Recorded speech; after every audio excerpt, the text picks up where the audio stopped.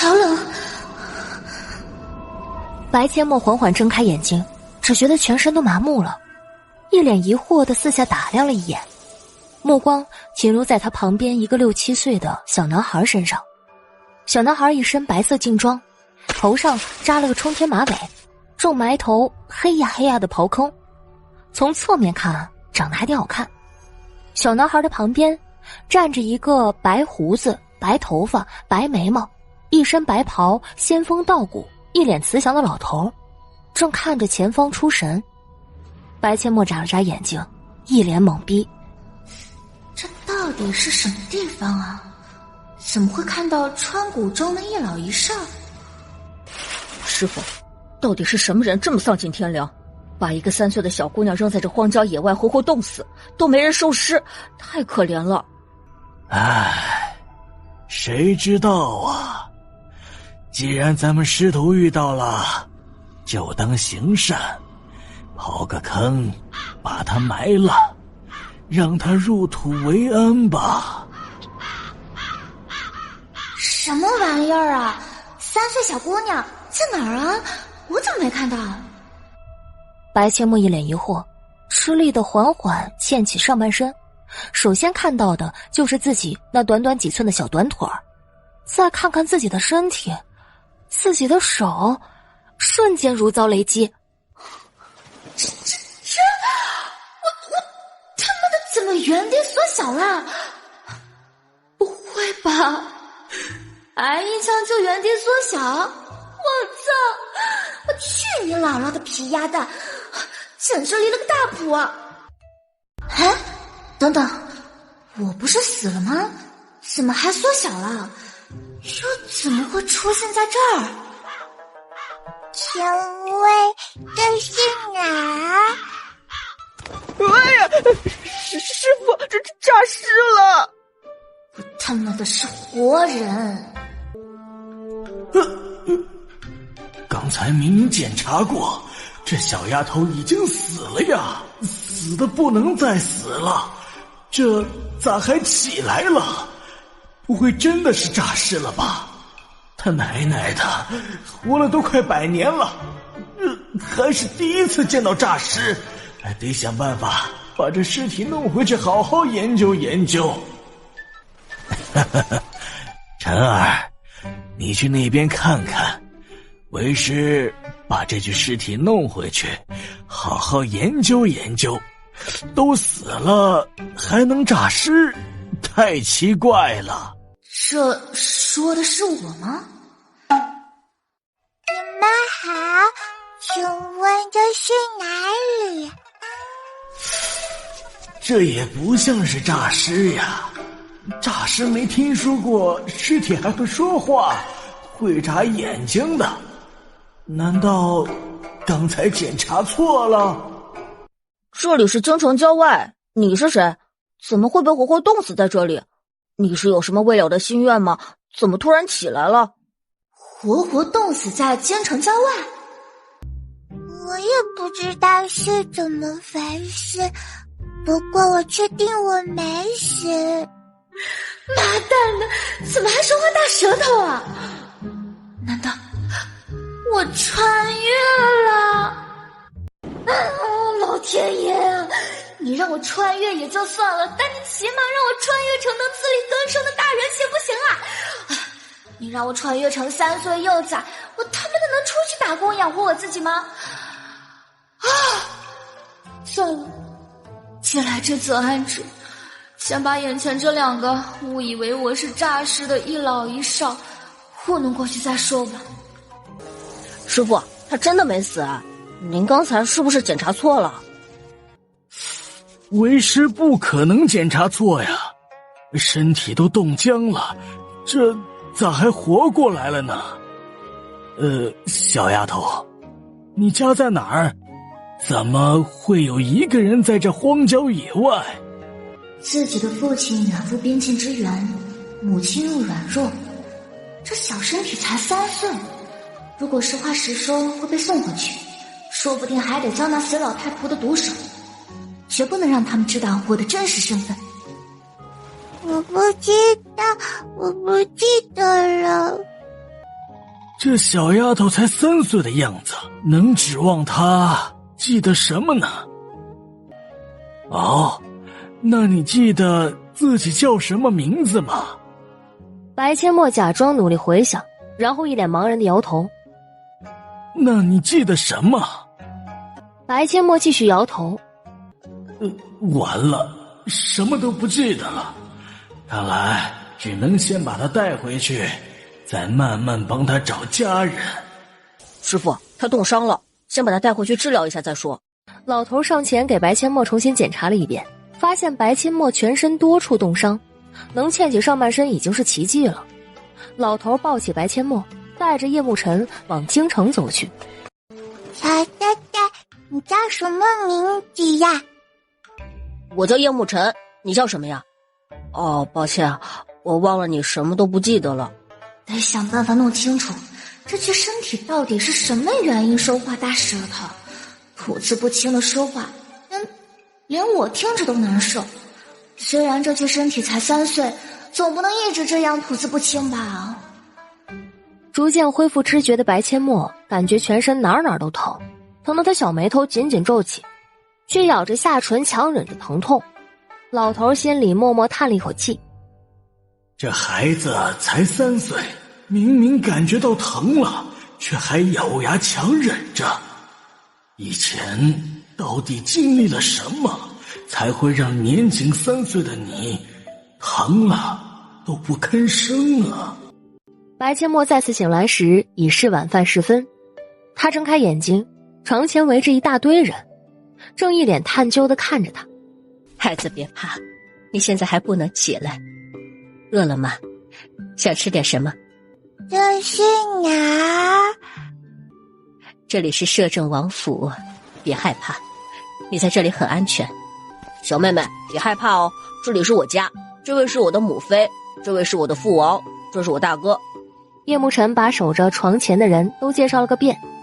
白阡陌看着这一大家子人，不知道要如何开口。虽然灵魂18岁，但这副小身体才3岁，不能表现得太成熟。但不可否认，这一大家子人长得都很好看啊，男的帅，女的美，性格嘛还不清楚。但除了丫鬟，怎么就一个女人呢？阳盛阴衰啊！你们好。小妹妹，你可是我捡回来的，以后你就是我的妹妹了。我在家排行老七，你就是小老八了，快叫七哥。这就给我安排啦。小丫头，你还记得你的父母是谁吗？我不记得了。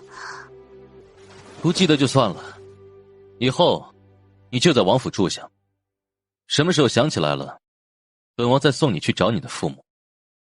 父王，小妹妹能不能一直留在王府？这样您和母妃就不用给我生妹妹了。可是小妹妹也有她自己的父母啊，她不见了，她的父母也会担心她的。我看未必，她的父母要是真的担心她，她为何会一个人在荒郊野外差点冻死？父王，我明日去查一下，看看是谁家的孩子丢了。能不查吗？摄政王府想在京城查一个丢失的孩子，简直易如反掌。不要那么快回去啊！哎呦，别这么小气嘛！我这么小又吃不了多少，等我的伤好了再走行不行啊？查出来跟他的父母说一声就行。这孩子伤得很重，就让他留在王府养伤，等伤好了再送他回去。是母妃，他身上有没有什么东西能查明他的身份？没有，不过给他洗澡的时候，我看到他的左手手腕上有一个鸟蛋大小的金色莲花印记。那你金色莲花印记？原主的记忆里根本就没有莲花印记，这到底是怎么回事啊？见白阡陌呆呆的，秦若霜也不指望一个3岁的孩子能和他们聊什么，干脆让丫鬟端来一碗粥，喂给白阡陌喝下。喝完粥没过多久，丫鬟又端来一碗黑乎乎的药汁给白阡陌喝了下去。白阡陌被裹成了粽子，也不方便下床行动，只能躺在床上养伤。半夜，白阡陌毫无征兆地发起了高烧，彻底陷入了昏迷中。睡梦中，他回到了现代，回到他和干妈住的别墅里。早在出国前，他就把爷爷留给他的医书、银针、药材等全都搬到了别墅中。如今再回来，只能是在梦里。他去了一趟书房，看着爷爷留给他的医书，黯然神伤。唉，以后还不知道能不能梦到这个地方。想到此，他每个房间都去转了一圈，还去了地下车库和干妈的武器库，整个别墅都逛了一圈。他又去干妈那私人医生的诊所，把整个诊所都搬到了别墅，这才恋恋不舍地来到别墅门外，看着整栋别墅出神。而白切莫不知道的是，他半夜突然高烧，把整个摄政王府的人急得鸡飞狗跳。骆九婴用尽了各种办法，都没能让他退烧。这会儿天都大亮了，小丫头还是高烧不退，老头急得嘴唇都起泡了。从医这么多年，他还从未遇到过如此棘手的高热，他都有点怀疑人生了。在整个南燕国，骆九婴的医术他敢称第二，就没人敢称第一。可这一晚上过去，小丫头还没有完全的退烧的迹象，连续烧了3天。摄政王夫妻和骆九婴都熬成了兔子眼睛，白阡陌却奇迹般的退烧了。骆九婴都不知道到底是这个小丫头的自愈能力强，还是自己的药起了作用，退烧就那么突然。白阡陌睁开眼睛，看到的就是摄政王一家和骆九婴通红的双眼和焦急的神色，这就是被人担忧牵挂的感觉。白阡陌满眼感动，上一世除了爷爷奶奶和干妈，没有人担忧过他，没有人牵挂过他。没想到穿越到这一世，居然被一家毫无关系陌生人担忧牵挂，想不感动都难。孩子，你感觉怎么样？有哪不舒服吗？我没有不舒服，谢谢你们。骆九婴赶紧给白阡陌检查，片刻之后，他不可思议地瞪大双眼。秦若霜皱起眉头，骆老哥，怎么了？好了，全好了。太不可思议了，他居然发烧3天，身体就完全恢复了。骆老哥，你们先出去，我给这孩子检查一下身上冻伤的地方。哼，我去叫丫鬟送热水过来，再派人去给孩子买几身衣服。你先给他检查洗漱一下。秦若霜点了点头，等叶楚风他们出去后，他便开始解开白阡陌身上的绷带。白阡陌的肌肤一点点暴露出来，粉嫩粉嫩的，一点也不像刚被冻伤的样子。秦若霜越解眼睛瞪得越大，等白阡陌身上的绑带全部解开，秦若霜连嘴巴都能张得能塞进一颗鸭蛋，一句话也说不出来。白阡陌看着秦若霜一脸活见鬼的表情，还以为自己毁容了，吓得他一咕噜从床上爬起来，一丝不挂的就跑到梳妆台前去照镜子。这一看，他瞬间笑了，小小的鹅蛋脸上没多少肉，皮肤粉嫩细腻，一双漂亮的大眼睛布灵布灵的，长长的睫毛就像2把小刷子，小鼻梁小巧挺直，小嘴巴就跟蚕豆米似的，小脸上还有2个深深的梨窝，简直太好看太可爱了。王妃娘娘，热水准备好了。孩子，别害怕，我抱你去洗澡。多谢王妃娘娘，我可以自己洗。白阡陌说完，自己跳下床，光着小脚丫就跑到大盆边，抬脚进入大盆里泡着。看着懂事的小丫头，秦若霜笑得极其温柔，走过去蹲下身子，拿起盆边上的毛巾给白阡陌擦洗身子。刚洗完澡钻进被窝里，一名小丫鬟就捧着一套红色的衣裙进来。秦若霜亲手帮白阡陌穿好衣服，又亲手给白阡陌梳头。白阡陌的头发实在太少，怎么梳也梳不出好看的发型。王妃娘娘，你能帮我把头发剃了吗？剃个小光头。为何要剃成小光头？我头发太少了，多剃几次应该能长好一些。又不是小尼姑，怎么可以剃光头呢？孩子，先别忙着剃头发，我去问问骆大夫，看看有没有什么好办法，能让你的头发长多一些。剃了吧，想让他的头发多长一些，也得先剃成小光头，老夫再配一些药液给他，每天擦头皮，过个1年半载，他的头发就会又浓又密了。虽然小丫头现在还小，但身体发肤受之父母，背着人家的父母，把一个漂亮可爱的小丫头剃成小光头，真的合适吗？就在秦若霜犹豫的时候，白阡陌已经拿起一旁的剪刀，咔嚓一声，把那还没有耗子尾巴粗的头发给剪了。白阡陌继续把自己的头发剪得跟狗啃的一样，这回不剃光头都不行了。不，孩儿和二弟已经查出来了，小妹妹是白将军的小女儿白阡陌。由于将军夫人受了风寒，病得有些严重，白老夫人就将小妹妹送到郊外去，故意遗弃她。啊，没错，孩儿打听了一下，将军夫人的病现在都还没好，白老夫人根本就不给将军夫人请大夫，她巴不得将军夫人病逝，好让白将军续弦，给白家生个儿子。这个白老夫人小孙子都想得魔怔了，对儿媳见死不救，甚至连自己的亲孙女都下得去手，简直没人性啊！父王，现在该如何是好？如果把小师妹送回将军府，恐怕她撑不到白将军回来，就会被白老夫人给害死。小丫头暂时留在王府，等她父亲回来再说。好不容易将她救回来，总不能再把她送进狼窝。灵儿，照顾好小丫头，不能让她在王府受任何委屈。是。唉，走吧，去用膳。你们只需要照顾好小丫头就行，其他的事情父王会去处理。是。与此同时，摄政王妃正牵着白阡陌的小手往正厅走去，刚出门就遇到了火急火燎跑过来的叶慕辰。叶慕辰一看到白阡陌顶着个小光头，瞬间瞪大眼睛，一脸活见鬼的表情。小妹妹，你的头发呢？我自己剃了，头发太少不好看。可你是女孩子呀，怎么可以剃成光头呢？再说了，现在这么冷的天，你把头发剃了，脑袋不冷吗？没关系，我还小，不怕丑，过几个月就长出来了。好了，先吃饭，吃完饭你带妹妹去弄那个什么三角巾，她还小，你得好好带她，知道吗？母妃，我知道，好不容易捡个妹妹回来，我会把她当成亲妹妹看的。三人坐下没多大一会儿，叶楚风和他的几个儿子来到了饭厅，除了秦若霜，其他人目光如刀，全都冷飕飕地看向叶慕辰。除了这个调皮捣蛋的叶慕辰，他们实在想不出来谁有这个胆子把这么可爱的小丫头头发给剃光。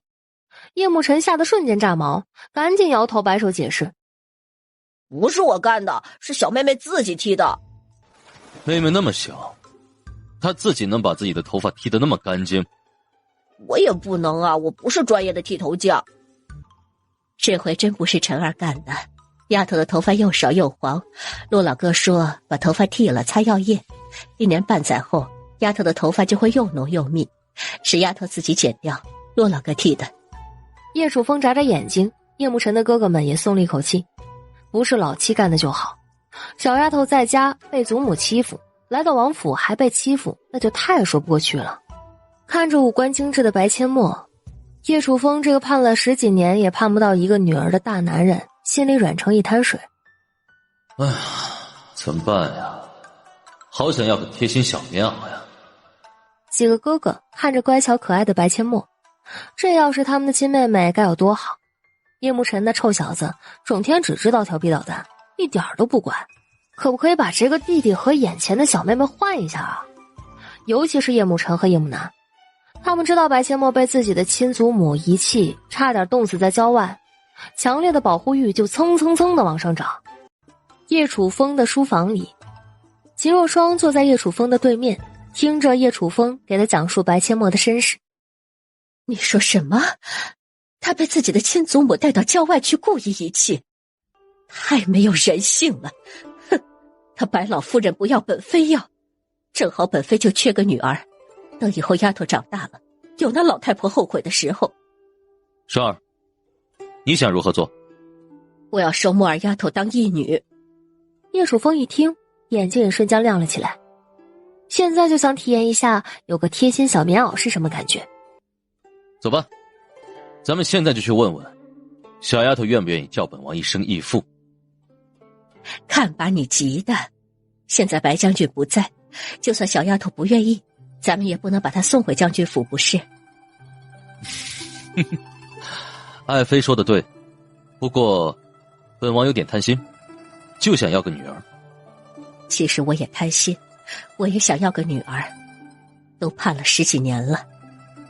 夫妻俩刚出门，就看到骆九婴手里拿了个瓷瓶，往白阡陌的房间方向走去。骆老哥，王爷有何吩咐？骆老哥，你这是要去给那小丫头送药？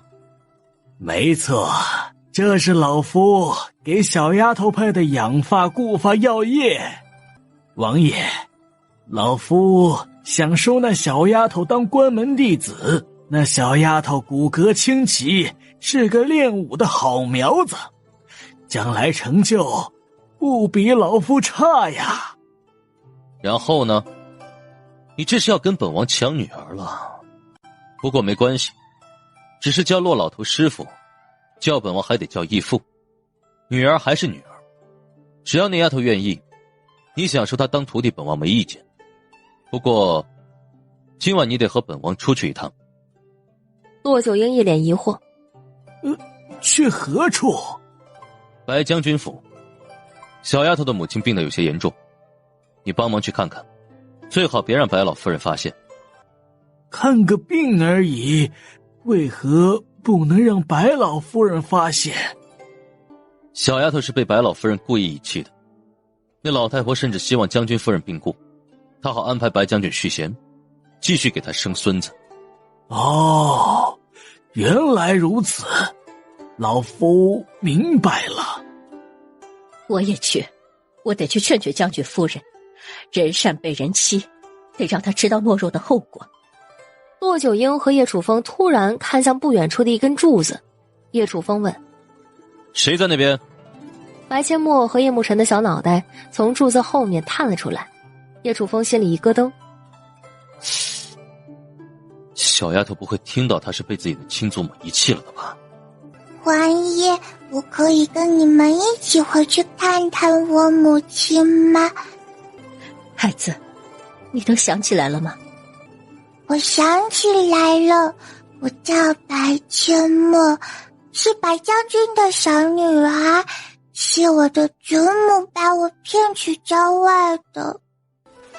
孩子，别难过，你的祖母不要你，我要你，在王府没有人敢欺负你。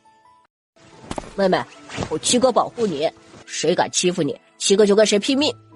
我不难过，我也不需要祖母，我只是担心母亲的病情。丫头，你可愿拜老夫为师？老夫的一身医术和武术都传授于你。白阡陌瞪大双眼，医术自己本就会一些，能有个师傅，那进步就更快了。至于武术，虽然自己也会一些格斗技巧，但来到这古代，能有点自保能力，谁不愿意啊？何况这老头一看就是个非常牛逼的高手，当然求之不得了。白阡陌正想跪下拜师，叶楚风开口：小丫头，你可愿认本王为义父？你祖母不要你，我们要你，当本王的义女，以后就没人敢欺负你了。快答应啊，以后你就是我的八妹了，我有妹妹了，嘿嘿嘿，好开心。我愿意。呀呼，我有妹妹了，我要去告诉哥哥们，让他们准备给妹妹的礼物。叶慕辰说完，转身就一蹦三跳的去找他的6个哥哥。叶楚风摇头轻笑，他的7个儿子都希望能有个妹妹，这下好了，愿望实现了。骆九婴将小瓷瓶塞进了秦若霜手里。王妃，这药液涂在头皮上，轻轻揉按，帮助药液吸收就行。我去准备拜师大典，3日后举行拜师礼。我去准备宴请宾客，3日后正式收丫头当义女。这么着急的吗？走，义母给你涂药液去。义母，我可以自己涂哦，您去忙吧。见王妃一脸的不信，白阡陌打开小瓷瓶，取下头上的三角巾，将药液倒一点在手心里，开始往自己的小光头上涂抹药液，小手指还灵活的给头皮按摩，帮助药液吸收。还真会呀。义母，您去忙吧，我可以自己涂。那好吧，你别涂太多，我晚点再过来。他得去安排人给小丫头做几套漂亮的衣裙，好不容易有个女儿，可不能让小丫头受委屈。白阡陌笑着点头。义母，您去忙吧，我有点困了，涂完药液就睡觉，不会乱跑的。秦若霜离开后，白阡陌擦完药液，关上房门，掀起了袖口，看向手腕上的金色莲花印记。莲花印记栩栩如生，非常漂亮。他努力在脑海中搜寻原主的记忆，可就是搜不到关于莲花印记的记忆。到底是怎么回事啊？难道是原主没有发现吗？应该不太可能啊。他那一双漂亮灵动的大眼睛盯着金色莲花看了许久，也没看出个所以然来，伸出手指摸了摸金色莲花印记，下一秒他手指缩回，瞬间呆住。难道自己产生幻觉了？否则怎么可能眼前会浮现出前世干妈那套别墅呢？白阡陌不确定地再次伸出右手食指触碰莲花印记，那套大别墅再次浮现在他的眼前。 Oh my god， 又出现了，这不会就是小说里说的空间吧？白阡陌赶紧试试能不能从别墅里取出东西来，脑子里想着电视遥控器，下一秒遥控器还真就凭空出现在他的手上。他又试了试取别的东西，百试百灵，只要手触摸到金色莲花印记，他就能将整个别墅里的东西看得清清楚楚。当他看到那些他睡梦中放进别墅里的那些东西时，整个人都呆住了。做梦放进去的东西居然都在，这也行啊？这要是能进去就好了。刚这么想着，下一秒他就出现在别墅大厅里。哇，真的进来了！老天对我不薄啊，居然也给我安排了金手指。白阡陌心里高兴，但也没有忘记此时身在摄政王府，担心有人来找他找不到。他赶紧离开别墅，回到房间里。白阡陌嘴角含笑，右手摸上了金色莲花印记，一脸兴奋地查看着别墅里的物品，甚至不停地练习从别墅里取东西。他欣喜地发现，别墅里的东西拿掉之后还会自动补齐，这功能强大，简直太爽了。白阡陌明白了，哦，金色莲花印记原来就是空间媒介啊！改天找个机会，他自己捡一个蛇系带，把自己的大舌头给治疗一下，等头发重新长出来，就更加完美了。到了晚上，夜深人静之时，叶楚风夫妻和骆九婴带着白阡陌出了王府大门。叶楚风抱起白阡陌和骆九婴、秦若霜，一起运气轻功往将军府方向飞掠。白阡陌瞪大双眼，嘴巴张成了 O 字形，这就是电视上看到的飞檐走壁啊！原来他自己即将认的义父义母和师傅还是这么厉害的武林高手。来到将军府外，骆九婴悄无声息地将将军府的护卫全都敲晕，重新来到了叶楚风的身边。王爷，都打晕了，咱们进去吧。丫头，你母亲在哪个房间？白阡陌往自己的左手边一指。娜姐，我先进去，你们等会儿再进来。两个男人同时点头。秦若霜接过白阡陌，抱着他进入房间。白阡陌迈开小短腿儿，跑到将军夫人聂文静的床边，小声呼唤：母亲，母亲，你醒醒，莫儿回来了。聂文静听到白阡陌的声音，猛地睁开了眼睛。3天了，他已经3天没有见到墨儿了。嘘，母亲不可以叫啊。白夫人，你不要声张，我带你女儿来见你，是有重要的事情要跟你说。聂文静点了点头，她已经认出来了，眼前这个气质非凡的女人是摄政王妃。刚想下床行礼，就被秦若霜拦住。秦若霜转头打开房门，让叶楚风和骆九婴进入房间。三人来到聂文静的床前，聂文静已经从床上坐了起来，将白阡陌紧紧地搂在怀里。聂文静心有余悸，墨儿，你这几天去了哪儿？你怎么可以到处乱跑呢？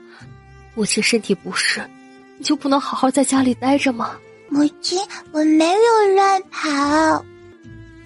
白夫人，你可知墨儿差点冻死在郊外，而且不是他乱跑，而是被他的祖母带到郊外故意丢弃。若不是骆大夫和本妃的小儿子把他救回来，墨儿哪还有命在？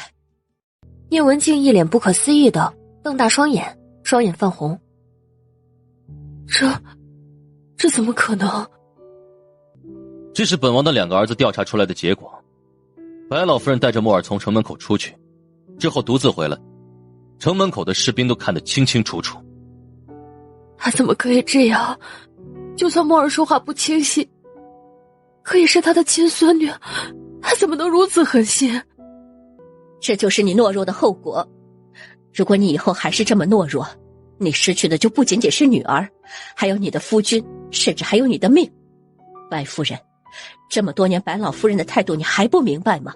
她巴不得你和你的女儿早死，她才好逼白将军续弦。你都病了多少天了，她有派人给你找过大夫吗？就算你派丫鬟去请大夫，大夫请来了吗？你可有想过，你若是死了，你的女儿该怎么在将军府生活下去？懦弱只会让你失去一切，你自己好好想想吧。聂文静如同五雷轰顶，秦若霜的话虽然字字诛心，可也是血淋淋的事实。多谢王妃娘娘指点，臣妇知道该如何做了。以后谁也别想欺负臣妇的女儿。你能明白就好。本王决定收墨儿为义，以后他就留在王府。你想念他，随时都可以去看望他。在白将军回来之前，墨儿由本王来守护。这位是骆大夫，让他给你诊治一下，你尽快把身体养好，以后才能保护你想要保护的人。多谢王爷。骆九婴上前一步，给聂文静把脉检查，然后取出3颗药丸给他。这3颗药丸每隔3个时辰服用1颗，你的病就能彻底康复。好，多谢骆大夫。白夫人，3日后本王将正式认墨儿为义。明日本王会派人送来请柬，会单独给你1份。你不要告诉任何人本王的义女是你的小女儿，本王倒要看看白老夫人会有何反应。是，臣妇明白。母亲，我会让祖母后悔她对我们娘俩所做的一切，但你必须强硬起来，保护好你自己。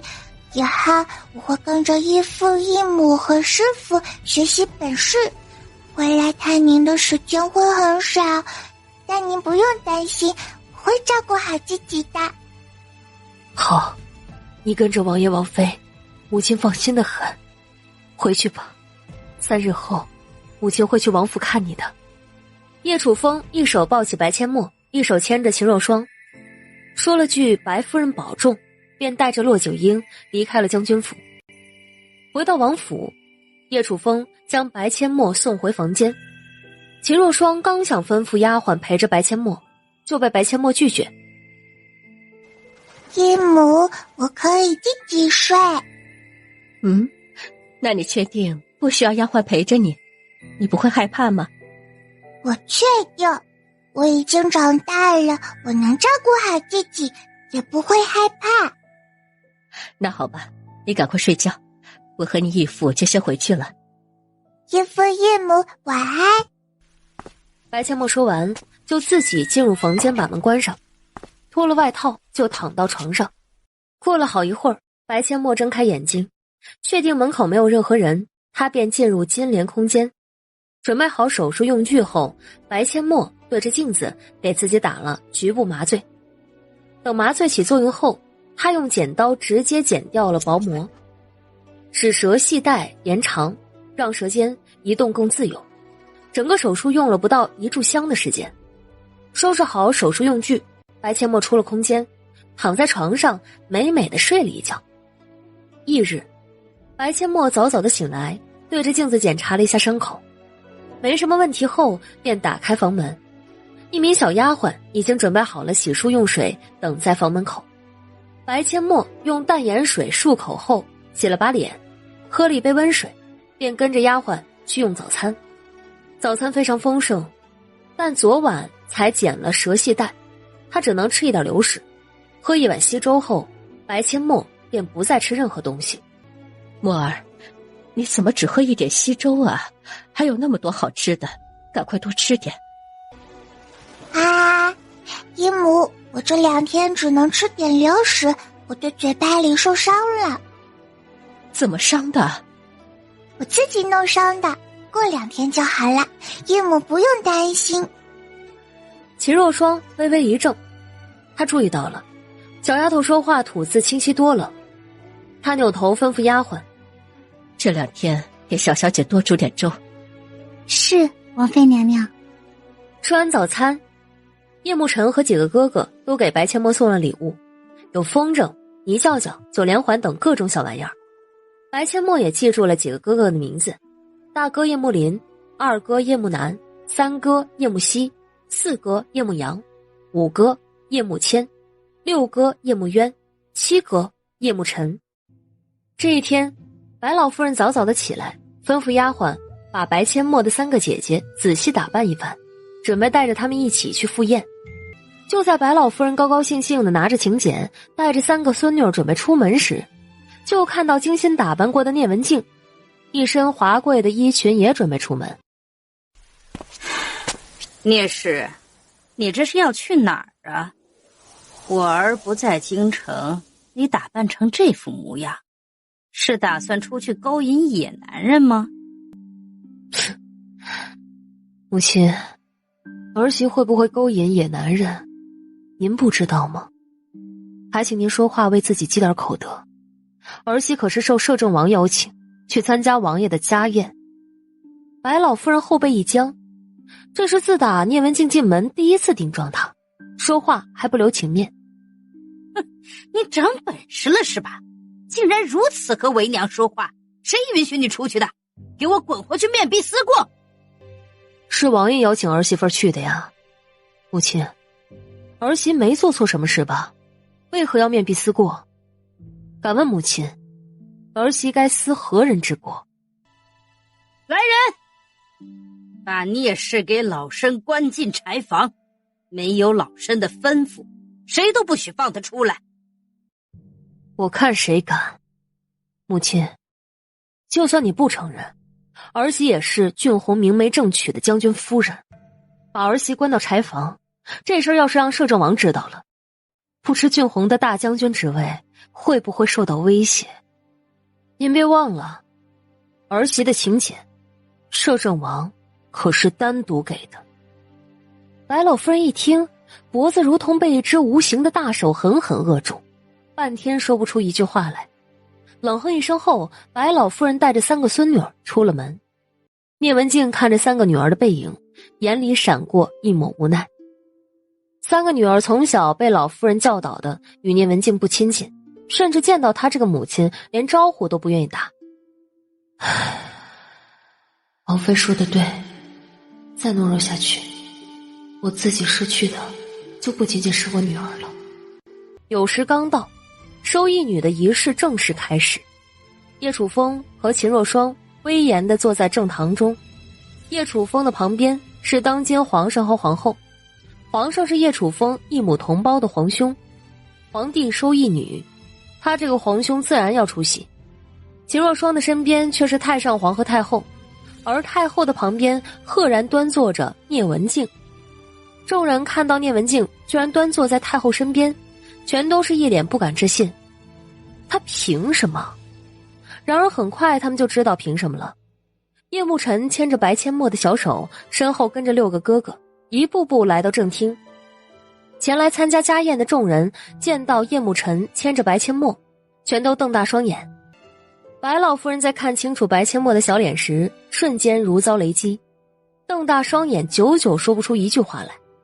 叶慕林轻轻推了一下白阡陌：“八妹，去吧，给父王母妃磕个头，以后你就是我们王府的八小姐了。”白阡陌乖巧地上前2步，跪在丫鬟早已准备好的蒲团上，恭恭敬敬地3叩9拜，嘴里喊着义父义母。好，本王也有女儿了。孩子，以后呀，叫父王母妃就行。快给你黄伯伯和黄伯母磕头，还有你的皇祖父、皇祖母。是父王，侄女拜见黄伯伯、黄伯母。哈哈哈哈哈！好一个乖巧懂事的小丫头。皇帝，恭喜你了。孙女给皇祖父、皇祖母请安，皇祖父、皇祖母万福金安。起来吧。等一下，王爷，您不能收这丫头为义女。为何？这丫头说话吐字不清，而且不听话，总是闯祸。王爷，您想收义女，可以考虑一下老身的另外3个孙女儿，她们都听话懂事，不会给王爷招惹麻烦。是吗？白老夫人认得本王的义女，你怎知她说话不清晰，还不听话的？她是老身的小孙女儿啊。墨儿，她是你的祖母？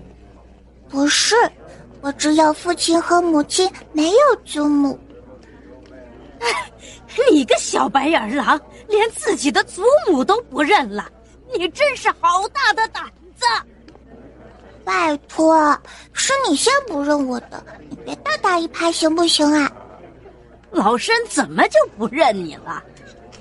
哼，老夫人，我调查的结果是，你把我的妹妹骗到荒郊野外遗弃，在荒郊野外差点冻死，是我的七弟和骆大夫把她救回来的。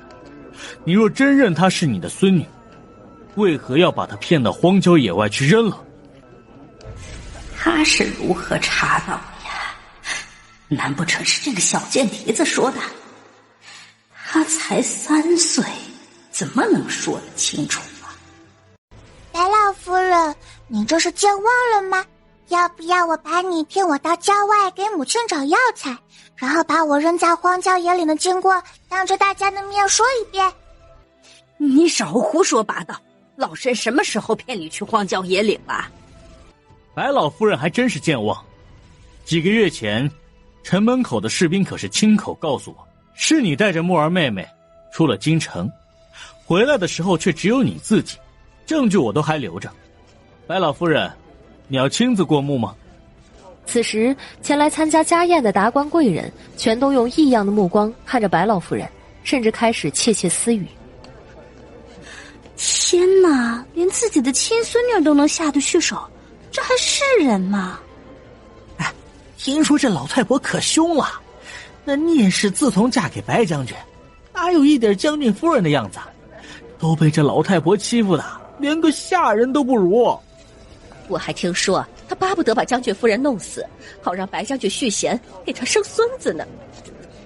有个这么恶毒的婆婆，谁敢嫁给他儿子呀？哎呦，可不是嘛，连亲孙女儿都下得去手，嫁进将军府岂不是自己找死吗？说不定啊，连怎么死的都不知道哎。四妹妹，你怎么可以这样污蔑祖母呢？母亲身体不好，平时都是祖母照顾我们，你怎么能恩将仇报呢？母亲为何身体不好？大姐姐，你是真的不知道吗？要不是你的好祖母每天羞辱谩骂，每天处处针对，母亲的身体能不好吗？这才几天不见，这小贱蹄子说话不仅没有大舌头，还表达得如此清晰流畅。这真是一个3岁孩童能说出来的话？哼，3岁孩童不应该什么都不懂，什么都表达不明白啊！好家伙，一定是有人在背后教了他。四妹妹，你还小，什么都不懂，不能听别人教你什么你就说什么。祖母辛辛苦苦的把我们姐妹养大，那些伤害祖母的话你可不能再说了，祖母会伤心的。哦，是你们祖母把你们养大的，那你们确实应该好好报答你们的祖母。就是不知道你们到底是你们祖母生的，还是你们的母亲生的？当然是母亲生的。那你们的母亲病的时候，你们在哪儿？可有问候过你们的母亲？你们的祖母针对你们母亲的时候，你们又在哪儿？可有为你们的母亲鸣过不平？你们的母亲就坐在这里，你们可有问候过她一句，或者看她一眼？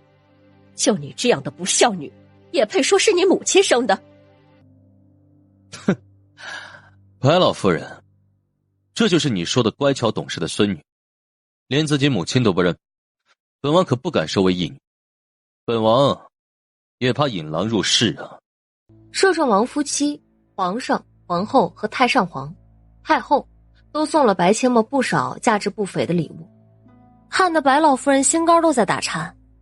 白阡陌的3个姐姐更是羡慕嫉妒恨，恨不得上前把白阡陌的礼物都抢过来。收义女的仪式完成后，王府的下人立马搬来骆九婴早已准备好的香案，准备拜师仪式。师父在上，请受徒儿3拜。师父请用茶。好徒儿，以后你就是老夫的关门弟子。老夫的规矩不多，只需要你认真学习医术，造福苍生，好好学习武功，能保护自己就行。锄强扶弱的事情交给你的师兄就行。是，师父，徒儿记住了。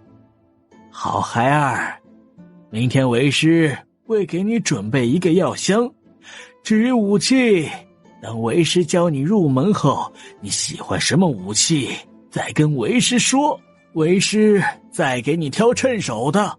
不过今日为师会送你一把龙鳞寒笔，你收好。骆九婴说着，从后腰取出匕首，递给白阡陌。多谢师父。各位，今日是本王收义女准备的家宴，大家都入席吧。白老夫人想再说点什么，可又不知道该如何开口，只能满眼恨意地看向聂文静和白阡陌。白阡陌冷冷地瞥了一眼白老夫人，拉着聂文静的手说道：母亲，咱们去吃饭吧。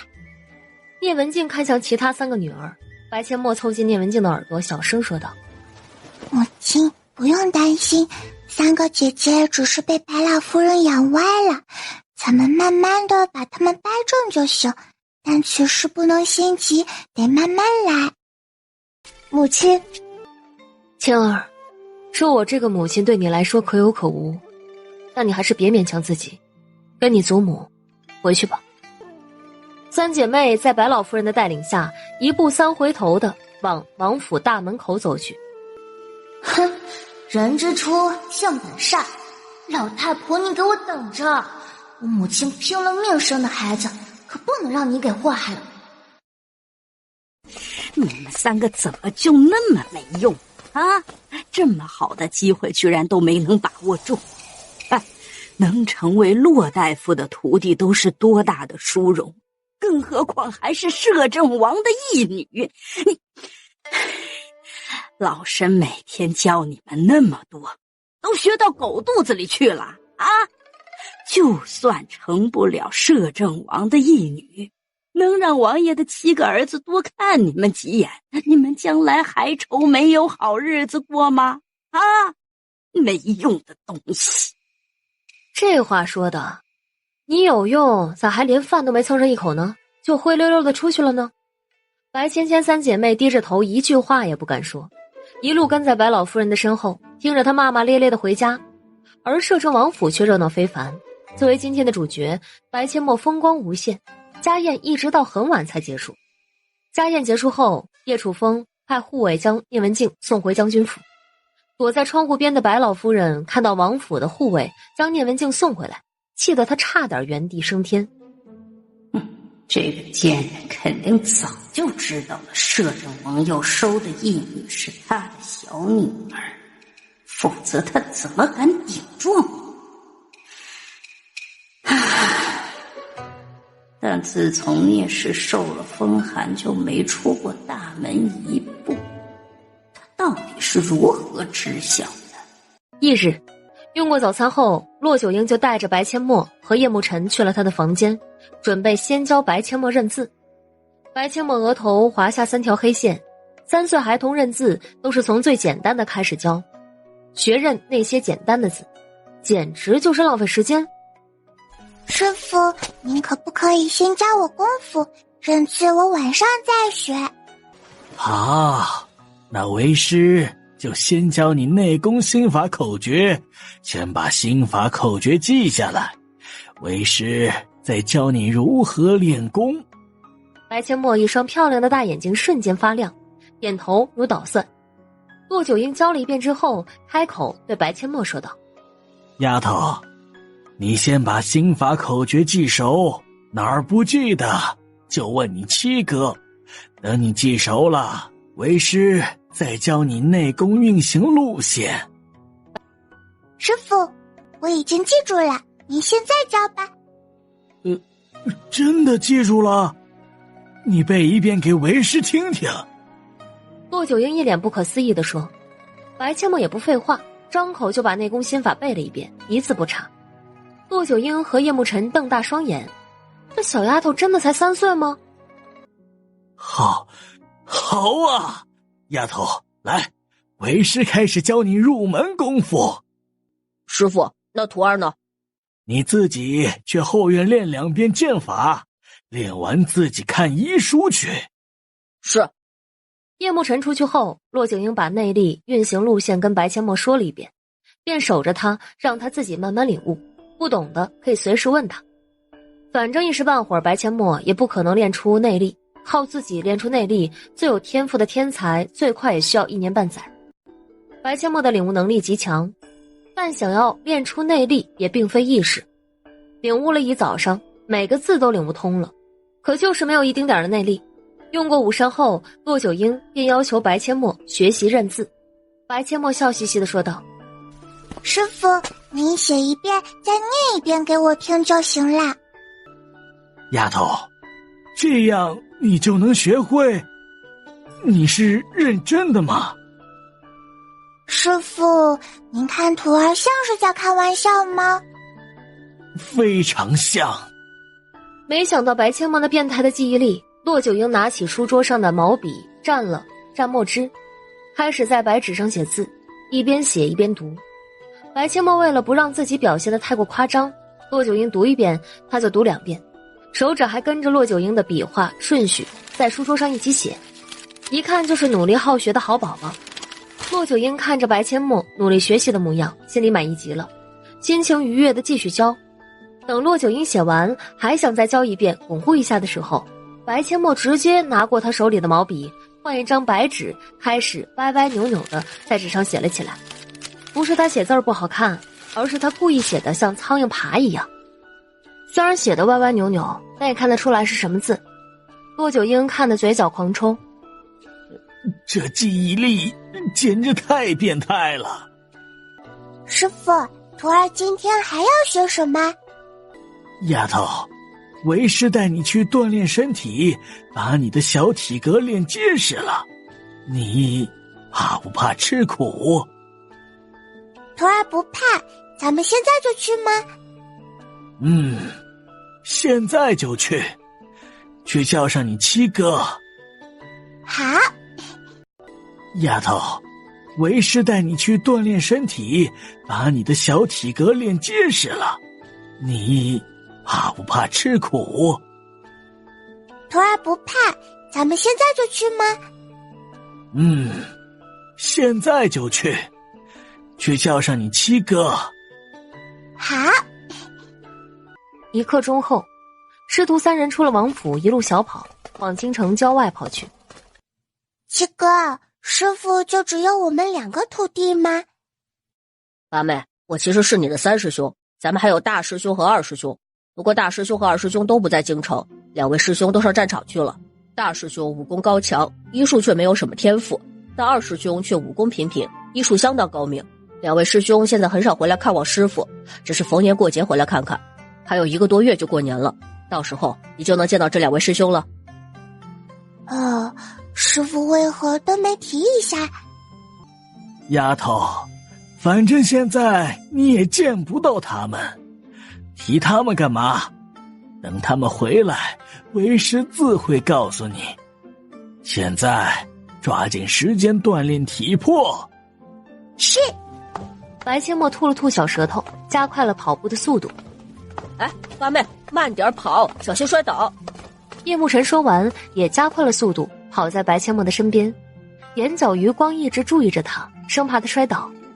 当师徒3人经过白将军府时，白千墨停下了脚步，怔怔地看着白将军府大门。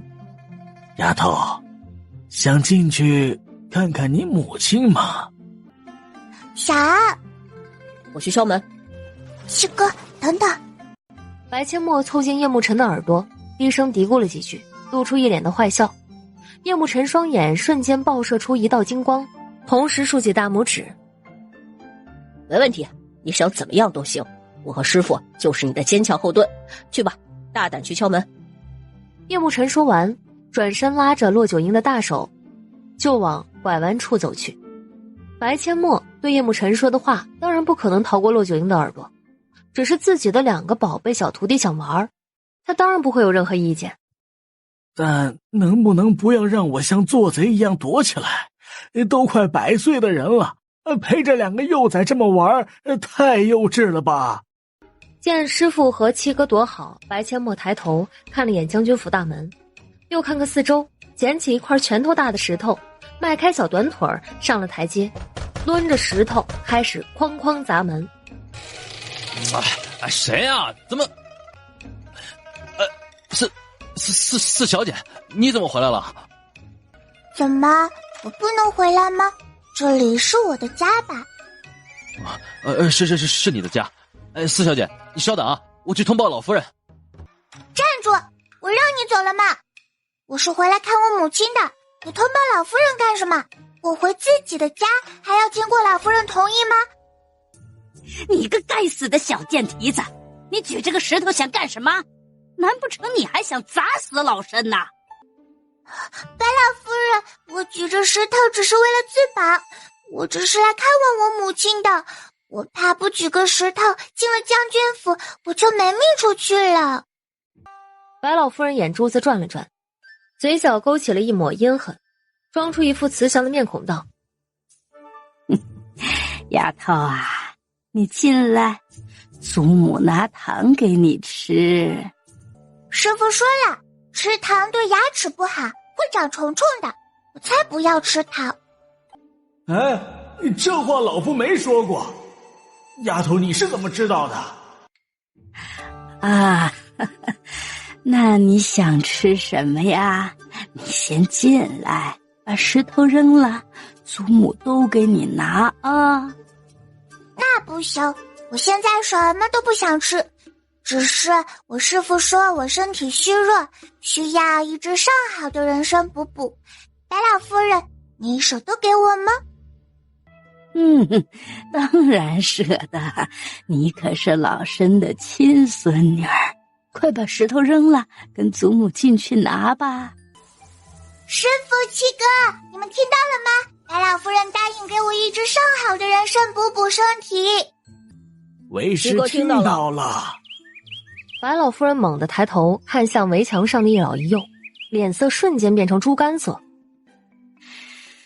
一定是这个老不死的死老头教的，这丫头才3岁，怎么可能有这样的心机？等等，她说话怎么会如此利索，一点也没有吐字不清？这是如何治好的呀？难道就是这死老头子治好的？亏了，亏死了呀！这死丫头生下来就比她的3个姐姐还好看，现在更是越长越好看。早知道他的大舌头能治好，就应该好好培养他呀。将来别说嫁进摄政王府，就是嫁入皇宫都没问题。白老夫人心里那个后悔啊！木儿，你怎么回来了？母亲，女儿跟师傅和七哥出去训练路过，想您了，就回来看看您。我刚才没听错吧？老夫人居然舍得给你一支上好的人参补身体，我还从来没见过老夫人如此大方呢。白老夫人气得差点一口老血喷出来，气急败坏的道：他这么小的年纪能吃人参补身体吗？就不怕把他给补死了呀？那白老夫人答应给老夫的爱徒人参，只是空口说白话，目的是想把老夫的爱徒骗进屋去收拾一顿。你胆子还真不小啊！当老夫是吃素的，还是你根本没把摄政王放在眼里？这死老头还真会挑刺儿。哦，原来你是想害本公子的八妹，这事儿本公子得好好的跟父王汇报一下。不，老身没想害他，那上好人参他应该是想拿给聂氏补身体的，老身答应了给他，自然会给。白老夫人，你真了解我，我就是想拿给我母亲补身体的。既然你答应了，那就赶快给我吧。你等着，老身这就去给你拿。多谢老夫人。母亲，我只能待一小会儿，您一定要照顾好自己，等我跟师傅学到了本事，就能好好保护您了。好孩子，也好好跟着你师父学本事，母亲会照顾好自己，你不用担心。等白老夫人把人参取来，一脸肉疼的递给白阡陌，白阡陌接过锦盒，打开看了一眼，确定没被老夫人动过手脚。虽然品相不是很好，但给母亲补身体也足够了。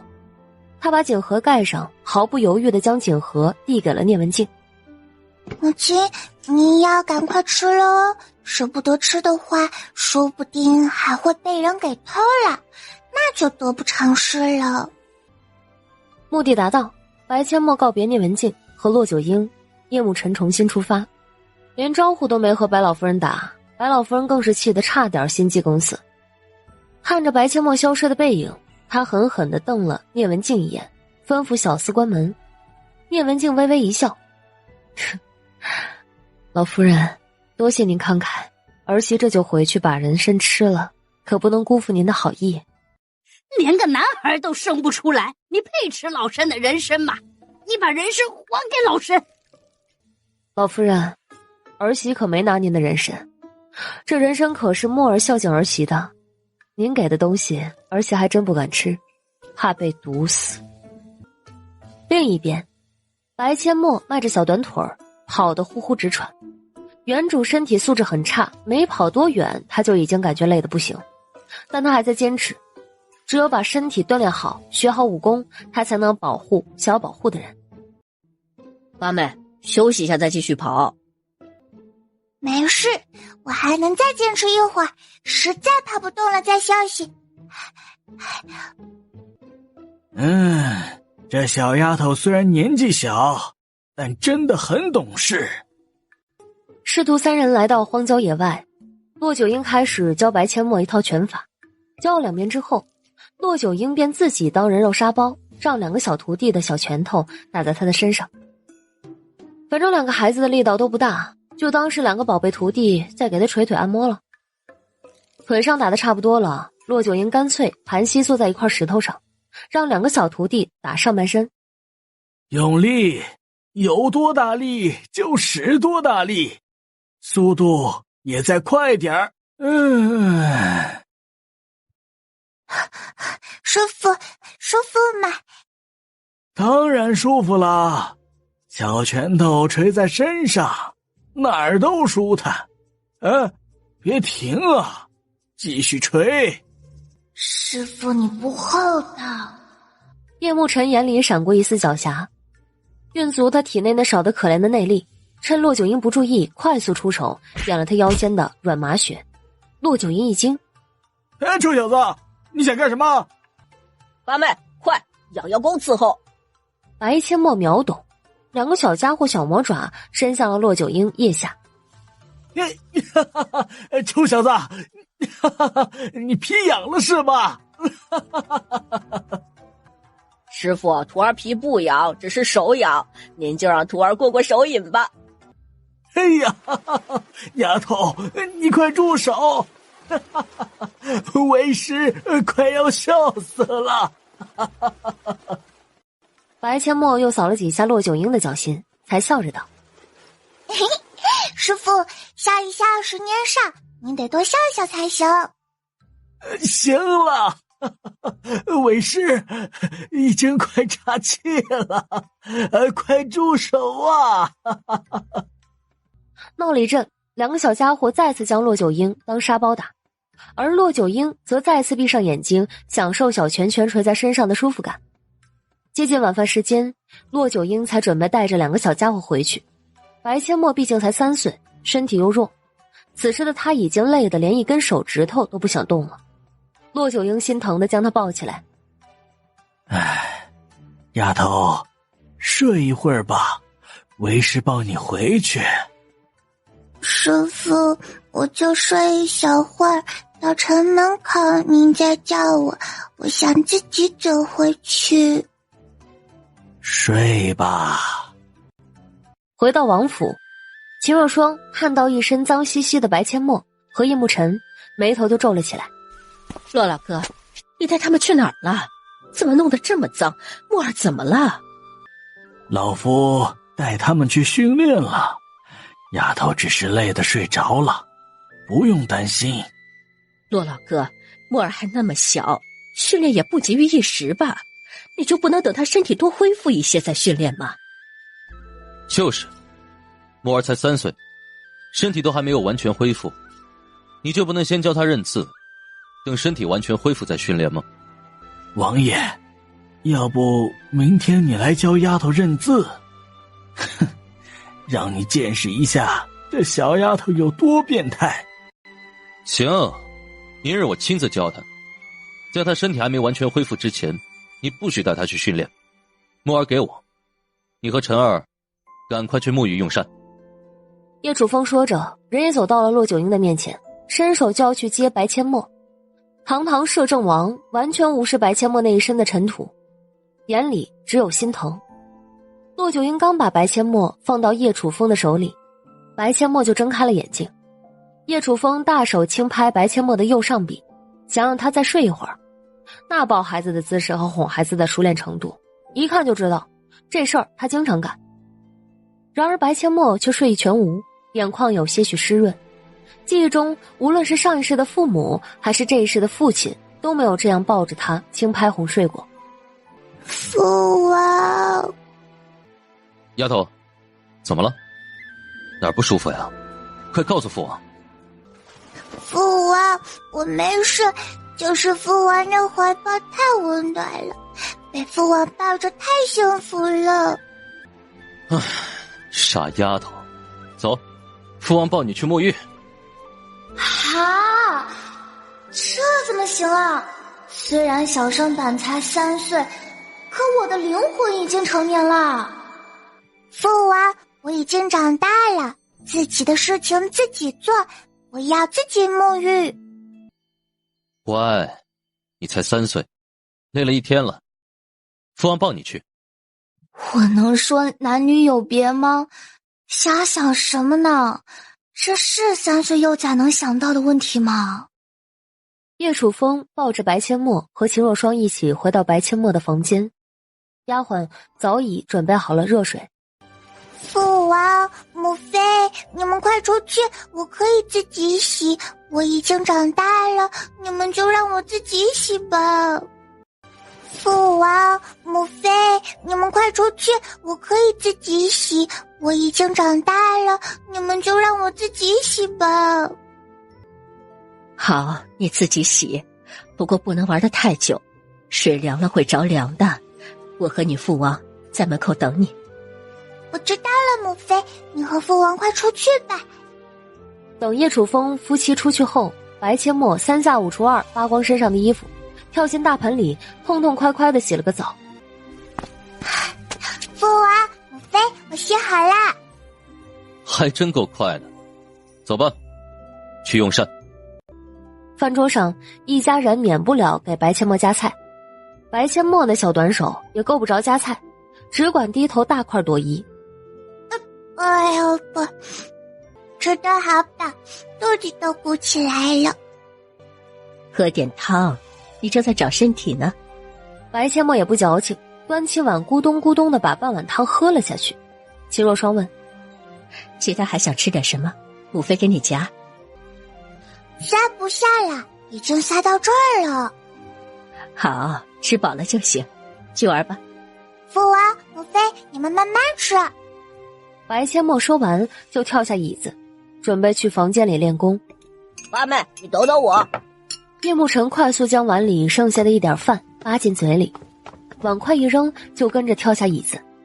叶楚风叹了一口气：哎呀，养儿子就是不如养女儿。看看木儿丫头多有礼貌，再看看这个臭小子，连个招呼都不打就跑了。叶慕辰的6个哥哥同时把头埋得低低的，一个字都不敢说。把碗里的饭扒完，兄弟6人陆续起身开口，学着白阡陌说一句：父王，母妃，我吃完了，你们慢慢吃。八妹，你要去哪儿啊？去练功啊。七哥，你要不要一起练功？我要练好功夫才能保护你。那就一起去我的房间，你跟我说说你是如何练出内力来的。要练出内功可不容易，我可是练了半年才练出一点点内力。师傅说练功贵在坚持，所以要每天都坚持练。来到房间中，白阡陌直接脱了鞋子，盘膝坐在床上。七哥，你快跟我讲讲怎样才能练出内力。就按师傅教的练啊。你这回答跟没回答有什么区别？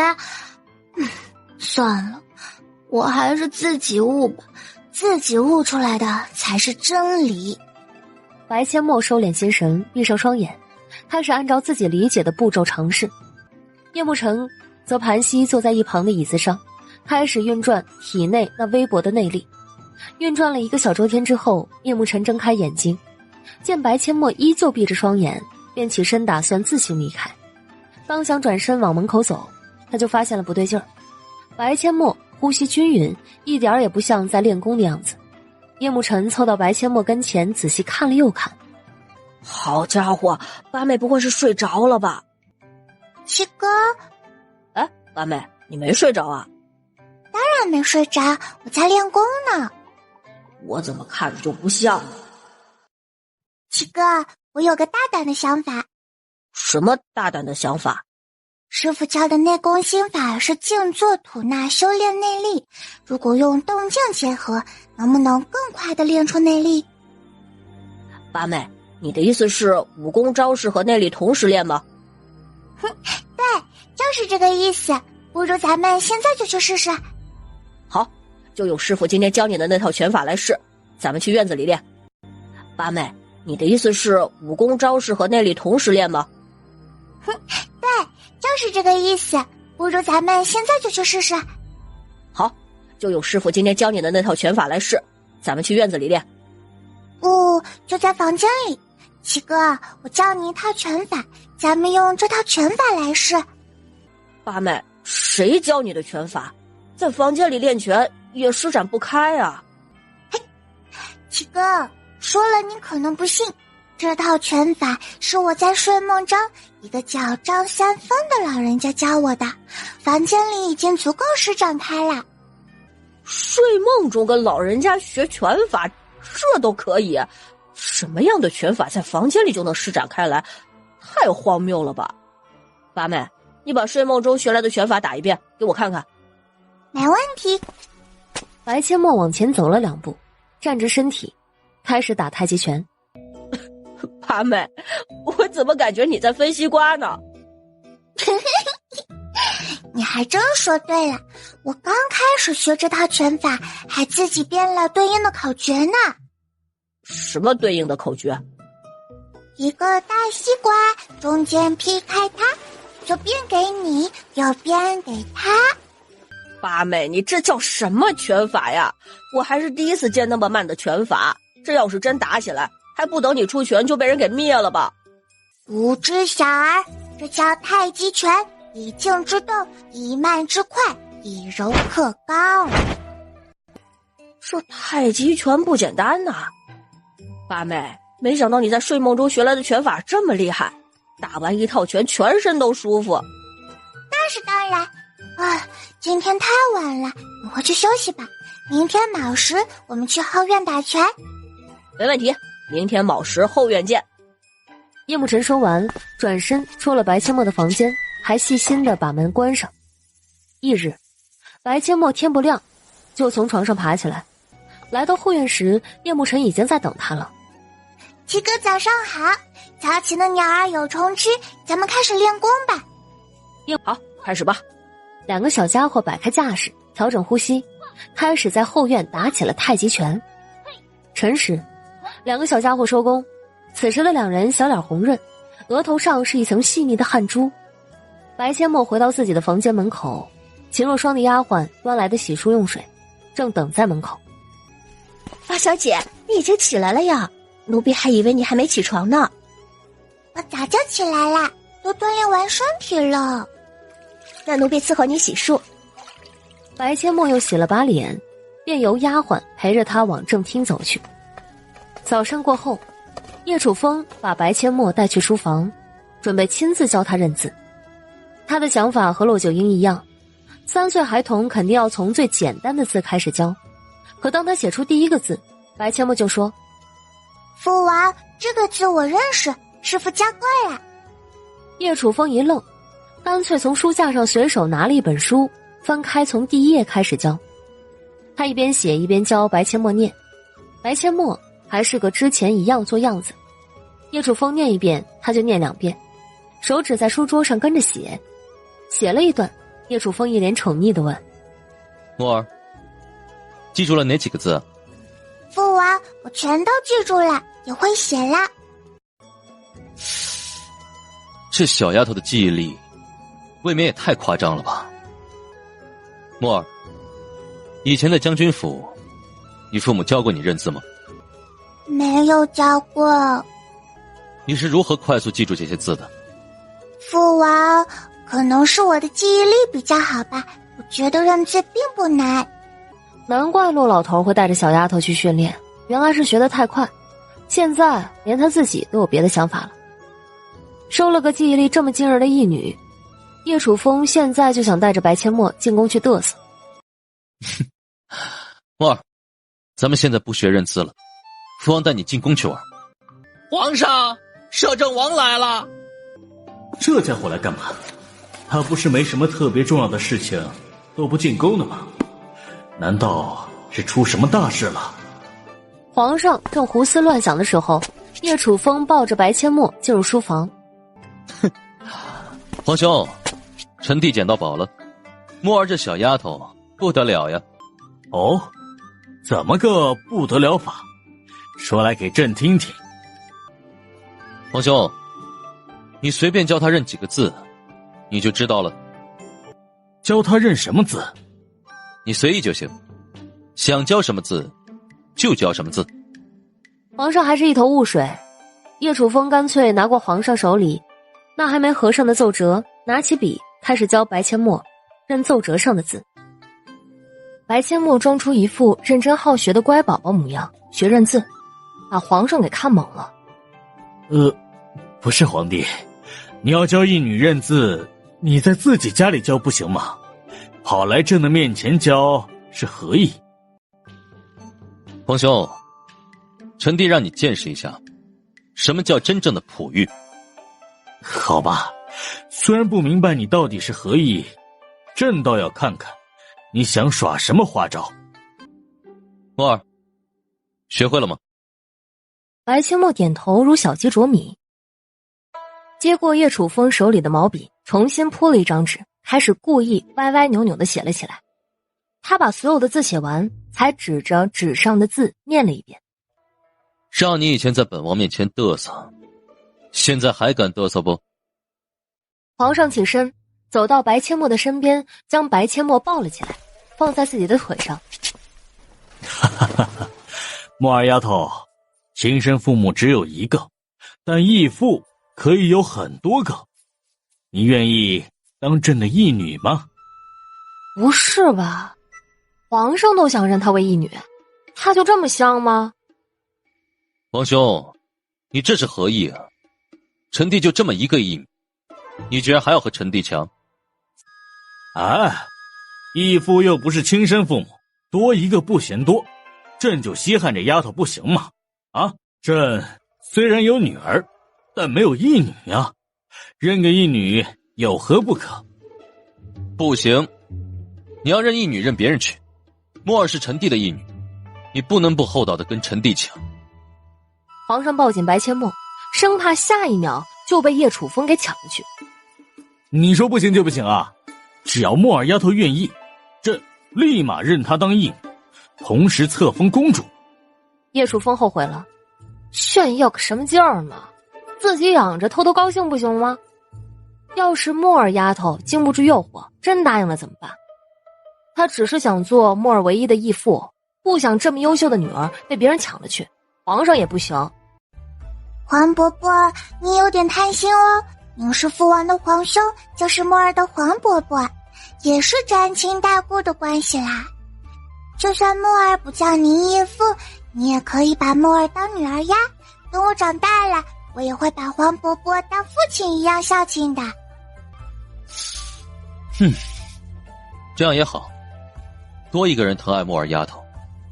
皇兄，以后想让我家墨儿丫头孝敬你，现在你这个当皇伯伯的可得好好表示表示。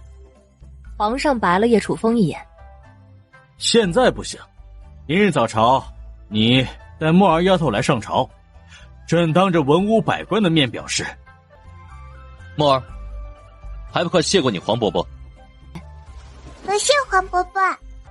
乖，今天啊留在宫里陪皇伯伯用午膳可好？你太瘦了，皇伯伯让御膳房给你做好吃的。好呀。你回去吧，晚膳后再来见墨儿。本王就这么不受待见？一顿饭而已，留小的不留大的，太区别对待了吧？见叶楚风不吭声，皇上问：怎么，你有意见？哼，臣弟不敢。不过墨儿还要学习，用过午膳就得把他带回去。学什么？在朕这里就不能学习了吗？学认字的话，朕可以让太子教他。学医术，跟骆大夫学习。朕的太医院那么多御医，教点基础不成问题。啊，就这么说定了。晚膳过后你再来接他。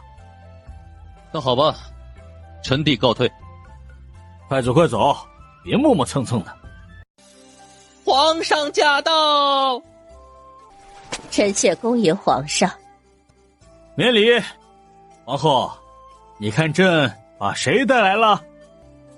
墨儿丫头来了，臣妾还想着哪天去摄政王府，把小丫头接来宫里住几天呢。皇伯母，爸爸。哈哈哈哈！晚膳后，楚风才来接他，多给他做点好吃的补补。你今天可以也带着他玩一整天。晚膳后就接走，皇上，你为何不多留几天？皇伯母，墨儿要回去学功夫呀。您让皇伯伯给墨儿个特权，这样墨儿就可以随时进宫来看您了。皇上，你听到了没有？给墨儿个随时能进宫的特权。朕知道，就算墨儿丫头不说，朕也会给她这个特权的。小丫头可是说了，等她长大了，把朕当父亲一样孝顺。朕可是很期待呢。多谢皇伯伯。皇上笑着把白阡陌学认字如何变态跟皇后说了一遍。皇后听得瞪大双眼，看着白阡陌那奶萌奶萌的模样，怎么也不敢相信一个3岁的孩子能有这么强的记忆力。就在皇后震惊无比时，门口传来一声娇滴滴的声音：“皇后姐姐，臣妾来看您了。”呀，皇上也在呀，臣妾拜见皇上。你怎么来了？啊，臣妾来找皇后姐姐唠唠家常。平时也不见你往本宫的寝宫跑，皇上一来你必定出现，说你不是故意的，跪都不信。这小丫头长得还真是不错，长大后必定是个祸国殃民的狐媚东西。这个女人不是个好的，得多注意才行。本宫跟你没有什么可唠的，想来皇上面前露个脸就直说，别拿本宫当挡箭牌。愣着做甚？还不快给你父皇母后行礼！免了，皇后，既然几妃是来找你唠家常的，那朕就不打扰你们了。你看好木儿丫头。是，臣妾恭送皇上。见皇上迈步离开，几妃只得微微俯身。臣妾恭送皇上。皇后姐姐，臣妾突然想起来寝宫还有事，就先告辞了。慢走不送。皇后有何了不起，敢对本宫目中无人？总有一天，本宫会将你踩在脚下。等几妃离开，白千墨扬起小脑袋，奶声奶气地问：“皇伯母，你很讨厌那个姬妃吗？”姬妃？皇后瞬间笑了，脸上的阴霾一扫而空。本宫确实很讨厌她，两面三刀的。我也不喜欢她耶，她好凶的。这你都能看得出来呀？她刚才推那个小姐姐，差点把小姐姐推倒了。原来是这样，本宫还以为你能看穿一个人的心思呢。门外，皇上去而复返，还不让太监通报。他站在门口想听听皇后和白阡陌会说些什么，只听皇后说道：“墨儿，咱们不用管他，你要是害怕他，以后见到他就躲得远远的。”我记住了，等我长大了，我来保护皇伯母。好，墨儿，以后在你皇伯伯、皇祖父和皇祖母的面前要自称臣女，否则别人会说你义母没有好好教育你。臣女记住了。真是个小机灵鬼儿。哈哈哈哈！小丫头，肚子饿了没有？皇上，你怎么又回来了？怎么不欢迎朕？当然不是，只是好奇您为何这么快又回来了。朕本就没走远，朕过来就是想与你和墨儿丫头一起用膳的，当然不希望几妃打扰。她也是朕的女人，为朕生了个女儿，朕也不想让她太难堪。很快，御膳房把菜送到皇后寝宫，皇上皇后带着白阡陌用了一顿最舒心的午膳，没有任何人打扰。两人不停地给白阡陌夹菜，甚至还直接喂到他的嘴里。白阡陌吃的小肚子圆滚滚的，一脸满足地跳下椅子，乖乖地在一旁等着。等皇上皇后用完午膳，俩人亲自带着白阡陌去了太医院。皇上可没忘记白阡陌要学习医术，既然把孩子留在宫里，也不能耽误他的学习，顺便也让那些老古董看看白阡陌的记忆力到底有多变态。微臣恭迎皇上，吾皇万岁万岁万岁！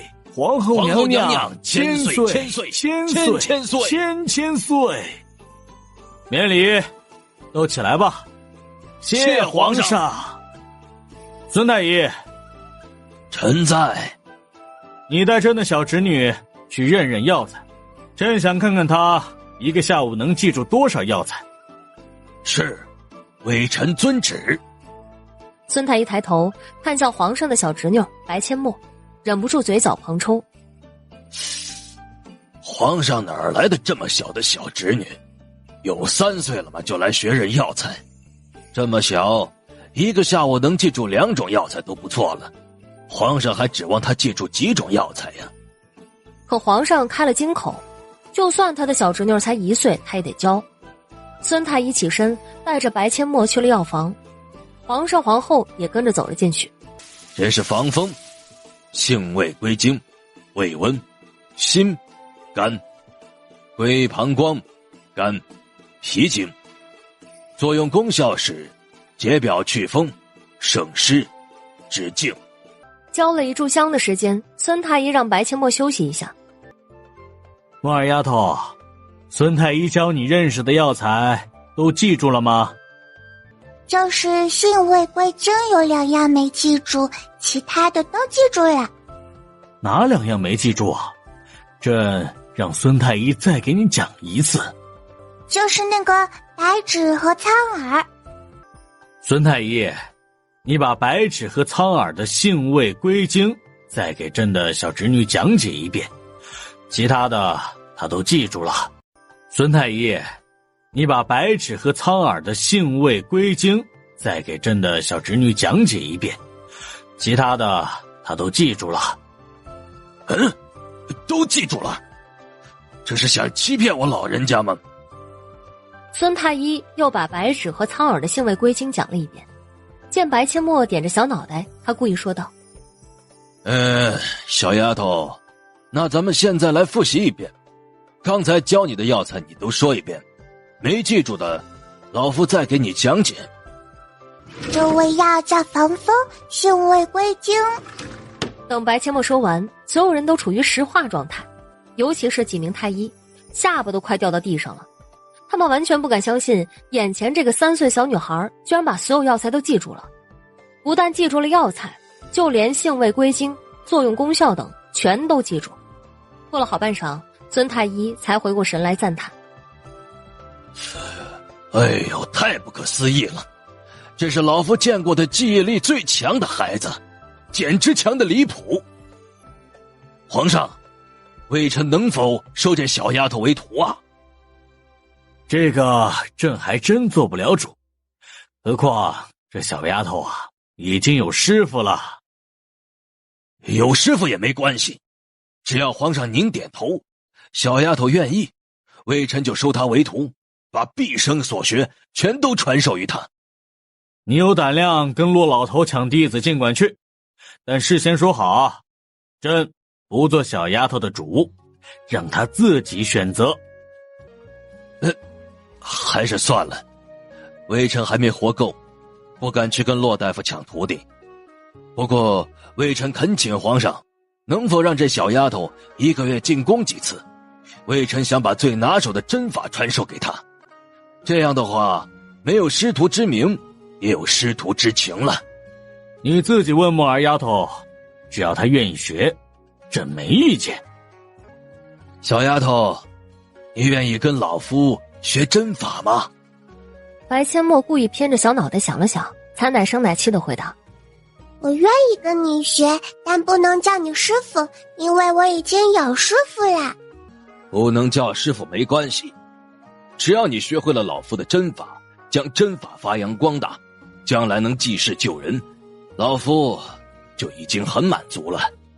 好，我答应你，我一定将你的针法发扬光大，而且会告诉世人，这套针法可是孙太医孙爷爷教的。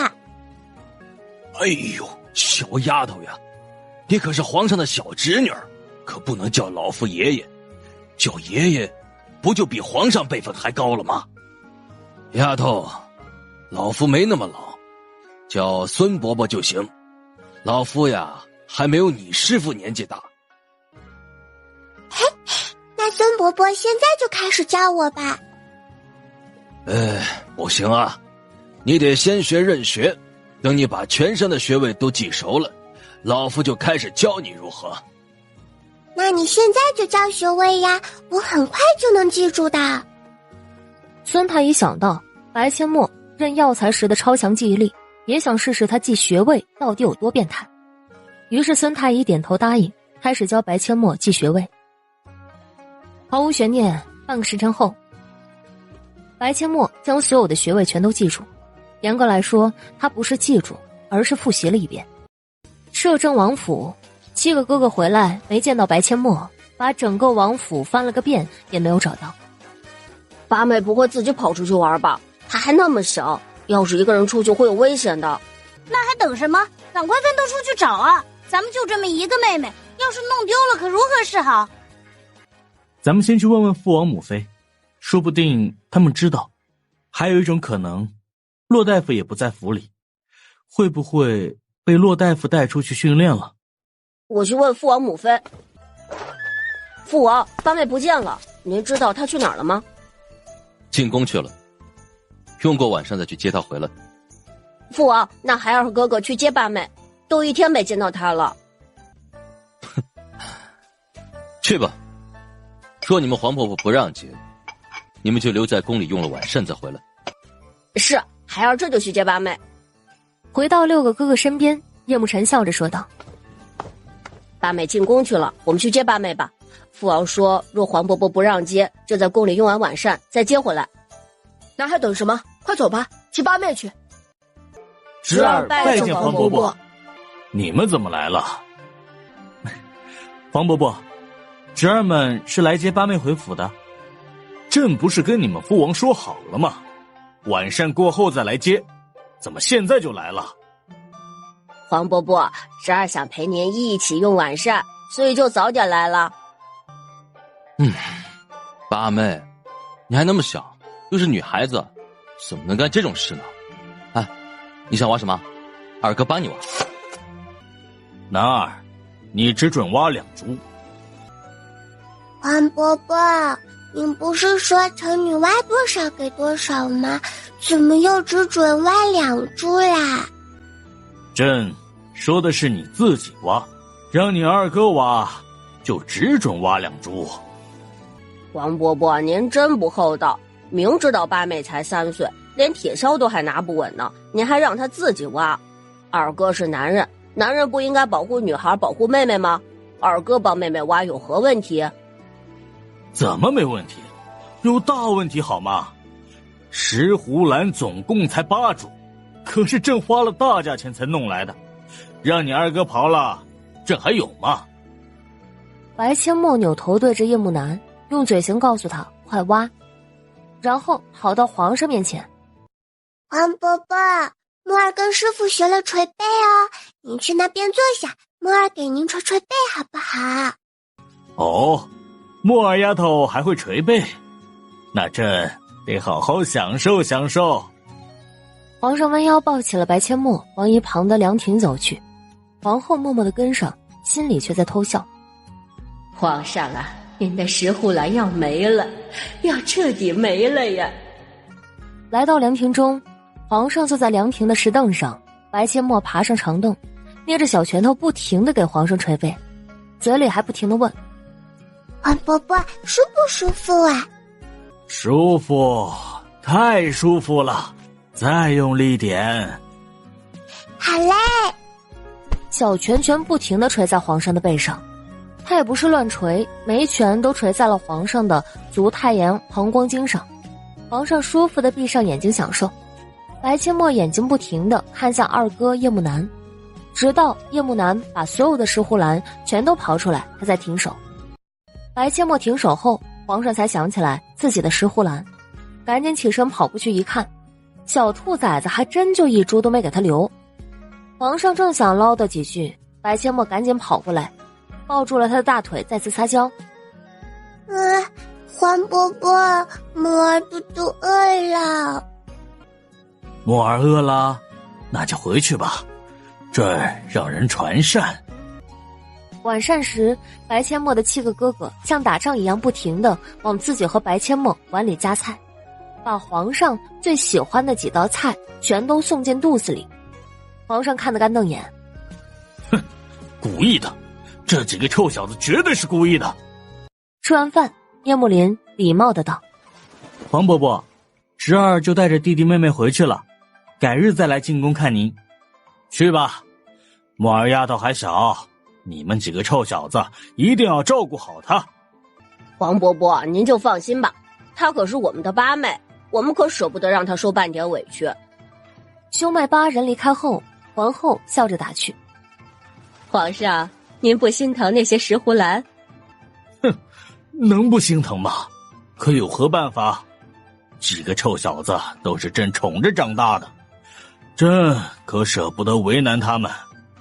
而且石斛兰本就是药材，墨儿丫头学医，给她也不会浪费。”“快吃饭吧。”“我是小宝贝，从不怕累，虽然功课一大堆，像个小贝贝，最爱馋嘴，有时还要吃奶嘴，嘿嘿。”“八妹，你是小宝贝没错，要吃奶嘴是认真的吗？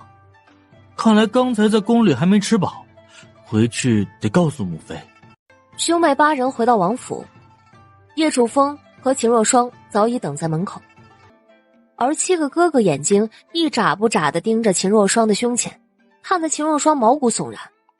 这几个儿子今天是怎么了？难道是墨儿在宫里受委屈了吗？你们这是怎么了？干嘛全部都看着母妃呀？晨儿，你说吧，发生什么事了？”“母妃，八妹说她要吃奶嘴。”“我什么时候说要吃奶嘴了？我哼个儿歌而已，你们还当真啊？”“母妃，我没有要吃奶嘴，我只是从黄伯伯那里爬了8株石斛兰，心情好哼歌而已。”“哪有人唱歌要吃奶嘴的？有这种歌吗？我们怎么就没听过？”秦若霜和叶楚风狠狠地瞪了7个儿子一眼，下次能不能弄清楚再说。7个哥哥吓得缩了缩脖子，捧着石斛兰往后院跑去。叶楚风担心7个臭小子把石斛兰给移植死了，便转身跟了上去，打算亲自移植。那可是皇上视若珍宝的花卉，千万不能弄死了。把石斛兰移植好，叶慕辰便来找白阡陌一起去后院练功。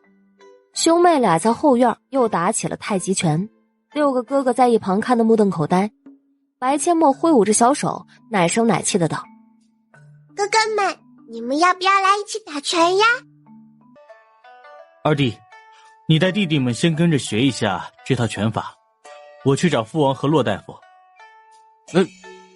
找父王和骆大夫干嘛？”“等会你就知道了，你们先去学吧，相信我，绝对有好处。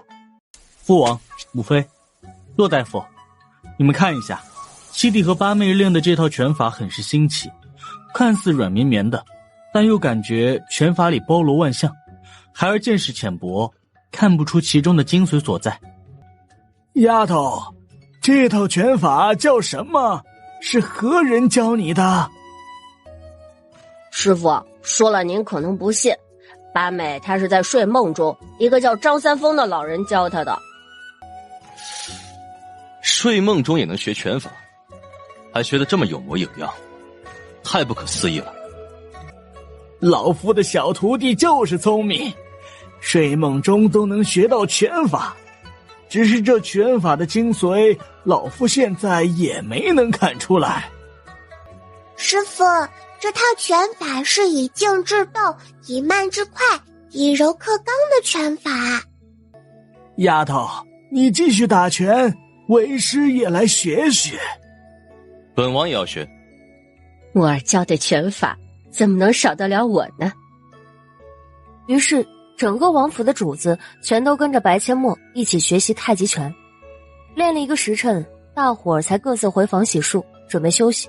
“双儿，你觉得有必要给墨儿找个奶娘吗？”“你慢点喝呀。”“还不都是因为你？墨儿都3岁了，还找什么奶娘？她又不喝奶。不过这2天我一直在注意着，打算给墨儿找2个信得过的丫头，贴身伺候她。”“给墨儿找丫头，一定要精挑细选，千万马虎不得。”“我知道，这2天看了几个都不满意，我还是再多看看。我想多选几个，最后让墨儿自己选她能接受的。”“八小姐，醒醒！八小姐，快醒醒！”白阡陌迷迷糊糊地睁开眼睛，在昏暗的烛光下，一张无限放大的脸出现在他的眼前。他瞳孔一缩，右手握拳，砰的一拳砸在丫鬟的脸上。大小姐是奴婢呀！哎呀，你这小铁拳怎么那么有力啊？好疼啊！对不起，实在抱歉，我睡迷糊了，还以为遇到了坏人。你没事吧？奴婢没事。大小姐，你快起床，奴婢伺候你洗漱，你要和王爷一起去上朝。好，你不说我都忘了，我自己穿衣服，你去帮我打水吧。洗漱完毕，他拎起灯笼，迈开小短腿儿就往大门口跑去。丫鬟提心吊胆地跟在后面。大小姐，你跑慢点，小心摔倒。不用担心，我又不是小孩子。怎么就不是小孩子了？你才3岁好吗？跑到大门口，叶楚风已经等在门口了。他弯腰抱起白阡陌，出了王府大门，运起轻功往皇宫方向飞掠。哇，飞了，我要飞啦！父女俩赶到乾坤殿时，文武百官全都到齐了。哎，这不是王爷收的义女吗？怎么还带到朝堂上来了？王爷也太宠爱这小丫头了吧？能不宠爱吗？王爷和王妃生了7个儿子，心心念念想要个女儿。我可听说王爷王妃把她当亲生女儿养呢。就算是当亲生女儿养，也不应该带到朝堂上来啊！王爷宠义女也太没底线了。这小丫头命真好，出生在将军府，还被王爷一家捧在手心里疼爱。就是不知皇上见到王爷带义女来上朝，会不会被问罪？皇上驾到！臣等参见皇上。吾皇万岁万岁万万岁！众卿平身，谢皇上。黄伯伯们早上好。丫头，到黄伯伯这儿来。白阡陌从叶楚风身上下来，迈开小短腿上了台阶，来到皇上的身边。皇上伸手揉了揉他的小脑袋，还伸出小手捏紧小拳头，狗腿似的给皇上捶腿。皇上心情更加愉悦了，叶楚风却在台阶下吃味的抽了抽嘴角。这小丫头几株石斛兰就把他收买的跟个小汉奸似的，作为他的父王，都还没享受过他的捶腿服务呢。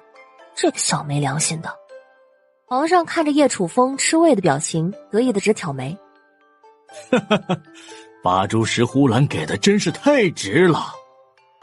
今日还有一事，众所周知，墨儿丫头前几天被摄政王收为义女，也成了朕的小侄女。小丫头乖巧懂事，且天赋异禀，朕经过深思熟虑，决定册封墨儿丫头为五福郡主，愿朕的小侄女五福临门，福泽深厚。于公公，宣读圣旨吧。奉天承运，皇帝诏曰：将军府4小姐白阡陌如今已是摄政王的义女，此女聪慧善良，记忆力超群，天赋异禀，皇家出此才女，朕甚感欣慰。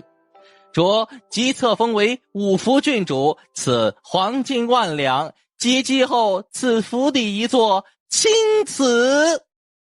谢皇伯伯恩典。丫头，好好学艺，将来造福苍生，悬壶济世。是，墨儿记住了。文武百官还处于震惊状态，皇上看了眼于公公，示意他宣布退朝。于公公朗声宣布：退朝。墨儿，跟父王回家了。哼，回什么回？墨儿要跟孙太医学针法。这叫什么事啊？皇兄，你自己有女儿，墨儿是臣弟的女儿，你不能老是把臣弟的女儿拐跑呀。皇上假装没听到，抱着白阡陌步子迈得更大。叶楚风无奈转身出了朝堂，往太医院赶去。然而皇上早就料到叶楚风会追到太医院去，吩咐于公公一路小跑去太医院，把孙太医叫到太后的寝宫。怎么也没想到父王和黄伯伯还会有如此幼稚的一面。皇儿，你这是何意？母后，儿臣不想让四弟把墨儿接走，急死他。多大人了，还和小时候一样玩闹，幼不幼稚？孙女给皇祖母请安，皇祖母万福金安，越来越年轻，身体棒棒，吃嘛嘛香。真是个小马屁精。墨儿，你抓紧时间跟孙太医学针法，不用管你父王。好的。皇上，微臣还需要一个人辅助。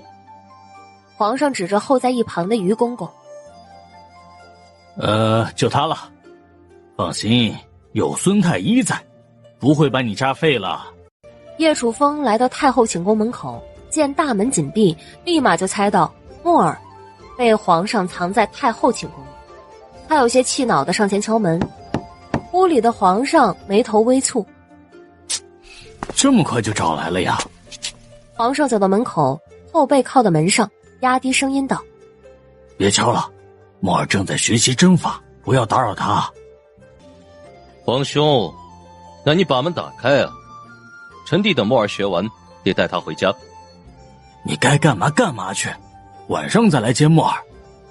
皇兄，你确定？皇上一怔，有点不确定了。万一那7个臭小子再来接墨儿，可不是啥好事儿。他们哪次进宫都不会空手而归的，而且挑的都是他最宝贝的东西。算了，你就在门口等着，等墨儿学完了，你再进来。臣弟不等了，等会儿臣弟让墨儿的7个哥哥来接他，臣弟先行告退。皇上嘴角一抽，还真有点头疼他的7个强盗儿子。吱呀一声，皇上沉着脸把门打开。进来可以，不许打扰墨儿丫头。墨儿是臣弟的女儿，臣弟知道该如何做。凤儿，你收这孩子为义女也有好几天了，这孩子品行如何？母后，你就放心吧。墨儿乖巧懂事，且记忆力超强。骆大夫亲自挑选的徒弟，能差吗？也是，骆老头挑弟子的确很挑剔的。凤儿，本宫是担心这孩子养不熟。母后，这点您完全不用担心。墨儿比同龄的孩子都要懂事，也懂得感恩。以他强大的记忆力，由骆大夫和孙太医传授医术，他将来啊，会是咱们南燕国的宝贝疙瘩。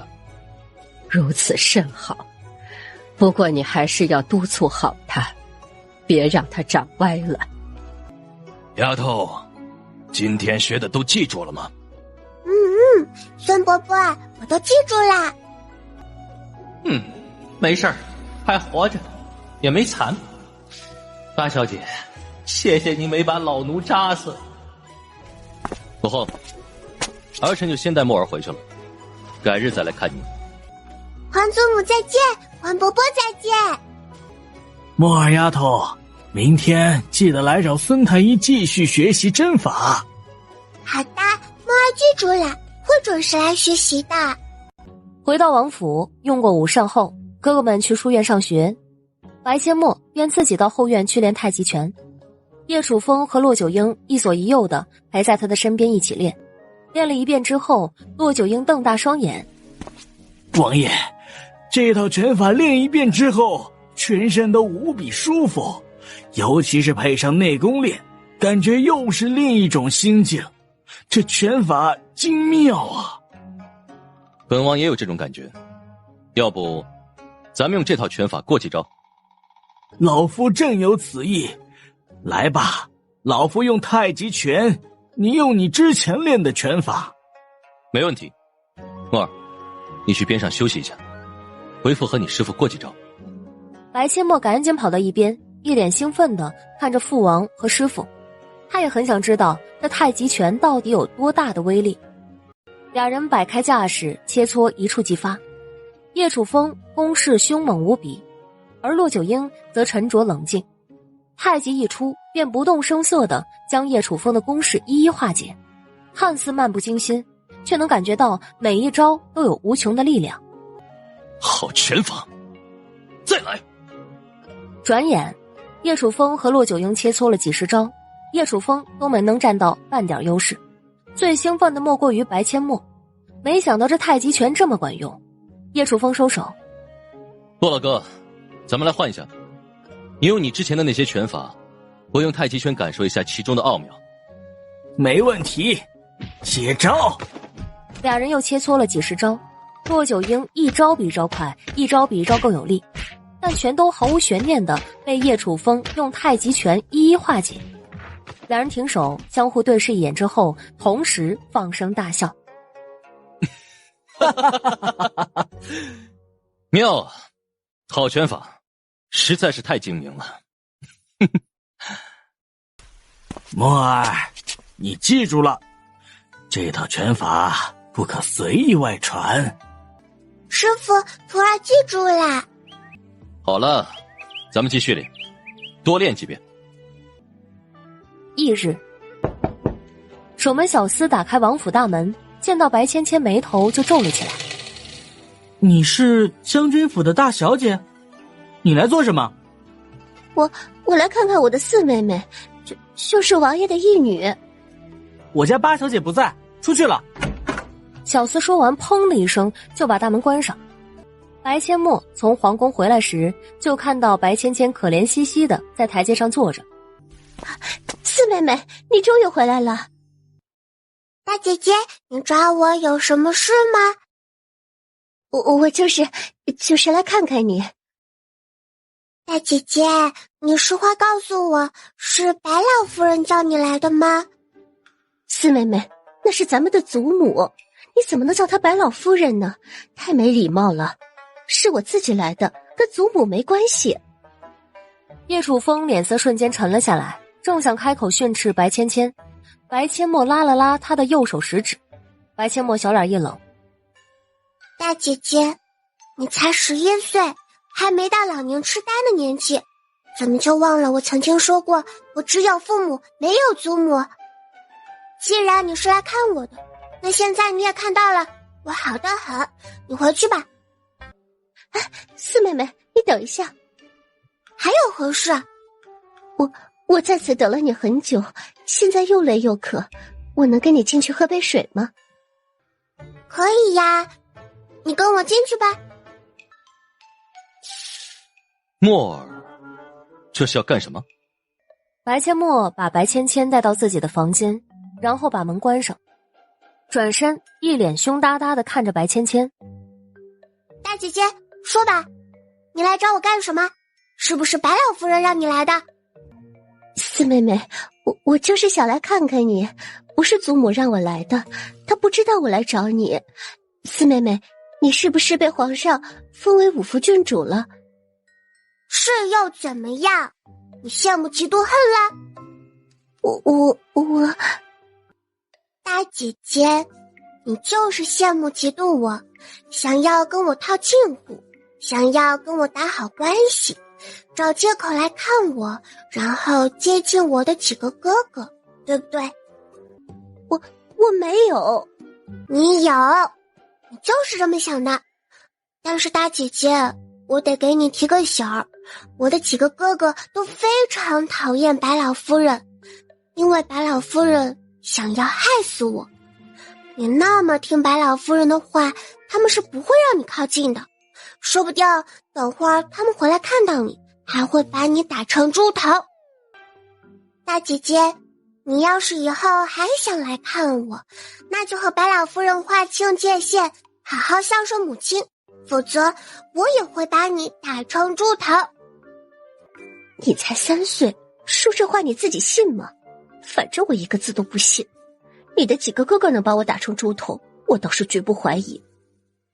白阡陌见白芊芊一脸不信的表情，布灵布灵的大眼睛瞬间眯了起来，小铁拳开始慢慢的捏紧。啊哒！白阡陌怪叫一声，砰的一拳，小铁拳重重地砸在白芊芊的肚子上。啊！白芊芊痛叫出声，捂着肚子弯着腰，疼得眼泪都出来了。哇哦，感觉力气变大了。这2天的太极拳配上师傅的内功心法，还真不是白练的。白千墨，你是魔鬼吗？怎么说打就打呀？哎，这不能怪我啊！你不是不相信我能把你打成猪头吗？我就示范一下给你看喽。现在你相信了吧？我什么时候说我不相信了？你的眼神告诉我，大姐姐，做人要诚实，否则你这辈子连一个朋友都不会有。还有，你要记住，你的命是父母给的，母亲用了半条命才把你带到这个世界上，而你却跟白老夫人一个鼻孔出气，甚至还看不起母亲，针对母亲。大姐姐，如果有一天母亲真的被白老夫人赶出将军府，父亲续弦，那个女人会像母亲一样疼爱你，包容你吗？不是我吓唬你，到那个时候啊，你和2姐、3姐轻则被虐待当丫鬟使唤，重则被赶出将军府，沦为无处安身的乞丐。怎么可能？祖母那么疼爱我们，怎么可能让别人欺负我们、虐待我们？你真的没救了，你脑子里装的都是豆腐渣。假如父亲和母亲和离，父亲重新娶一个将军夫人，你跟那个女人有关系吗？你又不是他生的，他凭什么对你视如己出？如果那个女人真给白家生了个男孩，你猜白老夫人会更疼你，还是更疼孙子？见白芊芊开始动摇，白千墨继续道：大姐姐，亲生父母是真心的疼爱我们，但白老夫人她是真心疼爱你们吗？她不是，她只是觉得你们有利用价值。一旦像我一样说话吐字不清，没有利用价值，她就会想方设法弄死你们，节省粮食，然后弄死母亲，让父亲重新娶一个将军夫人给她生孙子。大姐姐，一旦生了男孩，你们在他的心里啥也不是，到时候把你们卖了养孙子，看你们怎么办？祖母她真的会这么做吗？一定会。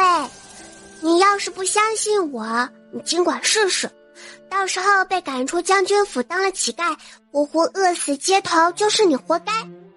四妹妹，那我该怎么办？我不想父亲重新娶一个将军夫人，我不想被赶出将军府沦为乞丐呀。大姐姐，我自然是有办法的，但你和2姐、3姐都得听我的，否则我也帮不了你们。四妹妹，我听你的，你告诉我该怎么办，我都听你的。简单，你明天这个时候带着2姐和3姐来找我，我告诉你们该怎么做，咱们姐妹4人一条心，就能保住你们在将军府的地位，谁也撼动不了。好，我明天一定带你2姐和3姐过来。好啦，喝完水我送你出去，明天我等着你们。喝完水，白千墨把白芊芊送到门口，刚好碰到7个哥哥从书院回来。你来王府做甚？啊，大哥哥，大姐姐是来看我的，她现在要回去了，我送送她。大姐姐，你记住了，明天一定要带2姐、3姐一起来。要是白老夫人不让你们出门，你就去找母亲，她送你们过来。到时候我在王府门口等你们哦。好，我一定会带他们一起来的。八妹，你想干嘛呀？你不会是想把你的3个姐姐骗来王府，然后把她们剁吧喂狗？也不像啊。八妹，你叫他们明日来王府做甚？七哥，我想请他们看一出大戏，你能不能帮帮我？帮啊，我当然帮你。白千墨奶萌奶萌地看向其他6个哥哥，6个哥哥毫无挣扎地缴械投降。叶慕林问：八妹，你要我们帮你做什么？先去找父王母妃，或许不需要你们来当群众演员。当群众演员？那咱们现在就去找父王母妃。父王母妃，明日女儿想请3个姐姐开一场戏，你们能帮帮我吗？墨儿，你为何要请他们看戏？他们也是母亲拼了命生下的孩子，虽然被白老夫人教歪了，但他们都还小，应该还能办正。墨儿，这是大好事。你能这么想，为父真的很高兴。你想请他们看什么样的大戏？你告诉为父，为父帮你安排。女儿想请他们看一出后妈虐待妓女的大戏。墨儿，这个方法是谁教你的？是女儿自己想出来的。没有母亲的孩子像根草，女儿就是想让3个姐姐明白，没有母亲，他们在将军府将会面临什么样的下场。好，这事呀，父王亲自帮你安排，保证让你的3个姐姐永生难忘。多谢父王，等女儿长大了，一定好好孝顺父王母妃。好了，去准备用膳，晚膳后坚持练功。父王去请戏班子的人。回到将军府的白芊芊被白老夫人板着脸盘问去了何处。孙女去摄政王府了。你进去王府了吗？进去了，是四妹妹带孙女进去的。你说什么？你居然让那个小贱蹄子带你进去的？祖母您息怒，没有四妹妹，孙女进不去王府，更见不到燕慕莲世子。那你今天见到了吗？见到了，他还约孙女明日带二妹和三妹一起去王府玩。真的啊？太好了，没想到那个小贱蹄子还有点用。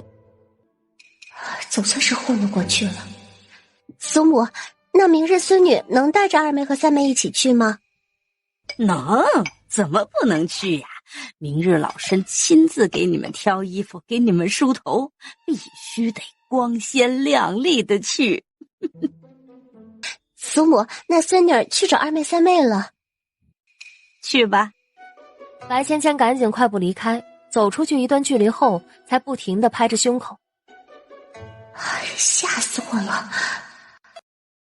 次日下午，白阡陌从皇宫学针法回来，就等在了门口。叶楚风花大价钱请来的戏班子已经准备就绪，只等着观众到来，大戏就能开演。很快，白芊芊三姐妹的身影出现在白阡陌的视线范围之内。四妹妹，我把你二姐和三姐都带来了。今日王府搭了戏台，请了戏班子的人来唱戏，咱们进去一起去看看。四妹妹，你不是说今日你告诉我该如何做吗？怎么来看戏了？大姐姐，先把戏看完，不用着急，等会儿会告诉你该怎么做。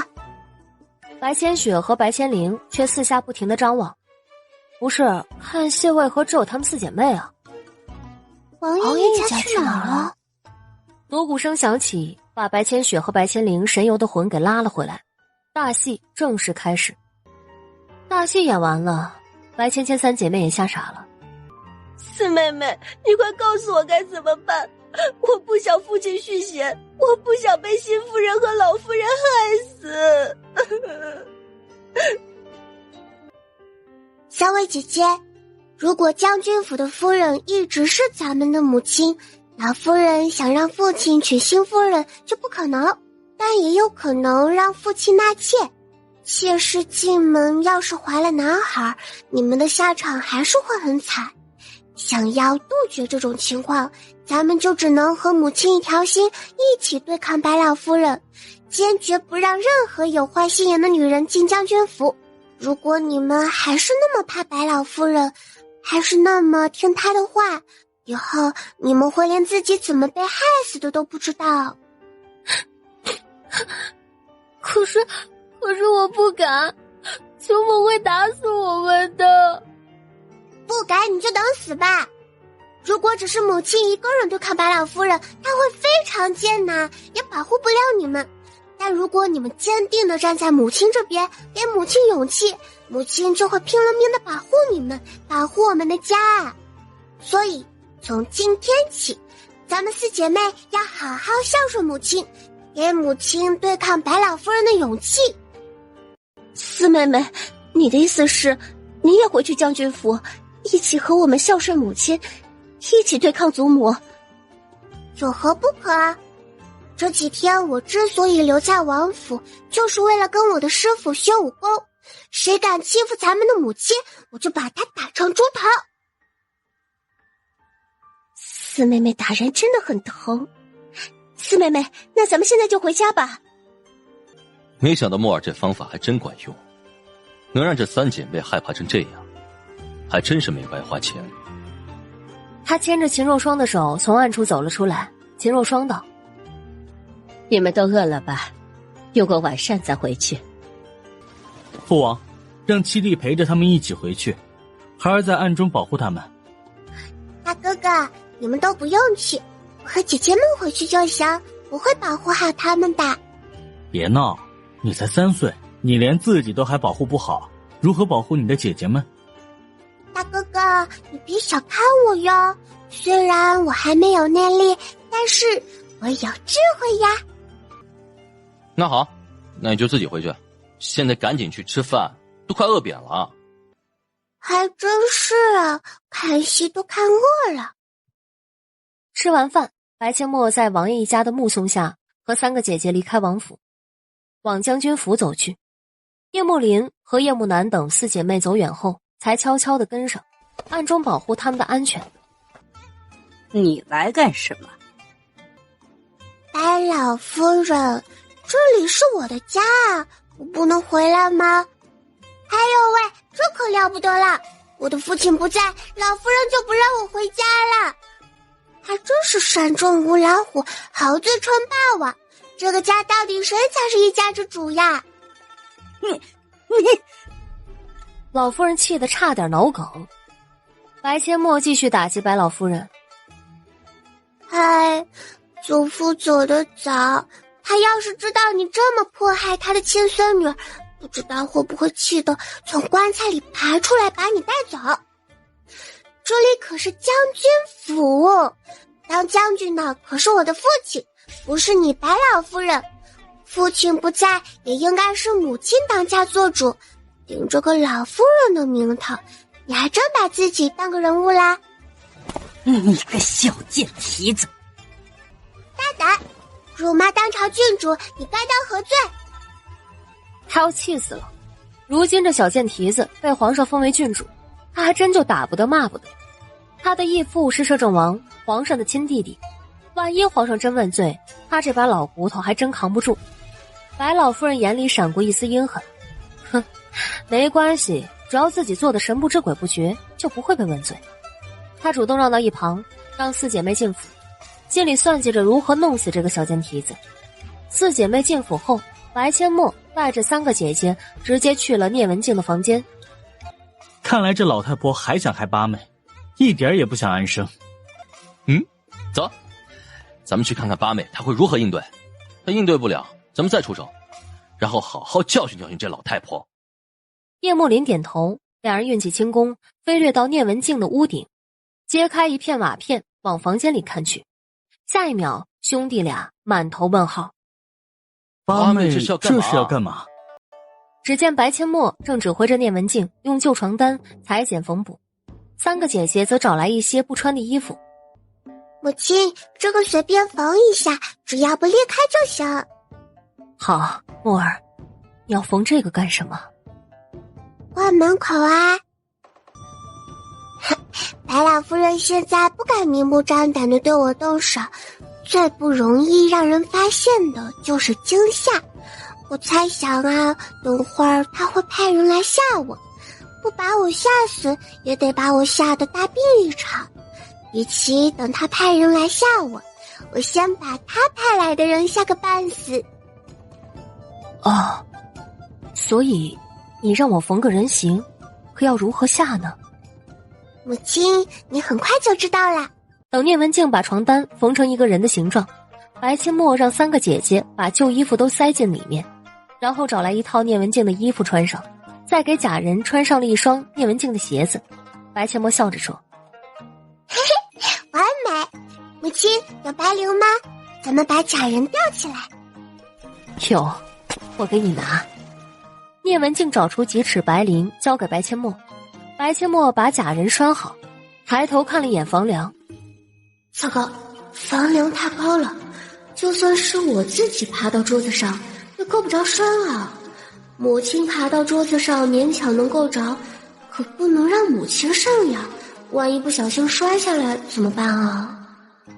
屋顶上的叶幕林很想下来帮白千墨，却被叶幕南拉住。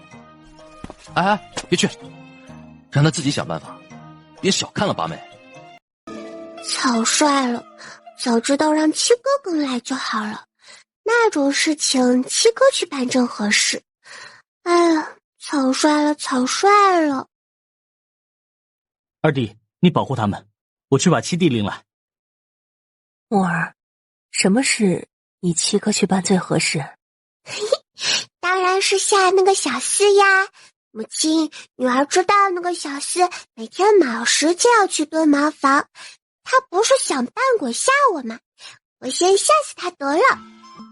明白了，八妹是想让七弟扮鬼下手门小厮。小厮卯时起来蹲茅房，女孩子的确不方便出面。这种事情不用七弟出面，大哥二哥也行。敢扮鬼企图吓唬他们的八妹，他们偶尔扮一次鬼帮八妹报仇也无妨。八妹，我是大哥，开门。大哥二哥，你们怎么来啦？走，进屋说。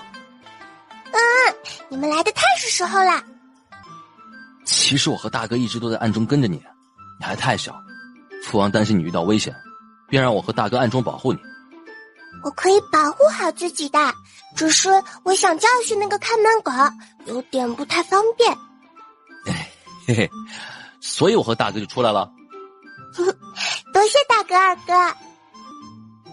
八妹，你现在就上床休息，其他的事情交给我和你二哥。卯时起来看好戏，不早点休息，明天早上就要错过好戏了。好，我现在就去睡觉。母亲，姐姐们，咱们睡觉去吧，明天早上起来看戏。好，那我们就先出去了，这个假人我带走。大哥二哥，明天见。一炷香的时间不到，房间外传来微弱的脚步声。房顶上的叶幕林兄弟看得最清楚，一个黑衣人戴着一个恐怖的鬼面具，正往门口靠近。兄弟俩屏住呼吸，准备看黑衣人见到假人上吊的反应。房间里，白千墨也同样屏住呼吸，两眼放光地盯着门口。黑衣蒙面人轻轻推了推门，见门并没有关死，心里一喜，轻轻推开门准备进去。门刚推开，一双绣花鞋就出现在他的眼前，顺着绣花鞋往上看，差点没把他吓得直接去见他的太姥姥。救命啊！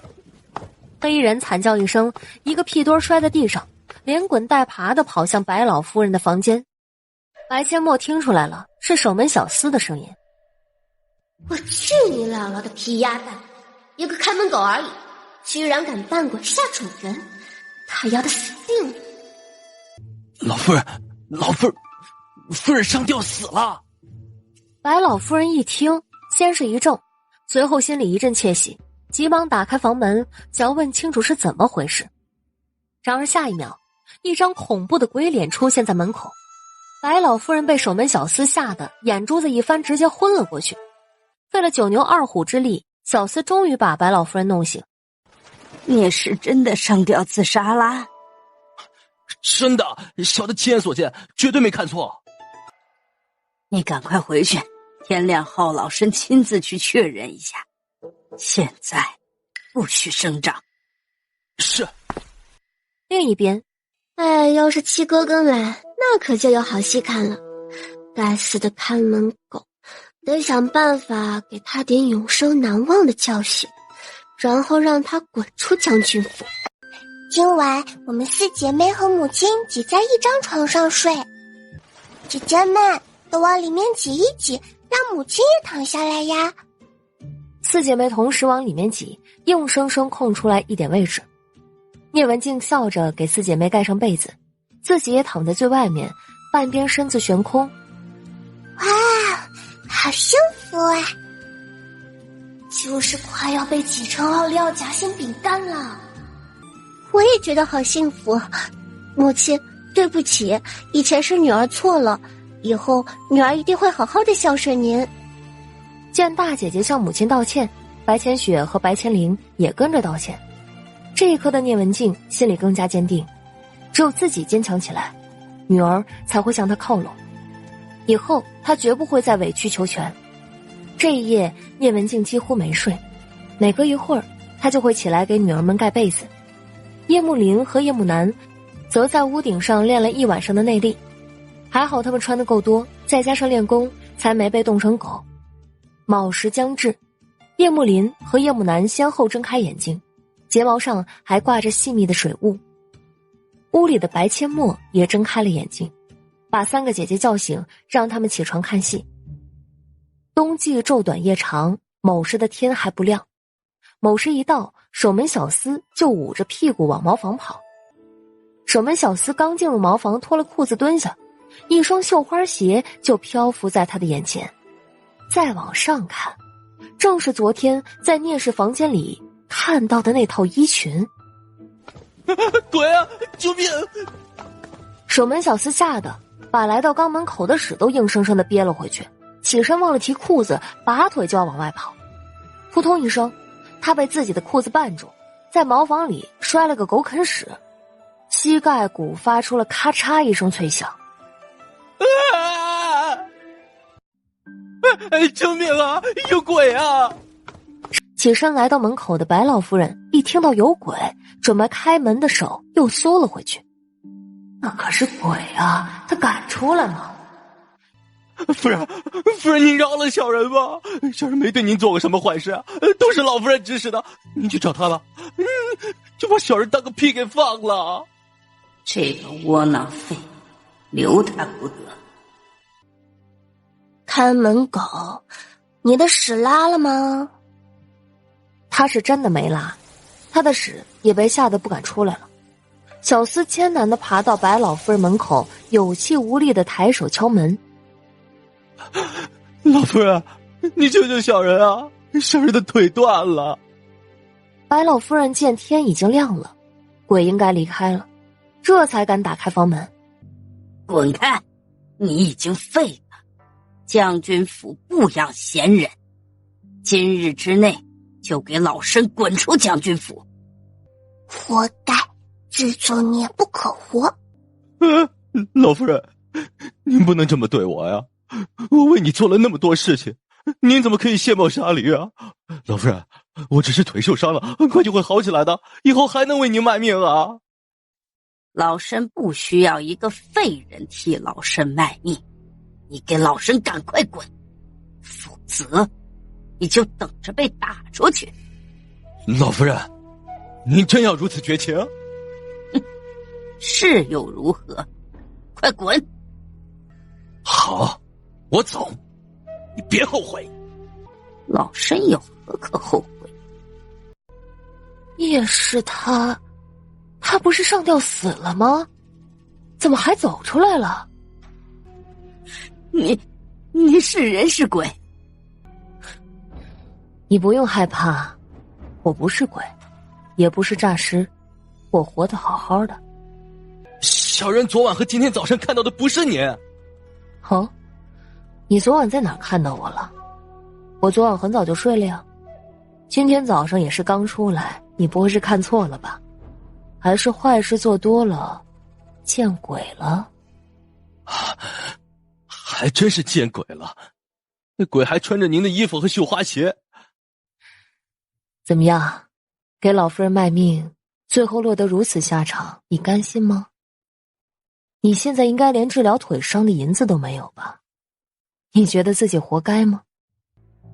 夫人，小人知错了，小人知错了，求您救救小人，小人以后只听您一个人的话，您让小人往东，小人绝不往西，求您救救小人啊！哼，你是挺可怜的，但你也知道我在将军府的地位，你觉得我有那个能耐救你吗？来人，把他给老身赶出将军府！夫人，求您救救小人，小人真的知错了，以后定当痛改前非啊，夫人。等一下，把人赶出去之前，至少也得结算一下工钱，否则他要是出去败坏了将军府的名声，可如何是好？聂氏，府里的事何时轮到你指手画脚了？老夫人，儿媳可是郡洪八抬大轿抬进门的将军夫人，府里的事儿媳不能管吗？老夫人，儿媳要是不管，这人出了将军府绝对会败坏将军府的名声，到时候郡洪回来，您如何向他解释呢？既然老夫人舍不得从账房里拿银子结算他的工钱，为了将军府的名声，儿媳只能忍痛拿出自己的私房钱把他的工钱结算了，总不能因为这点小钱坏了将军府的名声吧？要你多管闲事！哼，小厮的工钱才3两银子，说的你好像牺牲有多大似的。聂文静掏出3两银子递给小厮，拿去治疗一下你的腿吧，我救不了你，只能帮你这么多。多谢夫人，小人一辈子不忘夫人的大恩大德。你快去收拾东西走吧，否则被人扔出去可就不好看了。多谢夫人。哇哦，他也太能憋了吧！四妹妹，她太能憋什么呀？憋大便啊，从卯时就憋到现在了。八妹啊，你的关注点是不是太偏了？看着小厮爬出了将军府大门，白老夫人狠狠地瞪了聂文静一眼，看向白芊芊3姐妹：你们3个死丫头，还不跟老身回房？白老夫人，你想干什么呀？想把本郡主的3个姐姐带回房间教训一顿，那也得先问问我这个五福郡主答不答应。别以为皇上封你为郡主，你就可以目中无人。管家，把这个小贱蹄子给老身抓起来，关进柴房。我看谁敢对皇上亲封的郡主动手，你有几个脑袋给我黄伯伯砍的？蠢货，快动手！只要不把消息传出去，谁知道他在将军府？还有这3个死丫头，把他们一起关进柴房。管家向白阡陌冲了过来，白阡陌小手一挥，小身体灵活一闪，躲开了管家抓过来的手。可惜力气太小，他的攻击对管家没有起太大的作用，但也让管家感觉到了疼痛。白老夫人看向处在一旁看热闹的2个家丁，还杵在这干嘛？还不快去把他们都给老身抓起来！大哥二哥，白老夫人放狗咬人了，你们快出来打狗啊！来了。兄弟俩立马出现在白阡陌身边，一脸嘲讽地看向白老夫人。小祖宗，你2个哥哥在，为何不早说呀？蒲管家，不知道你的下场会不会和守门的小厮一个样？啊，不对，可能会更惨，因为我没银子给你结算工钱了。袭击五福郡主，还被他的2个义兄看到，白老夫人也保不住你了。哼，就算你们是王府的公子，也不能随便闯进别人的家吧？你们这是私闯民宅。哼，私闯民宅？笑话！我们兄弟可是将军夫人邀请来做客的，也是来保护我们家八妹的，怎么能是私闯民宅呢？还是说，堂堂将军府夫人连邀请客人来做客的权利都没有？那这将军夫人嫁入你们白家，还真是倒了8辈子血霉了。就是，依本公子看，这将军夫人的位置不要也罢，有何好稀罕的？哎，夫人，要不你带上你的女儿跟我们去王府吧，在王府呀，没人敢欺负你们母女。哎，夫人，明日你陪着八妹进宫去学习针法，顺便跟我们的黄伯伯好好聊聊你在将军府所受的委屈。聂氏，你不准去。白老夫人不敢指叶幕林和叶幕南，指着白阡陌大吼：你们仗势欺人！白老夫人，你这话说的我就不认同了。我们欺负谁了？从我回家开始，就是你一直在欺负我。我是仗势了，但没办法，我还那么小，不仗势不得被你欺负死啊！我们这不叫仗势欺人，而叫仗势讨公道。你强词夺理，有吗？刚刚你不就让管家欺负我们4姐妹吗？我看强词夺理的是你吧。老夫人，您为何不让儿媳去呢？把儿媳赶出将军府，不正是您一直以来努力要做的事情吗？儿媳走了，不正合你的意？你不准进宫！离开将军府，我想去哪儿就去哪儿，你管得着吗？虽然我生的都是女儿，但没办法，我的女儿就是有出息。比起女儿是郡主，一个将军夫人的空名，真没什么可稀罕的。孩子们，走，咱们去收拾东西，这就去王府。孽事，你要是敢出将军府大门一步，就永远别回来。他当然不会回来，说不定连白将军都不会回来了。你这话是何意？字面上的意思，本世子只是告诉白将军，他的妻儿都被赶出了将军府。你猜，你的白将军还会回来吗？没天理呀！老身的命怎么就这么苦啊？儿子出征远赴边疆，儿媳妇就不管我这个婆婆了。哎呀，大家快来看看这个蛇蝎心肠的女人啊！她还要带着老身的4个孙女出去找野男人，大家快来评评理呀！可怜老身的儿子为了国家安定远赴边疆，怎么就摊上这么个不要脸的媳妇儿啊？这老太婆太能胡扯了吧？哟，我还真没想到，将军夫人看上去可是个十足的老好人，却这么狠毒心，还要带着女儿去厮混野男人。呸！真不要脸！就是，白将军可是大英雄，这种不要脸的女人根本配不上白将军，就应该抓她去进猪笼。我看不像啊，将军夫人啊，平时大门不出二门不迈的，我们作为邻居啊，都没听到过将军夫人的声音，只是经常听到白老夫人怒吼。没错，我见过将军夫人，文文静静的，根本就不像那种不要脸的女人。颠倒黑白是吧？哼，这个我擅长。来呀，就看观众更相信谁了。母亲，您坐下，女儿给您化个妆。都火烧眉毛了，还化什么妆啊？不应该先出去解释清楚吗？母亲，您现在出去可解释不清楚，大部分人只相信自己眼睛看到的，您越解释，别人越相信老夫人。女儿先给您化妆，等会儿您这样。白阡陌巴拉巴拉说了一大堆，越说聂文静眼睛就越亮，甚至开始怀疑白阡陌是不是被仙女附身了。3岁的孩子能想得这么周全吗？白阡陌开始给聂文静化妆，虽然聂文静的胭脂水粉很是单调，画不出想要的效果，但没关系，自己的空间里有的是化妆品，只是不能让人发现。于是他开口支开自己的3个姐姐。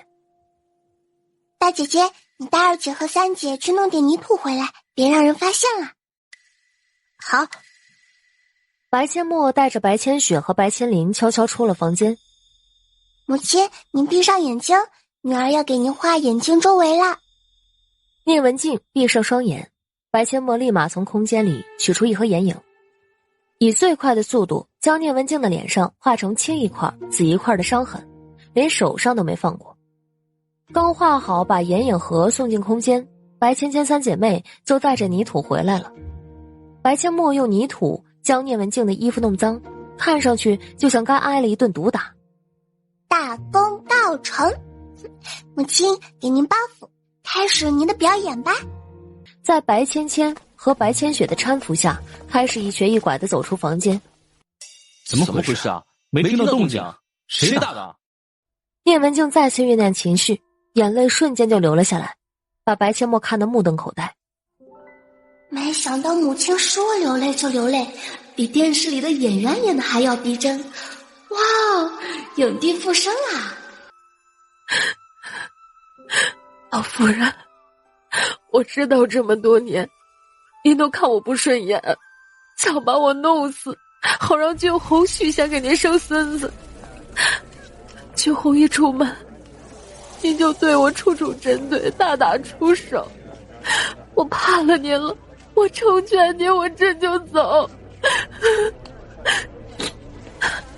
您说我不孝顺您，我对您百依百顺，打不还手，骂不还口，您还要我怎么样？您把我打成这样，我对您动一根手指头了吗？您要我死，可以，我死在外面去，免得连累您老人家，坏了您老人家的名声。您一心只想要孙子，反正孙女在你眼里也只是赔钱货，我死了，你也不会善待我的女儿，我只能带着我的4个女儿死在外面。我给您老人家腾地方，好让俊宏续弦。你胡说，你血狗本人，老身何时对你动手了？老夫人，难道我身上的伤是我自己打的吗？我又没犯戒，为何要自己打自己？你这么多人看着，你少在这颠倒黑白。你问问他们，我何时对你动过手？老夫人，他们都是您的人，当然向着您说话。他们要是不敢顺着您，还能就在将军府当差吗？他们是王府的世子和二公子，他们也看着呢。老身何时对你动手了？白老夫人，您这记性还真是让人不敢恭维啊！刚才要不是本世子和二弟赶到，将军夫人现在恐怕连站都站不起来了吧？哎呀，白老夫人，本公子是真没有想到，夫人可是你的儿媳，为你生了4个孙女儿，没有功劳也有苦劳吧？多大仇恨啊！你下手真的狠。你们这不是睁着眼睛说瞎话吗？老身根本就没有动过手。这不都是跟你学的吗？我就说嘛，将军夫人看着文文静静的，怎么可能是那种不要脸的女人？就是呀，这么柔弱的一个人，怎么可能做出那种事情？这老太婆太可恶了，害得我都以为将军夫人是那种女人，没想到真正的恶人是她。白老夫人又气又急，这下有嘴也解释不清楚了。她干脆眼珠子一翻，假装昏了过去。老夫人，你可不能有事啊！你要是有个3长2短，俊宏回来，他如何承受得住啊？快去请大夫！母亲，你别担心，女儿这几天都跟着宫里的孙太医学针灸，老夫人只是晕了，用您的发簪扎一下她的人中穴，出点血就能醒过来。白老夫人一听白千墨说要用发簪扎她，心里把白千墨骂了千百遍，可就是固执的装晕，不愿意把眼睛睁开。墨儿，要扎多深才有用啊？人中穴在哪儿啊？白千墨指了指鼻子下面的人中穴。这儿呢，母亲，您得使点劲儿，扎轻了不起作用，得重重的扎。白老夫人眼皮稍微睁开那么一丢丢，看到眼前并不尖的发簪，吓得汗毛都竖了起来。这要是扎下去，得用多大的劲儿才能出血呀？疼都得疼死吧。就在聂文静准备扎下去的时候，内心无比恐惧的白老夫人睁开了眼睛。发生什么事儿了？老身这是怎么了？都这个时候了你还装，那就看看你能装多久。呀，老夫人，你终于醒了，你身体一直很硬朗呀，怎么就突然晕了？幸好我这几天都跟着孙太医学针灸，我给你检查一下，要是有病得趁早治。你个3岁的孩子懂医术吗？老身的身体好得很，用不着你操心。老夫人，你瞧不起谁呢？我的师傅可是鼎鼎有名的骆大夫，宫里太医院的院首也算是我的半个师傅。就算我的医术不如他们，起码我也跟着他们学了几天，检查身体完全不成问题。还是说你怕我拆穿你刚才装晕的诡计？你少胡说八道，谁装昏了？我就没见过谁晕了眼珠子还能转的。什么？老夫人，您不是真晕，您这是为何？我和孩子们死在外面，才不会连累您啊！老身谢谢你能这么想，但你能不能不要当着这么多人的面说出来？就是装嘛，老身还没怕过谁。哎呀，聂氏啊，就算你心里有了别人，你与俊宏成亲都有4个女儿了，看在孩子们的份上，你也不能抛夫弃女呀。你故意把自己弄得一身伤，故意引导邻居们误会是我老太婆对你动手，你也不想想，我都这么一大把年纪了，怎么可能是你的对手啊？你不能离开将军府啊！你走了，孩子们可就没娘了，他们多可怜呐！老夫人，您轻点行吗？掐我伤口上了。白老夫人，你快放手吧！你没看到你儿媳妇都被你掐哭了吗？就是，人家将军夫人刚才可是要带着4个女儿走的，她怎么就抛夫弃女了？你不把人家逼成这样，夫人会狠心带着女儿给你腾地方吗？就是，哎，大家注意看啊，老夫人的手掐得那么紧，搞不好啊就是暗中威胁将军夫人。白老夫人愣住了，赶紧把手松开，合着这演了半天，还不如人家几滴眼泪更具有说服力。演也演不过，解释也解释不清楚，白老夫人干脆耍横。你们凭什么认为就是老身打了他呀？你们都亲眼看见了吗？啊，没亲眼看见就闭上你们的臭嘴！几滴眼泪就把你们骗得团团转，你们的脑子都是摆设吗？几滴眼泪就把你们骗得团团转，你们的脑子都是摆设吗？不是你哭天喊地的叫我们来观看吗？眼见为实，你老人家懂不懂？白老夫人，我们是没有亲眼看见你打将军夫人，但王府的世子和二公子都看到了，他们还能说谎不成？再说了，你打将军夫人能让我们这些平民百姓看到吗？说的不错，推理的也很有道理。继续，滚！你们都给我滚出去！哼，要不是你哭天喊地的叫我们来看，你以为我们愿意呀？谁闲得没事来看你打骂儿媳妇？就是，一大早鬼哭狼嚎叫个不停，把我们叫来，现在要赶人，把我们当成什么了？白老夫人了不起啊，真把自己当颗葱了。快走，以后啊，请我来看我都不来，什么玩意儿啊！围观的邻居们满脸鄙夷的纷纷散去，见人都走光了，聂文静眼泪一收，放开白老夫人，起身去捡回自己的包袱。你不是腿瘸了吗？这会儿又好了，你怎么不继续装啊？老夫人，儿媳这都是跟您学的，以后儿媳还得多跟您学学，您怎样对儿媳，儿媳就有样学样。夫人，你去换身衣服，咱们去王府小住几日，等会儿八妹要进宫去学习了。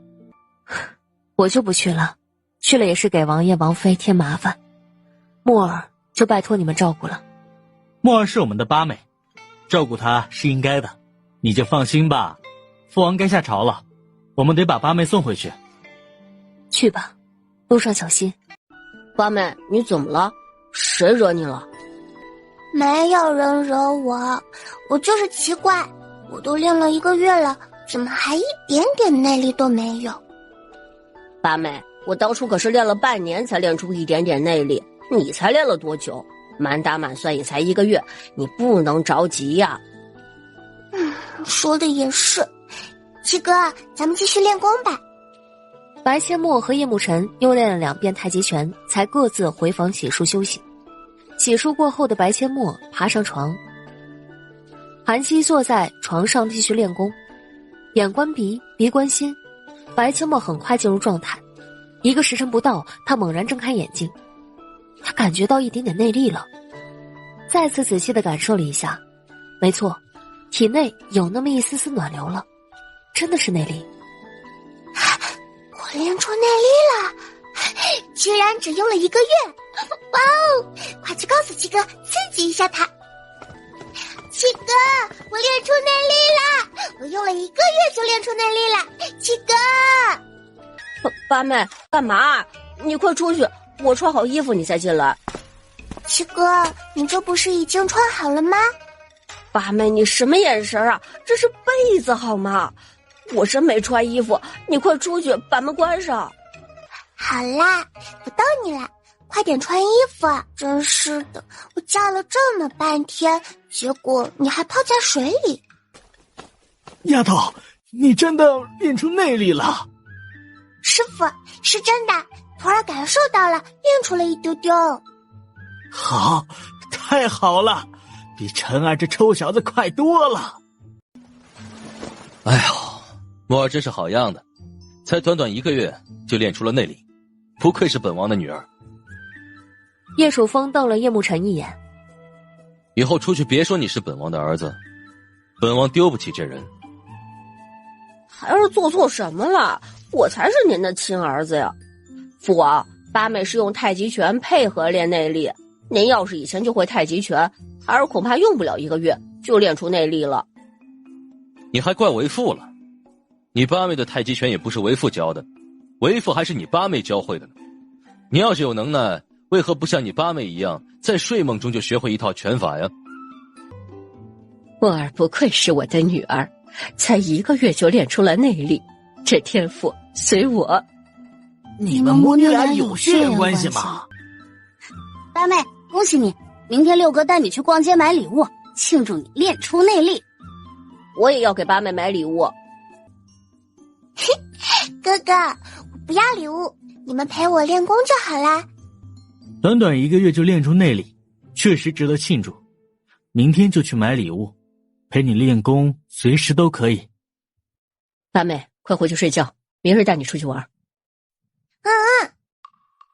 晨儿，你看看你八妹，才3岁，用1个月就练出了内力，而你却用了半年，你得加强练功了，否则以后你如何保护她？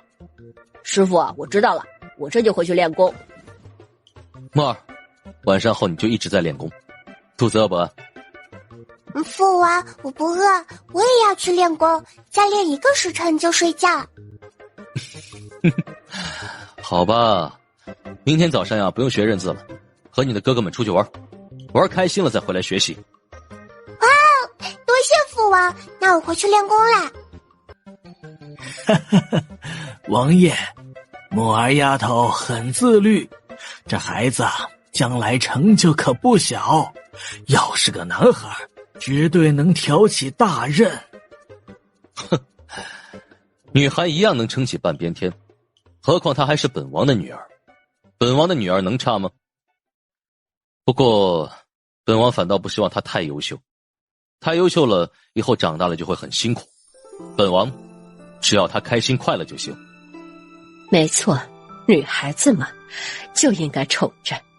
她虽然不是我的亲生女儿，但我们认了她，就跟亲生的没有什么区别。她有我们保护，有7个哥哥护着，只要不走歪道，他将来成就好或者不好，又有何关系？可老夫难得遇到一个天赋绝佳的弟子，就忍不住想把这一身的本事全都传授给他，想看看他能走多远，能飞多高。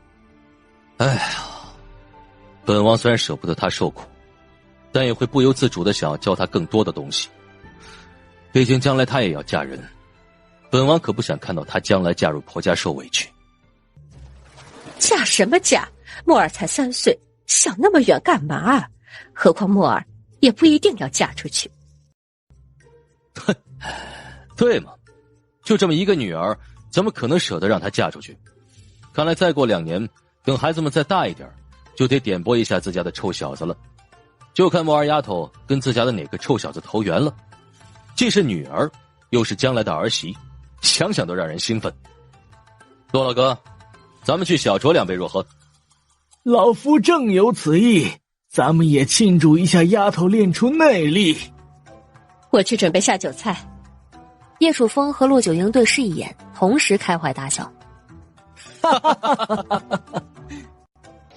翌日，还在沉睡的白阡陌被叶慕辰的敲门声叫醒。八妹，你醒了吗？下大雪了。下雪了？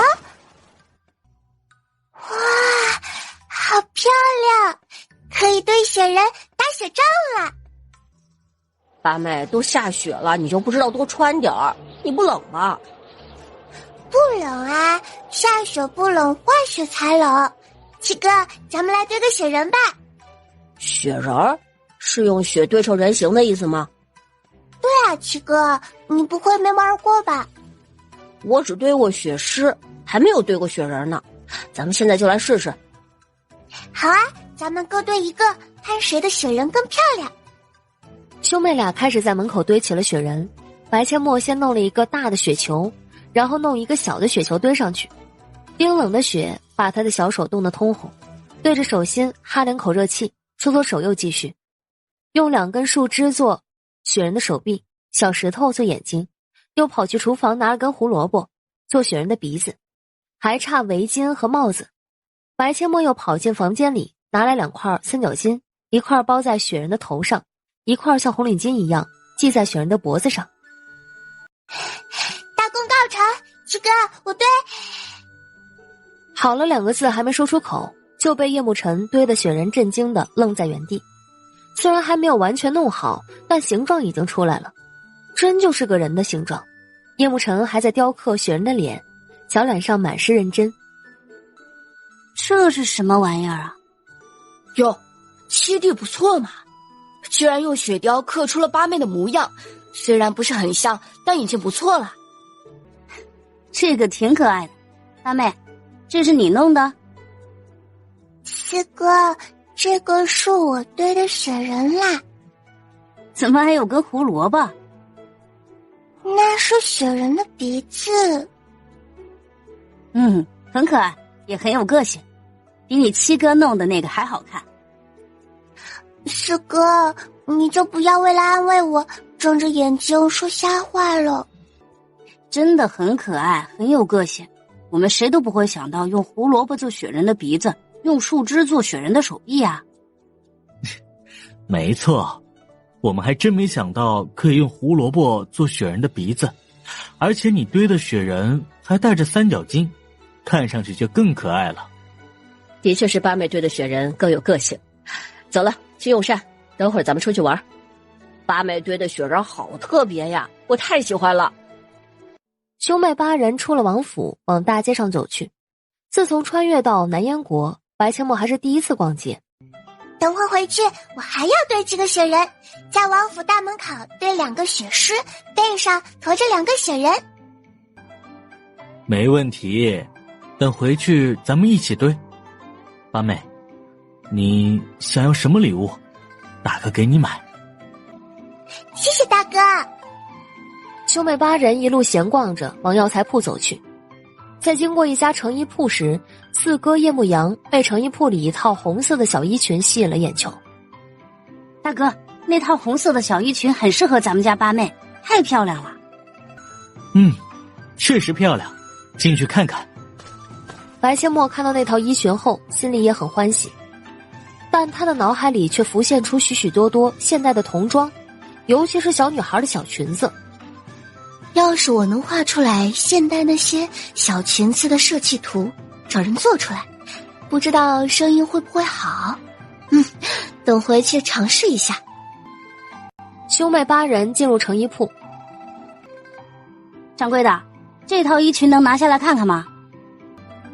当然没问题，小的这就给你们拿啊。几位公子呀，真是好眼光，这套衣裙呀可是云锦布料，小店仅此一套。只可惜呀，布料不够，否则也不会做成孩童的衣裙。八小姐穿的话，还稍微有点大。大一点点没关系，我家八妹正在长身体，过了年穿就合适了。掌柜的，这套衣裙多少银子？哎呀，小世子，不瞒您说呀，这套衣裙卖给别人，小的最少也要100两银子，但今日小世子来光顾，成本价80两银子。80两卖给我们，的确是成本价，那就包起来吧。多谢掌柜。100两银子，这套衣裙我要了。这位公子啊，这套衣裙已经卖了，要不您重新挑一套吧？他们不是还没付银子吗？我出价100两，价格比他们给的高，你就应该优先卖给我。那不行，小店做生意啊是讲究诚信的，而且啊也是我自愿80两卖给他们的，不可能因为你给的价格更高就卖给你啊。那你再给我拿一套一模一样的出来。抱歉啊，这套衣裙小店仅此一套。啊，只有一套啊？大哥哥，快付银子！叶牧阳速度比叶幕林更快，掏出一沓银票，数了80两，递给掌柜的。白千墨挑眉，这套衣裙现在是我的了，你想要的话可以跟我谈价格哦。还可以这样？八妹呀，这套衣裙可是四哥送给你的礼物，你缺钱的话四哥给你，别把衣裙转手卖了呀。八妹啊，你当着掌柜的面转手卖他按成本价给你的衣裙，不太合适吧？那你要多少银子？帅哥哥，这套衣裙我也很喜欢，非常喜欢，在我心里它值500两银子。你狮子大开口啊！我顶多给你100两，你80两买的，100两你还赚了20两呢。你看我像是缺20两银子的人吗？100两就别跟我谈了，这是我四哥送给我的礼物，礼物有价爱无价，你懂不懂？500两我都还不舍得卖呢。大哥哥，这衣裙你到底要不要？不要我们可要走啦。别走！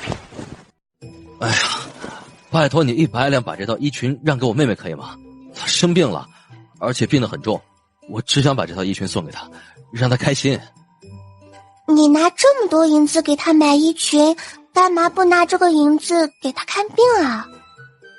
我们来京城就是为了给妹妹看病，可看了很多大夫都说无能为力，我妹妹每天都很痛苦，有时候全身发烫，人都烧迷糊了。我为了让她开心，才想着给她买一套漂亮的衣裙。白千墨看了一眼脸色苍白的小女孩，依然坚定地摇头。不行，虽然我也很同情她，但是哥哥送的礼物不可以转让，不过我可以给她看看。白千墨说完，伸出小手拉住小女孩，手指搭上她的脉搏。刚摸到小女孩的手腕，白千墨就感觉到小女孩的体温有些偏高。外地公子哥一脸狐疑地看着白千墨。这小丫头还懂医术，你才多大呀？看上去还没有我的妹妹大，不会是江湖神棍吧？小姐姐，你是否感觉口干舌燥？小女孩鬼使神差的点头。是否大便燥结，小便短赤，可喜冷饮？是，你说的这些症状都对，你是如何知道的？你真的懂医？懂一点。小姐姐，伸出舌头来给我看看。小女孩听话地伸出舌头，舌降苔焦干，脉象虚数。白千墨眉头紧蹙，他初步怀疑小女孩得的是败血症，也就是中医说的脓毒血症，而她的症状属于脓毒血症中的热毒伤阴，有点棘手啊。小姐姐，你别害怕哦，我的师傅可是很厉害的大夫，他一定能治好你的。只是什么？只是你们银子带够了吗？可能要花很多银子哦。啊，太够了，太够了！我们这次出来啊，带了不少银票，就是为了给我的妹妹治病的。那就好，那你们跟我走吧，我带你妹妹去找我师傅。八妹，不去逛药材铺了吗？七哥，人命重要还是逛街重要啊？逛街哪天都可以逛嘛。赚钱可不是随时都有机会的，嘿嘿，对我来说，赚钱最重要。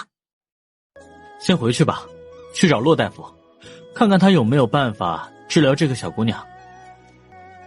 兄台，你说的骆大夫可是骆九婴骆前辈？正是。妹妹有救了，我们终于找到骆大夫了，太好了。你们就是来找我师傅的？对，我们就是打听到骆大夫医术高明，或许能治好我妹妹，才千里迢迢赶来的。害怕我妹妹撑不住，我们还带了个随行大夫。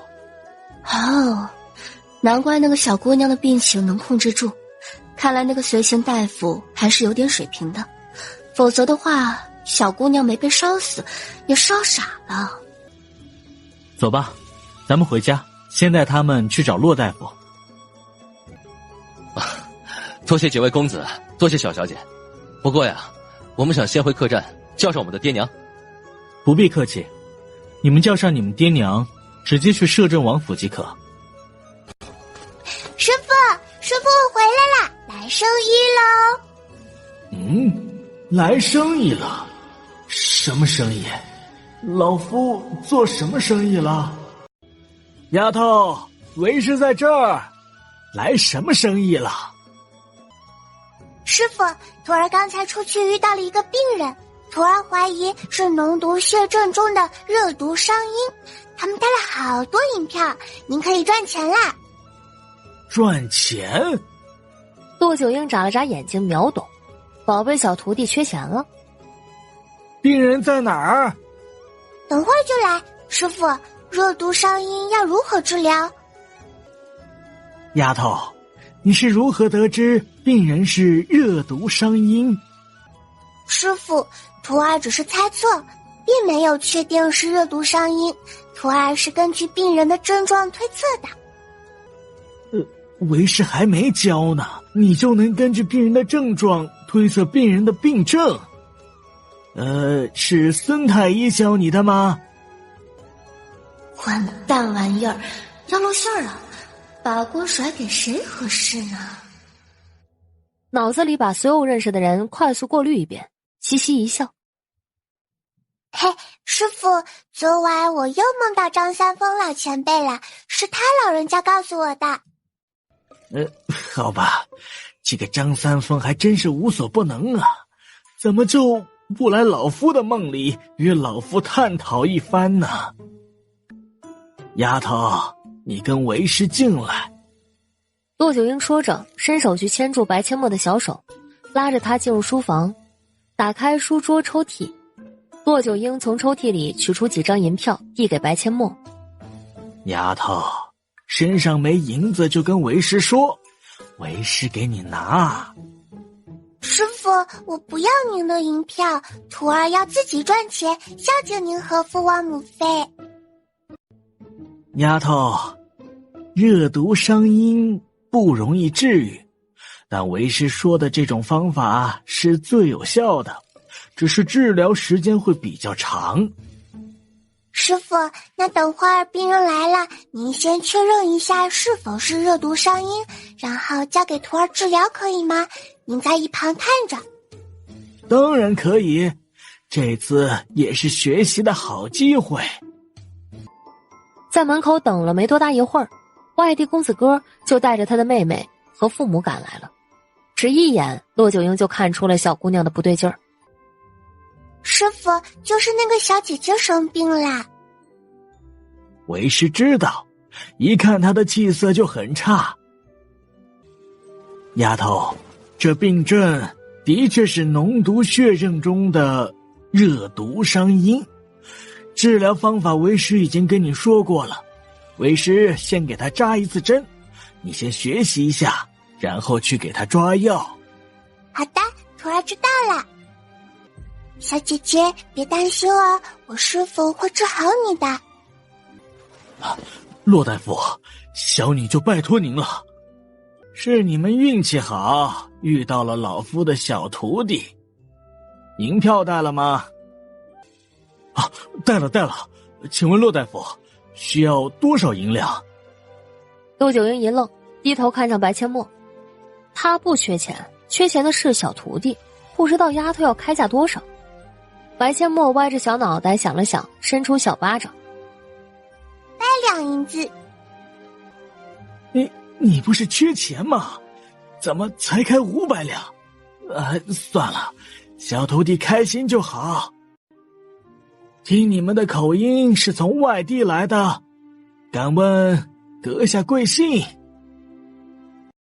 骆大夫，我们的确是外地人，来自提谷城，鄙人免贵，复姓司徒。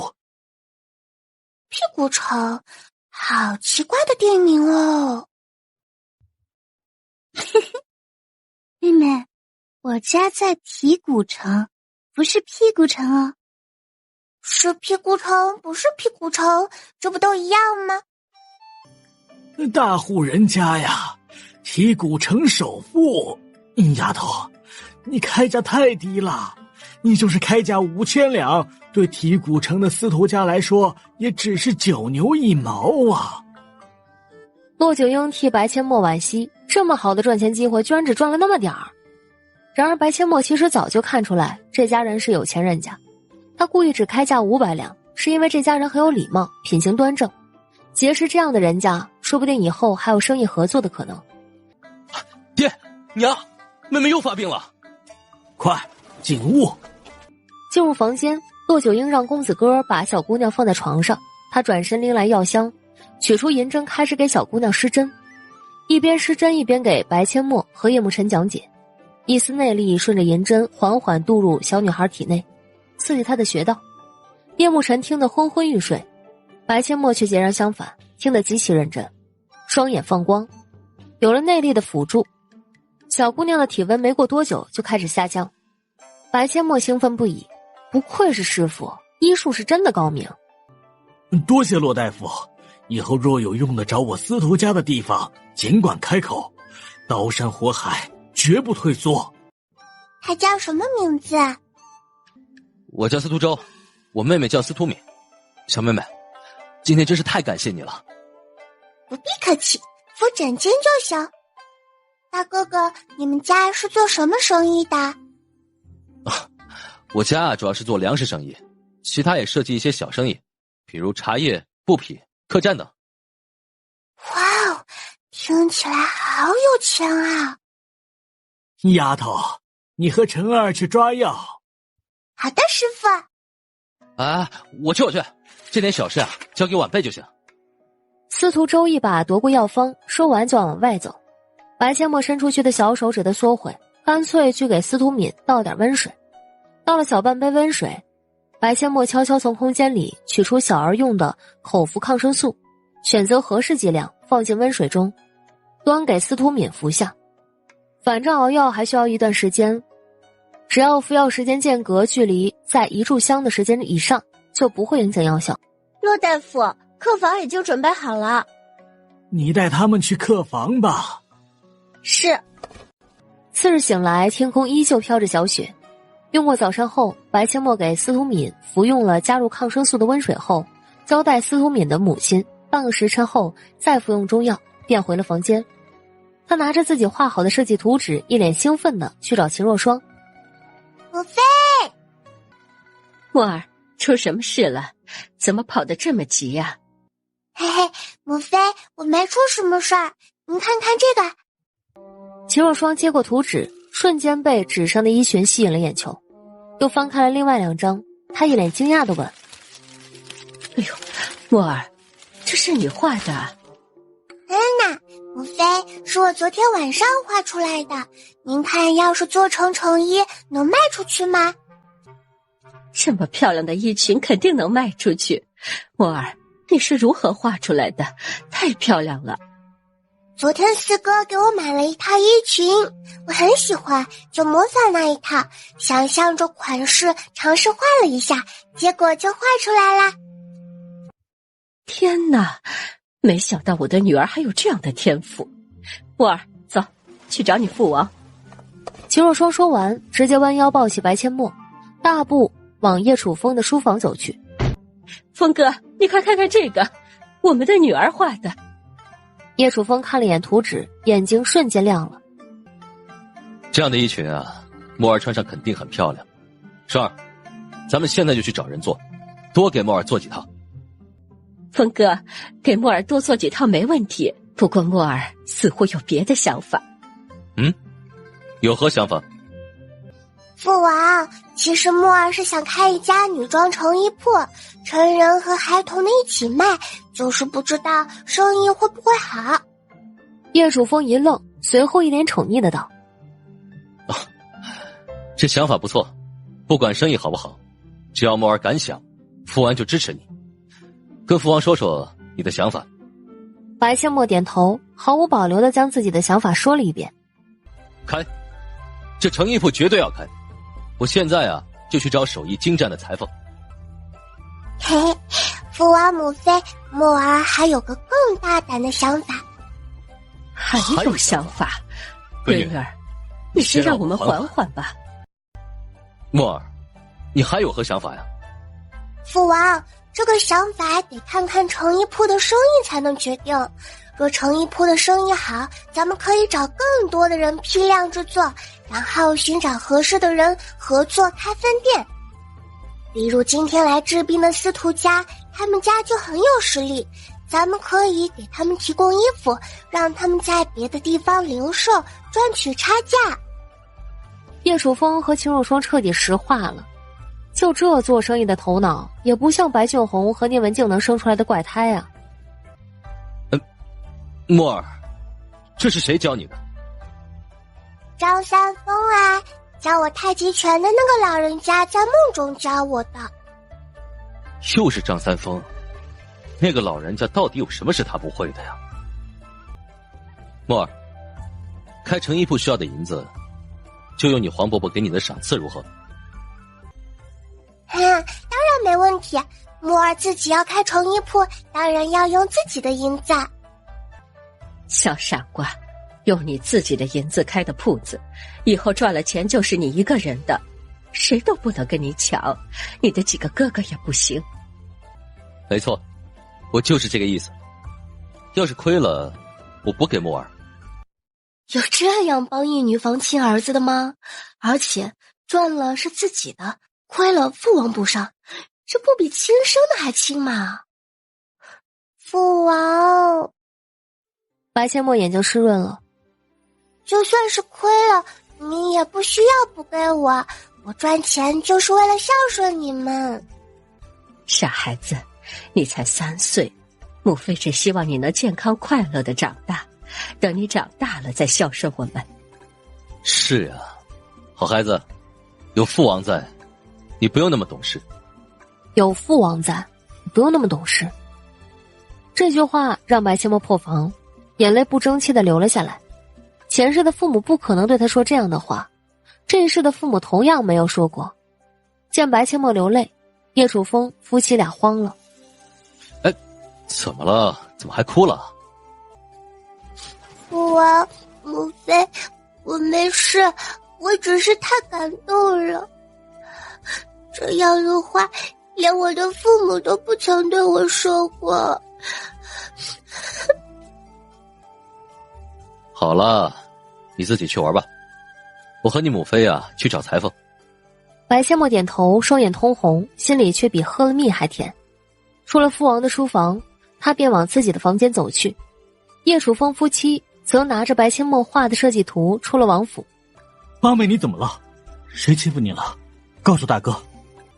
八妹，告诉七哥是谁把你弄哭了，七哥弄死他。是父王。父王是吧？我现在就去弄死。叶慕辰一顿，怪叫起来：“什么？父王？”是啊，我是被父王感动哭的。七哥，你要去弄？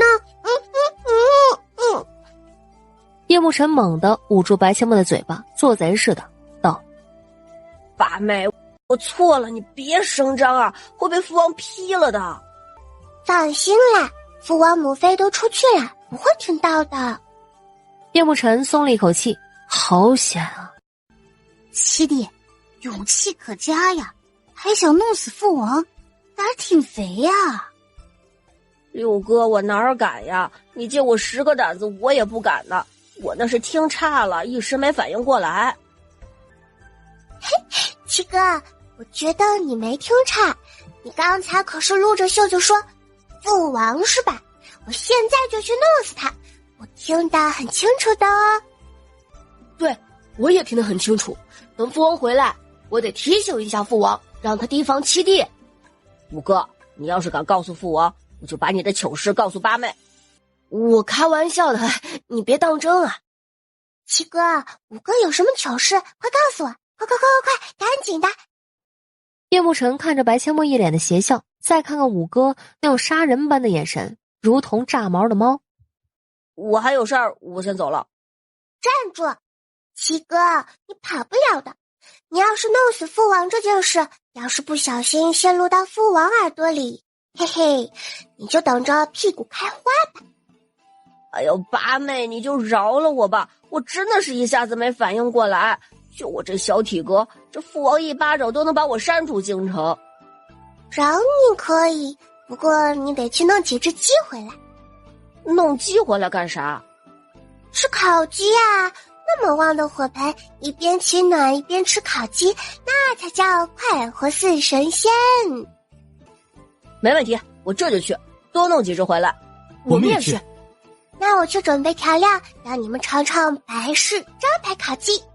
一切准备就绪，7个哥哥也弄来了5只鸡，而且已经处理干净了。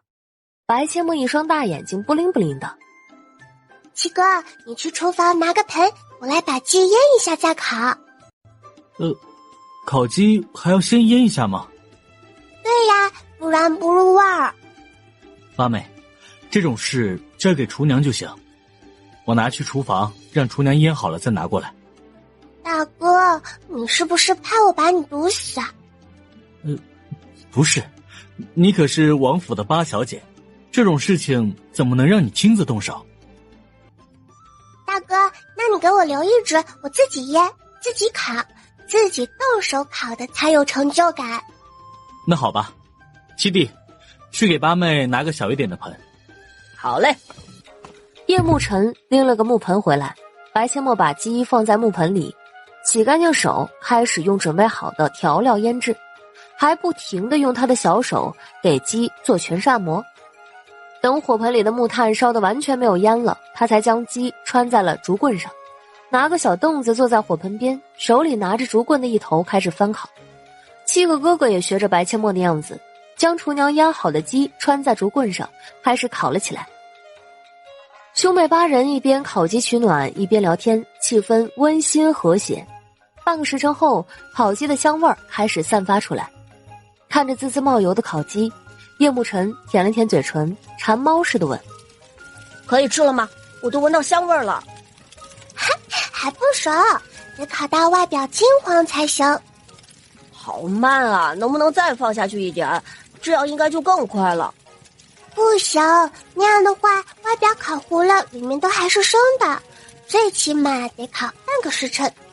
哦，八妹，你还想吃什么？我去给你准备。这5只鸡咱们根本就吃不完，不能准备别的东西了，浪费可耻。七哥，你去看看父王母妃回来了没有？要是他们回来了，就叫他们一起来吃吧，还有师傅他老人家。好，我现在就去。八妹，咱们中午就吃烤鸡，不用午膳了吗？要不要让下人把午膳端来这里吃？这么多烤鸡应该够了吧？不够吃再说。也行。1刻钟后，叶慕辰带着叶楚风夫妻和骆九婴来到白阡陌的房间，一进门，秦若霜就皱起了眉头。你们怎么在屋里烤鸡呀？烟熏火燎的，墨儿晚上怎么睡呀？母妃，外面还下着雪，那么冷，前面烤火后备凉，在屋里比较暖和。现在还早，等下午散散味道就可以了。在屋里取暖烤鸡，是谁想出来的主意？父王，是孩儿的主意。可不能说是八妹，万一八妹被责骂，他们会心疼的。父王，是孩儿想出来的主意，不是哥哥们，是孩儿嘴馋了。这主意不错，烤鸡闻着味道也很诱人。灵儿，去酒窖取一坛好酒来，这么香的烤鸡，怎么能少了好酒呢？父王变脸的速度也太快了吧！一听是兄弟几个的主意，就阴沉着脸。八妹一开口说是他的主意，立马变得无比温和。骆九婴微笑点头。没错，这么香的烤鸡可不能少了好酒。不过丫头还小，你们几个臭小子必须时刻注意，可不能出任何差错，要保护好丫头。骆大夫您就放心吧，我一直都注意着的。那就好，快去拿酒来。晨儿，怎么了？母妃，您坐的是孩儿的位置。什么叫坐了你的位置？这小凳子不是墨儿刚拎过来的吗？这个儿子怎么越来越不懂事了？见母妃脸色不对，叶慕辰急忙解释道：母妃，孩儿是要坐在八妹的身边，要保护八妹。你的意思是你老娘还不如你，没你保护墨儿不行？哎呀，母妃，孩儿不是那个意思，孩儿只是想和八妹坐在一起。你这个小滑头，想和妹妹坐一起，你直接说不就好了？还保护你妹妹，你能把你自己保护好就不错了。母妃，孩儿已经在努力练功了，以后能保护妹妹的。好，母妃相信你，以后你的八妹就由你保护了。你要是没能保护好她，母妃拿你试问。是，母妃，孩儿一定不会让你失望的。烤鸡的香味儿越来越浓郁，滋滋冒油的外表已经开始呈金黄色，闻着味儿都让人沉醉，就连骆九婴都忍不住喉结滚动了一下。等烤鸡彻底烤熟，叶慕林一把夺过白阡陌手里的烤鸡。八妹，大哥先尝尝。白阡陌自然知道叶慕林只是想牺牲自己，先试试毒，而不知情的叶楚风夫妻和骆九婴冷飕飕的眼刀已经飞了过去，太不像话了，这么大的人了，怎么可以抢妹妹的烤鸡呢？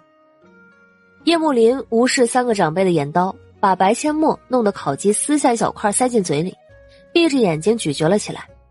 下一秒他瞬间瞪大眼睛，会有毒吧？还是太咸了？我记得没放多少盐啊。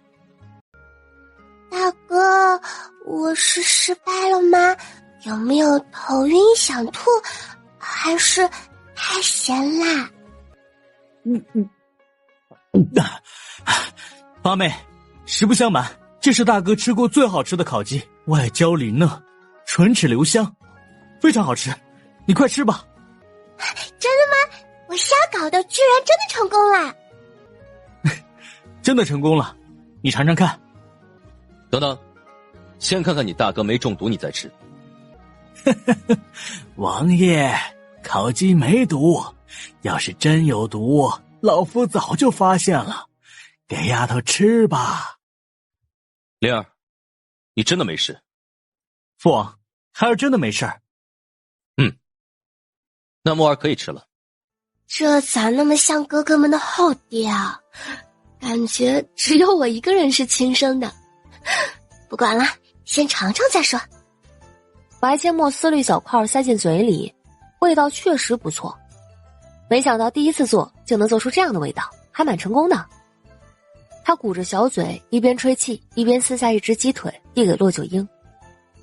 哇，师傅您尝尝，这是徒儿自己腌制自己烤的，味道还不错哦。好，为师尝尝。居然第一个分给为师，为师没白疼你。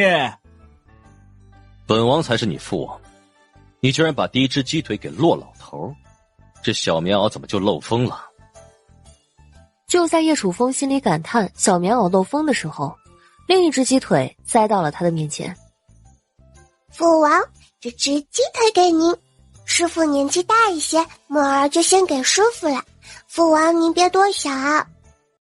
母妃，鸡翅膀给您。秦若霜笑着点头，接过鸡翅膀咬了一口，还真不错，没想到木儿还有这手艺，以后母妃有口福了。白阡陌把自己亲手腌制、亲手烤出来的鸡都分给大伙尝尝。哇，人间美味，真好吃！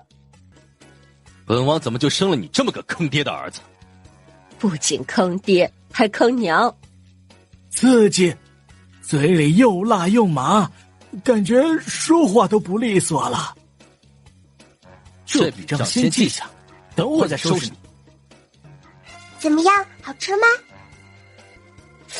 八妹，这么辣的东西你怎么能吃得下去的？而且这东西你上哪儿弄来的？这是秘密，不能告诉你。八妹，等会儿你单独告诉我，我保证不告诉第二个人。那你把五哥的糗事告诉我。叶慕辰犹豫了几秒，突然感受到一道不善的目光盯着他，扭头看去，就看到五哥那威胁意味明显的眼神。叶慕谦挑眉，用口型无声地说了句：七弟，你的糗事更多。叶慕辰背后发凉，默默地转身坐好，撕下一块鸡肉，蘸了蘸辣椒调料，塞进嘴里继续嘶哈。大冷天吃辣椒，越吃越过瘾，越吃越想吃。一家人和骆九英一起把5只烤鸡吃了个精光，小半碗的辣椒蘸料也吃完了。这是今年吃的最开心的一顿午餐，丫头手艺不错。走，为师带你去给司徒家的小丫头治病去。今天有你施针，为师在旁边指点你。八妹，你父亲回来了，还有2位师兄也回来了。在哪儿？他们在哪儿？在回来的路上，还有差不多4、5里路就到京城了。咱们去城门口迎接白将军和2位师兄吧。好呀好呀，快走快走。大娘，小姐姐要过1个时辰才能喝药哦。好，大娘记住了，你快去见你的父亲和师兄吧。兄妹俩牵着小手，急匆匆的就往王府大门口冲去。晨儿，你要带妹妹出去，至少得带2名护卫，或者叫你大哥二哥陪着你们。你妹妹还那么小，万一被人抱走了，就你那3脚猫的功夫，能把妹妹抢回来吗？父王，孩儿知道了。说完拉着白阡陌转身去找大哥二哥。这么可爱的妹妹，要是真被人抱走了，那她上哪儿哭去？这臭小子什么时候能像灵儿一样稳重些？晨儿还不满8岁，正是调皮捣蛋的年纪，等他再大些，自然就会变得稳重了。不，他都是当哥哥的人了。我有时候觉得墨儿反而比他更加稳重懂事，感觉晨儿才是最小的。其实我也有这种感觉，可能是墨儿经历的磨难太多，把他逼得比一般的孩子更加稳重懂事。说到这个我就来气，就是他那个没人性的祖母给逼的。等白将军回来，我得好好提点提点他，别好好的一个家，让那老太婆给搅散了。夫妻俩正聊着，叶慕辰叫上叶慕林和叶慕南，带着白阡陌快步往大门口走来。秦若霜开口叮嘱：灵儿、南儿，今日城门口人多，要保护好弟弟妹妹。母妃，您就放心吧，孩儿和二弟会保护好七弟和八妹的。顺便请白将军来王府一趟，就说为父有事找他。是。兄妹4人出了王府，叶慕林抱起白阡陌，叶慕南牵着叶慕辰的手往城门口赶去。刚走出去没多远，就看到白芊芊3姐妹正一路小跑迎面跑来。大姐姐，你们要去哪儿啊？四妹妹，我听说父亲回来了，就带着你二姐三姐一起来找你，我们一起去城门口迎接父亲。我也要去迎接父亲和我的2个师兄，一起走吧。大姐姐，母亲这几天身体怎么样？母亲很好的，你不用担心。这几天老夫人也没有怎么找母亲的麻烦。我们3姐妹这几天一直跟母亲在一起，睡觉都睡一张床上呢。干得不错。老夫人是不是一天骂骂咧咧的要被气死了？对呀，外面到处都在传老夫人的流言，这几天她都不敢出门，整天在家里拿下人出气，她的丫鬟都被她骂哭好几回了。姐姐们，咱们只有保护好母亲，老夫人才不会逼父亲续弦，否则到时候继母进门就是咱们苦难的开始。7人来到城门口，城门口人山人海，白将军打了胜仗归来，乡亲们都出来迎接庆祝。叶慕林抱着白阡陌和叶慕南一起奋力护着叶慕辰和白芊芊3姐妹，没有人注意到人群中一个20岁左右的女人双眼恶毒地盯着4姐妹。奇怪，八妹怎么了？有个奇怪的女人一直盯着我，好奇怪啊，我也不认识她呀，那眼神好可怕。八妹，哪个女人啊？你指给二哥看看。就是那个穿紫色衣服东张西望的女人。我知道那个女人。那你大姐姐，她是谁啊？她是老夫人娘家那边的亲戚，具体和老夫人是何关系我就不清楚了。我看到过她去找老夫人，那个女人每次来，老夫人都会跟她出去，而且不让我们跟着。这个女人应该就是老夫人物色好，准备给父亲续弦的女人。哼，我去你姥姥的皮鸭蛋！有我在，你休想靠近我的父亲。约莫等了一盏茶的时间，一匹高大的黑色骏马首先出现在众人的视线里。黑色骏马背上的人正是白将军，一身银色盔甲在阳光的照射下闪闪发光，后背笔直，威风凛凛。黑马身后是2匹棕红色的骏马，马背上是2个年轻男人，正是骆九婴的另外2个徒弟。八妹，穿黑衣服的是大师兄齐风华，穿白衣服的是二师兄霍思雨。父亲，大师兄，二师兄，大师兄，二师兄，父亲。你就是师父刚收的小徒弟木儿，我的小师妹。对呀，我就是木儿小师妹，你怎么知道的？大师兄和二师兄长得还是蛮帅的。当然是师父写信告诉我和大师兄的，小师妹真可爱。这臭小子给你抱，我抱一下小师妹。大师兄不喜欢我了。大师兄，你好英俊啊！哎呀，小师妹就是比小师弟好，软萌软萌的，好可爱啊。那是我的小女儿。你的小女儿是我的小师妹，你还有3个女儿要抱，木儿交给我照顾就行。小师弟，你已经长大了，这么大的人了还要师兄抱着，成何体统？我也没让你抱着呀，二师兄也嫌弃我了，有了小师妹就不要小师弟了。哼，我也不要师兄了，有小师妹就够了。唉，算了，抢不到小师妹也得把小师弟带回去。白将军，家父让你去王府一趟，说有事找你。好，我先把孩子们送回去，就去王府。你还是直接去吧，带他们一起去便可。好，那现在就走。木儿，你今年几岁啊？3岁，过了年就4岁了。那你喜欢跟着师傅学武功还是学医术啊？都喜欢呀，大师兄，我已经练出内力了哦。小师妹拜师才多久？满打满算还不满2个月吧？小师妹，你都还不认识字，如何跟师傅学医啊？应该先学认字。我已经认识很多很多字了呀，可以学医啦。认识很多很多字，不过女儿说的很多是多少？3个、5个，还是17、18个？就算一天学2个，2个月也不会超过200个。会这么几个字如何学医？墨儿，谁教你认的字？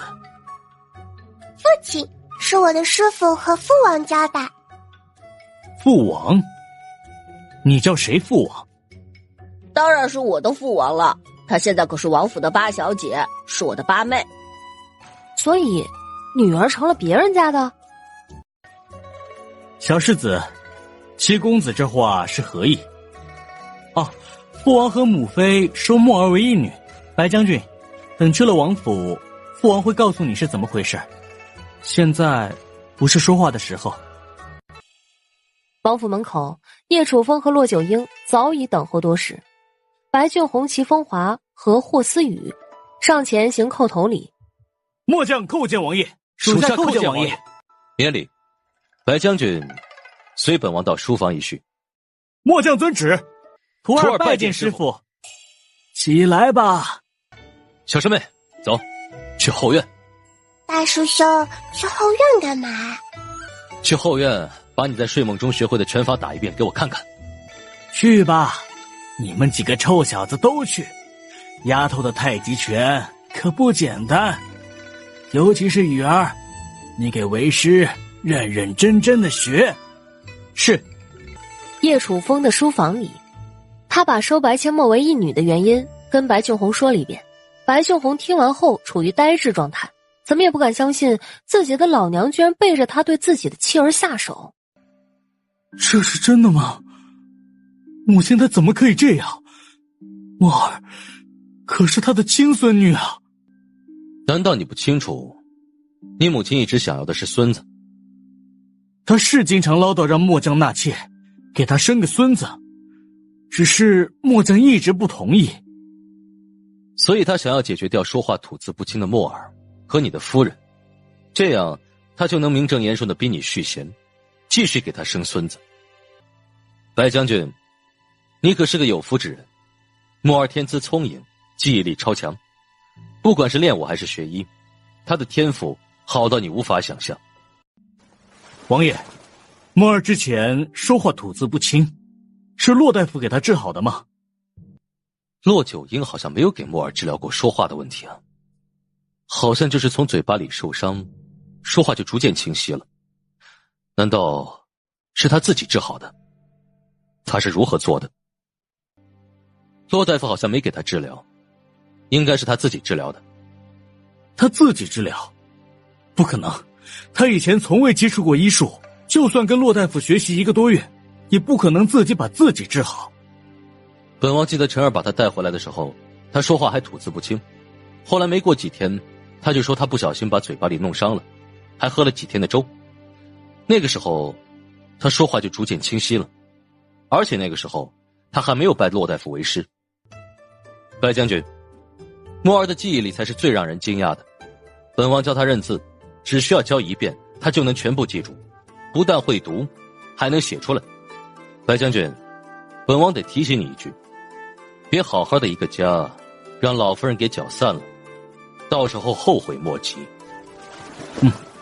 多谢王爷提点。你回去吧，回去看看你的夫人。墨儿暂时留在王府，他要跟骆大夫学医，而且现在府上还有他正在治疗的病人。他正在治疗的病人？他还不满4岁，跟骆大夫也才1个多月的时间，他就能治疗病人了？要不是本王亲眼所见，本王也不敢相信。走吧，先去看看墨儿。王爷，今日让墨儿先和末将回家，明日再送他过来如何？可以，只要墨儿愿意和你回去，本王没意见。八小姐在哪儿？回王爷，八小姐在后院。叶楚风点了点头，带着白俊红往后院走去。王府后院，白阡陌正教2位师兄练太极拳。见父王和父亲一起走来，白阡陌停止打拳，迈开小短腿冲向父亲。父亲，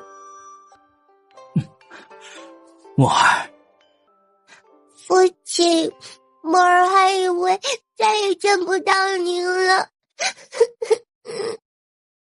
抱歉，墨儿，是父亲疏忽了，以后父亲一定会保护好你们4姐妹和你们的母亲。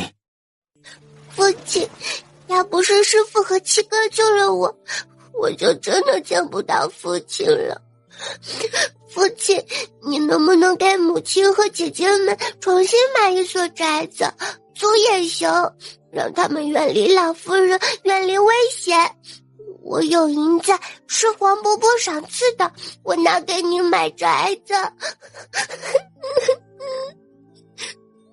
老夫人，墨儿居然不愿意叫祖母了，还希望一家人远离老夫人。墨儿心里的伤到底有多深啊？好，父亲答应你重新买一所宅子。父亲虽然没有多少积蓄，但买一所宅子还绰绰有余。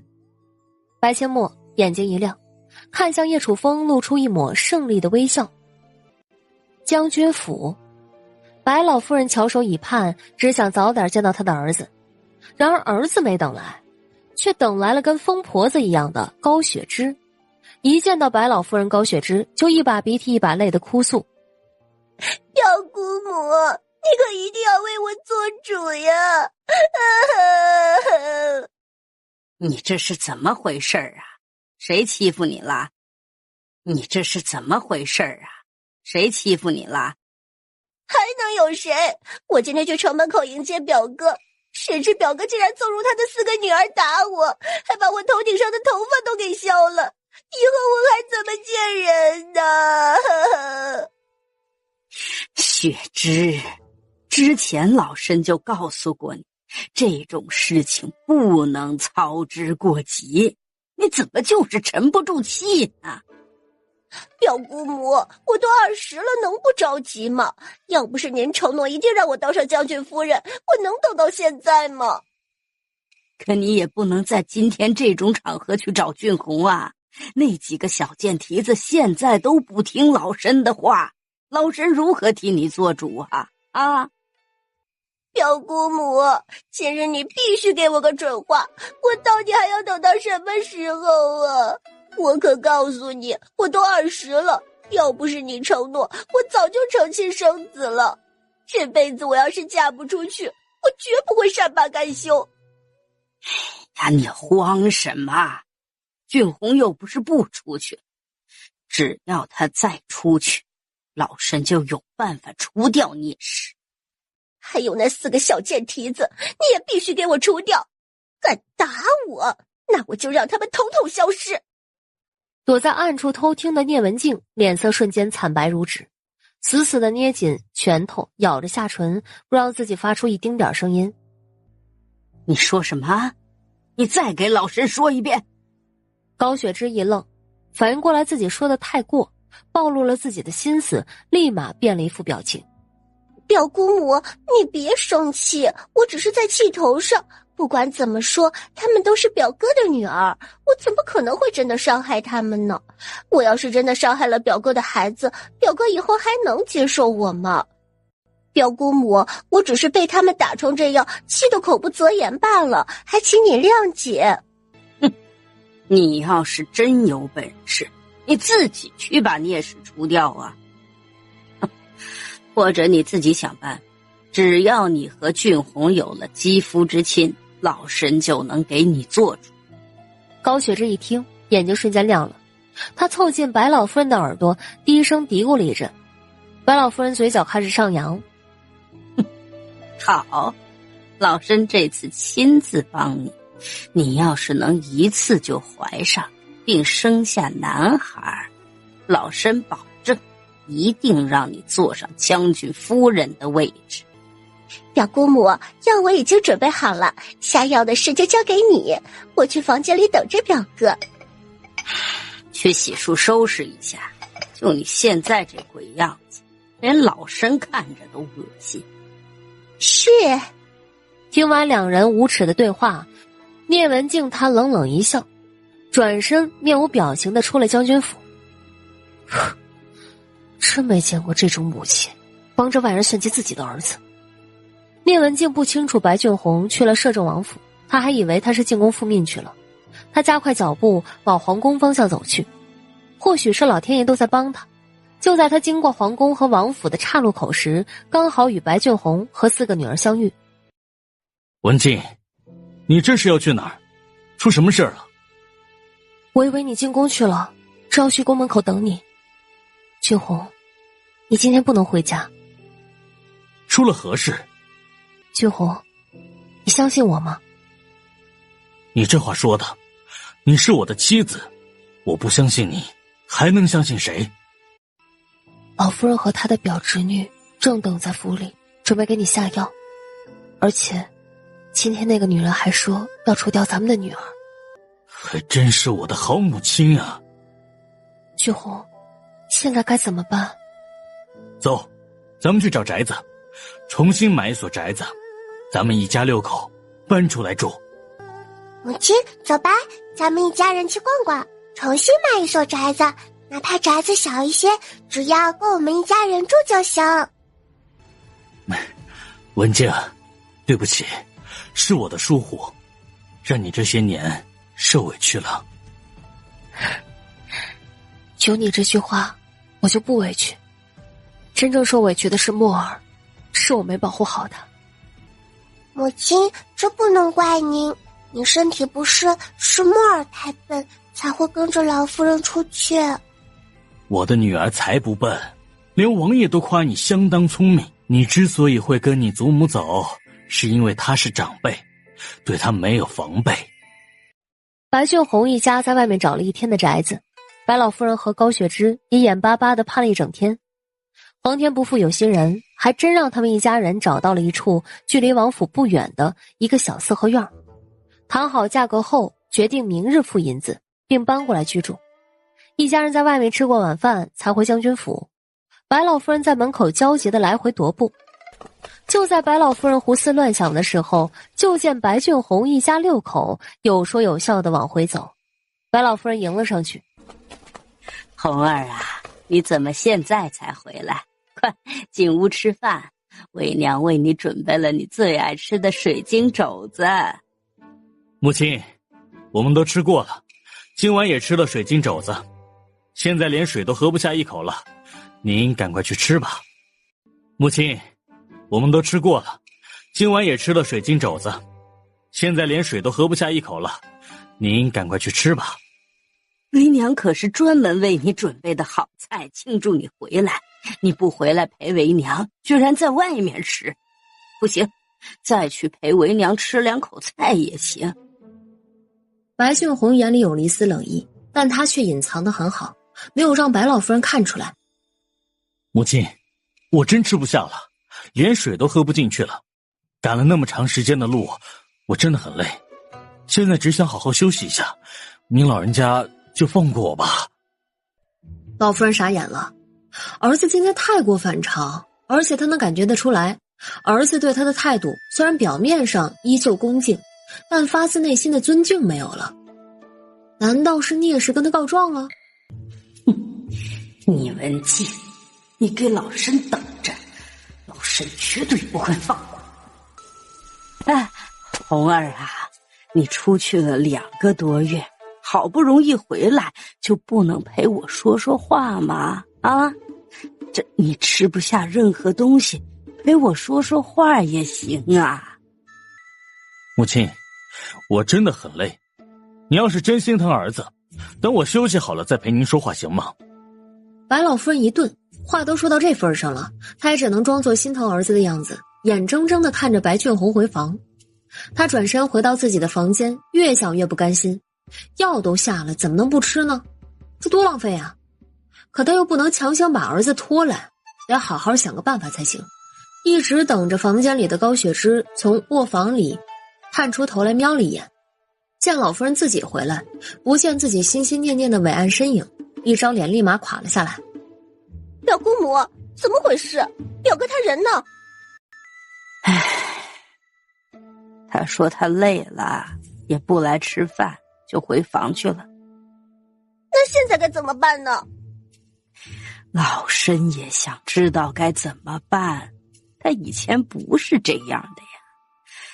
今天他对老身的态度和以前完全不一样。白将军，奴才是吴管家，老夫人这回身子不舒服，您快去看看吧。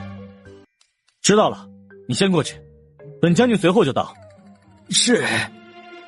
听着吴管家的脚步声越走越远，白清墨才开口说道：父亲，有猫腻。为父知道，刚才还好好的，这会儿就不舒服了，他只是想把为父骗过去。父亲，如果我猜的没错，老夫人并不在她的房间里，在她房间里的应该是那个高雪芝。那我去看看，我倒要看看那个女人和老夫人想玩什么把戏。母亲，您去确实最合适，可惜您和父亲的身高差距有点大，否则您还可以换上父亲的衣服。不用换，我现在过去看看。我陪你一起去吧，我在门口等你。我也去，怎么说我也是学医的，要是老夫人真的身体不舒服，说不定我还能帮上忙。叶文静点了点头，一家三口往老夫人的房间走去。将军，老夫人让您一个人进去，她说她只想见您。你是如何照顾老夫人的？刚才还好好的，怎么这会就不舒服了？她哪儿不舒服？你是如何照顾老夫人的？刚才还好好的，怎么这会就不舒服了？她哪儿不舒服？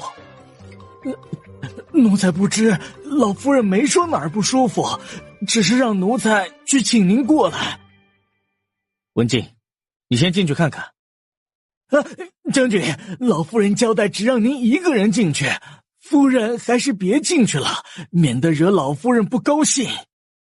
这下白俊宏更加笃定白老夫人不舒服是假，另有目的是真。白俊宏脸色瞬间阴沉下来。怎么，本将军的夫人还不能去看望自己的婆婆？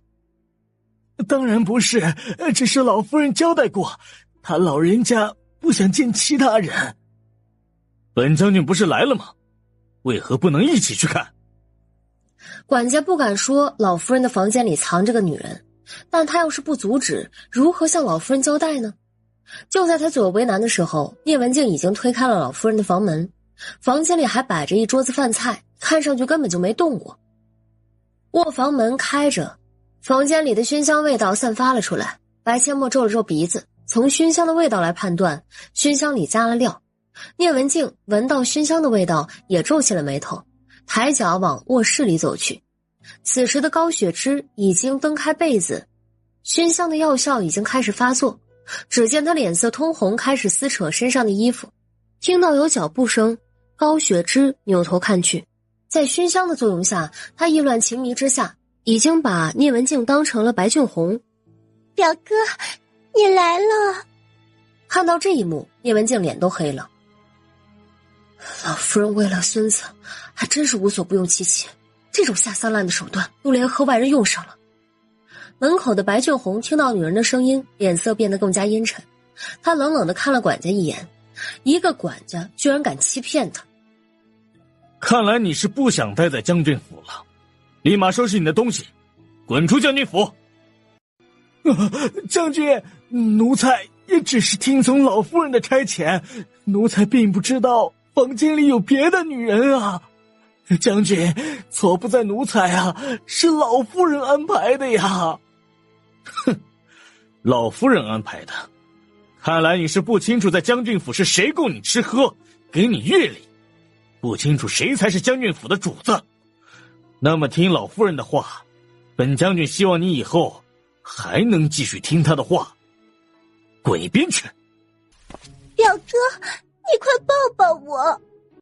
聂文静狠狠一巴掌扇在高雪芝的脸上，高雪芝一愣，一脸可怜兮兮的道：表哥，你打我，你居然打我，你打，你继续打，打死我算了。哇哦，还有这种要求？母亲，这种小小的要求，您不应该成全他吗？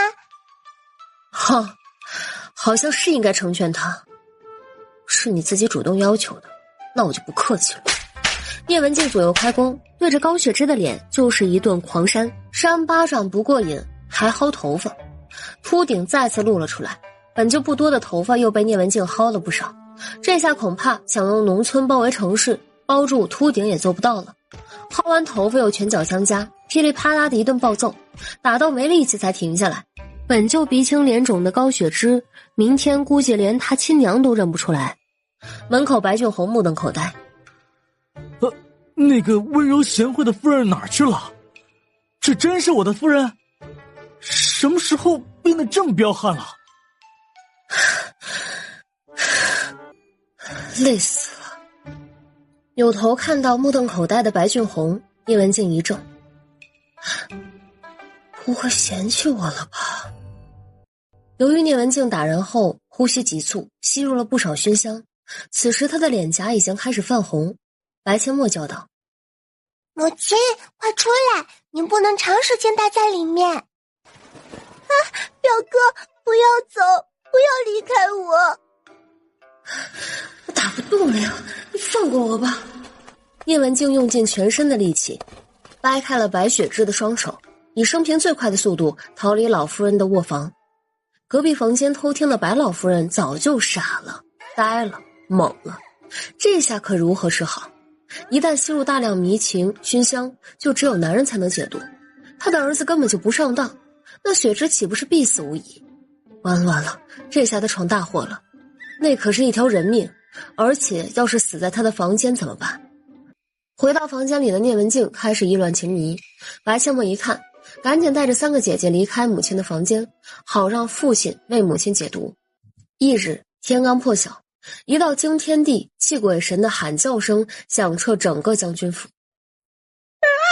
吴管家，你个挨千刀的，老娘跟你拼了！听到叫喊声的白俊宏赶紧起床，穿上衣服去查看情况。怎么回事？将军，您要为老奴做主呀！吴管家他不是人，他是禽兽，老奴以后还有何脸面见人呢？老奴可是有家室的人，都这把年纪了，让老奴怎么活呀？将军，奴才也是被逼无奈啊，老奴也没想到那水晶肘子里下了药啊。什么水晶肘子？昨天晚上老夫人让老奴热菜，并把水晶肘子扔了。吴管家把事情的经过说了一遍，白俊宏后背发凉，那就是他老娘为他准备的。幸好聂文静偷听到，否则中招的就是他了。李大娘，这事你想如何解决？将军，老奴也一把年纪了，要是闹到官府，老奴丢人没关系，可家人被连累那就是大问题。老奴也不甘心轻易放过吴管家，老奴要吴管家对老奴做出补偿。吴管家一听，心里暗暗松了一口气。你想要我补偿你多少银子？500两。什么？500两？你怎么不去抢啊？你都黄土埋半截了，还值500两吗？老娘年纪大怎么了？嫌老娘年纪大不值钱是吧？行啊，老娘不要你的补偿了，走，跟老娘去官府。李大娘，我错了，我混蛋，但我也是没有办法，我中了药，神志不清，才会做出如此畜生行径。我愿意补偿，可我没那么多银子呀，你行行好，放我一马行吗？哼，放你一马，那老娘怎么办？白白让你糟蹋吗？老娘是年纪大了，可也不是你想糟蹋就能糟蹋的。500两，少1两咱们就去见官。将军，您救救老奴啊！老奴真不是故意的，老奴也是中了药啊。吴管家，没人逼你吃那水晶肘子吧？老夫人都让你扔了，你居然还自己吃了，你让本将军如何救你啊？犯了错就得承担责任，得付出代价，你还是自己想办法吧。犯了错就得承担责任，得付出代价，你还是自己想办法吧。要么和李大娘协商赔偿，要么去官府解决，出了这种事，你总得给李大娘一个交代吧。李大娘，我求求你，100两行不行？我真的没那么多银子，100两我还得东拼西凑啊。100两你就想把老娘打发了？老娘是上了年纪，可那又如何？老娘一生清清白白做人，到了这个年纪被你侮辱，500两少1文钱都不行。出什么事儿啦？吵吵闹闹的，成何体统？老夫人，您救救老奴啊！老奴知错了，求老夫人开恩，救救老奴吧！到底出了何事？母亲，您来的正好。一直以来，府里的大小事都是您处理，今日这事儿，你也处理了吧？以后这府里的事儿，儿子都不会插手，您全权处理。到底什么事啊？您自个儿问您最信任的吴管家吧。孩儿还有事儿，就先离开了。说完，他转身离开。老夫人这次让他太心寒了，就算是自己的母亲，也该让他得到教训。就因为他的私心，差点害死莫儿，居然还不肯收手，不能再一味的包容他了，否则自己将失去最爱的妻子和4个女儿。白俊红回到房间，聂文静和4个女儿已经开始收拾行李，只想快点离开，什么热闹都不想去看。一家6口收拾好行李，只带了聂文静的贴身丫鬟，拎着大包小包的行李果断离开。红儿啊，为娘做错了什么？你怎么可以这样对为娘啊？你走了，为娘可怎么办呢？老头子，你怎么就走得那么早呢？你赶快来把我带走吧，别留下我一个人呐！老姐，白老夫人，你少装疯卖傻，别以为你儿子是大将军，你们将军府下人糟蹋血脂的事情就可以不了了之。今日你必须给我个说法，否则我绝不会善罢甘休。出了那种事情，能怪老身吗？主意是他自己出的，要是他自己下的，老身只是帮他，他自己无能，还来怪老身。你们当老身好欺负是吧？哎呦，谁敢欺负你呀？你可是白将军的母亲，身份尊贵，高高在上，在整个京城有几个人敢惹你呀？可是老夫人，您可是亲口承诺让我家雪芝坐上将军夫人的位置，现在呢，将军夫人没做成，你还让2个家丁把她给糟蹋了。哼，今日你要是不给我们一个交代，我们就算是死，把你陪葬。老夫人，雪芝20岁未出嫁都是你害的，现在她被2个下人糟蹋也是你害的。要不是看在你是我表姐的份上，我就不会跟你说那么多废话了。说吧，这事你打算如何解决啊？你们还要不要脸啊？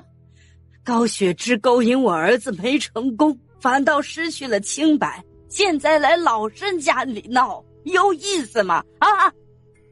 老身的儿子可是大将军，就算是纳妾，也不可能要一个不干净的女人。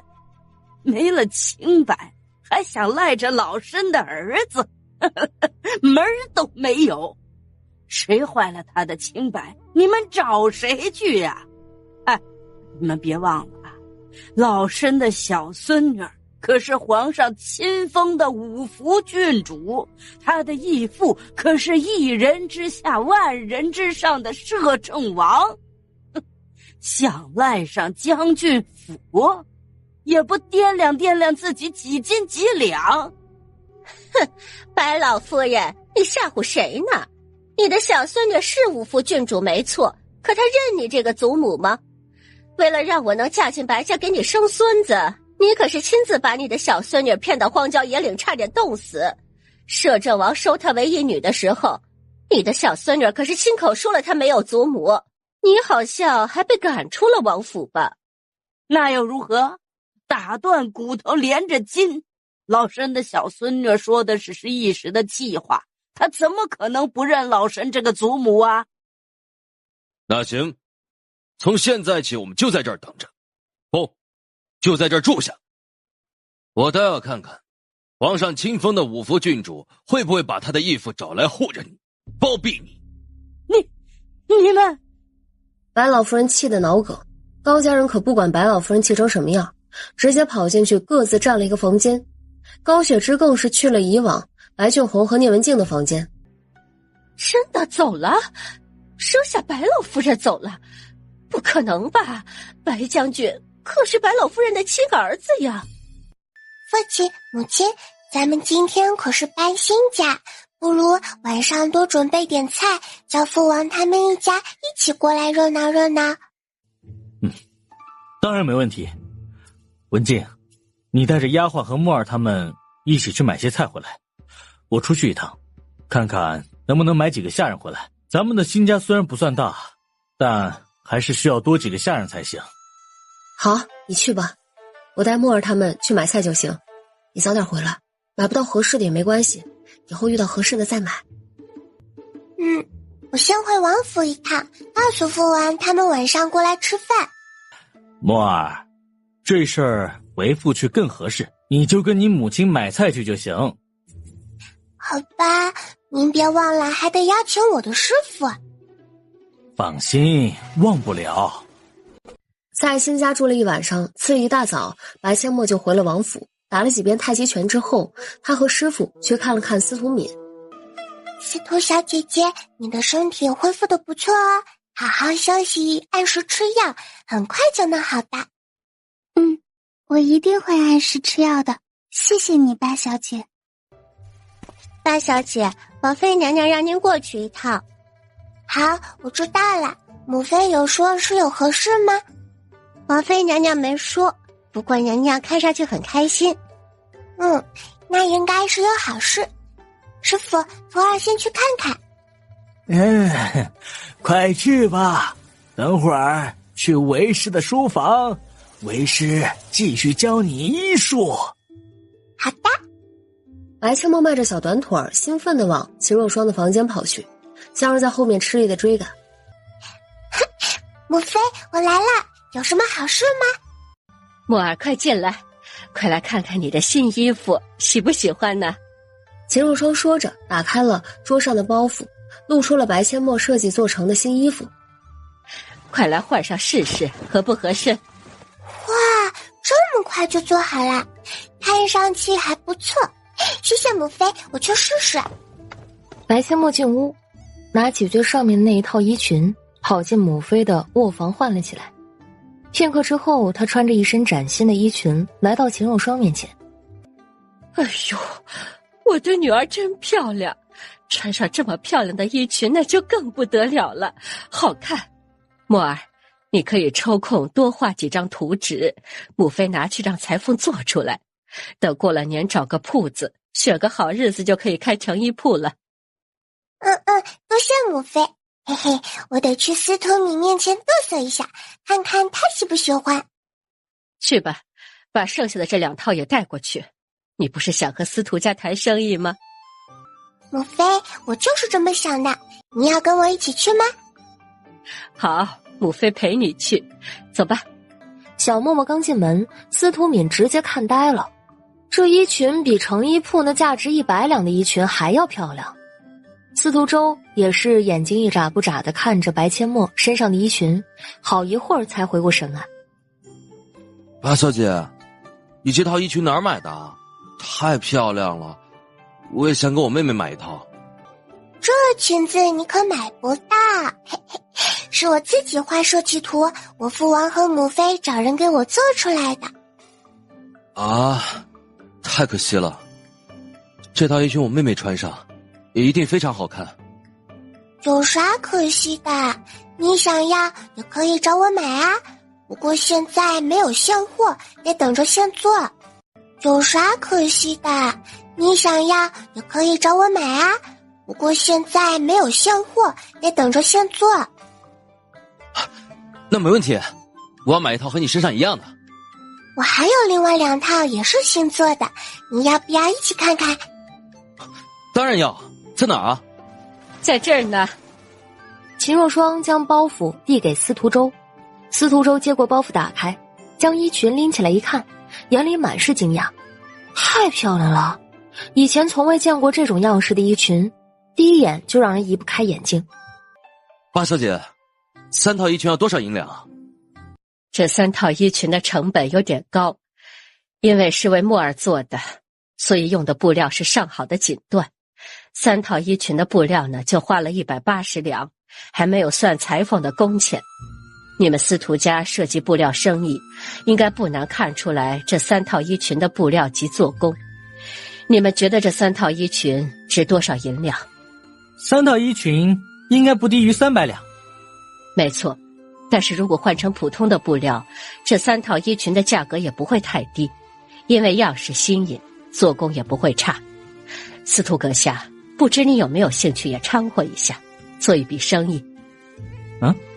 做生意？这个在下倒是很感兴趣。王妃娘娘，您能细说一下吗？实不相瞒，这3套衣裙都是本妃的女儿木耳画的图做出来的。她说她还可以画更多的样式，然后做成成衣，开一家成衣铺。不过呢，如果只是京城一家赚不了多少银子，但如果在别的城镇也开起来的话，那能赚的银子可就无法估量了。我家木耳负责画衣服的样式，本妃和王爷呢会找更多的裁缝工匠批量做成成衣。我家木耳负责画衣服的样式，本妃和王爷呢会找更多的裁缝工匠批量做成成衣。到时候你们只需要来京城取，拿到其他的店铺去售卖，赚取其中的差价，而且可以开多个铺子，但招牌只能是一个，和京城的招牌一样，售价一样。不知你们司徒家有没有兴趣啊？王妃娘娘，其他的都不是问题，可招牌只能用一个，此话怎讲？本妃给你打个比方吧，假如成衣铺的招牌叫默默成衣铺，那京城的铺子呢，就叫默默成衣铺京城总店。你在提谷城开一家，就叫默默成衣铺提谷一分店，如此类推。哦，在下明白了，那价格要全部统一，就包括京城的店也一样吗？当然了，我们会把价格定好，你们拿成衣按批量价格拿，按定好的价格售卖，赚取其中的差价。我家木耳把这2种价格取名为批发价和零售价。王妃娘娘，您这个想法够大胆，也特别新颖，真是女中豪杰，做生意的天才啊！了不起，了不起啊！你夸错人了，这个想法也是我家木耳想出来的。司徒父成功惊掉了下巴，差点脱臼了。司徒周和他的母亲直接实话，唯有司徒敏一脸崇拜。王妃娘娘，您说的这个生意在下很感兴趣，等敏儿身体痊愈，在下回提谷城就开始准备铺子。骆九英的书房里，白千墨坐在骆九英的身边，骆九英一边抄医书一边教他认字，这样的话医术和认字一起学，学起来就会快很多。骆九英是这样认为的。实际上白千墨有些痛苦，这方法他得多久才能看完一本医书啊？可没办法，穿成了幼崽就必须从头学起，就当是复习功课了。摄政王和王妃也太宠爱一女了吧，居然给她做了这么漂亮又独特的衣裙，那布料可是上等锦缎，还配了一层纱，得是不少银两吧？啊，那种布料肯定贵，但我更想知道是在哪儿买的，还是哪个裁缝做的。没错，我也想知道在哪儿买的，有没有合适我穿的。白千墨眼睛一亮，商机呀，能进宫参加宫宴的女人可都是不差钱的。得好好把握机会才是。哎呦，但我自己这小身板去谈生意，也没人相信啊。莫非好机会耶，咱们去和他们聊聊我的新衣裙如何？秦若霜和叶楚风对视了一眼，叶楚风温柔一笑，微不可察地点了点头。秦若霜便牵着白阡陌的小手走向那些女人。白阡陌小嘴跟抹了蜜似的。呀，莫非这几个大姐姐好漂亮啊，她们都好有气质，像一群仙女下凡。墨儿啊，你眼睛没问题吧？这几个女人只能算得上是清秀，和仙女沾不上边呢。但表面上秦若霜却笑意盈盈。她们是很漂亮，要是再配上一套独特的衣裙，那就更完美了。王妃娘娘，免礼，本妃刚才听你们议论，想知道我家墨儿身上的衣裙是在哪儿买的，对吗？众女人忙不迭的点头。秦若霜笑了笑。我家墨儿身上的衣裙是王爷亲自找裁缝做的，而且样式呢也是我们自己想出来的，你们现在在哪儿都买不到。不过本妃可以告诉你们一个好消息，那就是等过段时间，本妃会以墨儿的名义开一家成衣铺，成衣铺里的衣裙都将是你们从未见过的样式。真的吗，王妃娘娘？那成衣铺什么时候能开起来呀？臣女一定要第一个去挑选。还有臣女也要去挑选。八小姐身上的衣裙真的又漂亮又特别，臣女要多挑几套。现在还没有定下来呢，可能还得需要几个月，现在还没开始找店铺呢。啊，还要等几个月呀？好想今天就穿上漂亮又独特的衣裙啊！漂亮的大姐姐，心急可吃不了热豆腐啊！漂亮的衣裙可不是一下子就能做出来的。看在你们真的漂亮的份上，我就偷偷告诉你们，成衣铺刚开业的时候，衣裙不会很多，要是去晚了，好看的都被别人挑走了哦。可现在你们连什么时候开业都不知道，我们就是想早早的去，也不知道该何时去啊。这还不简单吗？你们把你们的名字和住址写下来给我，店铺要开业之前，我给你们送去贵宾请柬，这样你们不就提前知道啦？这样好了，等过完年，你们自己写好送去摄政王府，等成衣铺要开业，王府就会给你们派送请柬。而且以后你们可都是我们家成衣铺的贵宾，只要出新样式的衣裙，我们都会第一时间通知你们的，保证最新的样式都是你们先穿。白阡陌和秦若霜在女人们感激的目光中离开，哪儿女人多，白阡陌就拉着秦若霜陪她去哪儿溜一圈，然后又开始推销新衣裙。哼，瞎了你们的狗眼，连九公主都敢撞，是活得不耐烦了吗？九公主，你没事吧？撞疼了吗？九公主都哭了，能不疼吗？你家孩子撞的可是九公主啊，伤了九公主，喜妃可饶不了你们。明明是九公主跑太快撞上了我的女儿，你怎这般蛮不讲理？怎么，九公主自己撞了人是别人眼瞎，那要是九公主撞的是她的母妃己妃，也是她的母妃眼瞎吗？王妃娘娘，免礼。夫人，你没事吧？臣妇没事，多谢娘娘。秦若霜看向己妃的宫女，冷着脸道：你只不过是一个小小的宫女，将军夫人也是你能训斥的，狗仗人势的东西。宫女低着头不敢吭声，除了宫里的那些个主子，她最惧怕的就是摄政王夫妻。把你身上的衣裙脱下来，快点儿，把你身上的衣裙脱下来。你有病吗？本公主让你脱衣裙，没让你给本公主看病。唉，你病得不轻。本公主根本就没有病，你胡说八道。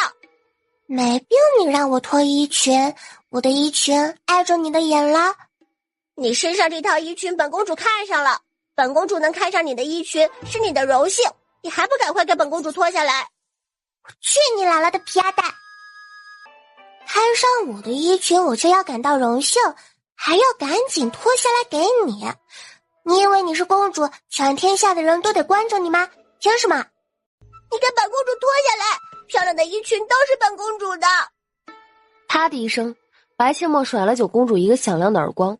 你敢打本公主？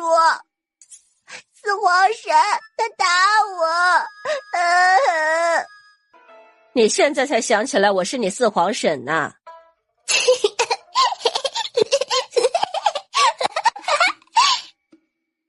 九公主，你是来搞笑的吗？居然找我母妃告状，你应该去找你母妃告状才对呀。下一秒，白阡陌露出一脸可怜兮兮的模样，抱着齐若霜的大腿，扬起小脑袋。母妃，她抽我衣服，她要抢我的新衣裙。九公主停止哭泣，一脸懵逼地看着白阡陌。九公主，看到没有，这才叫告状，而且是要找自己的母妃告状。哼，本公主现在就去找母妃，你给我等着。笨死了，告状都不会。夫人，这是怎么回事？是九公主突然跑出来，我们躲避不及，她撞到了雪儿的身上，那个宫女就训斥雪儿撞了九公主。原来如此，这小九跟着他的母妃还真是跋扈惯了。不过几妃就是个护短的主，你们就跟着本妃，以免几妃找你麻烦。好，多谢王妃娘娘。只是今日得罪了几妃娘娘，恐怕几妃娘娘不会善罢甘休。没事，有本妃在，她不敢把你们怎么样。好姐姐，你真是笨呢，被人家撞了也不敢吭声，你只会窝里横吗？可她是公主。公主怎么啦？公主就可以蛮不讲理吗？又不是你的错，以后记住了，不是你的错就不要当缩头乌龟，任凭人家打骂都不吭声。母妃，有人打儿臣。什么？谁打你了？娘娘，是摄政王府的八小姐。八小姐？哼，她只是摄政王收养的义女，还真把自己当王府的千金了，敢打本宫的女儿，活得不耐烦了她。她现在在哪儿？本宫找她去。娘娘，她和摄政王妃在一起，在乾坤殿南边的小道上。摄政王也在，这么说，是他纵容那个小贱蹄子打本宫的女儿了。娘娘，是九公主看上了王府八小姐身上的衣裙，让八小姐脱下来，结果八小姐仗着摄政王妃在，二话不说就打了九公主啊！岂有此理！就算本宫的女儿看上那个小贱蹄子的衣裙，让她脱下来，作为九公主的四皇婶，难道就不能跟九公主讲讲道理？九公主才多大，她懂什么？堂堂摄政王妃，居然纵容一个外人打本宫的女儿。走，带本宫去找她。母妃，那是儿臣的衣裙，一定是他把儿臣的衣裙偷走了。九公主的衣裙怎么会出现在别人身上？娘娘，八小姐身上的衣裙不是九公主的，奴婢确定九公主没有那套衣裙。那就是本公主的，就是本公主的衣裙，她怎么可能会有那么漂亮的衣裙？那就是本公主的，就是本公主的衣裙，她怎么可能会有那么漂亮的衣裙？带本宫去看看，要是九公主的衣裙出现在别人身上，哼，你知道后果。是，娘娘。母妃，那是儿臣的衣裙，让她脱下来还给儿臣。哈，我的衣裙什么时候成你的啦？那就是本公主的衣裙，一定是你偷走的。哎呦喂，我的个乖乖，我还是第一次见到这么霸道的公主。好看的东西都应该是你的呗，别人就不能有？那就是本公主的，你给本公主脱下来。你真该吃药了。本公主需要吃什么药？你脑残，需要吃脑残片。几飞看向白阡陌，只一眼，他也被白阡陌身上的衣裙吸引，的确是好看又独特。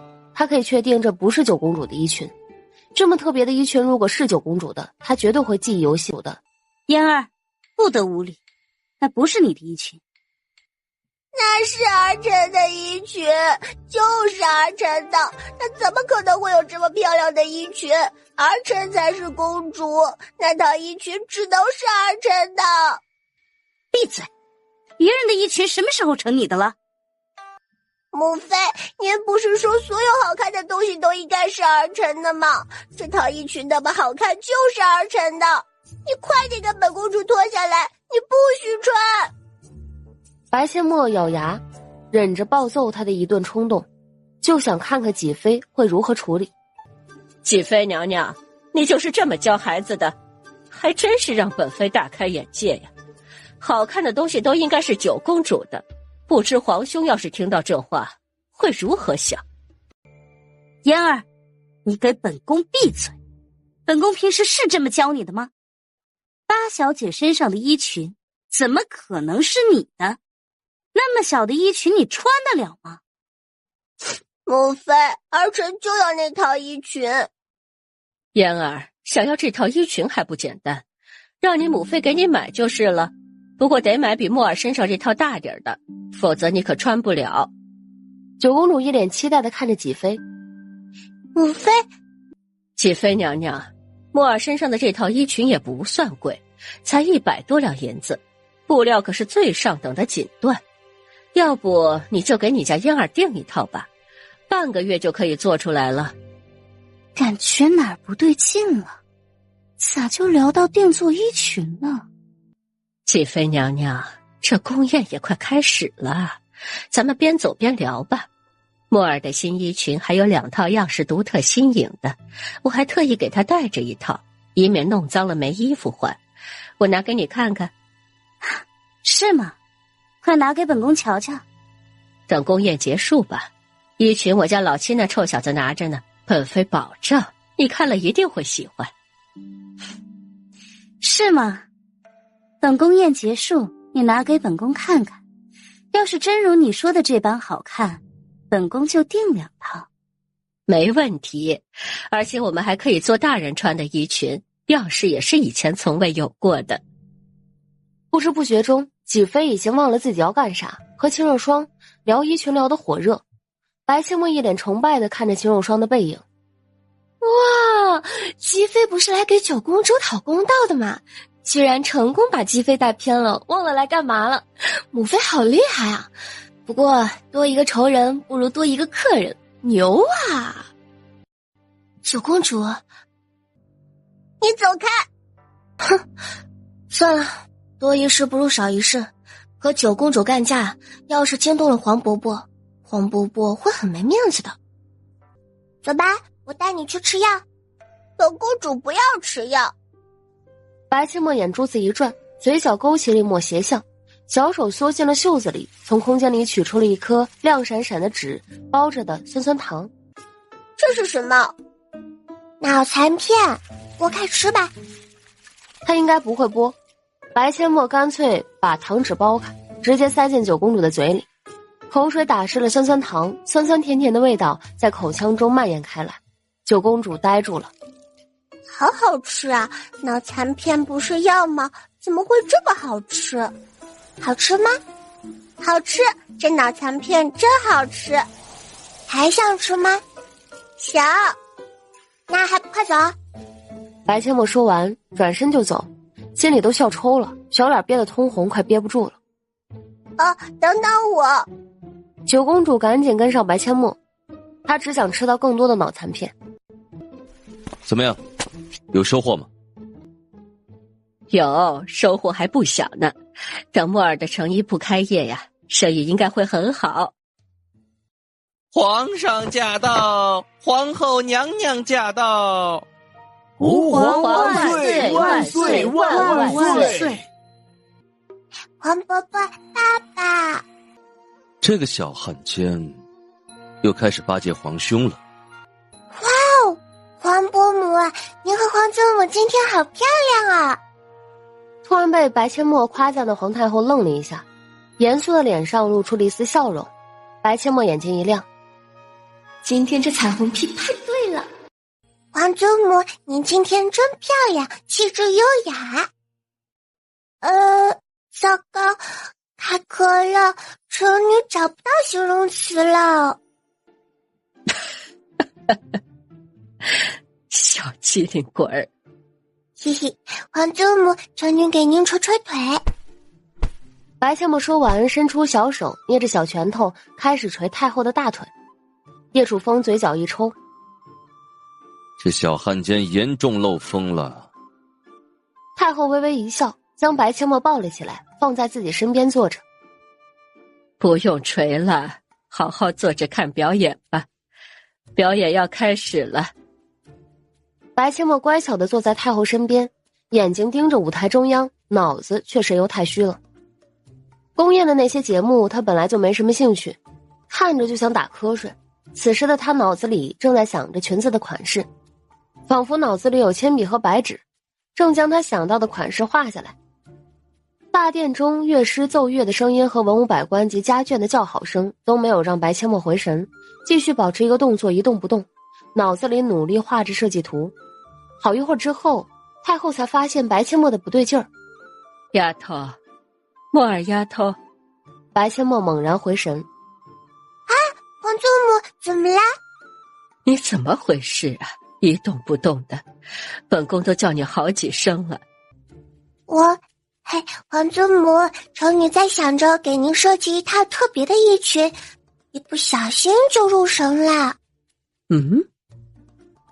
皇祖母，您看臣女的衣裙好看吗？好看。皇祖母，这个衣裙是臣女自己画出样式来，母妃找裁缝给臣女做的。臣女刚才就是想着给皇祖母画一套特别漂亮的样式，然后让裁缝做出来。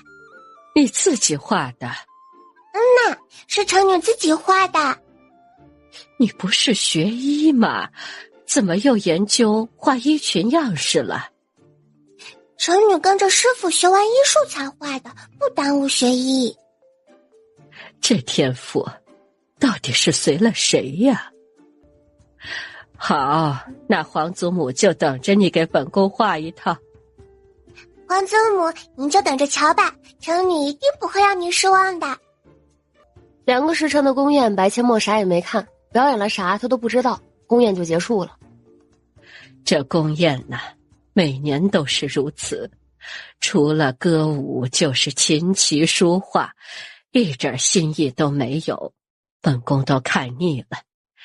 小丫头，走吧，回去吃年夜饭。皇祖母，您怎么啦？白阡陌手指迅速地搭上了太后的脉搏，凑近太后观察她的脸色。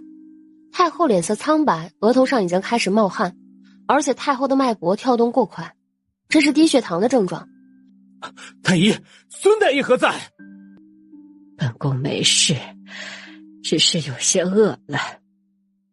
白阡陌将手缩进了袖子里，从空间里取出一块巧克力，偷偷将外包装撕开，然后以迅雷不及掩耳之势将巧克力塞进太后的嘴里。皇祖母，臣女有糖，您吃点糖就好了。太后下意识地嚼了几下，丝滑香软，细密柔软又香甜的口感充斥着她的口腔，瞬间让她的味蕾得到前所未有的满足。不用看了，本宫已经缓过来了，回去传膳，本宫都饿了。母后，桌上不是有菜吗？您怎么不垫一垫？那些菜本宫看着都没有胃口。所以您老人家宁愿饿得站不稳，都不愿意先垫一口？不至于吧？应该是身体出了什么问题。母后，还是让孙太医给您把把脉，否则儿臣也不放心。皇伯伯，皇祖母是气血不足，平时不能饿肚子，随时备点糖在身边，下次难受的时候吃点糖就能缓解了。你知道？黄伯伯，你忘了程女也是学医的啦。别闹，你才学了几天，还是让孙太医把把脉，朕才放心。太后无奈，只好伸出手给孙太医把脉。片刻之后，孙太医瞪大眼睛，一脸不可思议的道：郡主居然会把脉了，这也学得太快了吧？孙太医，此话何解？皇上，天才呀！郡主就是个医学天才呀，学医才1个多月就会把脉，却诊断无误。太后娘娘就是气血不足。母后没事就好。走，回去禅膳，吃年夜饭去。小丫头，你给本宫吃的是什么糖啊？还挺好吃的。还有吗？有是有，但我不能拿出来呀。没有了，程女就只带了一小块，你要是喜欢，程女下次多给你带几块。这么小气呀，就只给本宫多带2块？这么小气呀，就只给本宫多带2块？嘿嘿，带多多的，甜到皇祖母心里。不过皇祖母，这种糖吃多了不好，容易上火，吃太多还容易长肉了。哎呦，好一句甜到皇祖母心里。有你这句话呀，皇祖母不吃糖心里也甜了。皇祖母，您最近是不是胃口不太好？是啊，天天都是那些油腻腻的菜，看着都没有胃口，都吃腻了。那你想吃什么，可以让御膳房给您做呀。本宫也想不出来想吃什么，感觉什么都不想吃。让程女想想，明天弄点什么好吃的给皇祖母开开胃呢？小八妹，你还有脑残片吗？我想吃。杨妹妹，这是可以当着黄伯伯的面说的吗？哼，这下完了，把自己玩死了。什么脑残片？朕怎么听着这玩意儿就不是啥好东西？父皇，脑残片是很好的东西，很好吃的。你真是个脑残，能不能别说啦？脑残片字面上的意思，不就是脑袋残疾吗？哦，什么样的脑残片啊？木耳丫头，拿出来给朕瞧瞧。没有啦。皇伯伯，程女知错了。给朕说说，你给他吃了什么？又为何告诉他那是脑残片？给朕说说，你给他吃了什么？又为何告诉他那是脑残片？到底要不要说啊？这要是不说，倒霉的就是我自己。而且看这情形，不说恐怕糊弄不过去了。可要是说了，九公主说不定会被骂，甚至连姬妃都得挨批斗。姬妃现在可是我客户，得罪她就得损失不少银子。怎么办？要不要撒个谎？还不说？程女说是九公主要抢程女身上的衣裙，程女不给她，她就哭。程女就说她是脑残，该吃脑残片，然后为了哄她，就给了她一颗糖。这孩子被他的母妃教的确实脑残，可她是自己的亲女儿，堂堂九公主怎么可以被人说成脑残呢？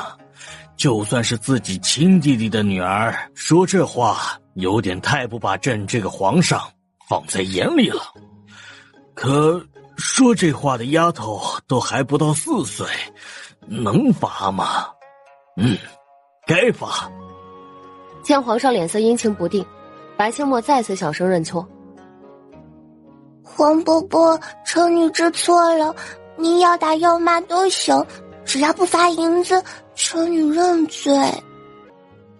哟吼，还是个守财奴，朕偏偏就要罚你的银子。上次给你的黄金1万两充国库吧。哼，黄伯伯您太狠了吧，多大仇多大怨啊，您要罚我黄金1万两。哎呀，黄伯伯，臣女没有银子啦，您上次的黄金都被父王花光了。闺女，父王就是用来背锅的嘛。1万两黄金就花光了？呐，还不够呢，父王又添了不少。到底干什么了？1万两黄金还不够花？开全国连锁成衣铺，而且是自产自销，所以花钱的地方太多了，1万两黄金根本不够花的啦。背锅的叶楚风点头开口：王兄，墨儿说的没错，您上次的黄金都花完了。臣弟给你解释一下，这个全国连锁成衣铺，就是在咱们南燕国各个城镇都开一家一模一样的成衣铺，衣服一样，价格也一样。摊子摆得够大，1万两黄金真花完了？安娜，都花完了。王伯伯，你还是罚点别的吧。可以，等吃完年夜饭，你负责给大家表演才艺，表演得好有赏赐，表演得不好还罚你银子。都说了臣女没银子了啦，现在是穷光蛋一个，还怎么罚？皇上见白阡陌那一脸不情愿的可爱小表情，眼里闪过一丝戏谑。别说你现在没银子，先欠着，等你的成衣铺赚了银子再补上。让你嘴欠。白阡陌抬手轻轻打了一下自己的小嘴巴。王伯伯，臣女还不到4岁，能表演什么才艺呀？自己想。不行，得赶紧帮八妹想办法，不能让八妹受罚，八妹会伤心的。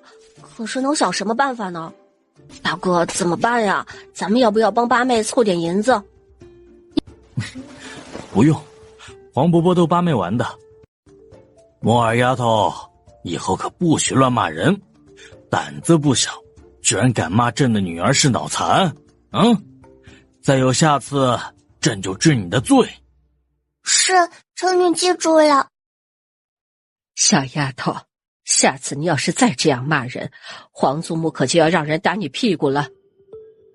臣女再也不敢了。行了，回头让老四好好教教他，孩子还小，就别吓唬他了。还有小九，既然他的母妃教不好孩子，就别让他跟着他的母妃了，否则以后出去呀，也是丢皇家的脸。父皇，此事儿臣会考虑的。看着乖巧懂事的白阡陌，再看看身边的九公主，皇上在心里叹了一口气。哎呀，看来九公主不能再继续跟着她的母妃了。这个几妃把孩子都教成什么样了？跟别人抢衣裙，这是一个公主能干出来的事儿？被人骂脑残都不知道，脑子里装的都是豆腐渣。哎呀，不过大过年的也不适合说这事儿，等过完年就把小九交给皇后调教吧。吃完年夜饭，一大家子围成一圈，宫女奉上香茶，皇上端起茶抿了一口，笑着开口：墨儿丫头，想好了吗？要表演什么才艺？大伙都等着呢，开始表演吧。丫头，还愣着干嘛呀？快表演呐！本宫还等着看呢。好吧，那臣女唱首歌。我是小宝贝，从来不怕累，唱歌跳舞我最会，像个小贝贝，最爱贪嘴，有时还要吃奶嘴，嘿嘿嘿。又是这首歌。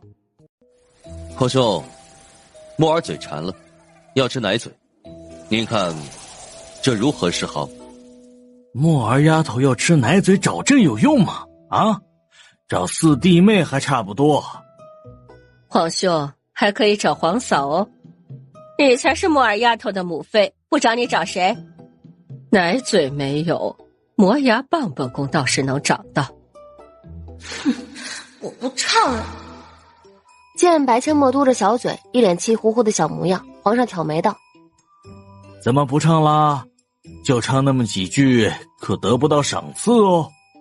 继续表演，你不是唱歌跳舞都最会吗？来，给朕跳个舞。不就是跳舞吗？跳就跳，谁怕谁啊？只要有钱赚，别说跳舞，边唱边跳都不是问题。那臣女给皇伯伯跳个敦煌飞天舞，跳完了您可得给臣女赏赐。敦煌飞天舞，听着还不错，哈哈哈！快跳吧，跳得好，朕就给你赏赐黄金1000两。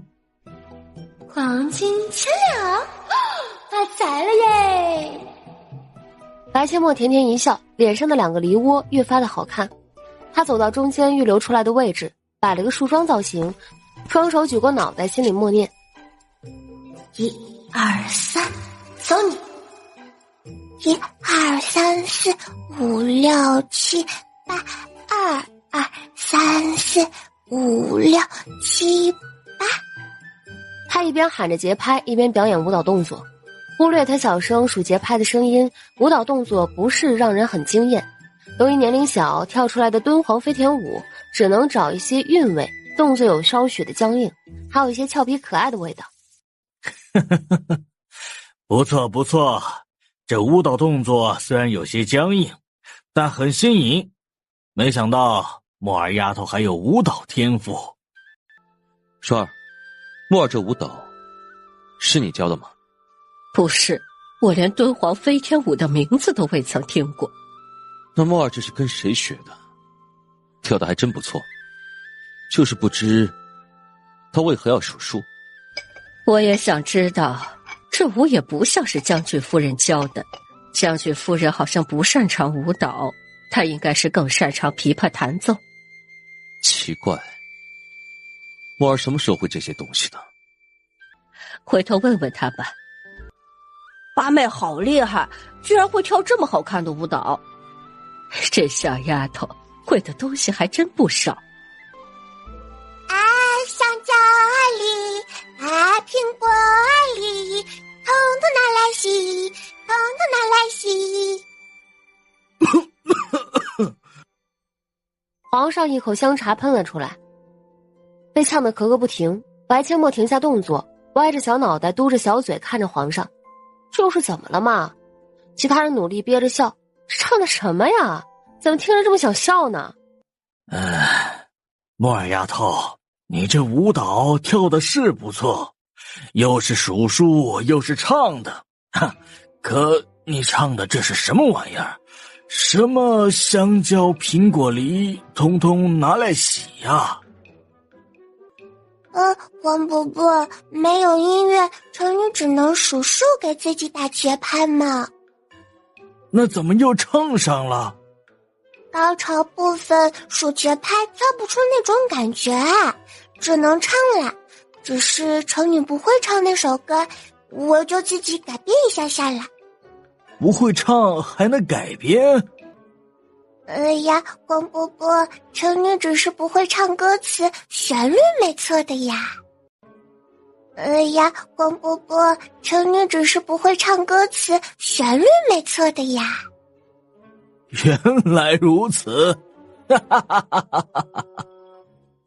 皇上开怀大笑，其他人也再也忍不住跟着大笑起来。太后擦去眼角笑出来的泪花。这小机灵鬼儿，不会唱还能自己改编。哎呦，香蕉、苹果、梨，通通拿来洗，笑死本宫了。木耳丫头，再跳一遍，朕好久都没这么开心过了。不跳了，哼！你们都取笑臣女，哼！小丫头，过来。白阡陌迈开小短腿，走到太上皇的面前，甜甜的叫了一声：“皇祖父。”小丫头，你唱的那歌词姑是不敢恭维，但旋律姑喜欢。你再给姑唱一遍，姑试试能否谱出曲子呀？哈哈，父皇对谱曲很是擅长，说不定还真就能把这敦煌飞天舞的曲子给弄出来。这很难编的好吗？编1-2句唱唱还可以，这要是全部编出来，那得烧死多少脑细胞啊！皇祖父，臣女编不下去了。不用编，你把曲调哼出来就行。哦，那好吧。阿姨啊哦阿姨。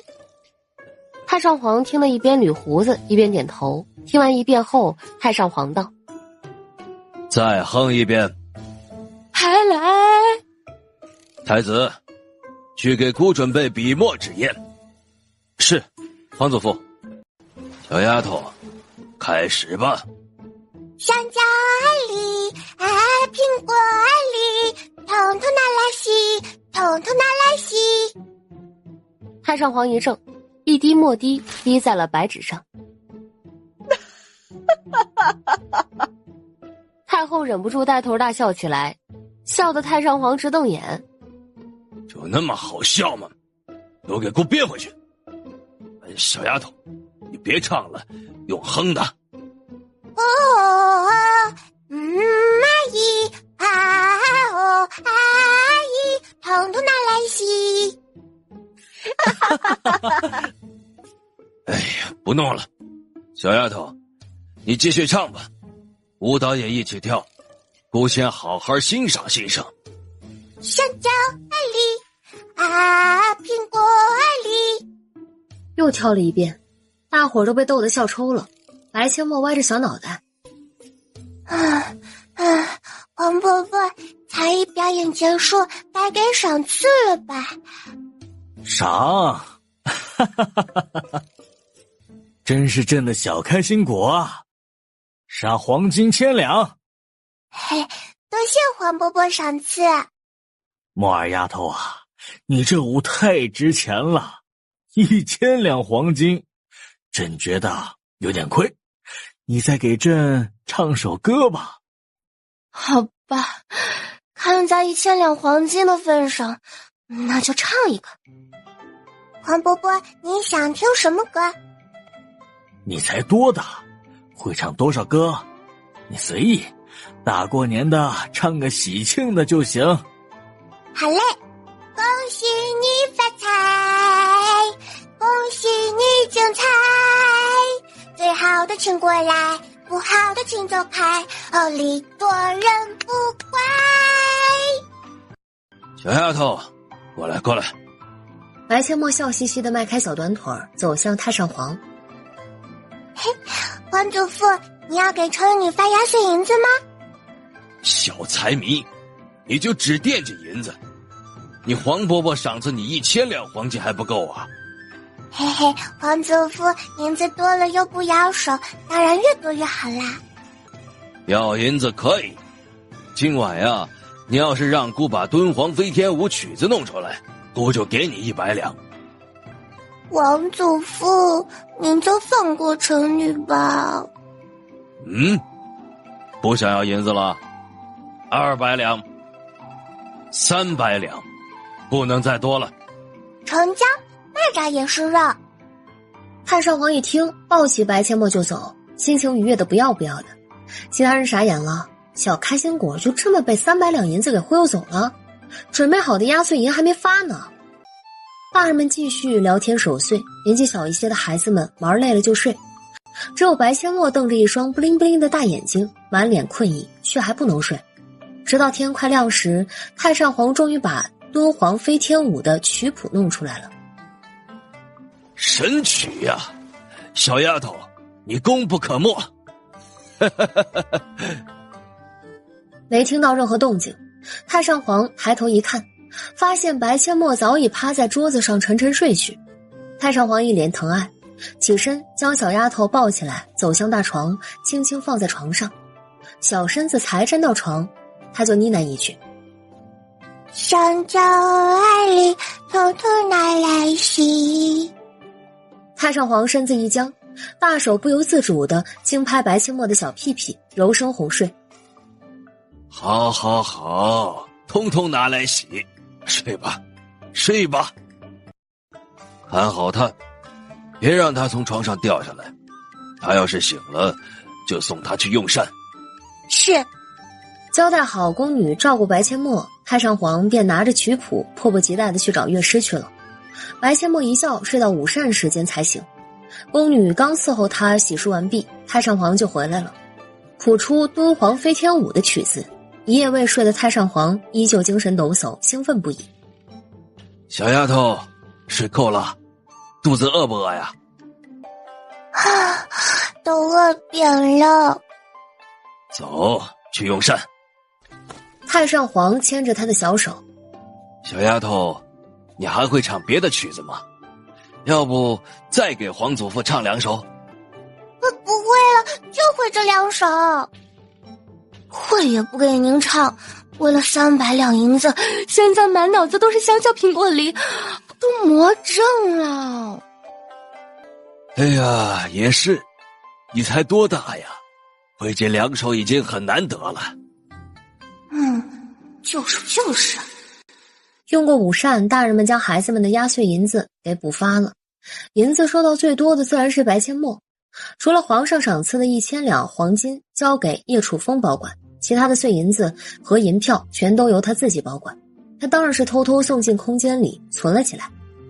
大人们聊了一会儿之后，叶楚风夫妻打算带着孩子们出宫回家。白阡陌走到太后面前，仰着小脑袋说道：皇祖母，晚膳您等臣女儿，臣女来陪您饮晚膳，给您带好吃的。你是要给本宫带糖吗？不是哦，等下午您就知道了。好好好，本宫等着你，但你不能让本宫等太久哦。遵命。回到王府，白阡陌叫上叶慕辰就往厨房跑去。叶慕辰疑惑地问：八妹，咱们去厨房干嘛？去拿2个萝卜，咱们做腌萝卜，等会儿做好了给皇祖母送去。腌萝卜你会做吗？会做，你先帮我扛2个萝卜去我房间。八妹，你告诉厨房的大娘要如何做，让大娘做就好了。切萝卜可是要动刀的，万一伤着了可怎么办呢？嘿嘿，好呀，那你去告诉大娘，把萝卜洗净去皮，切成拇指大小的小丁。对了，你再帮我去找个装萝卜用的坛子，我去准备一下，马上就来。没问题，你快点儿。知道啦。七弟八妹，你们这是要去何处？大哥，我和七哥要进宫给皇祖母送菜。你们在此等着，我去跟父王母妃说一声，然后送你们去。皇祖母，吃饭啦！屋里的太后一怔，这小丫头还真来了。来到太后跟前，白阡陌笑嘻嘻的道：嘿嘿，皇祖母，臣女给您带了好吃的，您快来尝尝。哦，你给本宫带了什么好吃的？腌萝卜哦，很开胃的。白阡陌说完，叶慕林已经打开了食盒，食盒中只有一碟腌萝卜、一碟芹菜百合和一条糖醋鲤鱼，还有一碗酸辣汤。白阡陌拿起筷子夹了一块腌萝卜，喂到太后嘴边。皇祖母，您尝尝。太后本没什么胃口，但看着小脸上一脸认真又期待的白阡陌，她鬼使神差地张开了嘴巴，酸酸甜甜带点微辣，让太后的口水瞬间分泌，也忍不住咔嚓咔嚓地咀嚼起来。太后一脸欣喜，这真是萝卜，还挺清脆爽口的。这真是萝卜，还挺清脆爽口的。呐，就是腌萝卜。皇祖母怎么样？有胃口了吗？有点想吃饭了，去给本宫盛一碗饭来。是。宫女赶紧跑去盛饭，那跑出去的速度快得令人啧舌。白阡陌将酸辣汤送到太后面前。皇祖母，先喝点酸辣汤，这个也很开胃哦。酸辣汤其实没有辣椒，而是用胡椒粉提辣，用醋调出酸味儿，看上去就感觉比较清淡。太后尝了一口，酸辣的感觉刺激着她的味蕾，让她更有吃饭的食欲了。很快，一碗香喷喷的白米饭端到太后面前，太后一口饭一口腌萝卜，偶尔加一点芹菜百合或者糖醋鲤鱼，喝上一口胡辣汤，感觉越吃越香。不知不觉一碗饭见底了，可她感觉还想吃。再给本宫盛半碗米饭来。宫女赶紧接过碗，又盛了半碗饭，一脸激动地递给太后。最后半碗饭下去，太后终于放下碗筷，一脸的满足。好吃，这是这几天以来本宫吃的最舒服的一顿。小丫头，你有心了。皇祖母，您就是因为没胃口，吃不下饭，才会气血不足。为了您的身体，您以后可要按时吃饭哦。您要是还想吃腌萝卜，称你明日就给你送过来。好，明日给本宫多带点，本宫就喜欢这腌萝卜。没问题，那丑女就先回去了。皇祖母，明天见。去吧，灵儿，明日你送小丫头进宫。是，孙儿告退。出了太后寝宫，白阡陌心情愉悦的又哼起了儿歌。我是小宝贝，从来不怕累，唱歌跳舞我最会。小八妹，你站住！你找我干嘛？脑残片你带了没有？啊，又来了！昨晚才被罚，可不能再被抓去表演才艺了。哎呀，算了，好歹也是黄波波的女儿，这样忽悠你，黄波波会真生气的。于是白阡陌偷偷将小手缩进袖子里，用意念从空间里取出一颗酸酸糖，剥开塞进九公主的嘴里。九公主，其实这个不叫脑残片，叫酸甜糖，今天就带了一颗。你以后想吃可不能再说脑残片啦，不然以后都不给你吃。酸糖，你下次进宫可以给我多带几颗吗？我以后都不抢你的衣裙了，也不说脑残片了，可以吗？可以，明天给你带。九公主一听立马笑了，露出了她那掉缺了一颗门牙的牙齿。咦，好丑啊！我再过2年是不是也得换牙了？快回去吧，你现在换牙齿了，糖不能多吃，我要回家喽。皇上得知白阡陌给太后送了开胃菜，让太后吃了1碗半米饭，立马亲自跑去向太后求证。母后，墨儿那丫头给您送了什么菜？儿臣让御膳房明日给您做。腌萝卜和酸辣汤，不过那腌萝卜酸辣脆爽，以前从未吃过那种味道。御膳房能做出来吗？哈哈哈，那还不简单，叫上御膳房的厨子去一趟摄政王府，让厨子去学一下不就行了吗？哈哈哈，那还不简单，叫上御膳房的厨子去一趟摄政王府，让厨子去学一下不就行了吗？有道理，本宫也一起去。本宫也想看看这腌萝卜到底是如何做出来的。你们要去老四家，那姑也去。那就换身衣服，朕让人准备轿辇。皇兄，你是来偷臣弟的女儿吗？到臣弟府上都不让下人通报一声。哈哈哈，别说的这么难听，朕就是想偷偷看看那丫头在干嘛。墨儿这会儿应该在房间里，臣弟带你过去看看吧。走，脚步轻点，别让小丫头发现了。皇兄，你还真有做贼的潜质，你不会是真的来偷墨儿的吧？说实话，朕还真有过这个想法，但想从你们这王府把墨儿丫头偷出去，还真不太可能，所以朕放弃了。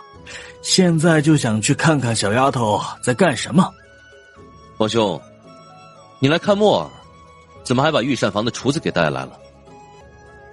哦，对，你让人带他去跟你家厨娘学一下腌萝卜和酸辣汤，母后想吃。今日墨儿给本宫送菜，就送了腌萝卜、酸辣汤、芹菜百合和糖醋鲤鱼。本宫就喜欢腌萝卜和酸辣汤，很是开胃。今日可是吃了不少饭呢。原来如此。叶楚风叫来一名下人，让下人带着御膳房的厨子去找厨娘。几人来到白千梦的房间外，见房门紧闭，几人同时不由自主地放轻了脚步。来到窗前，太上皇伸手蘸了蘸口水，将窗户纸戳了个小洞偷看。哎，乖孙女在画什么呀？画得这么认真。哎，乖孙女在画什么呀？画得这么认真。儿臣看看。哎，去，自己戳个洞不就行了？房间里的白阡陌猛地抬头，感觉有人在偷看自己。他把铅笔收进空间，起身往门口走来。太上皇赶紧拉着皇上后退2步，一脸笑意盈盈地看着房门口。白阡陌拉开房门，就看到太上皇等人正笑着看着他。皇祖父、皇伯伯，你们怎么来啦？小没良心的，你给皇祖母送菜都不给皇祖父送，皇祖父生气了，你看着办吧。皇祖父，您骗人哦，您才没有生气呢。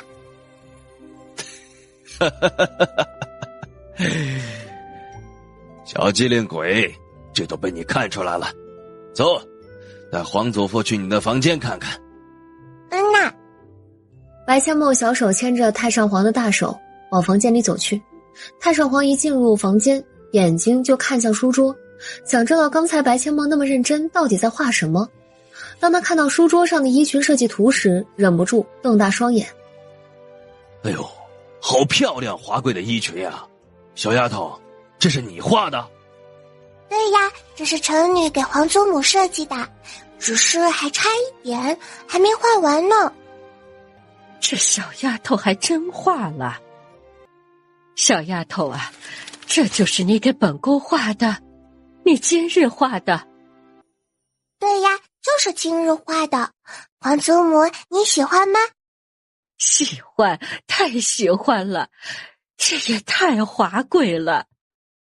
您那可是太后娘娘，是天底下最尊贵的女人，是臣女的皇祖母，一般的衣裙可配不上您的气质啊。老四，去给姑和你母后准备房间，姑要在你这儿住上一段时间。啊，父皇，这是为何？您在宫里不是住得好好的吗？让你准备就去准备，哪儿那么多废话？本宫就想在这里住一段时间，多吃点你们王府的腌萝卜，不行吗？是，儿臣这就让人去准备房间。母后，儿臣不是让御膳房的厨子去学了吗？为何非得住在臣弟府上？本宫不相信御膳房的厨子能做出来。皇祖母，您太英明了，御膳房的厨子还真做不出来，因为他没有泡胶水。皇上看向太上皇，太上皇一脸傲娇。别看姑要留在王府和小丫头一起画衣裙的图，这才叫修身养性。原来皇祖父是个热爱艺术的老头。皇兄，就让父皇和母后在臣弟这儿住一段时间吧，臣弟保证照顾好他们。行了，等会儿你派个人随朕进宫，把父皇和母后贴身伺候的下人接来。就在这时，一名下人来到秦若霜的身边，小声说道：王妃娘娘，厨房李大娘让奴才来问问八小姐，腌萝卜放的是哪些调料？腌萝卜居然不是李大娘做的，一个4岁都没有的孩子居然会做腌萝卜，谁教的？墨儿，那给皇祖母送的腌萝卜是你做的？母妃是李大娘做的，我只是准备调料。你都放了些什么调料啊？糟了，南燕国没有辣椒，这怎么说啊？母妃，那是张三丰老爷爷的独家秘方，他老人家在梦里再三叮嘱，不可以外传的。那个张三丰在你的梦里到底教了你多少东西啊？很多啊，唱歌、跳舞、绘画，这些都是他老人家教的。这个老人家无所不能啊，连唱歌跳舞都会，不简单呐。他应该是个男人吧？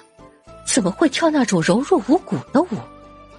不过能有人教莫尔这些东西也是好事，但就怕那老人家有什么不可告人的目的。莫尔，你每天晚上都会梦到那个老人家吗？也没有啦，大概是2-3天梦到一次，每次他都会教我一些东西，而且叮嘱我以后要做个好人，不能做大逆不道之事。不能学就算了，反正本宫住在王府，想吃就让木耳丫头做就行。本宫还担心御膳房的厨子做不出那个味儿呢。皇儿，你也该回去了，老四派个人跟着去，把姑和你母后贴身伺候的下人接来。是，父皇。这就开始赶人了，屁股都还没坐热呢。最重要的是还没尝尝小丫头做的腌萝卜，连母后吃了都大为赞叹的腌萝卜，怎么可以不尝尝味道就回去呢？不急，莫二丫头，把你做的腌萝卜拿点来给朕尝尝。好的，叫你去给您拿。怎么就没了？都没吃几块啊！你这都吃了2碗了，还叫没吃几块？白千墨愣住了。黄伯伯这还没尝呢，半坛子腌萝卜就没了。李大娘看到愣在门口的白千墨，笑着开口：八小姐，萝卜老奴都切好了，你快告诉老奴要放些什么。中午的时候老奴也没注意你都放了哪些调料。李大娘，腌萝卜一点都没有了吗？没有了，都被他吃完了。糟了，黄伯伯还等着尝尝呢，一下子也做不出来呀，起码要腌2个时辰的。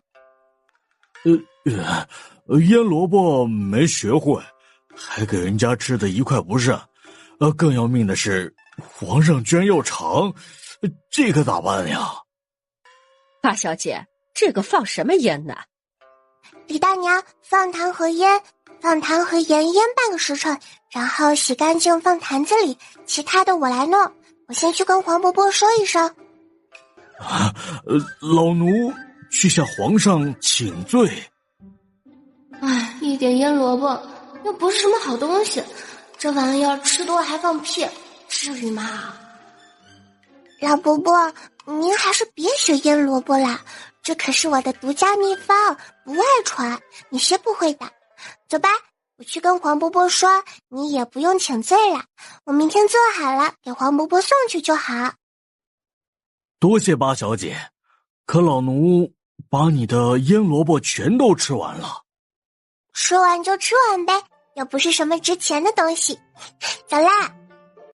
皇上，奴才该死，奴才没有把腌萝卜学会，反而把八小姐做的腌萝卜全吃了，奴才该死。你是来学腌萝卜的，还是来蹭腌萝卜吃的？黄伯伯，您别生气了，盛你做的本来就不多，明日盛你做好了给您送去好不好？皇上狠狠地瞪了厨子一眼，突然嘴角微微上扬，在所有人都还没有反应过来的时候，抱起白千墨大步往门口走去。今晚小丫头跟朕进宫，明日四弟再来接她。太上皇瞪眼大喊：臭小子，你皮痒了是吧？快把姑的小孙女放下！姑留在王府就是为了和这个小丫头一起画画，想听小丫头唱歌，你居然想把她抢走！啊，黄伯伯，您快放丑女下来，丑女不要进宫啊！皇祖明天再画。今晚跟黄伯伯进宫，唱个歌给黄伯伯听。啊，还唱歌？父王救我不要进宫唱歌。他女儿不愿意进宫。好的，叶楚风运起轻功，飞过皇上头顶，落下他的面前。皇兄，天色已晚，您还是赶紧回去休息。明日臣弟再送墨儿进宫来看你。太上皇趁机追了上来，一把抢过白阡陌，还抬脚踹了皇上的小腿一脚。臭小子，胆子不小，敢跟你老子抢人了。父皇，难得过年休息几天，墨儿丫头能让儿臣彻底放松下来，儿臣也想多和墨儿丫头待一会儿。你自己没有女儿吗？回去让你女儿陪你。儿臣的女儿要是能让儿臣如此开心，儿臣也不用惦记墨儿丫头了。墨儿丫头，再给你黄伯伯唱首歌可好？还有就这个 feel 倍爽倍爽，就这个 feel 倍爽。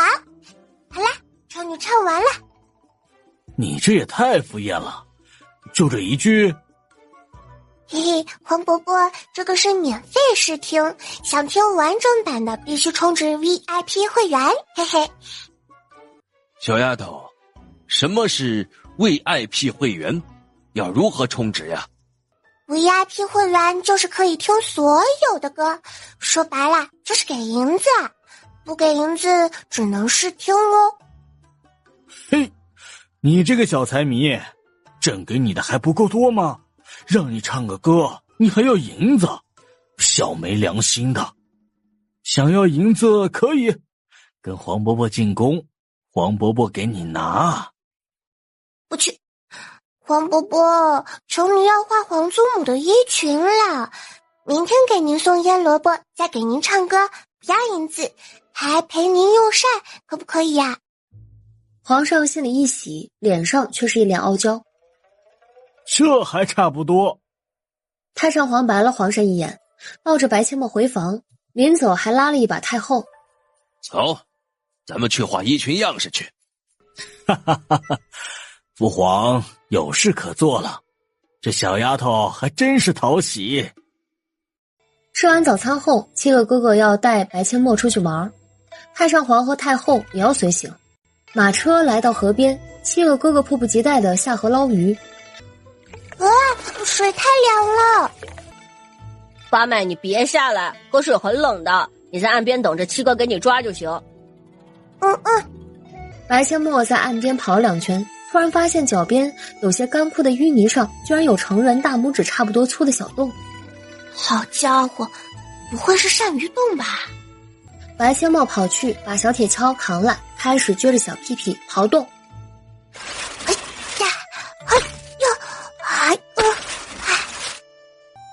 小丫头，这是在挖什么呀？挖得这么起劲儿？应该是挖沙子玩儿，你别过去，我要把小丫头挖沙的画面画下来，太美了。好一会儿之后，白阡陌右手抓着一条拇指粗的鳝鱼举起来，幸福的大喊：嘿，终于挖到你了！啊，小丫头，那可是蛇，快扔了！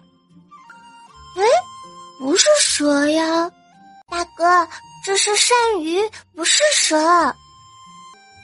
还真不是蛇，这不是黄飞吗？你怎么把这玩意挖出来了？我刚才看到这里有小洞就挖，没想到真挖到了，这个也很好吃的。丫头，那玩意儿看着就像蛇，能吃吗？快扔了，本宫看着都害怕。皇祖母，这个又不是蛇，可以吃的，好不容易挖出来，可不能扔了。你吃过呀？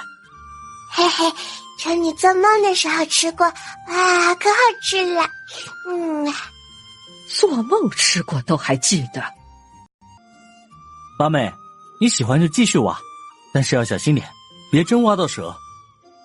大哥哥，你就放心吧，我能分清蛇和黄飞。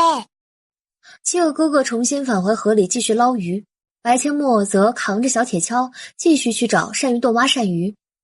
找到鳝鱼洞就撅着屁股继续挖。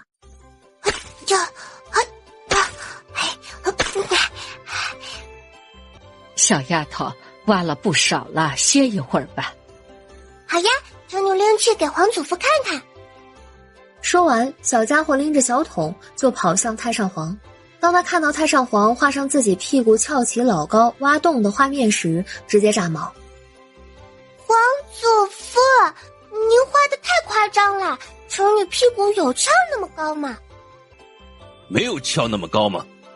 姑就是照着你挖坑的样子画下来的，就是这么高的呀。好气啊，把他画的形象全无，太丑了啊。皇祖父，您快撕掉，这张太丑了。我好不容易画出来，怎么能撕掉呢？我得拿回去装裱，然后挂起来天天看。皇祖父把丑女画的太丑了，太欺负小孩了。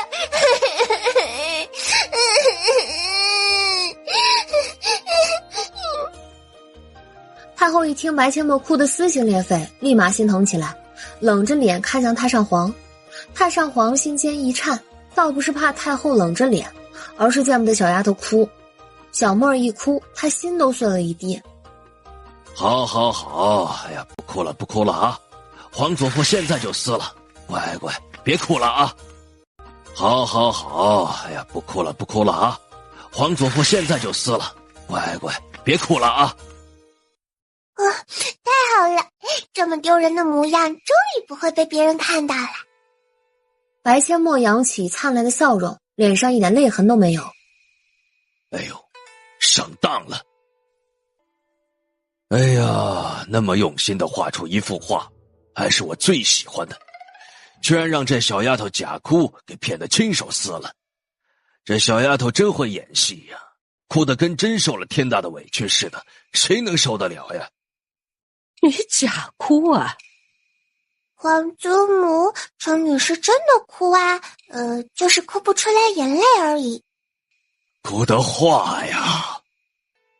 皇祖父别难过了，丑女给您画一幅画行不行？我就要你挖坑的画。行，您等着，丑女这就给您画出来。白阡陌拿一张纸铺在木板上，脑海里浮现出太上皇的画，拿起符烫开始画了起来。开始画画的白阡陌一脸认真，每一笔都自然流畅，速度还很快。1刻钟后，他把自己刨坑的样子画出了素描形状。当然，屁股没有太上皇画的翘那么高，他自己画的有点太多了。太上皇一脸呆滞。小丫头画画功底相当不错呀。哎，哥哥，你们什么时候上来的？我们早就上来了。八妹，你画的真好看。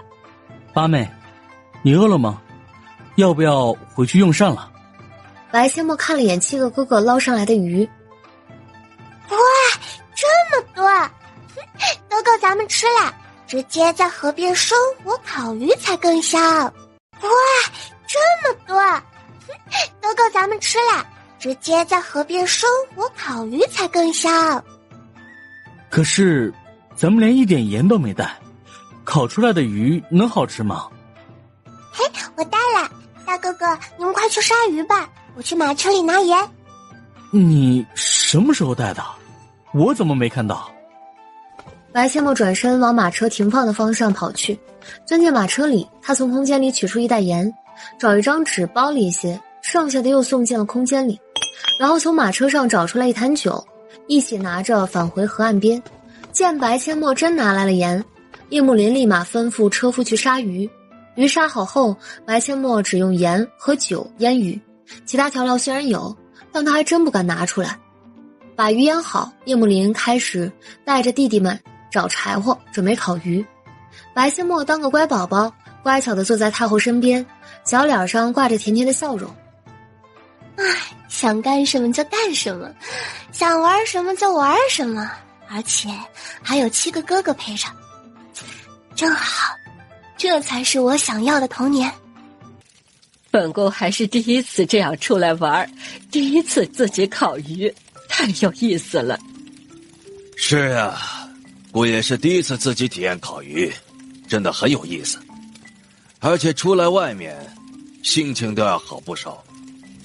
看来以后啊，咱们得多出来走走，整天闷在宫里，饭都吃不香。是这个理。小丫头，给姑唱首歌。快唱呀！回去给你拿银子。一听回去给拿银子，白切莫后背都挺直了不少，眼里全是小星星，亮晶晶的。好嘞。池塘的水满了，鱼也停了，天边的新年里到处是你瞧，天天我等着你，等着你捉泥鳅，大哥哥好不好？咱们去捉泥鳅。八妹，等有泥鳅的时候，七哥带你去捉。八妹说的是大哥哥，当然是由我这个大哥哥带他去抓。我们都是哥哥，都可以带八妹去抓，谁规定只能大哥去啊？哥哥们都要一起去玩，人多才热闹呢，谁都不能缺席。七个哥哥瞬间开心的不得了，很快烤鱼的香味散发出来。虽然没有复杂的调料，只用了一点盐和酒，但野生鱼本就鲜美，高端的食材往往只需要最简单的烹饪方式，就能做出人间美味。太后深深的吸了一口气，这香味还真是特别呀，分明就一个用了盐和酒，却能这么香，本宫都有点想吃了。哎呀，姑爷馋了，感觉宫里的那些菜呀，都没这几条小鱼香。皇祖母，这条给您，可以吃了，您快尝尝。皇祖父，你也尝尝。还算你有良心，你自己也尝尝吧。皇祖父，臣女的良心一直都是大大的好，什么时候没良心了？太上皇微微一笑，也不说话，张口就咬了一口烤鱼。好吃。姑还是第一次吃到这么好吃的烤鱼，难道宫里的御厨厨艺退步了？皇祖父，其实不是宫里的御厨厨艺退步了，而是您吃东西的氛围不一样了。吃东西的氛围不一样。太上皇愣了一下，好像是有那么点道理。同样的一道菜，跟不同的人坐在一起吃，心情不一样，吃出来的味道也就不一样了。你说的没错，氛围不同，吃东西的感觉就不同。人比人能气死人，同样是孩子，小九还比墨儿大2岁呢，连墨儿丫头一半都不如。这么乖巧懂事的孙女儿，怎么就不是亲生的呢？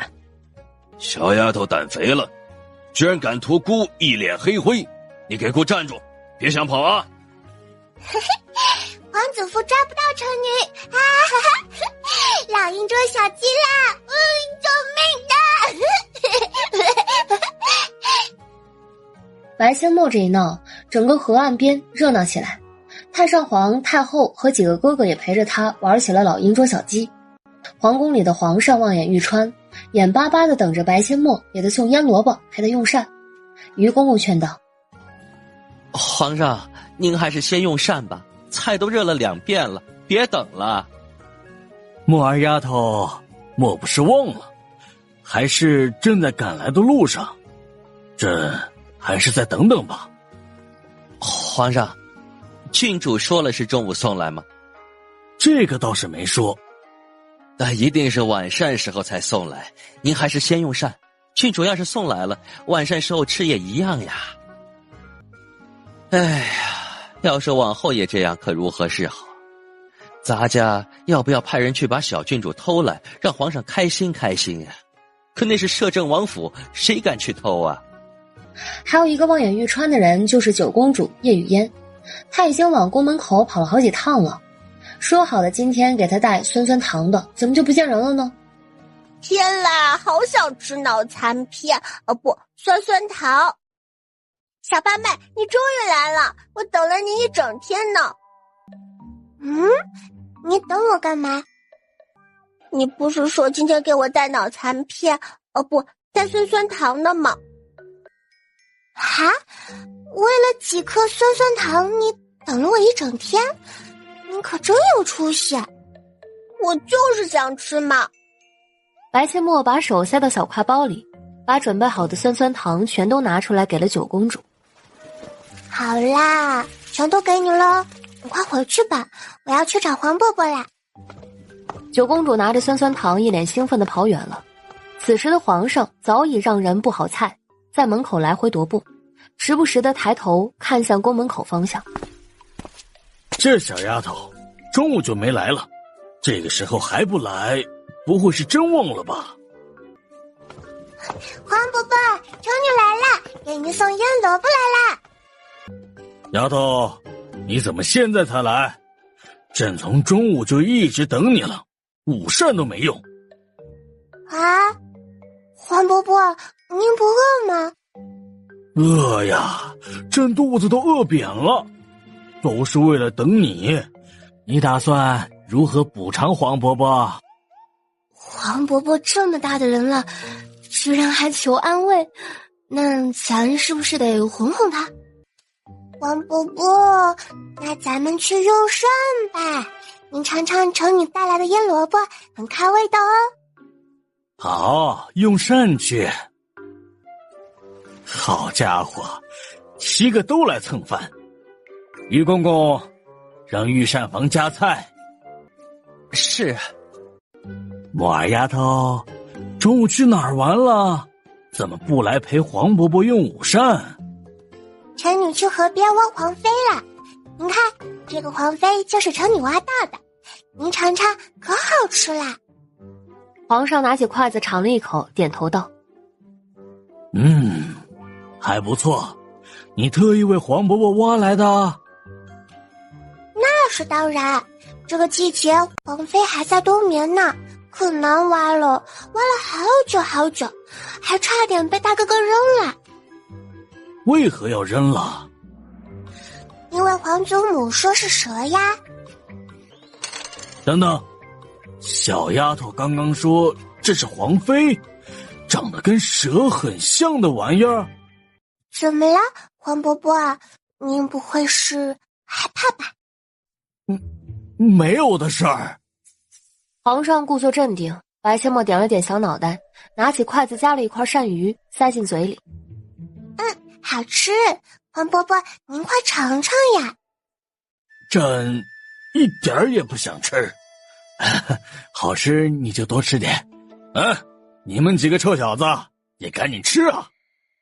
黄伯伯发话了，7个哥哥拿起筷子大块朵颐，丝毫不客气。皇上尝了一口腌萝卜，瞬间被腌萝卜征服了，筷子一次次的伸向腌萝卜。难怪母后那么喜欢，的确开胃啊。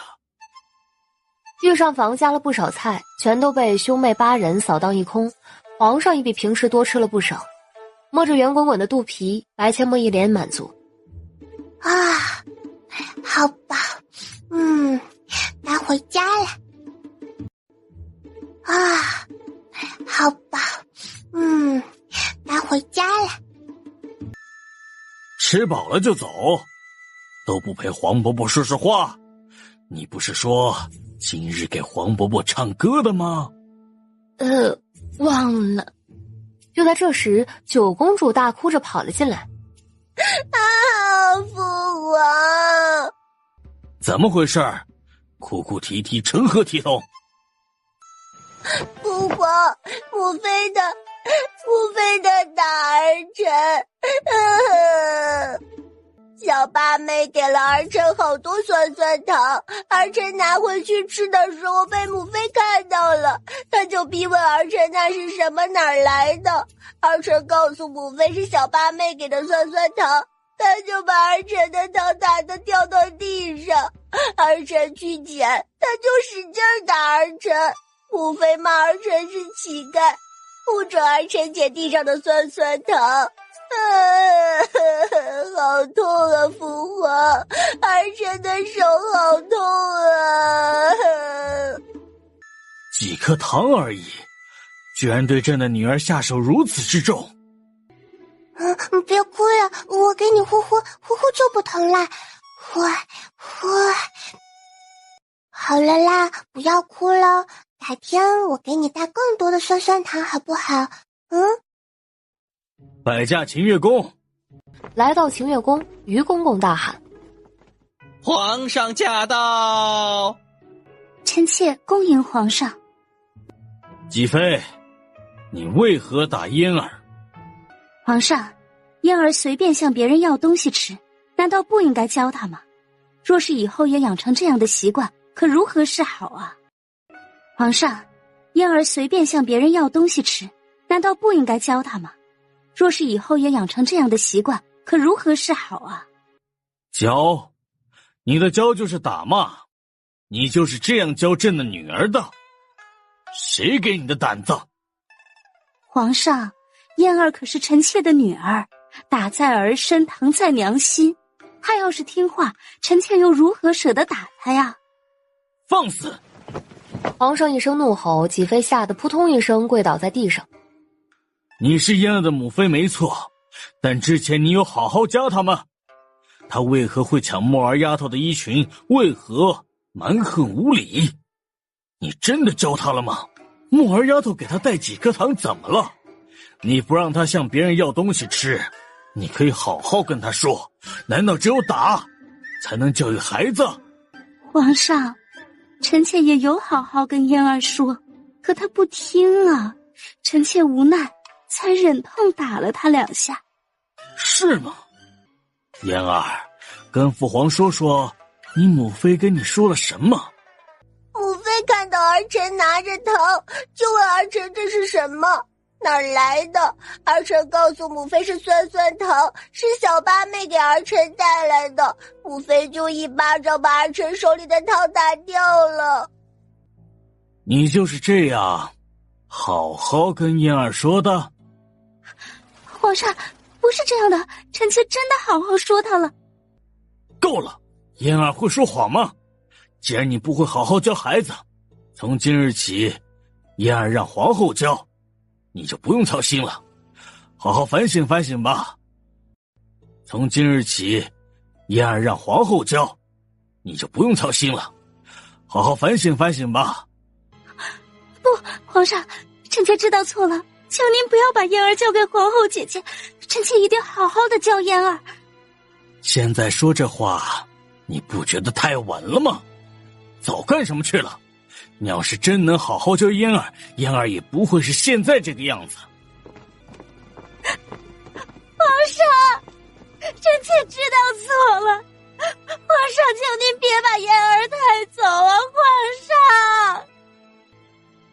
几妃娘娘请留步，别再惹黄伯伯生气了。滚开！你有何资格拦本宫？跟个泼妇一样，朕当初怎么就让你进了后宫？从现在起，禁足3个月，不准离开寝宫半步。来到皇后寝宫，皇上将9公主交给皇后。皇后，以后嫣儿就交给你好好调教吧。皇上，这不太好吧？嫣儿有自己的母妃，让臣妾调教，恐怕会惹人说闲话。嫣儿都被教的什么都不懂，只会蛮横无理，才会惹人说闲话。皇后，朕相信你，你一定能把嫣儿教的跟木儿丫头一样乖巧懂事。你呀，就别再推辞了。好吧，既然皇上信任臣妾，那就让嫣儿跟着臣妾吧。小公主，你不用害怕的啦，皇伯母人那么好，不会打你，也不会骂你。只要你乖乖听皇伯母的话，以后我进宫就给你带酸酸糖。真的吗？当然是真的，我什么时候骗过你啊？父皇，儿臣可以和小八妹一起玩吗？当然可以，去玩吧。皇伯伯，臣女该回家了。那么着急回去干嘛？你不是还要唱歌给朕听的吗？唱完再回去。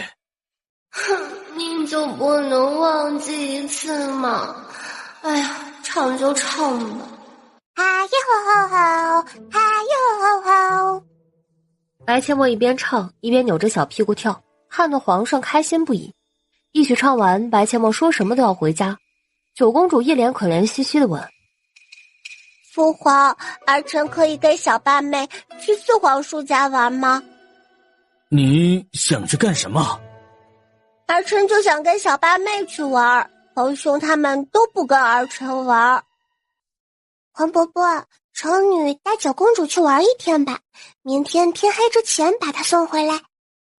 去吧，但是嫣儿，你必须听几个哥哥和墨儿的话，不许惹麻烦，否则以后你都别想出去了。是，儿臣记住了。九公主要是听话，你们也不用着急把她送回来，在王府玩几天没问题的。知道了，黄伯伯，那侄儿就带他们回去了。走吧，路上小心点，保护好墨儿和嫣儿。是。翌日用过早膳后，叶慕辰就带着九公主和白千墨出去玩。由于6个哥哥有书院的同窗前来拜访，不能一起出去，只能由叶慕辰带出去玩。担心3个小家伙遇到危险，骆九婴等小家伙们出门后便暗中跟上，隐藏在暗处保护他们的安全。哇，这家人竟然养了2只大白鹅，好大的2只啊！八妹，你和小九先在此看鹅，七哥去方便一下，马上就回来。好，你快去吧。叶慕辰转身去找茅房，白千墨和九公主就在篱笆墙外看大白鹅。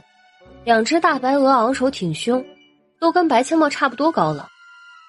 鹅鹅鹅，曲项向天歌，白毛啊！我亲你来了，皮丫的，小九快跑！白千墨诗都没念完，2只大白鹅嘎嘎叫着，摆出了攻击的姿势，冲向2个小丫头。小八妹怎么办呀？大白鹅飞出来了，还能怎么办？快跑啊！你要是不跟我在一起，我就跟他们拼了！啊，我的小屁股！我小八妹，她咬我屁股！九公主惊恐大叫。白千墨拉着九公主加速，迈着小短腿疯狂逃跑。2只小短腿跟踩了风火轮似的，要不是九公主被他拉着，都跑不过他。骆九婴看着小徒弟被大白鹅追，故意不现身相救，只是运起轻功暗中跟上。这可是激发小丫头潜能的好机会，不能干涉。叶慕辰刚好从茅房出来，准备回去找白千墨和九公主，就看到2个妹妹不要命的往他这边冲过来。再看到2个妹妹身后的大白鹅时，叶慕辰正准备出手教训大白鹅，却被白千墨速度极快的拽着往前跑。七哥，快跑！大白鹅咬人了！八妹，我能干过大白鹅保护你。这话还没说出来，就被白千墨打断。你先别说话，等安全了再说，快跑啊！八妹，快跑啦，小命要紧！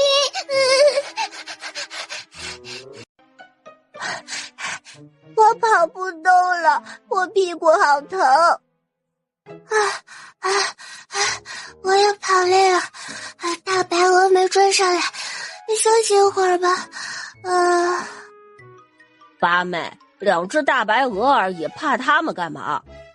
那大白鹅都有我那么高了，你又不在，我还得保护小九，我干不过那2只大白鹅啊。可遇到我的时候就不用跑了呀，我干得过大白鹅，能保护你们。干得过你不早说，你没给我机会说呀。好像是有这么回事儿。走，回去。回去干嘛？干大白鹅呀！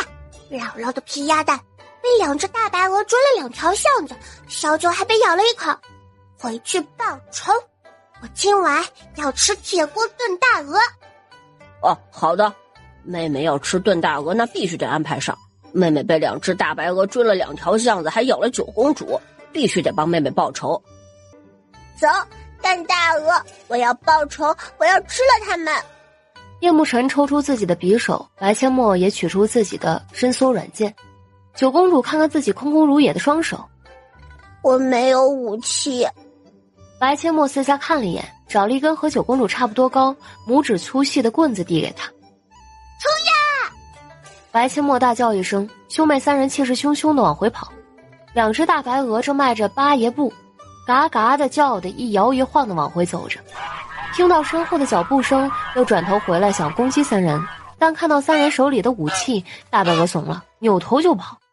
刚才三人被大白鹅追，现在是三人追大白鹅，那画面简直无法用言语描述。骆九鹰嘴角狂抽，小家伙还挺记仇的。站住，别跑，你们跑不了的。九公主激动的大喊大叫，三个小家伙边追边打，鹅毛满天飞，大白鹅的叫声在巷子里回荡，一直打到养鹅那家的家门口。主人家听到大白鹅的惨叫声，跑出来查看，刚好看到叶慕辰将其中一个大白鹅的脖子打结，白阡陌则双手死死地捏住一只大白鹅的嘴巴，正和大白鹅较量。主人家惊慌大喊：你们干什么？快放开我家的鹅！不放！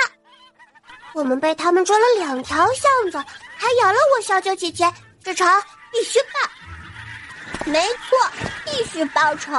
他们咬本公主的屁股，本公主要吃了他们！这2只畜生敢追本公子的妹妹，还咬了本公子妹妹的屁股，你说这事如何解决？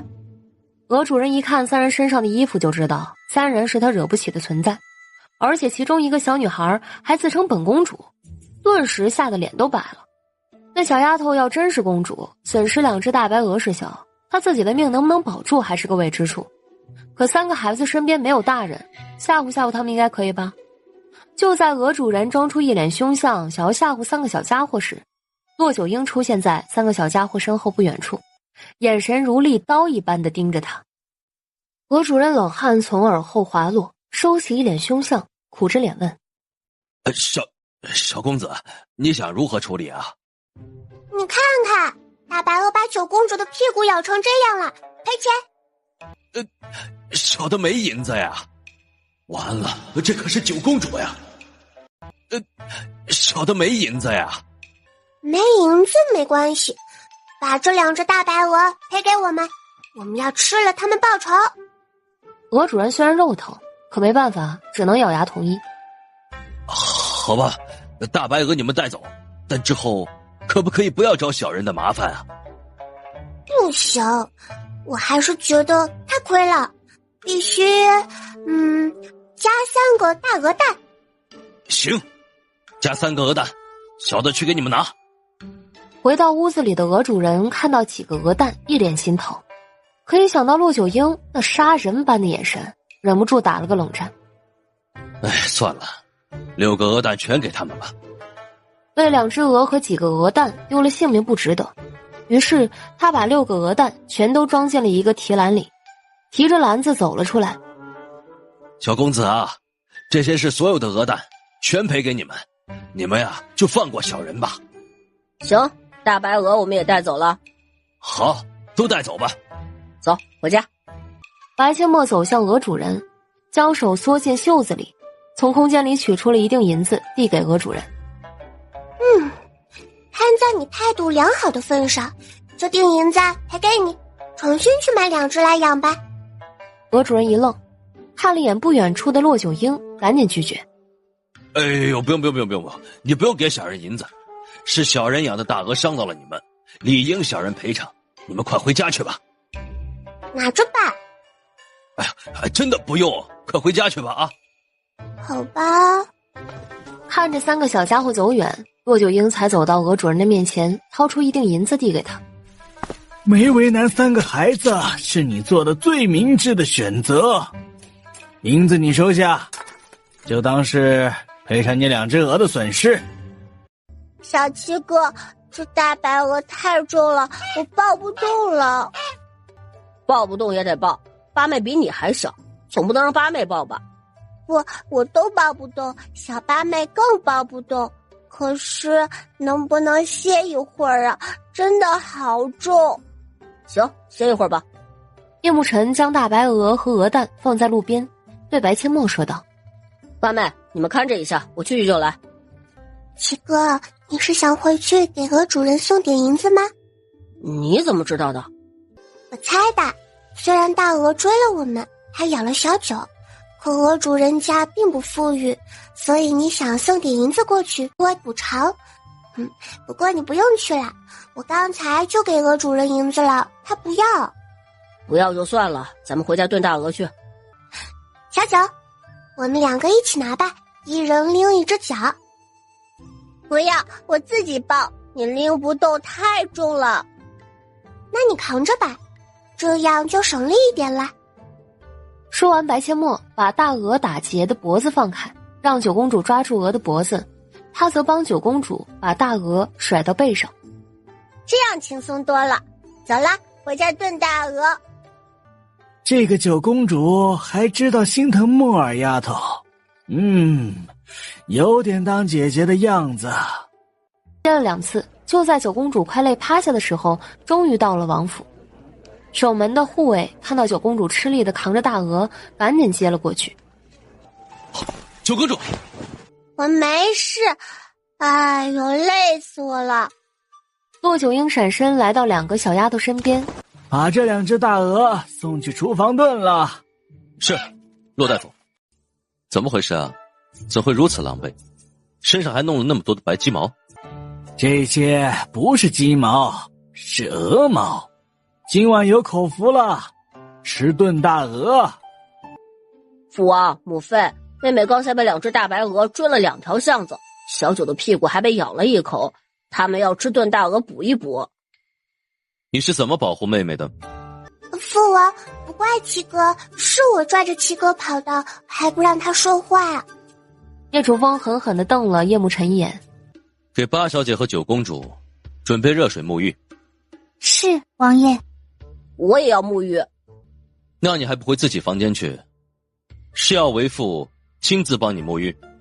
不用，孩儿自己沐浴。叶慕辰说完，一溜烟跑回自己的房间。你们2个小丫头，这是去钻鸡圈了吗？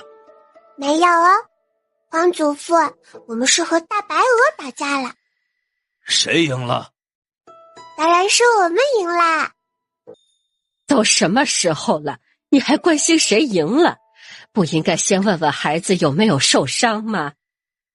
小丫头，你有没有受伤呀？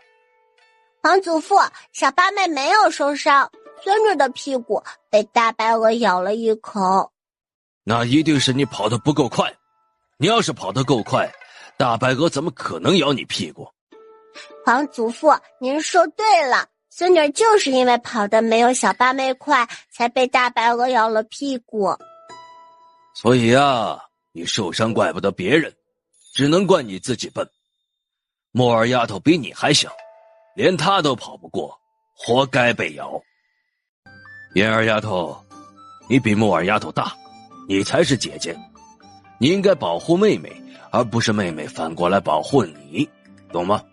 你现在没什么本事，没有能力保护妹妹，咱们可以学，只要有毅力，有恒心，不久的将来啊，再遇到这样的事情，就是你保护妹妹了。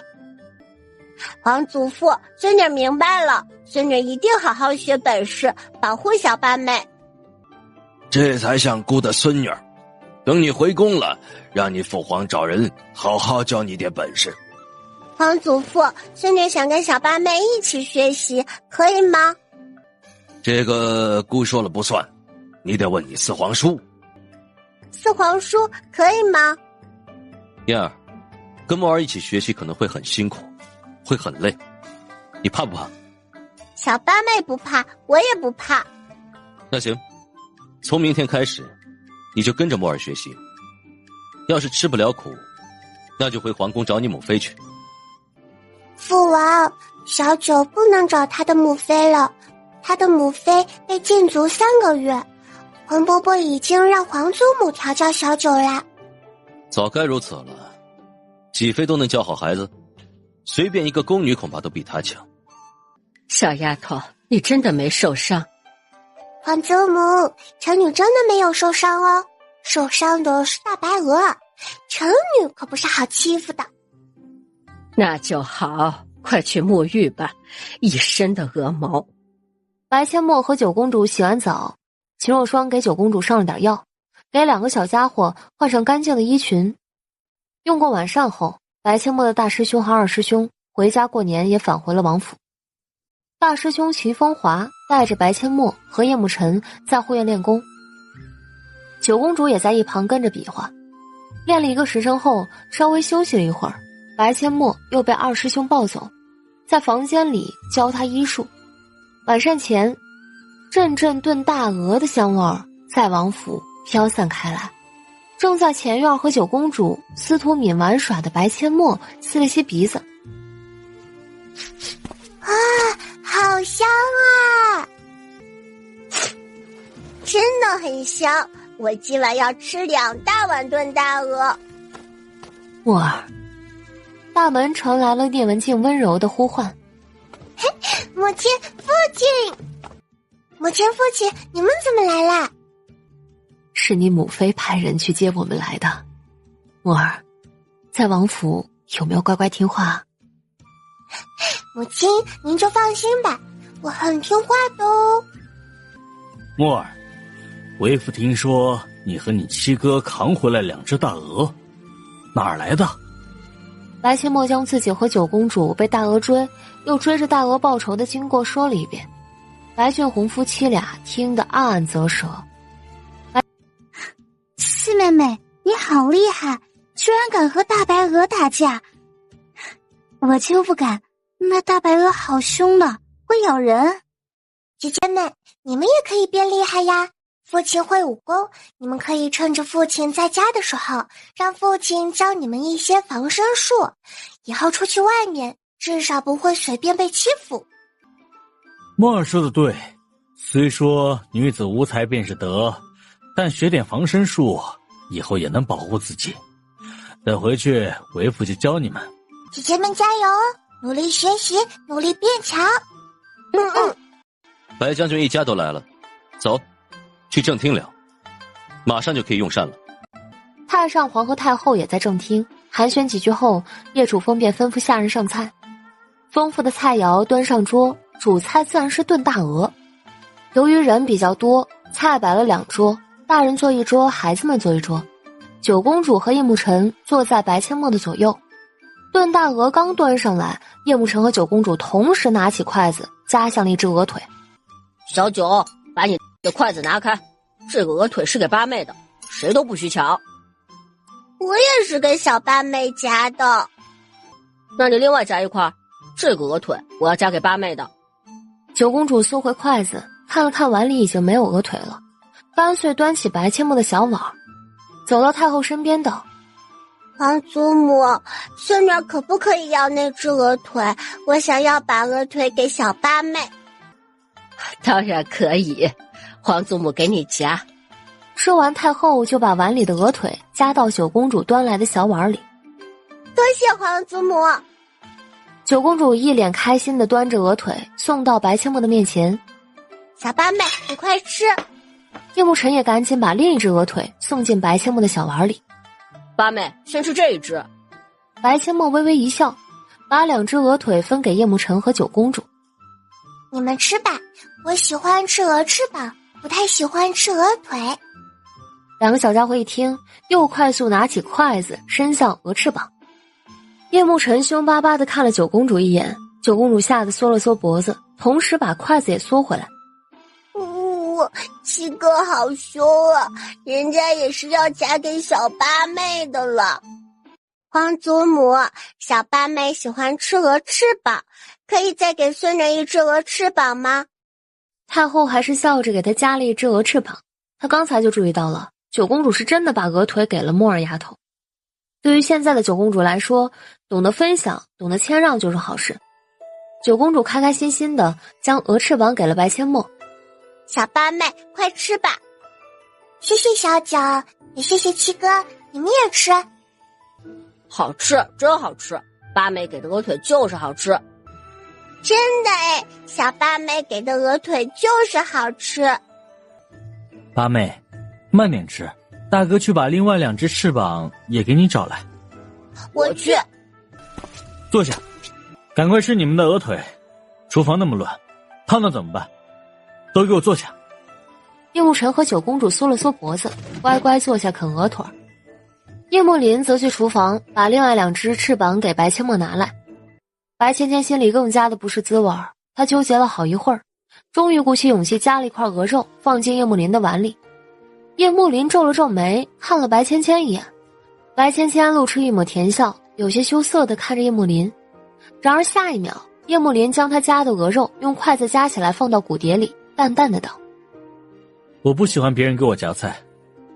白芊芊似乎能听到自己心碎的声音，为什么世子连他夹的肉都不愿意吃？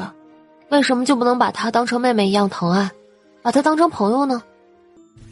峰哥，我觉得可以培养一下司徒家的小丫头，让她跟在莫尔身边伺候，就算不做丫鬟，将来也可以成为莫尔的左膀右臂。我觉得可行，这小丫头就喜欢跟着莫尔，先看看她在哪个方面比较有天赋，然后着重培养，将来或许能成为莫尔的一大助力。我觉得可行，这小丫头就喜欢跟着莫尔，先看看她在哪个方面比较有天赋，然后着重培养，将来或许能成为莫尔的一大助力。我也是这么想的。司徒家善于经商，说不定那小丫头也有这方面的天赋。莫尔将来不可能什么事都亲力亲为，咱们得帮他培养几个得力的左膀右臂。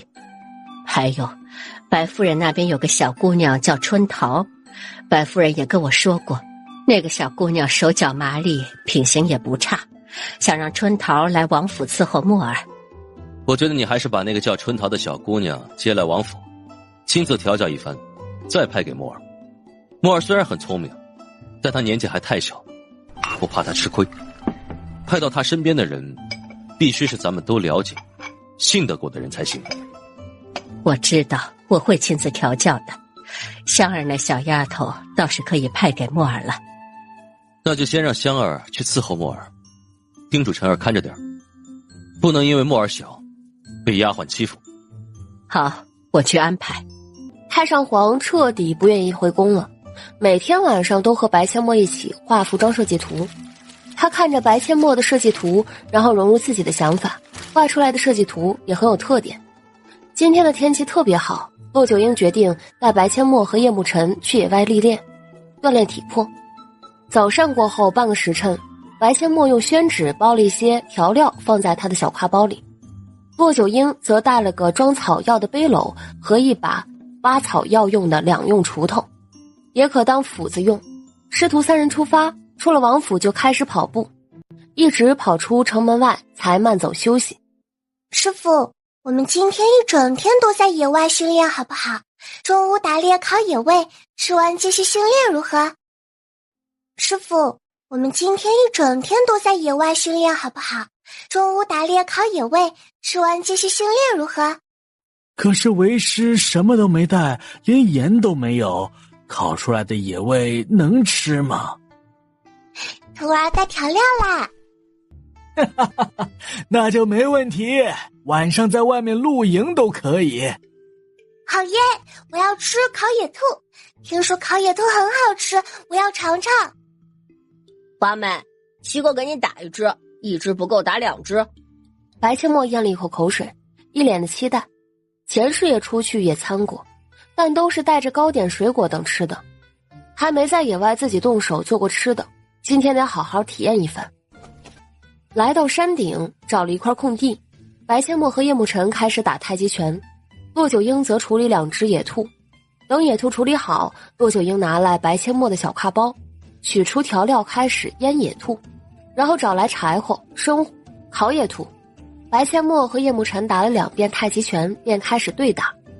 练武功招式，不难看出叶慕辰处处让着白阡陌，出拳或出掌的力度都控制得刚刚好，就算打在白阡陌的身上也不会打伤他。骆九婴一边翻烤着野兔，一边看着2个小家伙对练，脸上是慈爱的笑容。半个多时辰后，野兔已经烤得表面金黄，诱人的香味散发出来。停手！啊，烤野兔好香啊，我的馋虫都勾出来了，一吃完再练。过来休息一下吧，马上就可以吃了。哇，师傅的手艺真不是盖的，好想吃啊！再等一会儿，熟透了才能吃。哇，哎，师傅的手艺真不是盖的，好想吃啊！再等一会儿，熟透了才能吃。今天为师让你们吃个够，你们只需要专心练功，等会儿为师再去打几只来烤。师傅，你太好了！好吃，这是我吃过最好吃的烤野兔。呀，师傅的手艺真棒！好，真的太好吃了，美味！快吃吧，吃完还有。2只烤野兔最后还剩半只，师徒3人实在吃不下了。白阡陌取出一张宣纸，将剩下的半只烤野兔包起来，放在火堆边。休息了半个时辰，2个小家伙又开始练功。骆九婴交代了他们几句，就背起背篓去采草药打野兔去了。骆九婴离开半个时辰不到，天气突变，仅仅几个呼吸的时间，天空就阴云密布，还刮起了大风。叶慕辰一脸焦急：八妹，风太大了，咱们先找个地方避一避吧，等师傅来找咱们。好。白阡陌点头，抓起小挎包斜挎在肩上，将宣纸包着的半只野兔塞进了小挎包中。刚起身，一阵狂躁的大风猛然刮来，将白阡陌小小的身子带往悬崖边上。八妹！叶慕辰大惊失色，用生平最快的速度跑向白阡陌。刚抓住白阡陌的小手，又一阵更加猛烈的狂风吹来，将2个小家伙吹得掉下悬崖。师傅，救命啊！墨儿，晨儿！骆九婴撕心裂肺的大喊。一辈子不曾掉过一滴眼泪的骆九婴，此时已是泪流满面。他在悬崖边费力的往下看，根本就看不到悬崖底部。以他的轻功，也不敢贸然跳下去，至少得先回去通知叶楚风夫妻，召集更多的人前来寻找。大风依旧非常猛烈，骆九婴撕心裂肺的呼喊：墨儿，晨儿！山崖下没有任何回音。骆九婴起身，运足轻功，以最快的速度赶往京城。掉落悬崖的叶慕辰和白阡陌小手紧紧拉在一起，幸运的是2人掉下去一半左右，一大片的藤蔓延伸出来，把2人绊了一下，减缓了往下掉的速度。叶慕辰找准机会，一把抓住一根婴儿手臂粗的藤蔓，他运起仅有的内力至双臂，一手死死拉住白阡陌，一手抓紧藤蔓。抓藤蔓的小手已经鲜血淋漓，与此同时，白阡陌另一只手也抓住了一根藤蔓，减轻了叶慕辰手臂的负担。仰头看去，叶慕辰兴奋的道：八妹，上面有个山洞，咱们慢慢的爬上去，等师傅来救我们。好，七哥，无论你的手多疼，你一定不能松手，你还得保护我。放心吧，七哥不会放手的，我会一直保护你。快爬吧，你也不能放手。费了9牛2虎之力，2个小家伙终于爬到了洞口。还不等他们松一口气，一声石破天惊的鹰叫声响起，差点又把2个小家伙吓得掉下悬崖。山洞中，一只体型巨大的金鹰出现在洞口，2个小家伙吓得汗毛倒竖。妈呀，这也太大了吧！我的妈呀，难不成我今天要命丧鹰嘴牙，还得悲催的被金鹰啄死？金鹰歪着脑袋看着2个小奶团，并未攻击他们，但已经做出了攻击准备。就在2个小家伙心提到嗓子眼的时候，一声痛苦的哀嚎从山洞中传来。洞口的金鹰毫不犹豫地扭头往山洞里走去。七哥，要不咱们悄悄跟进去看看吧，里面那一只可能是生病或者受伤了，或许我们能帮他，然后蹭他们的山洞，等师傅来救咱们。八妹，要不再考虑一下，我干不过那只大金鹰的。七哥，我们不进去，这么大的风雨，身上很快就湿了，万一师傅一时半会儿找不到我们怎么办？而且等会儿大金鹰出来，有可能会攻击我们的。横竖都是一死，我想赌一把。别忘了我们是学医的，万一我们治好了大金鹰，说不定能和他们和平共处，等待师傅的救援。哦，那好吧，那你走在我后面，要是大金鹰攻击我，你就赶快跑出来。好，才怪！一步步靠近金鹰，只见刚才在洞口的金鹰正守着另一只翅膀受伤的金鹰，脑袋凑近他，脑袋不停地蹭，似乎是在安慰他。原来是受伤了，看样子伤得不轻。听到白阡陌声音的金鹰扭头凶恶地看着两个小家伙。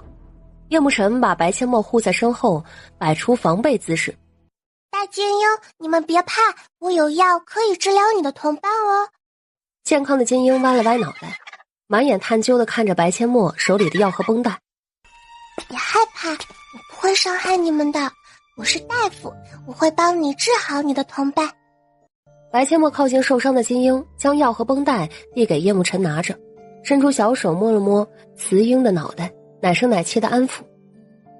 你别害怕，我会治好你的，要乖乖哦，不可以咬我。雌鹰低鸣一声，眼里似乎很是期待。白阡陌开始检查金鹰受伤的翅膀，它伤的的确很重，伤口已经有些溃烂化脓，而且有一处的骨头都骨折了。八妹，这些东西是哪儿来的？这种瓶子从未见过，还有这些东西，八妹都是装在什么地方的？七哥，你去找几个木棍来，大金鹰伤到了骨头，需要夹板固定。叶慕辰从疑惑中回过神来，不管这些东西是哪儿来的，现在都不是问的时候，治疗金鹰要紧。哦好，我去找。叶慕辰说完便往洞口走去，他记得洞口处有一些零散的干柴，找几根来修一下就可以当做夹板固定了。白阡陌从空间里取出那把师傅给他的匕首，准备清理金鹰的伤口。雄鹰看到白阡陌拿出匕首，凶狠地叫着就要攻击白阡陌。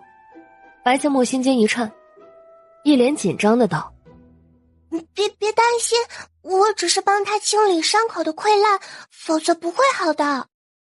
雄鹰似乎听懂了白阡陌的话，眼睛盯着白阡陌，脚却退后2步。白阡陌松了一口气，拿着匕首快速清理雌鹰的伤口。雌鹰一动不动，他似乎是感受到白阡陌真的在为他疗伤，没有感受到一丝恶意，干脆闭上了双眼。将雌鹰伤口的溃烂清理掉，白阡陌奶声奶气的安慰：我要给你的伤口清洗消毒了，可能会很疼，你要忍耐一下哦。王爷王妃，快出来，出大事了！王爷，快召集人手，去鹰嘴崖背面的崖底寻找陈儿和木儿，他们被大风吹得掉下悬崖了。什么？你们召集人马，老夫先去鹰嘴崖下寻找。我也去，骆老哥，我和你一起去。来人，属下在。一峰，你去白将军府一趟，让白将军召集人马去鹰嘴崖背面的崖底寻找木儿和陈儿，如实告诉白将军，2个孩子是被大风吹下悬崖的。是，王爷。杨儿、千儿还有渊儿留在王府，其他所有会武功的人都随本王去找人，管家速去备马。是。父王，孩儿也要一起去找七弟和八妹。杨儿，你们兄弟3人武功还不足以在如此暴风雨中自保，去了也只会给其他人增加负担。乖乖在家等着，为父一定会把木儿和陈儿找回来。七弟、八妹，你们一定不能有事。快去找，一定要找到2个孩子，他们可是姑的心肝宝贝呀！2个孩子还那么小，怎么就掉下悬崖了？风儿，你一定要找到他们，我的宝贝乖孙儿啊！父皇、母后，你们回去休息。杨儿，照顾好皇祖父和皇祖母。我们走。骆九婴和叶楚风夫妻赶到崖底，3人分开疯狂寻找，运足了内力呼喊：木儿、陈儿！等其他人赶到，3人已经几乎将崖底找了个遍，可他们仍然不放弃，让大伙展开地毯式搜索，不放过任何一个角落，甚至连大树上都必须仔细搜索。王爷，可有找到什么线索？找，给本王继续找，扩大搜索范围，无论如何都要找到他们。本王相信他们不会有事的。都怪我没有保护好2个孩子，我为什么要去采药？为什么要去打野兔？晨儿、墨儿，你们到底在哪儿啊？多老哥，不必自责，当下不是自责的时候，先找孩子要紧。骆九婴重重点头，运起轻功飞到高处继续寻找。其他所有人也扩大搜索范围，冒着狂风暴雨继续寻找。整个崖底都是呼喊2个小家伙的声音。墨儿，晨儿，七公子，八小姐，一声声的呼唤从不曾停歇，声音都沙哑了，也不曾停止。叶幕灵和叶幕南更是如此，哽咽着一遍遍的呼喊。七弟，八妹，你在哪儿啊？时间一点点过去，2个时辰后，大雨已经小了，依旧没有2个小家伙的任何消息。聂文静和白千雪、白千灵都哭成了泪人，只有白芊芊看似难过，心里并没有一丝伤心。她安慰聂文静：“母亲，您别难过，父亲一定会找到四妹妹和七公子，把他们带回来的。”不行，姑得进宫一趟，让皇儿也派人去找。时间拖得越久，2个孙儿就越危险。那还等什么？咱们现在就进宫。皇儿，快派人去鹰嘴崖背面的崖底寻找晨儿和墨儿。姑的2个小乖孙儿被大风吹下悬崖了。什么？什么时候的事？皇儿，快派人去鹰嘴崖背面的崖底寻找晨儿和墨儿。姑的2个小乖孙儿被大风吹下悬崖了。什么？什么时候的事？距离接到消息已经过去2个时辰了。父皇啊，这么大的事为何现在才来告诉儿臣？于公公，传朕口谕，让韩将军立刻带兵去寻找2个孩子，必须找到他们。好，老奴亲自去传口谕。而此时，所有人焦急寻找的2个小家伙累得脱力后，正躺在金鹰的翅膀上呼呼大睡。一觉醒来，天已经完全黑了，肚子也饿得咕咕直叫。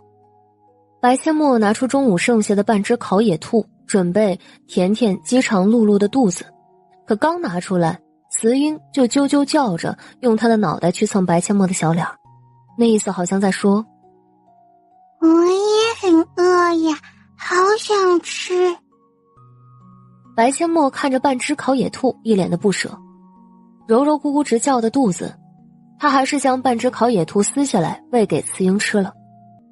八妹，师傅现在都还没找到我们，半只烤兔也被金鹰吃了，我们会不会活活饿死呀？一晚上不吃饿不死，我相信师傅天亮后就会找到我们啦。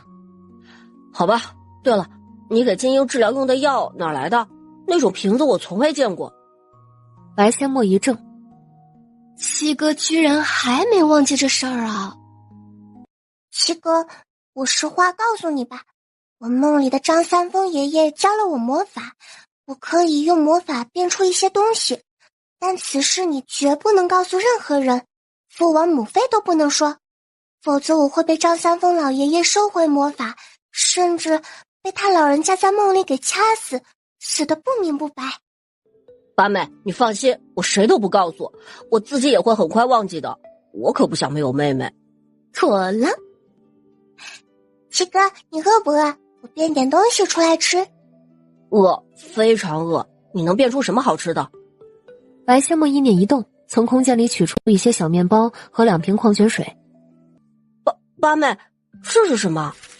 这个啊是小面包，这个是水，小面包撕开就可以吃啦。七哥，你尝尝。叶慕辰接过来就吃，好吃，这个比京城卖的桂花糕好吃。是吗？好吃你就多吃点，吃完不够我再变出来。 2个小家伙吃饱喝足后，想到洞口去看看，熊勇以为他们要走，便拦住了他们。他的伙伴还没好，怎么能让他们走呢？大金鹰，我要去方便，你能不能别拦住我呀？现在天都黑了，我们能去哪儿啊？金鹰非但不让，还推着他们两个往山洞深处走，那意思很明显，要方便去山洞深处，反正就是不准去洞口。无奈之下，兄妹俩只能找了个地方方便一下，然后返回慈英身边盘膝练功。都怪老夫没有保护好他们，找了那么久都没有找到，到底掉哪儿去了？骆老哥，别自责了，你也不愿意发生这样的事情。没有消息，或许是好事。骆老哥，这里的悬崖太高，根本看不到上面的情况。他们有没有可能在崖壁中段，被树枝或者什么东西挡住，没掉下来？有可能，就算是风再大，方圆10里我们都找过了，如果掉下来，不可能一点线索都没有。咱们得想办法从崖顶下来寻找。有可能，就算是风再大，方圆10里我们都找过了，如果掉下来，不可能一点线索都没有。咱们得想办法从崖顶下来寻找。有道理，留一队人在下面，咱们上去想办法。好，王爷，属下带人在下面继续寻找，你们上去想办法。本王相信墨儿和陈儿会没事的。此时山洞中的白阡陌和叶慕辰还在金鹰的翅膀上熟睡。雄鹰见两个小家伙睡得正香，走到洞口展翅高飞，出去为雌鹰觅食捕猎去了。听到雄鹰离开的声音，两个小家伙同时睁开眼睛。两个小家伙起身就要跑去洞口，雌鹰却快速地挡在他们面前，啾啾地低声叫着，似乎是在哀求他们不要走。放心吧，我们不走，也走不了啊，我们又没有翅膀，掉下去会摔死的。说是这样说，若真掉下去，他自己也不会摔死。昨天刚掉下来的时候，他就做好了准备，快到崖底的时候，就带着七哥躲空间里，然后利用空间以最快的速度出来。但不到万不得已，他不能暴露空间，他还太小，还不足以自保。雌鹰似乎听懂了白阡陌的话，跟着他俩一起来到洞口，往下看去，依旧看不到崖底。白阡陌取出几张白纸和一支记号笔，将笔和纸递给叶慕辰。七哥，你来写，告诉师父和父王他们我们没事，但暂时不能离开。唉，父王他们一定急坏了，得给他们传点我们还活着的消息。好，师父、父王，我和八妹没事，我们大概在崖壁中间位置的金鹰洞里，但暂时不能离开。有一只金鹰受伤了，我和八妹要帮金鹰治疗。这样写可以吗？可以，你多写几张。然后拿过写好的纸，叠成纸飞机扔下悬崖。最后写了几张，白阡陌选了几个比较小的石头包在纸里，然后扔了下去。纸飞机有可能落在树梢上，而包在石头的纸团有可能落在水里，但两个小家伙相信总有一张纸会被师傅他们发现。崖底，哎呦！一名士兵抱着脑袋痛叫出声，一摸头顶居然流血了。白将军，白将军，四小姐和七公子还活着，他们还活着。在哪儿？两个孩子在哪儿？将军，属下听到那边的人大喊，属下就跟着喊了，咱们快去那边找。没多大一会儿，白俊宏就见到拿着纸大喊大叫的士兵，士兵一脸兴奋地将纸递给他。当他看到纸上的字，激动的老泪纵横。孩子还活着，两个孩子还活着，老天有眼，老天有眼啊！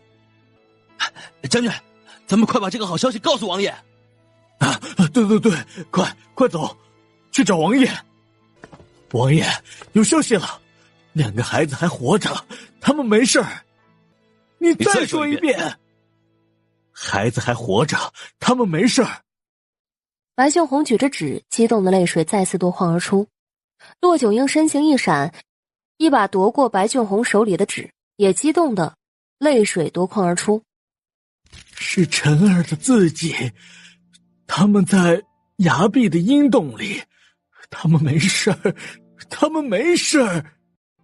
太好了，我就知道墨儿和晨儿不会有事的。七弟和八妹没事，太好了！吓死我了！两个孩子暂时不能离开的话，他们吃什么喝什么？咱们得想办法把食物和水送下去。可现在咱们连他们在什么位置都不知道，要如何送啊？还是老夫下去看看吧。不是说有一只金鹰受伤了吗？老夫下去还能帮上忙。先去准备水和食物，多准备一些绳子。我和骆老哥一起下去。木儿和晨儿喜欢吃老夫烤的野兔，老夫现在就去准备。而此时外出觅食的雄鹰归来，嘴里叼着一只野兔，两只爪子也各抓了一只。雄鹰将嘴里叼着的兔子给雌鹰，另外两只扔给白阡陌和叶慕辰。七哥，你会处理野兔吗？不会，我还不到8岁。我也不会，我还不到4岁。雄鹰看着雌鹰，又看了看白阡陌和叶慕辰，啾啾低叫2声，似乎在问他们为何不吃。雌鹰啾啾低叫2声回应，两只金鹰同款表情看向白阡陌和叶慕辰。雄鹰还把雌鹰的野兔叼起来，送到两个小家伙面前。啥意思啊？两个孩子和两只金鹰大眼瞪小眼，谁也不明白对方的意思。白阡陌想起昨晚喂金鹰吃了烤兔子，才反应过来，这大家伙是要吃熟食。咋整啊？不会清理兔子，也没那么多柴烤兔子呀。七哥，大鹰应该是想吃烤野兔，怎么办啊？大鹰应该是想吃烤野兔，怎么办啊？那我也没办法呀，我不会，而且柴都没有，也没有火，怎么烤啊？这些你能用魔法变出来吗？我也不是万能的，我能变个打火机出来，可变不出来柴，更变不出烤野兔。没有柴，我们烤不了野兔，你们将就着吃吧。雌鹰眼神里满是抗拒。白阡陌歪着小脑袋想了想，看着雄鹰奶萌奶萌地说道：要不你带我们去找柴吧，有柴才可以吃烤野兔哦。雄鹰偏了偏脑袋，似乎是在考虑。片刻之后，他对着雌鹰啾啾低叫2声，雌鹰直接张嘴叼住了白阡陌的衣裙。雄鹰则将自己硕大的身子蹲下，好让叶慕辰爬到他的背上。呀妹得，这年头连鹰都那么聪明，还知道留一个人质啊。七哥，大精鹰的意思应该是让你爬到他的背上，他带你去找柴，我必须留下当人质。你快去吧。是这样吗？叶慕辰简直不敢相信，两只金鹰居然这么聪明。下一秒，等不及的雄鹰扭头张口叼住他肩膀的衣服，往自己背上拉。叶慕辰被动地爬上雄鹰的背，都不等他抓稳，雄鹰起身就往洞口走。他差点从雄鹰的背上掉下来，吓得他紧紧抱着雄鹰的脖子。雄鹰鸣叫一声，展翅高飞。叶慕辰吓得闭上双眼，啊大叫，心都快从嗓子眼里出来了。感受到雄鹰俯冲而下，叶慕辰壮着胆子睁开眼睛，大叫道：往上飞，上面有柴！往上飞，上面有柴！崖底是什么情况他都不清楚，最好是往上飞。因为师傅找来的柴没烧完，金鹰听话的开始往崖顶上飞去。刚上崖顶，感受到陌生气息的金鹰就要绕开。眼尖的叶慕辰看到了正在崖顶烤野兔的师傅、父王、母妃、2个哥哥和白将军，他大喊：快飞到那边去，他们是我的亲人，不会伤害你的，他们有烤野兔。哎呀，你倒是快点过去呀，我和我的妹妹都不会烤野兔，你同伴吃的那半只都是我师傅烤的，你放心，我保证他们不会伤害你，我妹妹都还在山洞里等着呢。金鹰似乎听懂了叶慕辰的意思，在距离叶慕辰他们大概2丈的位置降落。满眼警惕地盯着叶楚风几人。叶慕辰从金英的背上下来，大叫着冲向叶楚风他们。父王、母妃、师傅！叶楚风他们刚起身想迎上去，雄鹰就吓得啾啾大叫，展翅欲飞。哎，别过来，别吓到金鹰。臭小子，妹妹呢？妹妹有没有受伤？她怎么没上来呀？父王，妹妹没有受伤，就是脸上被藤蔓刮了点痕迹，她被金鹰当成人质了。叶慕辰把自己上来崖顶的原因说了一遍，叶楚风哭笑不得。烤，不就是要吃烤野兔吗？我们在崖顶上为你们打野兔、烤野兔，一日三餐为你们提供。晨儿，你必须照顾好妹妹，需要什么就告诉父王，父王为你们准备。好，多谢父王。金鹰伤了骨头，一时半会儿无法痊愈，孩儿和妹妹可能还得在山洞待很长的时间。晨儿，这金鹰那么大，当你和墨儿的坐骑正好。既然要在山洞待一段时间，你们看看能不能想办法把他们驯服。晨儿，你师父这想法不错，你妹妹虽然比你小，但她点子多，你跟她说一下，试试看能不能驯服2只金鹰。叶慕辰双眼冒光，脑海里已经自动脑补以前他和八妹一起骑着金鹰到处飞的画面，想想都刺激啊。父王，孩儿和八妹试试看，要是能驯服就好了。说不定烤野兔就能诱惑2只金鹰。七弟，你记住了，你和八妹一定要亲手撕烤兔，喂它们，而且要一边喂一边沟通，让2只金鹰逐渐明白你和八妹的指令。大哥，我怎么感觉你说的跟训狗差不多呀？你管他呢，有效果就行。我一定要驯服2只金鹰。金鹰在2丈开外一直警惕地盯着几人，尤其是盯着叶慕辰。半个时辰后，野兔烤好了。晨儿，一定要保护好妹妹。母妃回去给你们拿2套换洗的衣服，脏了就换下来，母妃拿回去洗。好，多谢母妃，孩儿去找八妹了。我是哥哥，会照顾好妹妹的，你们放心吧。注意安全。雄鹰驮着叶慕辰返回山洞，看到他扛着几只野兔，雌鹰双眼放光，白千墨却瞪大双眼。七哥这是出去打劫了？叶慕辰跳下雄鹰的背，立马把在崖顶见到父王等人的事说了一遍，并将驯服2只金鹰的计划告诉八妹。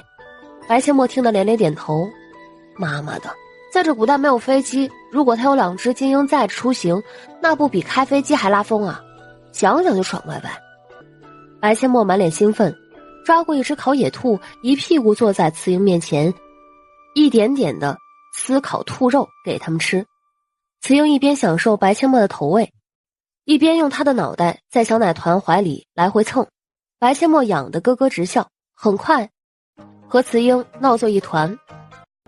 姑要跟你们一起去鹰嘴崖，至少能见到姑的金孙，留在宫里等，姑也没办法安心。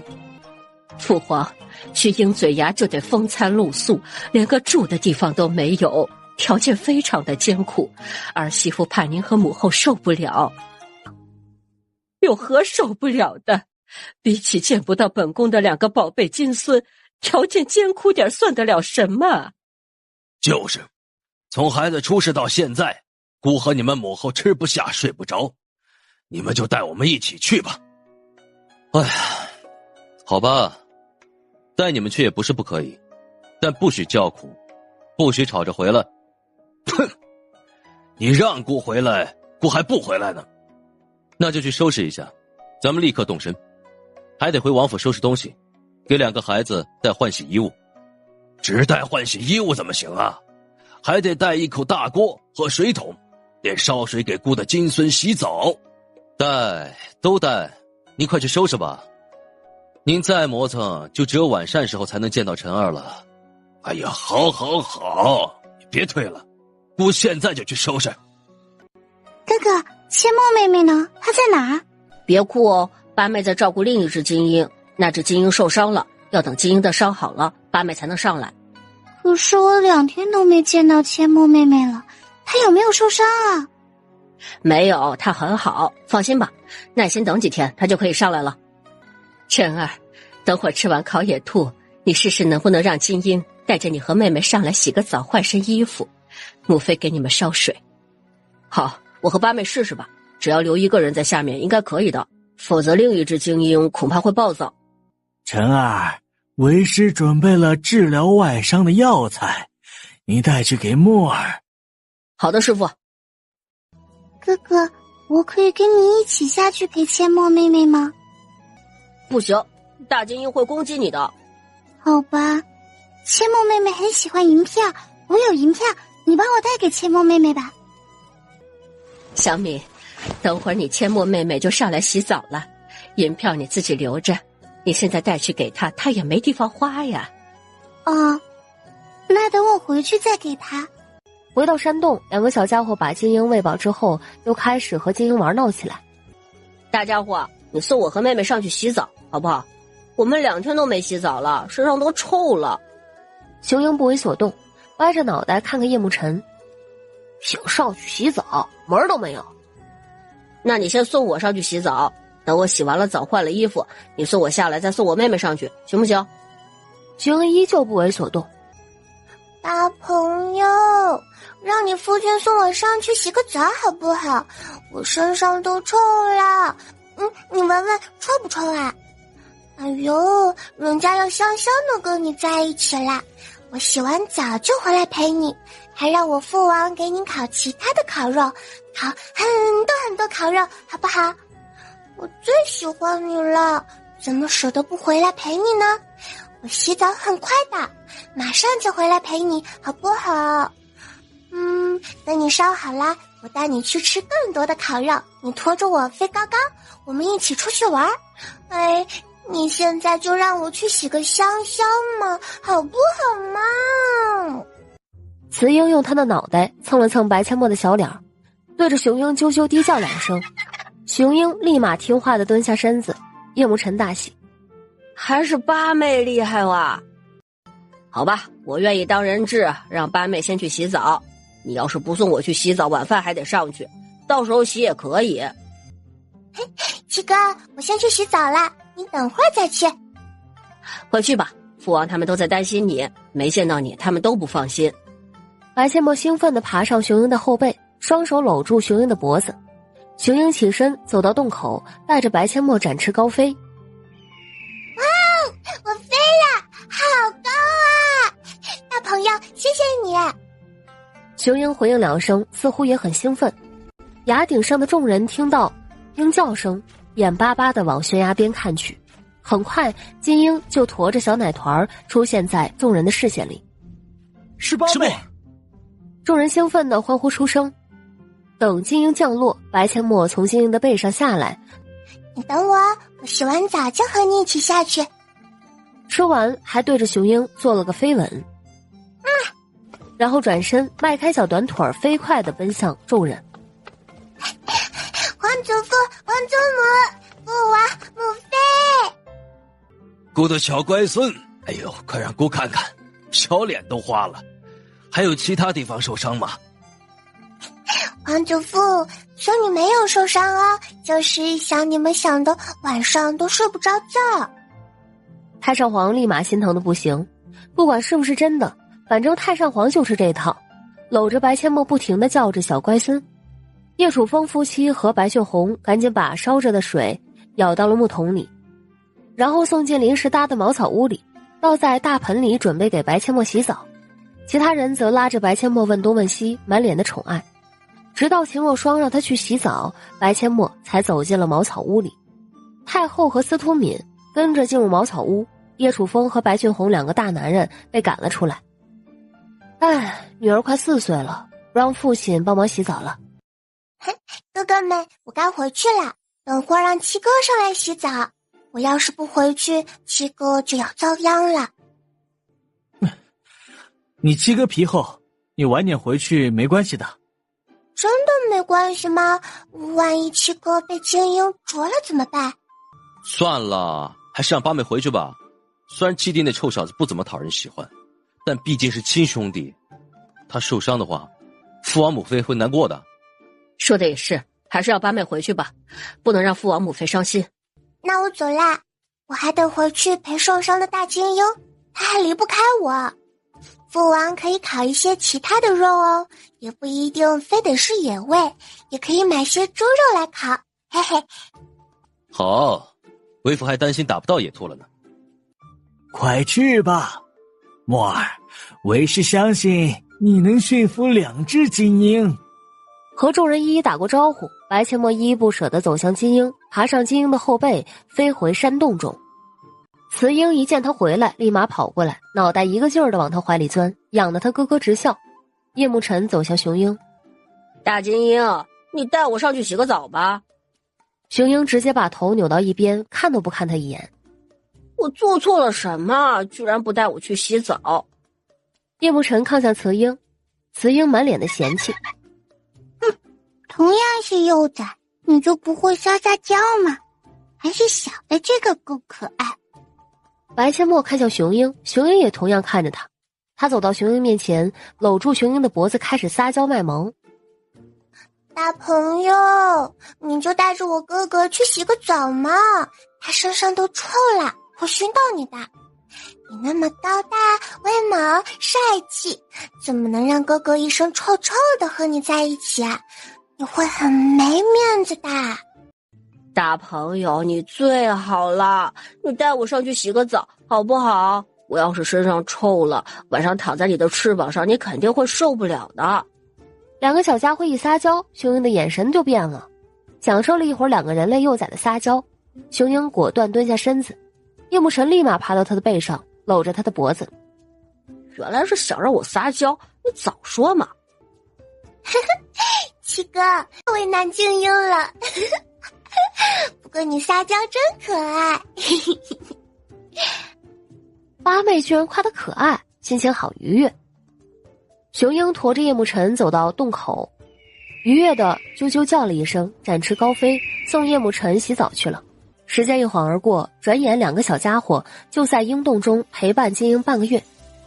雌鹰的伤彻底痊愈，叶慕辰和白切莫也准备带金鹰回家。大朋友，我要回家了，你跟我走好不好？我舍不得离开你。你跟我回家以后有吃不完的烤肉，你要是继续留在这里，那只能连毛带屎都吃不来的猎物，多脏呐！你已经是我的好朋友了，你就跟着我回家吧，我会一辈子陪着你的。而叶慕辰也同样搂着雄鹰的脖子撒娇，白切莫说一句，他也跟着说一句。雌鹰先投降了，他也舍不得朝夕相处半个月的小奶团儿，啾啾低叫2声，2只金鹰同时蹲下身子。好耶，我们回家了！回家喽！上来了，莫尔和晨儿上来了。切莫妹妹，我在这里。太上皇、太后、秦若霜和骆九婴仰头看着在天空中翱翔的2只金鹰和2个小宝贝，脸上的笑容无限绽放。骆九婴感叹：成了，我就知道墨儿和晨儿一定会让2只金鹰心甘情愿地跟着他们，2只金鹰以后将是2个孩子的大助力呀。那是，姑的宝贝金孙能差吗？别说2只金鹰，就是来2只老虎，他们也能驯服。哎呀，父皇呀，这话您可不能出去外面吹啊！您的2个小金孙还太小，不能让他们去和凶猛的老虎对抗呀。2只金鹰驮着2个小奶团，愉悦地在空中盘旋了2圈，才在叶楚风他们2丈开外落下。2个小家伙从2只金鹰的背上下来，奔向叶楚风他们。父王、母妃、皇祖母、皇祖父，师傅，咱们回家吧，回去给金鹰搭房子，他们愿意跟着我回家啦。千猫妹妹，我可以和你一起骑金鹰回家吗？不行，你和金鹰不熟，它会攻击你的。而且我的金鹰翅膀受伤了才刚好，它也会承受不住的。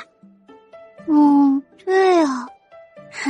那我跟王妃娘娘骑马回家。哦，对了，这些银票给你，回家就可以出去买东西啦。你给我银票干嘛？因为你喜欢银票啊，反正我也用不着，吃住都在王府，干脆全给你好了。哎呦，我不要，我有，你自己留着吧。千墨妹妹，你是不是不喜欢我了？没有，绝对没有，我很喜欢你的呀。千墨妹妹，你是不是不喜欢我了？没有，绝对没有，我很喜欢你的呀。那你为何不要我给你的银票啊？我的就是你的，我就要给你。小明明，你这么可爱，你爹知道吗？拿你爹的钱给我，你就不怕你爹说你是个败家女啊？千梦妹妹，你快拿着，回去就可以去买东西了。我不要，这是你爹爹给你的，你自己留着。你要是真想给我，等你以后自己赚了银子，你给我，我就要。明白了，我爹给我的钱你不要是吧？好，那我以后自己赚银子，我赚的都给你。完了，这小妮子六亲不认了。你赚的银子全给我，你不孝敬你的父母啦？孝敬啊，但他们有很多银子，不用我给他们银子。小妮子傻得真可爱。好，那你努力赚银子，我以后就靠你喽。好了，先收拾东西回家，有什么事回家再说。在山顶半个月了，都快成野人了。这两个小没良心的都没跟我这个大哥这么撒过娇。大哥还不如两只金鹰。不，我们6个哥哥都还不如两只金鹰。不过我只想要八妹向我撒娇，七弟还是算了，招架不住。其他4个哥哥猛点头，脑海里脑补出七弟向他们撒娇的模样，全都忍不住汗毛倒竖。算了，还是八妹撒娇就好了。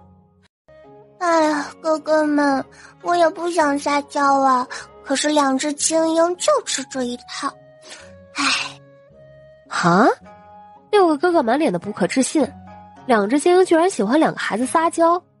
不过看七弟和八妹和金鹰玩的那么开心，应该是真的。叶幕林尝试靠近白千梦，可才走出2、3步，两只金鹰就满眼警惕地盯着他。白千梦赶紧安抚：大朋友，你们不要害怕，他是我的大哥哥，不会伤害你们的。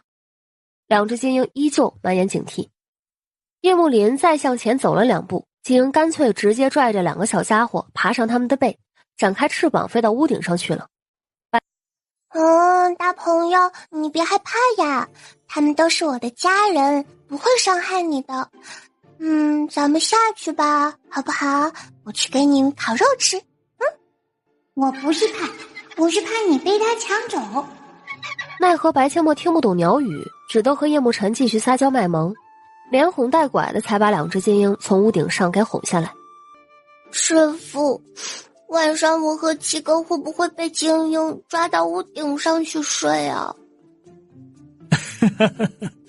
有可能，不过在金鹰的房子没建好之前，你父王应该会腾一个房间给两只金鹰。我已经和金鹰睡了半个月了，看现在这样子，他们那么黏着我和七哥，我以后是不是都不能睡床了？墨儿别灰心，等两只金鹰适应了在王府的生活，他们不再怕人的时候，就不会这么黏你了。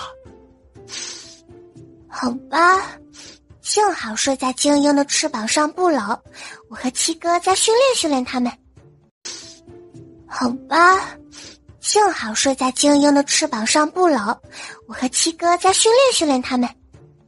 也只能你和陈二训练，他们都不让任何人靠近，为师想帮你都帮不了，只能帮你烤肉。墨儿丫头这是把朕这个黄伯伯忘得一干二净了，这个小没良心的。于公公，何事如此神神秘秘？皇上想念五福郡主都快魔怔了，这几天吃不香睡不好，咱家呀也跟着提心吊胆。可小郡主那小丫头就是不进宫来看望皇上，再这样下去，咱家担心皇上龙体，这可如何是好呀？这还不简单，派人去请小郡主进宫不就好了？没有皇上的允许，咱家不敢私自派人出宫，万一刚刚皇上找人呢？那你说怎么办？咱家这不是没办法了，才叫你过来商量的吗？要不我偷溜出宫，请王爷带小郡主进宫，我速度快，来回不要1炷香的时间，皇上应该发现不了。要是皇上发现你偷溜出宫，你可不能说是咱家让你去的啊！哎呀，放心吧，这点小事我还能扛。与此同时，在将军府的白阡陌细心地发现大姐姐白芊芊眼神中的嫉妒，而二姐姐和三姐姐是真的担心她。白阡陌在将军府待了半个多时辰，心急担心金英，便和父母告别，带着司徒敏和香儿往王府走去。御林军统领从皇宫出来后，运起轻功就往王府赶去。在距离王府大门约莫30丈左右时，他眼尖地发现小郡主带着2个小丫头，有说有笑的正往王府大门走去。御林军统领眼珠子转了转，看看四下没有王府的人，立马以闪电般的速度掠向白阡陌。在3个孩子都还没反应过来的情况下，抱起白阡陌，运起轻功就往皇宫方向飞掠。阡陌妹妹，八小姐，统领大叔，你这是何意？干嘛把我抢到皇宫里来啊？小郡主，皇上想你想的都快魔怔了，你就跟卑职去看看皇上吧。去看黄伯伯没问题啊，我本来就打算今日晚膳时进宫探望黄伯伯的。可你现在把我劫来，我父王找不到我该怎么办啊？统领一怔，摄政王发怒可不是谁都能承受的。可都把小郡主抱进宫门了，难不成还送回去？那我岂不是白跑一趟？哎，不管了，都已经进宫了，只要把小郡主送到皇上面前，剩下的事儿就让皇上解决。王爷和皇上可是亲兄弟，不可能因为这点小事就伤了和气。王爷，不好了，八小姐被人劫走了。怎么回事？莫尔被什么人劫走了？我们不知道是谁，而且那人速度太快，一晃就不见了。有没有看清楚穿的什么样的衣服，从哪个方向走的？何人如此大胆啊？敢劫走姑的小乖孙儿，抓到他，不要将他碎尸万段。太可恨了，姑的小乖孙好不容易才回来，在家都没待几天，又出事了。风儿，一定要把丫头找回来，把劫走丫头的人给姑抓来，不要亲手打断他的四肢。小米，劫走莫尔的人往哪个方向跑了？就是这个方向。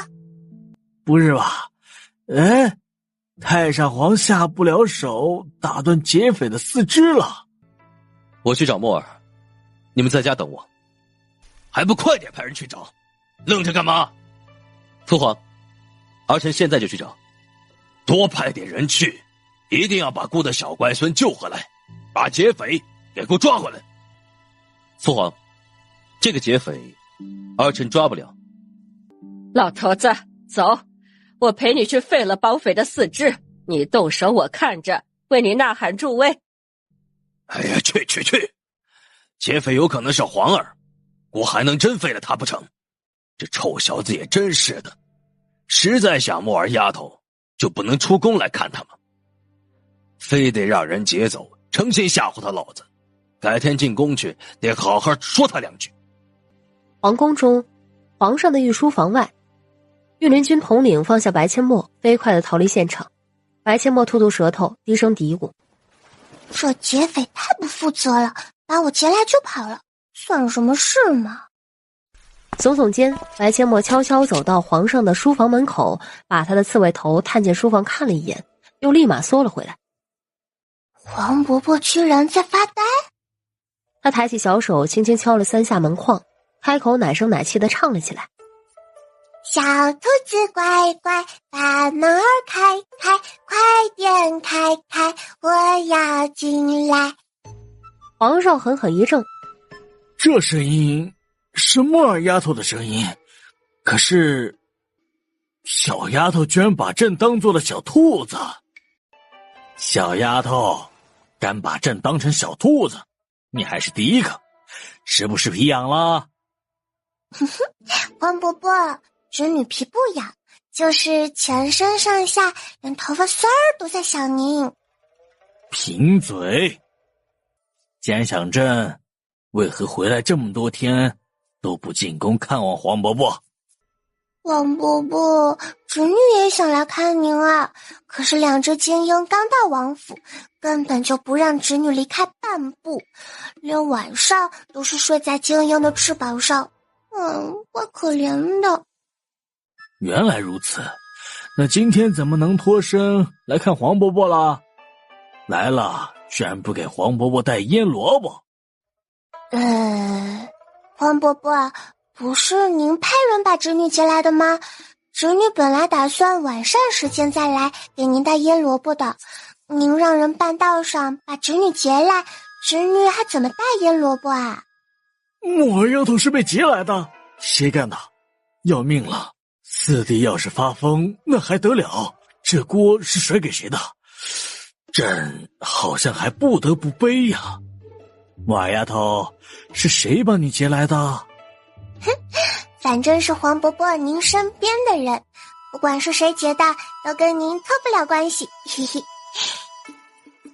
说的很有道理，但皇上表示他不太想听。虽然这个锅背的有点莫名其妙，但他能见到小丫头，背就背吧，没什么大不了的。现在趁着叶楚风尚未进宫，先抱抱小丫头才是正事。1刻钟不到，叶楚风就出现在皇上的面前。叶楚风一脸不怀好意，皇兄，还真是你干的好事呀！想见墨儿，你派人去王府说一声就行，还偷偷摸摸干起劫匪，你惨喽！皇兄，还真是你干的好事呀！想见墨儿，你派人去王府说一声就行，还偷偷摸摸干起劫匪，你惨喽！朕说不是朕干的，你信吗？臣弟信不信不重要，只要墨儿没事就行。但有人扬言要废劫匪4肢。哼，谁敢废朕的4肢？父皇，这谁惹的锅？朕不背了。四弟，真不是朕干的。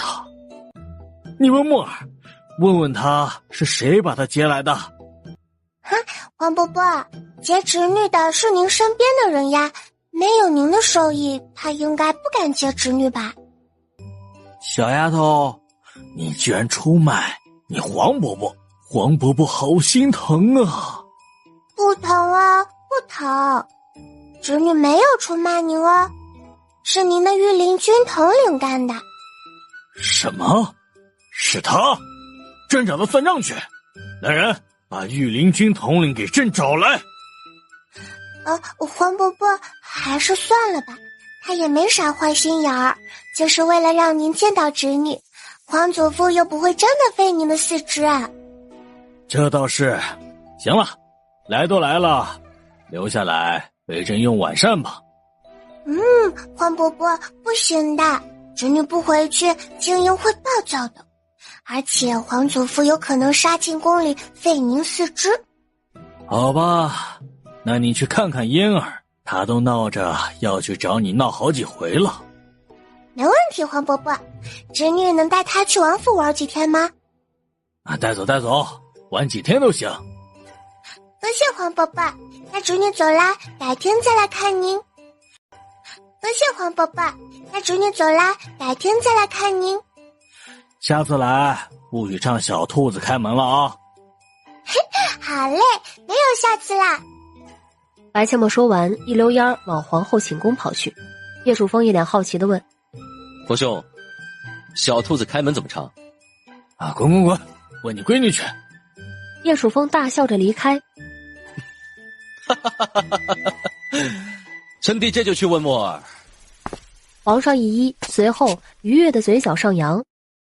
这个鬼灵精怪的小丫头啊，要是能时常留在朕的身边，朕就不会有那么多烦恼了。看到他，心情就大好了。皇后寝宫里，九公主正在跟着皇后认字，却心不在焉，脑子里都和白阡陌在一起的画面。人之初，这个字念人。嫣儿，嫣儿。啊，母后，抱歉，儿臣想小八妹了。突然门口传来奶萌的歌声。小兔子乖乖，把门儿开开，快点开开，我要进来。一旁的叶楚风听着白阡陌的唱歌，终于明白小兔子开门怎么唱了。等会儿回去啊，得告诉宝贝闺女，皇兄不让唱小兔子开门，那下次咱就唱个大兔子开门就好了。是小八妹，母后，小八妹来了。说完就往门口跑去。小八妹，你终于来了。就这么想我吗？还是想我的酸酸糖？你也小，酸酸糖也小，但想你要多一些。哎呀，可是我今天没带酸酸糖呢。哎呀，可是我今天没带酸酸糖呢。九公主一愣，舔了舔嘴唇，随后一脸的不在意。没关系，这次没带就下次。没带酸酸糖，但我可以带你出宫。哦，太好了！嫣儿，你要跟墨儿出宫可以，但今天学的字不会写不会读，你就别去了。小九，这么简单的字你都记不住，那我不能带你出宫啦，我可不想和笨蛋做朋友。这些字那么难，我根本就记不住嘛。那是因为你没用心记。我给你1刻钟的时间，你要是记不住，我就自己出宫去了。来，我教你，很简单的。白阡陌指了指人字，然后双手垂直放在身侧，双腿摆出一个人字的模样。你看啊，我现在的样子像不像一个人字？是不是很简单？1刻钟后，九公主就把人之初3个字自己写出来了。白阡陌指着初字问九公主，这个字怎么读？初，这个是之，这个是人，这不就记住了吗？收拾2套换洗衣服跟我出去玩吧，不过你得答应我哦，每天最少认10个字，会读还得会写。那你教我行不行？没问题，我教你。我已经认识很多很多字啦。原来教孩子认字也可以有简单而容易记住的技巧。墨儿丫头，你这方法真不错，以后你多教嫣儿认一些字，黄伯母给你奖励，如何？墨儿丫头，你这方法真不错，以后你多教嫣儿认一些字，黄伯母给你奖励，如何？多谢黄伯母，其实奖不奖励的没关系，能为黄伯母分忧，侄女很乐意的。那好吧，黄伯母就省点银子了。那您还不如一开始就别说给奖励呢，把我当3岁小孩耍。皇后笑了笑，吩咐宫女给九公主收拾换洗的衣服。很快衣服收拾好，九公主就像一只被关了好几天，好不容易才可以出来放风的小狗狗，欢快的不得了。叶楚风带着2个孩子出宫，在接近宫门口时，恰巧遇到带人巡逻的御林军统领。御林军统领规规矩矩的行礼：“卑职叩见王爷。”“免礼，起来吧。”“多谢王爷。”“统领大叔，我听说皇祖父要亲手废了劫匪的4肢，不过你放心，我会帮你说好话的，下次啊不许劫我了。”“是，卑职以后再也不敢了。”白阡陌满意的点了点头，拉着九公主往宫门口跑去。叶楚风饶有深意的看了御林军统领一眼，跟在2个小家伙身后出了皇宫。御林军统领后背都忍不住冒冷汗。娘哎，摄政王的眼神好可怕。回到摄政王府，7哥叶慕辰已经等在了门口，手里拿着2块杏仁酥。一见到白阡陌，立马把今天特意给他买的杏仁酥递了过去。王妹，这是我给你买的杏仁酥，你尝尝好不好吃？谢谢七哥。白千墨接过来就吃，好吃。九公主眼巴巴地看着叶慕辰手里另一块杏仁酥，直吞口水，又不敢开口要。叶慕辰凶巴巴地瞪了他一眼：“看什么看？想吃自己去买，这是我给八妹买的，没你的份儿。”七哥，你只有这2块杏仁酥吗？还有很多，都在我的房间里，吃完我带你去拿。那你分点给小九啊，好东西要大家一起分享，可不能只给我一个人哦，嘿嘿。叶慕辰又瞪了九公主一眼，心不甘情公主一眼，心不甘情公主幽怨的将另一块杏仁酥递给九公主。就你嘴馋，多谢七哥。九公主也不生气，笑嘻嘻的接过来就吃。八妹，带我们去看金鹰吧，该喂金鹰吃烤肉了。九公主、司徒敏和香儿想跟上，叶慕辰又是凶巴巴的瞪着他们。你们跟着我和八妹干嘛？金鹰又不让你们靠近，一边玩去。七哥，你今天干嘛那么凶啊？哼，他们都没有保护好你，让你被人劫走。他们又没有武功，而且都那么小，劫走我的可是武功高强的御林军统领，他们怎么保护我啊？就算是你在，也干不过御林军统领吧？说的也是，看来我还得努力练功，否则下次你再遇到坏人，7个都保护不了你。还有我也要练功，我也要保护小八妹。千墨妹妹，我可以和你一起练功吗？我也想保护你。香儿欲言又止，她也想练功，也想保护小主子，可她只是个丫鬟，不敢提要求。叶楚风一眼就看出了她的心思，想表达的意思都显示在脸上了。小小年纪就知道要保护小主子，这个丫头没选错。哼，你们都想练功保护墨儿，那就用过晚上后在前院等着，本王教你们武功，香儿也可以一起练。墨儿，下次去你黄伯伯那儿，他不让你唱小兔子开门，你就唱大兔子开门。啊？女儿明白了。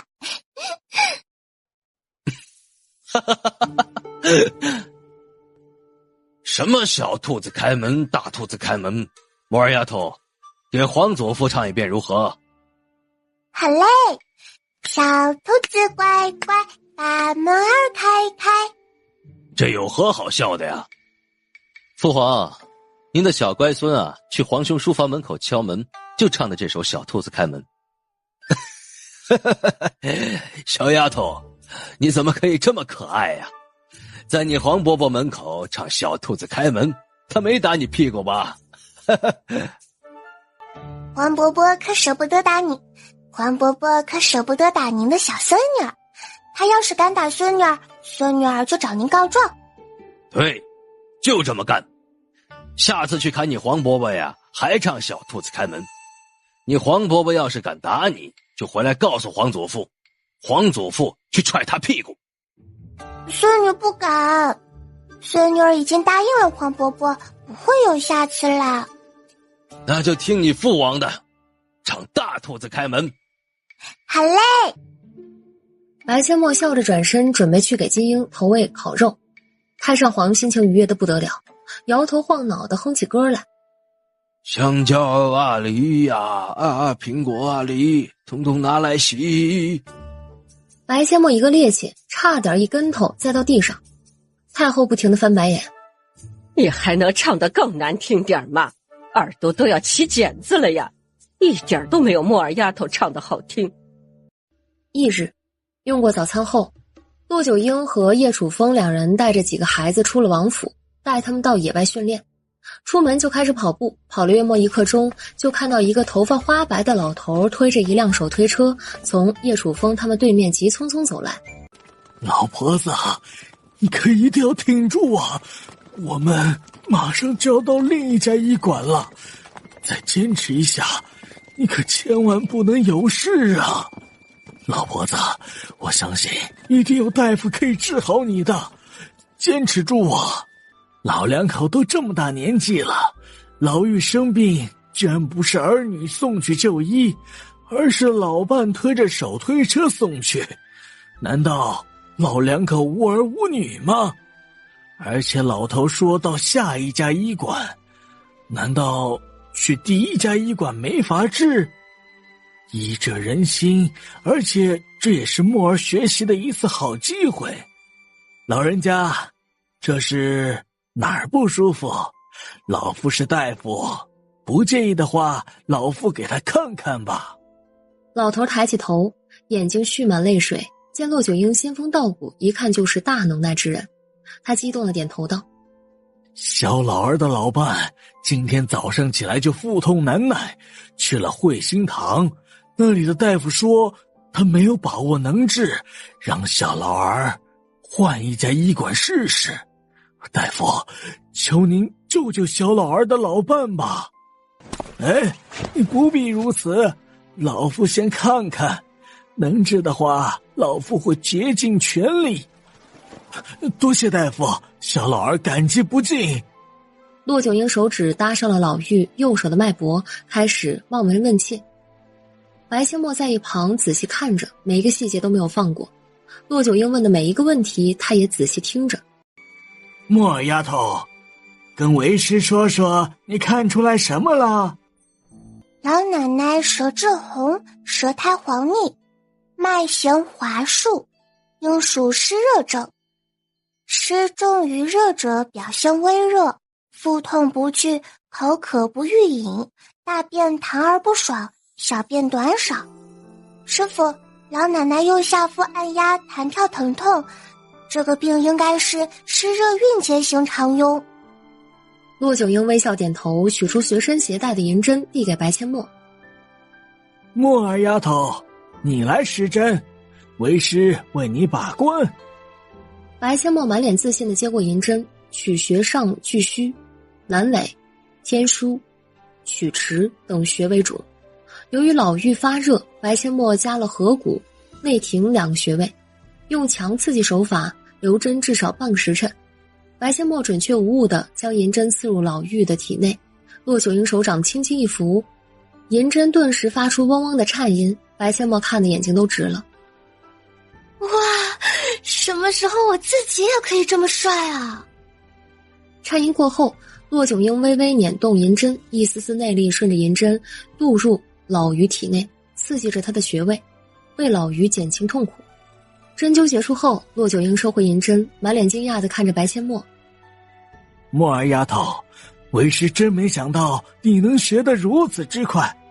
接下来你说说药方，为师看看你能否说出来。大黄2钱，牡丹皮2钱半，桃仁2钱半，冬瓜子4钱半，薏米8钱。方有大黄牡丹皮汤、大承气汤、千金伪金汤3方化材组成。用大黄泻热散结，牡丹皮清热凉血，桃仁活血祛瘀，冬瓜子清湿热，散结消痈。啊，我都还没教那么多呢，你居然把药方全都说对了？不会又是丫头梦里的张三丰教的吧？叶楚风和叶慕辰直接石化，他怎么学得这么快啊？他4岁的生辰都还差几天吧，这也太妖孽了。此时的老妪在针灸加内力刺激的作用下，疼痛已经减缓了不少，体温也开始有了下降的趋势。老头满脸感激。贵人呐，今天出门遇上贵人了，多谢大夫救命大恩。不必如此，老夫给你写个药方，抓5服，水煎服。不过明日还得继续针灸，把你家地址告诉老夫，老夫会带着徒弟去给你老伴继续治疗。小老儿家住，多谢恩人。大夫，您看需要多少诊金？将地址告诉了骆九婴，老头小心翼翼地问。骆九婴看了一眼老头身上打着补丁、洗得泛白的衣服，皱眉问：你的儿女呢？为何不是你的儿女送你们就医？唉，别提了，小儿就当这辈子没生养过他们，当他们都死了。老爷爷，您养了几个孩子啊？4个，3个儿子，1个女儿，如今都已各自成家，我们老两口谁家的门都进不去，我们老了，帮不上他们的忙了。如今我们老两口成了他们的累赘，哎呀，养儿有何用？白阡陌听得有些心里难受。上辈子他的父母对他生而不养，这辈子他的母亲懦弱，导致原主死在白老夫人手里，他才有机会穿越而来。而面前这老两口好不容易把4个孩子拉扯大，他们居然如此不孝。要是上辈子自己的父母能够好好养育自己，自己也不可能18岁就挂了。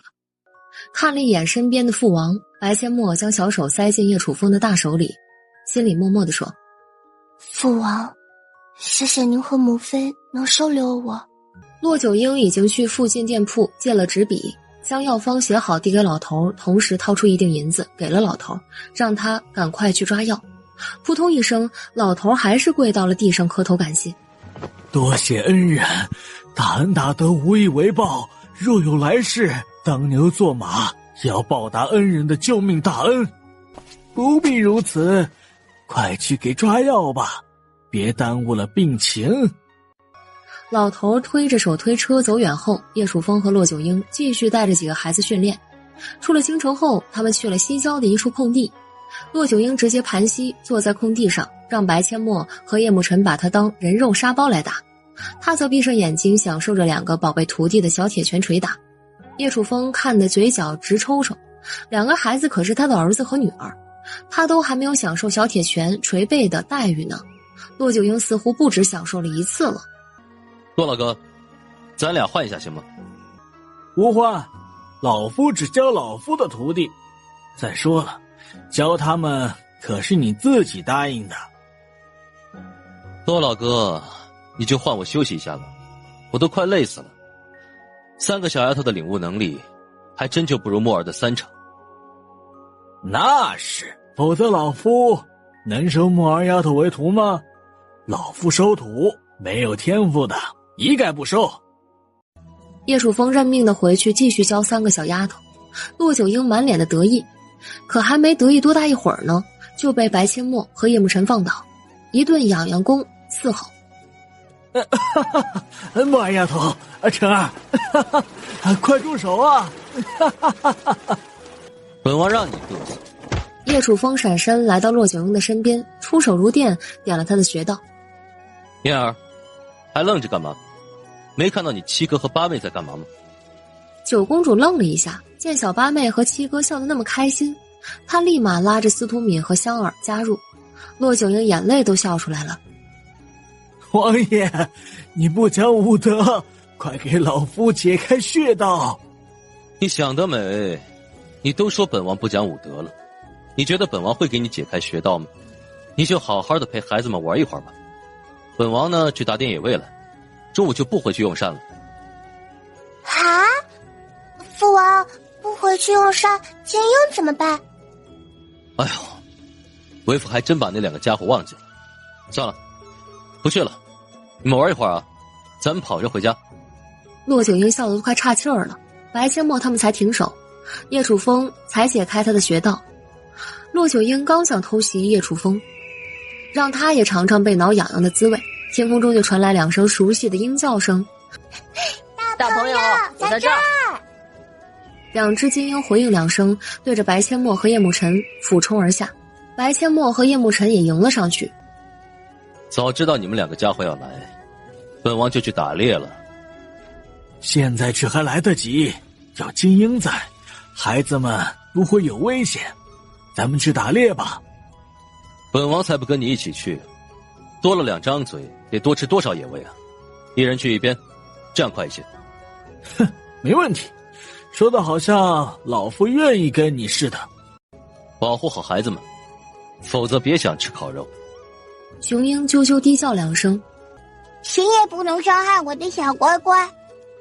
叶楚风也运起轻功，几个起落便不见了身影。九公主、司徒敏和香儿看着白阡陌和叶慕辰与金鹰玩闹，小脸上满是羡慕，却不敢靠近。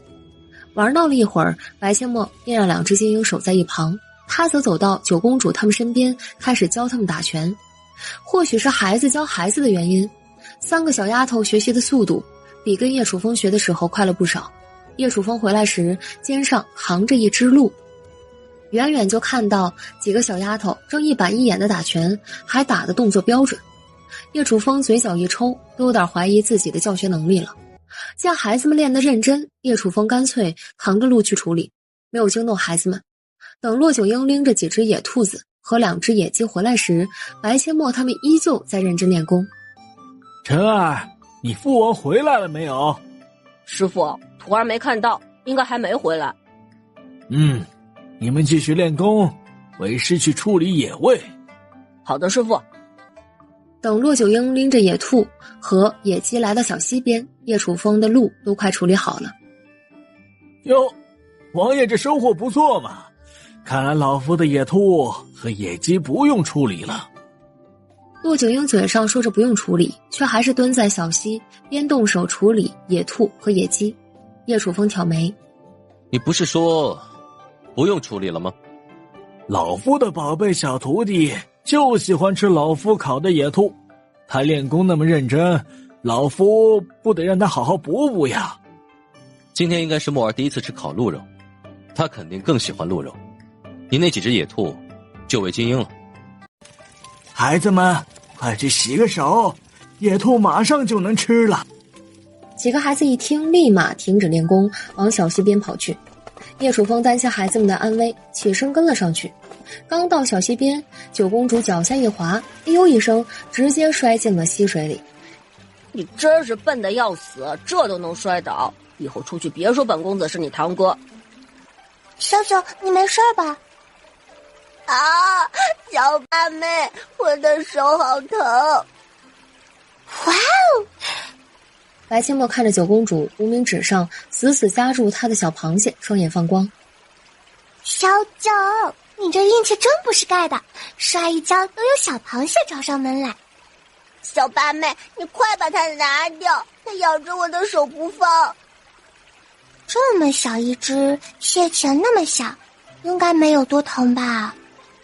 要不然，你让它咬你一口试试。咬我不可能，但是我想把它给吃了。可惜太小了，就只够吃一口，吃不过瘾。小八妹，这玩意儿还能吃啊？能啊，烤出来挺香的，用油炸也好吃。七哥，要不咱们多找点，拿回去烤了吃？八妹，你别开玩笑了，这小虫子还能吃？看着都没肉，怎么吃啊？我没开玩笑，连壳一起吃啊，还可以补钙呢，这可是好东西。补钙？补天灵盖吗？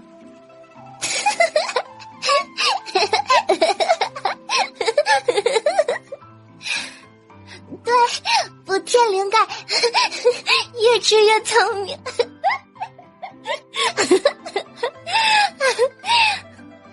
那我要多抓点回去吃。我也要变聪明。应该不是补天灵盖，否则八妹不会笑成这样。但到底是补什么钙呀？他不好意思问，就怕八妹说他没见识。他小心翼翼地把九公主手指上的小螃蟹取下来，既然八妹想吃，那就多找些带回去烤。于是叶慕辰一手拿着小螃蟹，弯腰开始找了起来。白阡陌笑着说：七哥，要把石头翻开，小螃蟹一般都躲在石头缝里。好家伙，几个孩子去小溪边洗手，现在全都在小溪里翻石头找小螃蟹。叶楚风飞身上了一棵大树，坐在树干上耐心地等着孩子们玩够再回去。小溪里野生的小螃蟹都不大，最大的小螃蟹身体也就跟个矿泉水瓶儿差不多大。小溪边时不时传来九公主和司徒敏嗷嗷的大叫声。啊，这玩意儿又咬我手了！啊，好疼！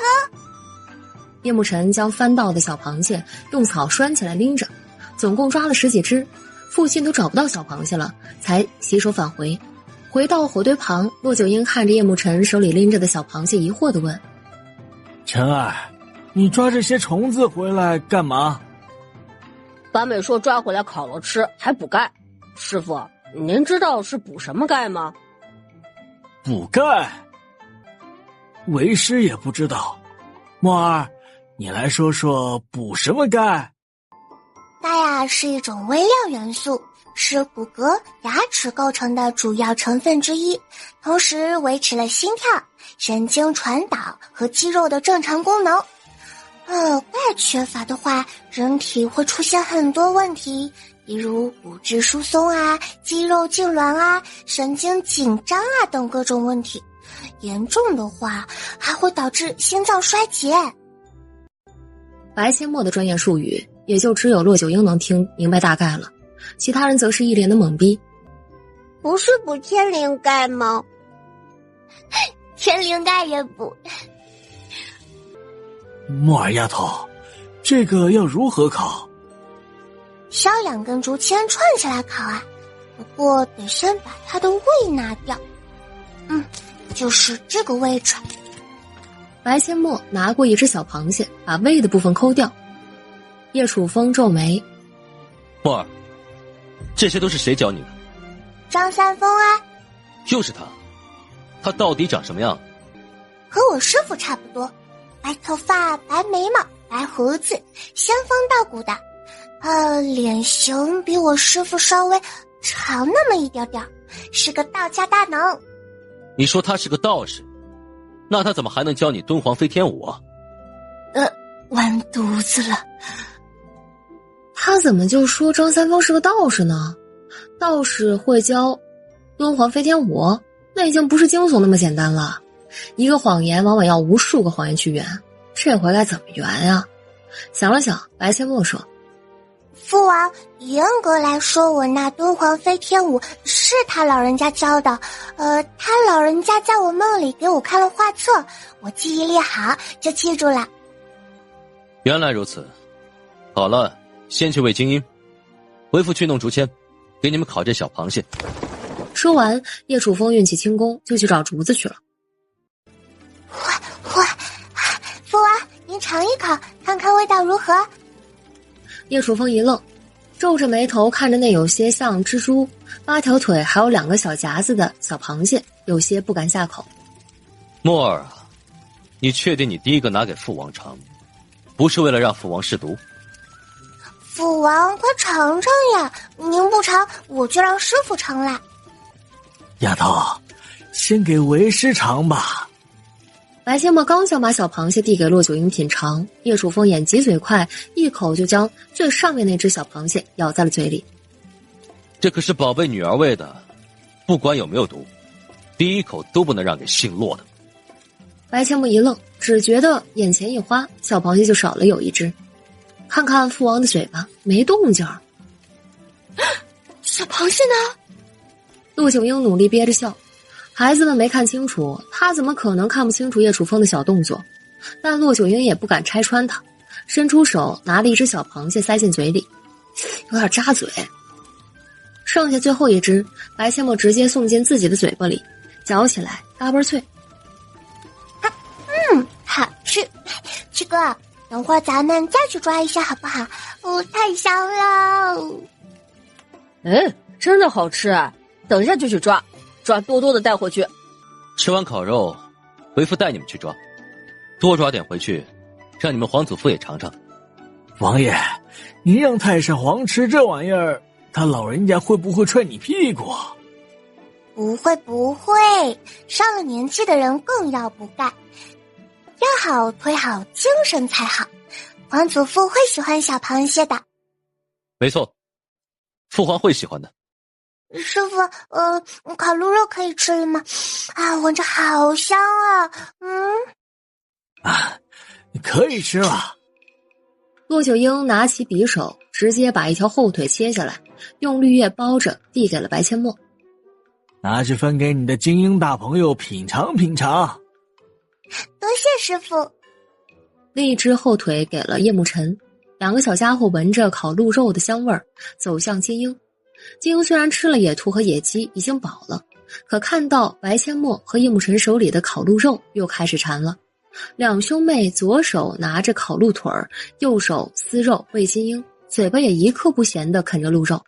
毫无悬念，金鹰吃撑了，几个孩子也把小肚肚吃得圆滚滚的。白阡陌揉揉圆滚滚的小肚肚，不行了不行了，吃撑了，得去消消食。七哥，走，抓小螃蟹去。没问题，现在就走。刚吃饱肚子，的确不适宜练功。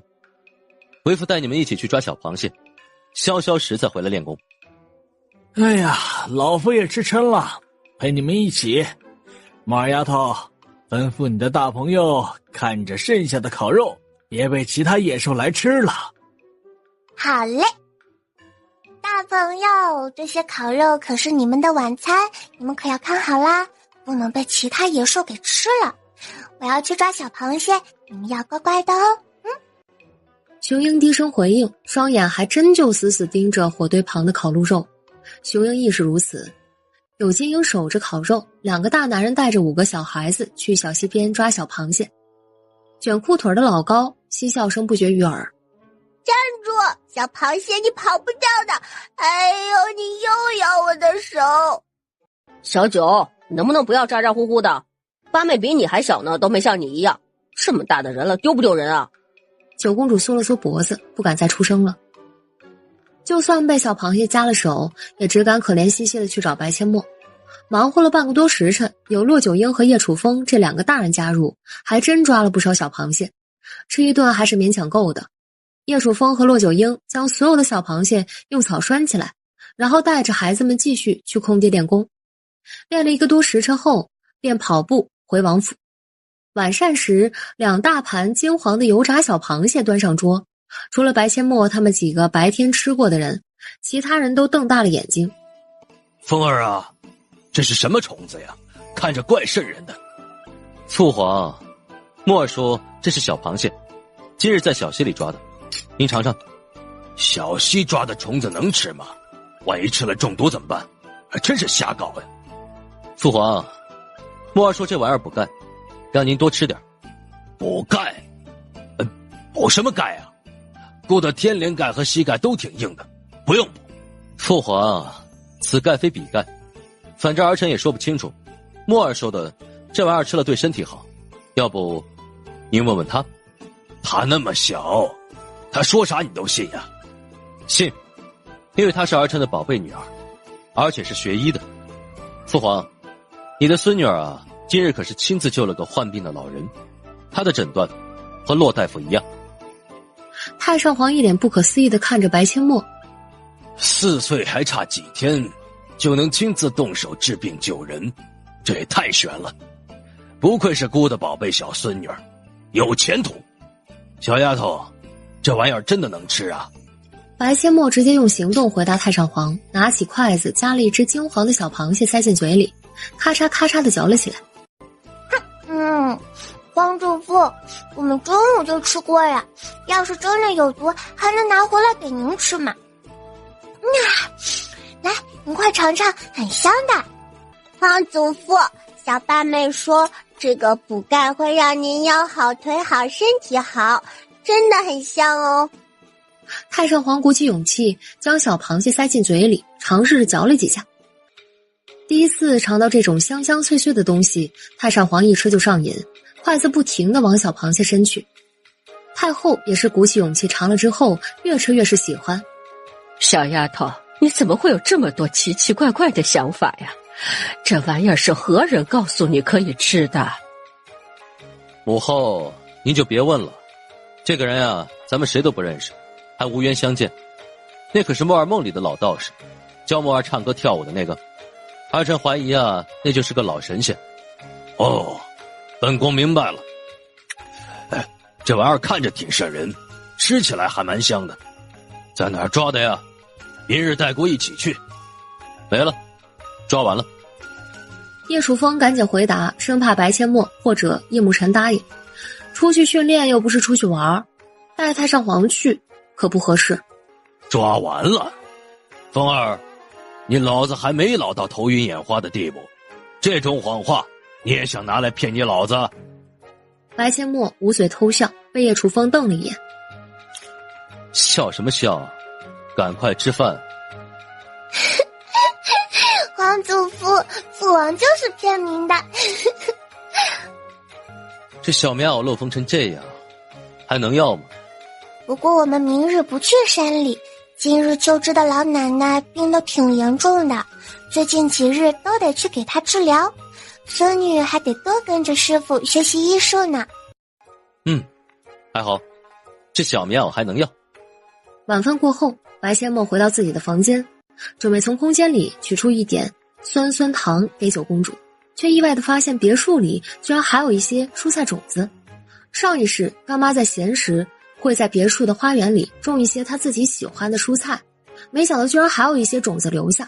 翻看了一遍，居然有辣椒、茄子、西红柿、黄瓜等好几种蔬菜种子。白阡陌兴奋不已，这2天不就适合种这些蔬菜了吗？七哥，快出来，陪我干活去！八妹，干什么活？挖地。挖地？八妹，你要挖地干嘛？让下人挖不就行了？你这么小，挖什么地呀？七哥，我想在我房间外的花坛里种点东西，试试看能不能种出来。快来帮我挖，活动活动，消食嘛。你想种什么？八妹，我不管你想种什么，你都不许挖地。你那么小，又是咱们王府的八小姐，这事是你干的吗？挖地这种事情在王府有下人去做，你等下人把地挖好了，你再去种就行。你要是闲不住，七哥陪你练功去。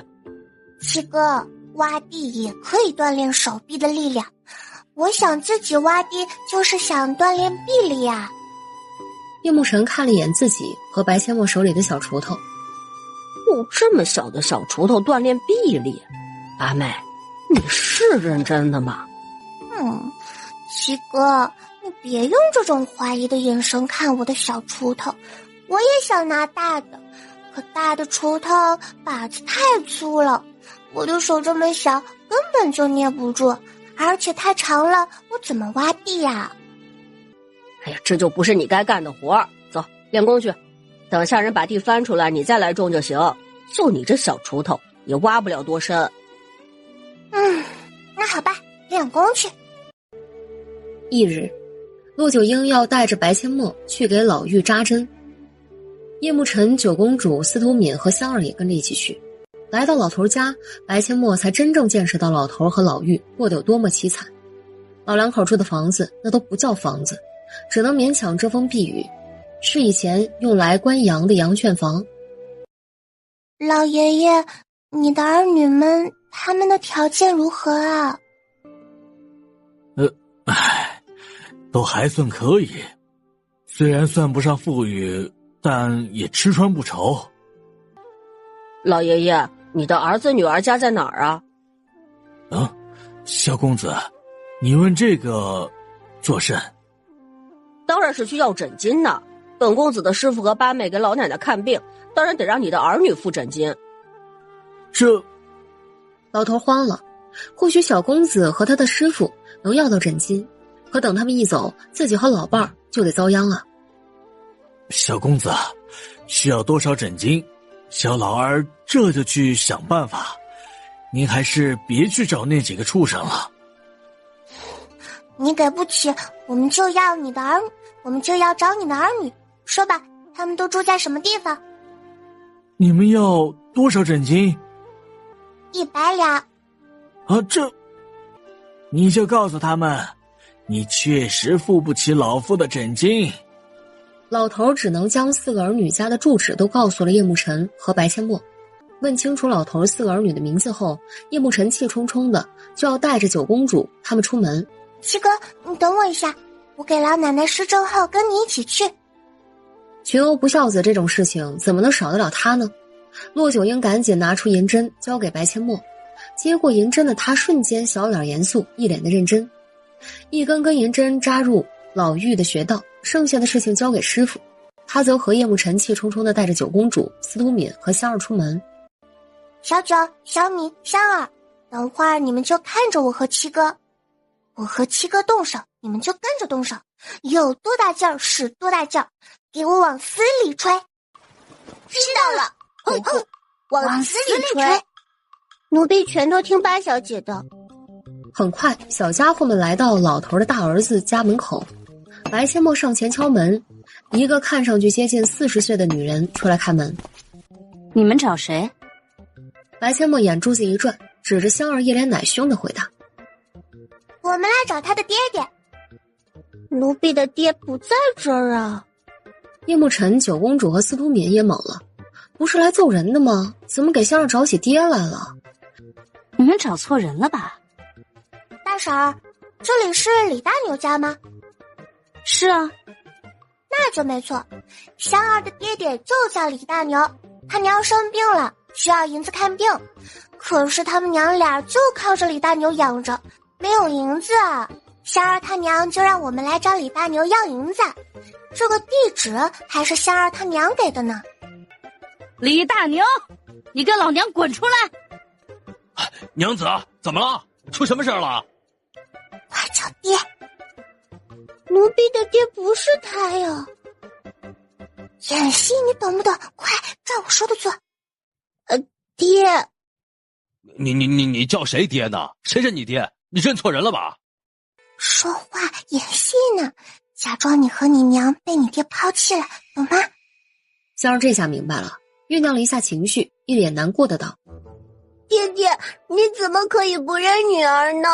您不是说您会照顾娘和香儿一辈子吗？哎呦，老子什么时候说过这话？哎，不对，你谁呀？咋还跑来乱认爹了？爹爹，您怎能如此狠心？我是您的女儿香儿啊！娘没生病的时候，你还经常去看我和娘。自从娘生病了，您就再也不去了。好歹娘跟您一场，您不能见死不救啊！演的也太好了。哎，不是，你娘是谁啊？老子都不认识你，你再胡说八道，信不信老子打断你的腿啊？好你个李大牛，你胆儿肥了，居然敢背着老娘在外面养女人，我打死你！哎，娘子，你听我解释，我根本就不认识这些孩子，我真的没有养什么女人，他们就是来骗银子的。爹爹，我娘都快死了，您怎能说出这样的话来？您可是亲口说过的，您这辈子心里就只有娘一个女人的，家里的母老虎您根本就没放在心上，没想到您都是骗娘的。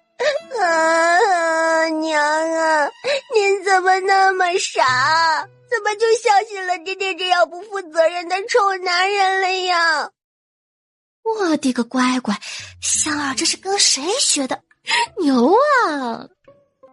你娘在哪儿？你带我去看看，我也要向你娘证实一下。你要真是李大牛的女儿，老娘拿银子给你娘治病。唉，自己的女儿都不认，还算什么男人？香儿，这种男人不配当你爹，不要也罢。但你娘跟了他那么多年，啥好处也没捞到，白白浪费了大好青春，耽误了这么多年，这种骗女人的男人真该死，揍他丫的！一句揍他丫的就是信号，几个孩子一拥而上，对着李大牛拳打脚踢。中年女人眼神凶恶的想将白阡陌拎过来暴揍一顿，刚伸出手就被叶慕辰一脚踹在肚子上。中年女人捂着肚子向后滚了2圈，爬不起来了。这一脚她用上了体内那不多的内力，但也够中年女人喝一壶的了。有叶慕辰和白阡陌这2个有内力的小变态压制，李大牛毫无还手之力。啊呸！不负责任的臭男人，以后小姑奶奶见你一次打你一次。我们走。啊呸！九公主他们有样学样，学着小嬷嬷吐了口水后扬长而去。离开李大牛家，叶慕辰带着几个小家伙往老头的2儿子家走去。香儿问白阡陌：八小姐，等会儿奴婢还是要演李二虎的女儿吗？不用啦，同一个办法用多了也不好，他们可是亲兄弟，见面总会拆穿的。那要演是吗？见机行事就行，得看敲门后谁开门啦。千墨妹妹，这次要演就换我来演吧。你不合适。为何？你这身衣裙一看就不是普通人穿得起的，你演李二虎的女儿，李二虎买得起这样的衣裙给你穿吗？对了，哎呀，我真笨，这都想不到，看来我还得多吃点小螃蟹补补天灵盖。这个梗还能不能过去了？来到李二虎家门口，白千墨上前敲门。开门的正是李二虎。他们打开门的瞬间，看到这么几个漂亮可爱的孩子，满脸的疑惑。你们找谁？大叔，我们几个出来玩迷路了，找不到父母，现在又累又渴，你能给我们点水喝吗？大叔，我们几个出来玩迷路了，找不到父母，现在又累又渴，你能给我们点水喝吗？当然可以，快进来，都饿了吧？大叔给你们弄点吃的。白千墨敏锐地捕捉到李二虎眼里的算计，却装出满脸感激又天真的样子。多谢大叔，你真是大好人。等我们找到父母，一定让我们的父母好好报答你，给你多多的银子。李二虎一听，心里乐开了花，但他可不想只要这几个孩子父母感谢的银子，他想要狠狠敲诈一笔，想要后半辈子过上有钱人的生活。几个小家伙一进入狭小的院子，李二虎就迫不及待地跑进屋。白千墨和叶慕辰对视一眼，悄悄地走到窗户下面，凑近耳朵听李二虎和他妻子的阴谋。娘子，快去弄点好吃的，外面来的那几个小萝卜头可是咱们的财神爷。就这么几个小破孩，身上能有多少银子？还财神爷呢，来蹭吃蹭喝还差不多。你呀，真是头发长见识短。他们身上没银子，但他们的父母有啊。你没看到那几个小破孩身上穿的衣服，那是普通人家的孩子穿得起的布料吗？快去弄点好吃的，我去弄点迷药来。只要把这几个孩子留住，然后出去找到他们的父母，让他们的父母拿银子来赎。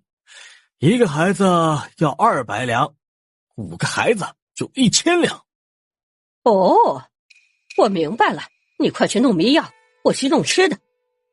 听到这里，白千墨和叶慕辰赶紧回到原位。李二虎开门出来，手里端着2碗水，笑着开口：孩子们，请们休息一下，喝点水。大叔出去看看能不能找到你们的父母，让他们来此接你们。孩子们，请们休息一下，喝点水。大叔出去看看能不能找到你们的父母，让他们来此接你们。多谢大叔。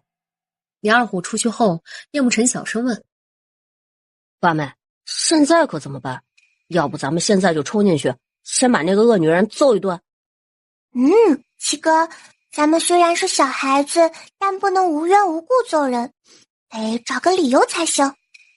他们那么不孝顺，把老奶奶他们赶出去住那么破的地方，揍他们还需要别的理由吗？要，他们把老奶奶他们赶出去，那是他们的家事。我们要是用这理由揍他们，会连累老奶奶他们的。那他们还想下药害咱们呀？证据呢？我都亲耳听到了。七哥，要眼见为实。我们稍微等一下，等他们自己送上来，能让我们揍他们的证据。八妹，我怎么感觉你才是姐姐一样，什么都想得比我这个七哥还周到？白千墨一怔，最近这段时间他自己表现得太成熟了，完全不像个孩子，这样下去可不行，连七哥都看出来了，他必须得做出改变，得保持童真才行。以后还是努力学习，做好一个孩子，尤其是在大人面前，总甩锅给张三丰也不是个事儿。白千墨低着头：七哥，我只是不想给父王母妃惹麻烦，所以想的比较多一些。嗨，八妹，咱们的父王像是那种怕咱们惹麻烦的人吗？不像，那咱们去揍人吧。好，你们想要什么？快出去外面等着，我给你们拿。我们想揍你，揍他丫的！叶慕辰大喊一声，直接冲上去就开始拳打脚踢，其他孩子们一拥而上。叶慕辰一边揍人一边叫嚣：还想给本公子下迷药，问本公子的父母要赎金，我打死你这个坏女人！就是打死他，坏女人！打死你，坏女人！坏女人！咬死你！哎呀，救命啊！李二虎，救救我呀！你死哪儿去了？哎呀！打坏女人！打死你！我把他打死了吗？没打死，只是打晕了。小九别怕，吓死我了！突然，院子里传来脚步声。叶慕辰弯腰把九公主扔掉的擀面杖捡起来，将白千墨护在身后，躲在厨房门边，准备偷袭李二虎。脚步声越来越近，叶慕辰已经举起了擀面杖，在看清来人正是李二虎的瞬间，砰的一声，擀面杖落在了李二虎的脑门上。李二虎眼珠子一翻，直接晕了过去。太不经打了，一棍子就晕。晕了也照打不误，上来！孩子们又是一拥而上，拳打脚踢。昏迷的李二虎被打醒，九公主拿过擀面杖，一闷棍敲在他的脑袋上，又把他给敲晕过去。啊！我的脚断了！啊！小敏怎么了？我不知道踹到什么东西了，我的脚好疼啊！你们想干嘛？收保护费的，给银子。嘿，一群不知死活的死孩子，不要命了是吧？给老子赶快滚，否则打断你们的狗腿！揍他丫的！啊！李三娃捂着裤裆，弓成大虾状，疼得他眼冒金星，还不等他喘口气，孩子们一拥而上，举起棍子一顿胖揍。李三娃妻子听到动静跑出来一看，顺手捞起了门边的扫把就冲过来，举起扫把就往白千墨脑袋上招呼。白千墨冷冷一笑，如同一条小泥鳅一般，哧溜一下就闪到了女人的背后，把手里比大拇哥粗一点的棍子倒过来捏住，直接往女人肛门位置戳去。敢打我的头，我就戳你屁眼！女人发出了杀猪般的惨叫声，笤帚掉到地上，捂着屁股一蹦3尺高。九公主学废了，拎着木棍走向李三娃的屁股，对准肛门位置一棍子戳了过去。啊！有点损，男孩子用这招可以，女孩子用有点不雅观。这招好像很厉害，那个大坏蛋叫得那么惨，我也学会了。住手！你们要多少银子？我给，求你们住手啊！10两银子。啊，这么多？要不你少给点儿，给12两。啊，不必了，应该是少点吗？快去拿银子，否则还戳你！女人捂着屁股去拿银子，家里所有的银子加在一起也没凑够10两，还差那么点儿。白千墨一把抓过女人手里的银子，今天就饶了你们，下次我们再来收保护费，记得不准骂人哦，否则戳死你们！哼！叶慕辰和白千墨他们回到老头家，陆九英早已经等候多时了。木二丫头，你们怎么去了那么久？要到枕巾了？白千墨点了点头，把抢来的银子从小挎包里全都拿出来。师傅，就要到这些。够了，有没有受伤？没有啊，我们都是很厉害的。好，没受伤就好。陆九英说完，将所有的银子都给了老头。这些银子你收好，不要让你的儿女知道。恩人啊，这银子小老儿不能要，这银子还不够您的枕巾呢。老夫不要你的枕巾，这银子你赶快收起来，给你老伴买药，最好是挖个洞埋起来。记住，不要让任何人知道你有那么些银子。是，多谢恩人，小老儿永世难忘。就是他们，就是那几个熊孩子。站住！真的给我站住！谁都不许动！娘的，那不是摄政王府的骆大夫和七公子吗？这他妈的谁敢惹？骆九婴冷眼看了官兵头领一眼，官兵头领吓得后背发凉，转身一巴掌扇在李三娃的脸上。你他娘的想死，别让老子垫背啊！摄政王府的七公子能抢你家的银子？你算个球啊！啊！明明就是他们上门说什么保护费，不给还打人，难道我这一身伤还能弄虚作假啊？摄政王府的七公子，还就他打得最凶。等等，摄政王府的七公子，我他妈告的是摄政王的儿子，这不是老寿星上吊嫌命长了吗？摄政王的儿子就可以抢老百姓了吗？还有没有天理了？晨儿，你们打人抢人家银子了？师傅，我们都是小孩子，怎么可能打得过大人？胳膊能顶得过大腿吗？谁家小孩那么小能打得过大人？难道草民还能自己把自己打成这样啊？还有他还说草民是他爹呢，说什么他娘生病了，让草民给他拿银子，草民都不认识他呀。你都不认识他，他会叫你爹？就你那熊样，你生得出这么好看的闺女？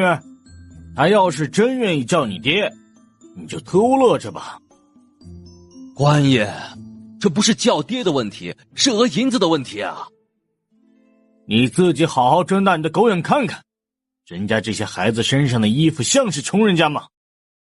人家讹你银子，笑死人了！你家所有的银子拿出来，能买得起人家身上的一套衣服？小兄弟，把他们都带回官府，你派人去摄政王府走一趟，请王爷去官府，老夫要告他们诬陷老夫的小徒弟。是。李大牛三兄妹傻眼了，就这么一句话，原告成了被告。官爷，我们三兄妹才是受害者呀！哦，你们是三兄妹，那为何只有你们三兄妹受伤被抢，别人怎么就没事了？这事有蹊跷，回去官府让大人审清楚吧。带走。骆老哥，怎么回事？这兄妹三人污蔑晨儿和几个孩子打他们，还抢了他们的银子。这兄妹三人污蔑晨儿和几个孩子打他们，还抢了他们的银子。抢了多少？老夫怎么会知道？晨儿和墨儿他们一直都跟在老夫身边，我们是出去给人看病的，哪有时间去做别的事情？好大的胆子，敢污蔑本王的儿子和女儿，还有当朝九公主，简直是活腻了。走，进去找徐大人，让徐大人好好审一审。这下李大牛和李春花彻底傻眼了，他们现在才知道这几个孩子他们都惹不起。王爷的儿女已经够牛了，居然还有九公主，这回不死也得脱好几层皮了。公堂上，顺天府尹一看到叶楚风沉着脸，心里开始七上八下了。在公案后的他如同椅子上有钉子一般，愣是不敢坐下去。府尹大人，本王听说这三兄妹污蔑本王的儿女和九公主打了他们，还抢了他们的银子，这事你可得好好调查一番，还孩子们一个公道。是，下官一定秉公处理。顺天府尹看向跪在大堂上的兄妹三人，堂下所跪何人？李家三兄妹报上自己的名讳，府尹大人再拍惊堂木。你们说，这几个孩子打了你们，还抢了你们的银子，你们倒是说说，他们是如何打的，抢了多少银子？李家三兄妹只好硬着头皮把事情的经过又说了一遍，也各自报出了他们被抢的银子，加起来就是13两银子。齐公子，你们身上带银子了吗？大人，我们出门基本上都是带银票，也会带一点点碎银子，但身上不会带10几两银子。我没有碎银子。我也没有碎银子。本公主一个铜板都没有。堂堂9公主，出门居然是最穷的一个，连几个铜板都没带。这几个孩子身上随身携带的银票都那么多，身上也没有10几两银子。你们说他们打了你，抢了你们的银子，证据呢？没有人证，也得有物证吧？你们要是拿不出证据，那就是污蔑，敢污蔑9公主、7公子和小郡主，本官可饶不了你们。李家三兄妹确实拿不出证据，人证没有，物证全被孩子们带走了。唯一的证据，那就是李大牛身上被孩子们咬出来的伤痕。当李大牛露出伤痕的时候，再次傻眼了，咬痕都被孩子们第2次回去打得完全看不出来了，而且孩子们露出他们的牙齿，除了白阡陌，其他孩子都在换乳牙，牙齿不是缺门牙就是缺虎牙的。我们牙齿都不齐，怎么咬啊？再说了，他们身上那么脏，谁下得去口啊？而且骆九婴一口咬定孩子们一直跟他在一起，根本就没离开过半步。这下好了，完全没有证据。顺天府尹判了李家三兄妹污蔑皇上和摄政王的孩子各打20大板，结案。墨儿，怎么只打了3个？还有个没打吗？打了，被小九打晕了。用什么打的？那么粗的大木棍。父王，小九用擀面杖打的。哼，打得好，打得好！老人家还能动的时候，抢着让老人去给他们做饭带孩子，后来年纪大了做不动了。那4兄妹原本只有老2家不愿意管老人，后来老大和老3也被媳妇儿闹得不愿意管老人，直接把老人赶出家门。女儿见儿子都不管老人，就怕老人家赖上他，不回去看，也不让老人进他家的门，确实都该打。原来如此，这种人确实该打。不过你们还是孩子，首先得保护好自己，知道吗？孩儿知道了。回到王府，白阡陌看到院子里花台的地已经翻好了，花草被移植到别的地方。用过午膳后，他赶紧找来小锄头种菜。叶慕辰、9公主、司徒敏和香儿也来帮忙，但白阡陌只让叶慕辰和香儿帮忙，不要9公主和司徒敏跟着添乱。3个小家伙将整个花台里都种上辣椒和西红柿，花台边种一些黄瓜。把菜种好后，稍微休息了一下，白阡陌就钻进了师傅的书房，跟着师傅学习医术。一个教的认真，一个学的认真，完全沉浸在学习中。直到香儿来叫他们师徒去用膳，白阡陌眼睛才离开书本。用完膳又继续练功，根本不让自己浪费时间。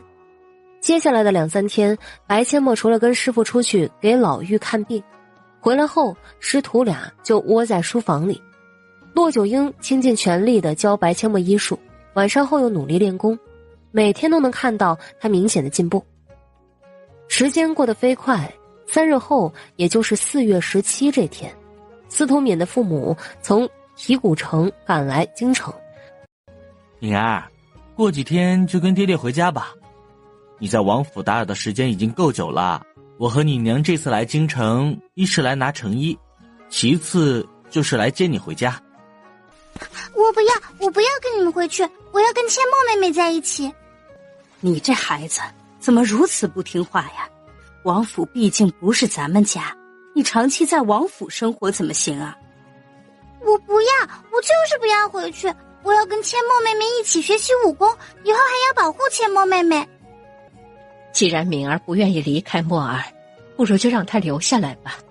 实不相瞒，本妃这段时间都在培养她，也希望敏儿将来能成为墨儿的左膀右臂。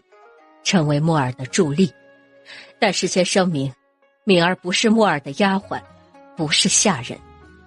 这不是丫鬟，也不是下人，那这是朋友，是姐妹。既然王妃娘娘这么说，那在下有何理由不答应？小女能跟着小郡主是她的福气，敏儿，还不快谢过王妃娘娘？多谢王妃娘娘。好了，以后你也要努力学习，将来才能帮到木耳。我记住了。和司徒敏父母聊了一会儿，秦若霜便带着他们去了成衣铺，而白阡陌依旧沉浸在学习中。叶楚风和秦若霜忙得脚不沾地。4月19是木耳的生辰，他们俩夫妻也选择在这一天把木耳的成衣铺正式开业，当做给木耳4岁的生辰礼物。就连白俊宏和聂文静都在成衣铺里帮忙，只有白阡陌一人蒙在鼓里。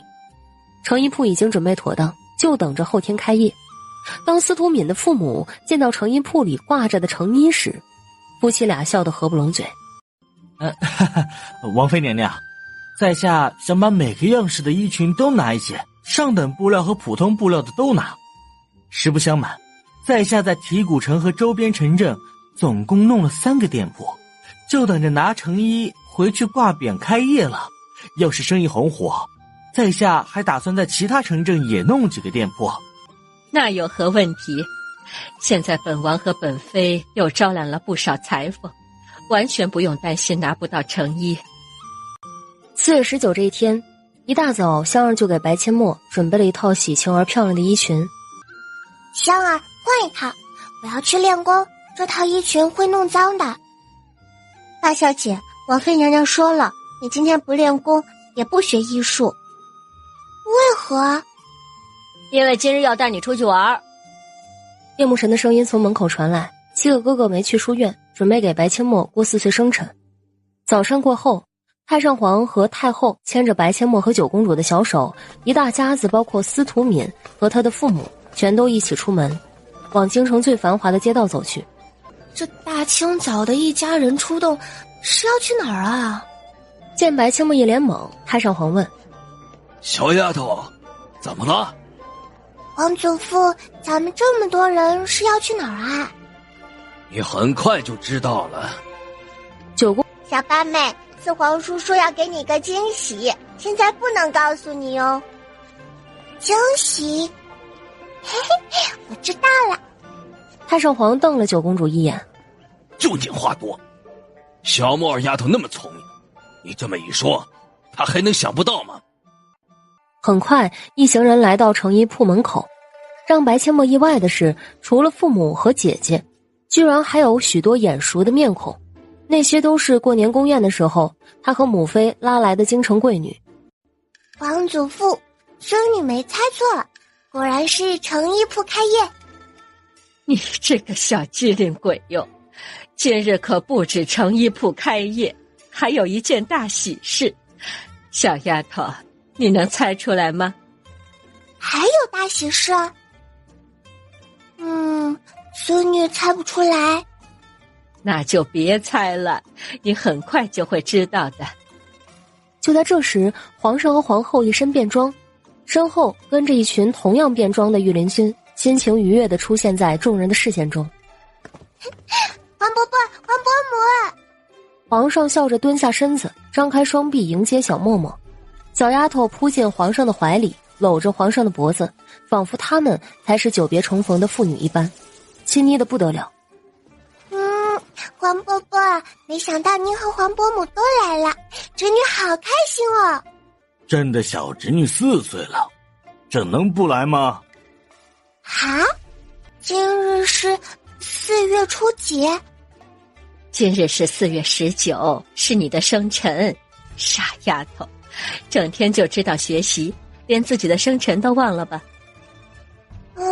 还真忘了。人群中看到皇上亲自抱着白阡陌，皇后在一旁轻言细语，极其温柔。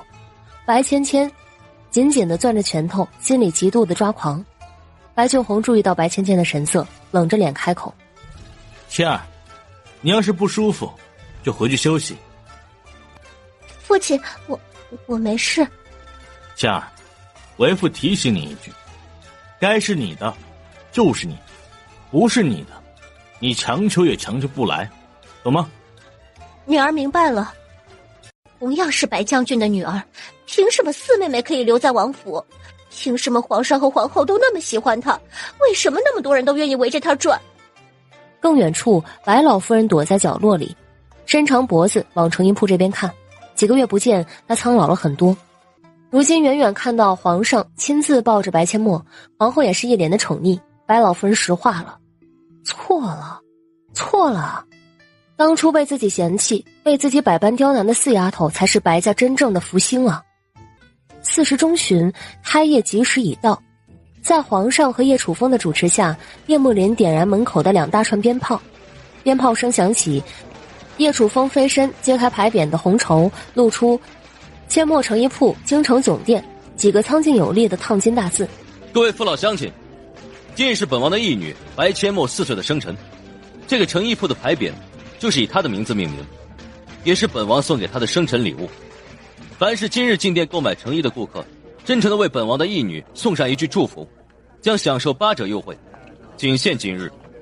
各位乡亲父老，我们的成衣铺挂出来的都是上好布料的成衣，也有普通布料的成衣没挂出来，看中哪个样式，想要普通布料的可以让店小二给你们找。好了，现在大家可以进店挑选你们心仪的成衣了。祝小郡主生辰快乐，天天开心，生意兴隆。祝小郡主生辰快乐，健康成长，生意兴隆。谢谢，嘿嘿，里面请。一个早上，成衣铺里的顾客都是爆满，白阡陌都麻了。他不知道自己说了多少个谢谢，只觉得此时他就像个复读机一样，一直重复着。谢谢，里面请。1个时辰后，来的人终于少了。白阡陌揉揉笑僵了的小脸儿，终于可以休息一下了，全身都麻了。7个哥哥赶紧围上来，叶慕林一把抱起白阡陌，然后找了把椅子坐下，温暖的大手轻轻揉着白阡陌的脸颊。2哥和3哥给白阡陌揉着小短腿，4哥5哥给白阡陌揉着小手臂，6哥和7哥挤不进去，急得干瞪眼，其他孩子只能自己活动手脚。9公主走到叶慕渊和叶慕辰的身边，可怜兮兮地开口：“6哥、7哥，我的腿也麻了。”你自己没手吗？麻了不会自己揉揉？自己坐下揉揉。就只帮小八妹揉，我也是妹妹好吗？你是太子皇兄的妹妹，想揉你找他去啊。我不敢。不敢就自己揉。哦。小九，你可是姐姐，比八妹大。我们呢，给八妹揉是因为她小，你都这么大了，可以自己揉对吧？对哦，我可是姐姐，我可以自己揉，以后还要保护小八妹呢。这才有当姐姐的样子嘛。当姐姐就得照顾妹妹。我记住了。这一幕落在皇上的眼里，皇上抽了抽嘴角。朕说怎么燕儿从王府回去会变得比以前懂事一些，原来是如此变懂事的。怎么心疼了？儿臣不是心疼，是欣慰。父皇，燕儿现在比以前懂事了，而且不会像以前一样动不动就哭，还蛮横无理，这可是好事啊。没错，你把她交给皇后这事做得对，做得更对的就是让她跟墨儿小丫头在一起。你是不知道呀，墨儿小丫头每天除了吃饭休息的时间，其他时间都在学习。别看她才4岁，每天什么时间该做什么，她自己都安排得明明白白。跟这样爱学习的孩子在一起，嫣儿也会受到很大的影响。父皇，儿臣还想让太子去王府住一段时间，让他也好好学习学习。你可拉倒吧，太子都多大了，你让他去王府学什么呀？他去王府，别把姑的小乖孙都给带坏了。父皇，太子也没您说的那么不堪吧？太子有多讨厌嫣儿，有多讨厌小孩子，你不知道呀？王府那么多孩子，他能安心在王府学习？不对，宫宴的时候朕没发现太子讨厌木儿丫头呀。反正姑不同意太子来王府，别让他来打扰姑的清静。回去得再问问太子，是不是所有小孩他都讨厌。一回到王府，司徒敏便激动地搂着白阡陌。阡陌妹妹，等你去了我家，我带你去海边捡贝壳。你家住在海边？对啊，离大海很近的。嘿嘿，那太好了，可以去赶海了。我还没有去过海边呢。你那么小，怎么可能去过？我马上就8岁了，都还没去过呢。七哥，我们去看看金鹰吧。好。两个小家伙牵着手往后院走去，司徒敏则去找他的父母。两只金鹰见到两个小家伙，立马把脑袋往两个小家伙怀里钻，似乎在抱怨两个小家伙中午没来喂他们。嘿嘿，好啦好啦，过几天带你们去剔骨城玩，给你们烤鱼吃。雌鹰低叫2声，兴奋地用嘴巴叼着白阡陌的衣裙，不停地往他的后背上拉。雄鹰亦是如此，叼着叶慕辰的衣服拉个不停。两个小家伙爬上金鹰的后背，金鹰啾啾叫2声，展翅高飞。听到动静的叶楚风和骆九鹰追过来，两个小家伙已经被金鹰带着飞老高了。这两个孩子又要去哪儿？老夫也不知道，不过不用管他们，有金鹰在，他们不会有危险，应该很快就回来了。两个小家伙要出去也不知道说一声，真是的。金鹰带着两个小家伙兴奋地在京城上空飞了一圈，才返回王府。两个小家伙又和金鹰玩了一会儿，才返回前院。看着花台里的花花草草，白阡陌又想把那些花草挖掉种菜，但有几株名贵的花草在花台里，挖掉有点舍不得。就在白阡陌纠结要不要把其他那些不是名贵的花草挖掉的时候，太子叶为民手里拎着礼物来到王府。太子皇兄，你怎么来了？怎么，皇兄就不能来给你的八妹庆生？能，当然能。不过太子皇兄，你不是最讨厌我们这些小孩子的吗？皇兄是讨厌你们这些小孩子，不过没说过讨厌小老八。小老八，过来。白阡陌眨眨眼睛，迈开小短腿，走到了太子的面前。太子哥哥，这个呢是给你的生辰礼物，别听你七哥胡说八道啊！皇兄才不讨厌你。太子哥哥，那你为何讨厌他们？因为他们调皮捣蛋，还哭鼻子。我什么时候哭鼻子了？我什么时候哭鼻子了？你没哭鼻子，但你调皮捣蛋，一点都不可爱。哎，小老八，听说你有一只金鹰，带哥哥去看看如何？好呀，在后院呢。白阡陌带着太子去后院看金鹰，两只金鹰见到陌生的太子，满眼警惕。嚯，不错呀，居然有这么大的2只，以后去哪儿啊都不用骑马坐马车喽。嘿嘿，想去哪儿可以骑着它们就飞去了。哎，小老八，把你的金鹰送给皇兄如何？太子哥哥，你是认真的吗？你看哥哥像是开玩笑吗？不行，太子哥哥，金鹰不能送给你，这2只金鹰是一对，是不能分开的。就算我愿意送给你，但金鹰也不愿意跟你走的。哥哥跟你开玩笑的，我要是把金鹰带回皇宫里啊，我都怕他们绝食自杀，还是你好好养着他们吧。太子皇兄，哎，你别过来啊，该干嘛干嘛去，别跟着我。太子皇兄，我要找小八妹。小老八现在没空。嘿嘿，太子哥哥，小九现在不哭鼻子了，是被大鹅咬了屁股都没哭鼻子哦。是吗？还被大鹅咬了屁股，居然没哭？没有哭。既然如此，太子哥哥也不喜欢他，他就是个麻烦精。小九已经改变很多了，真的。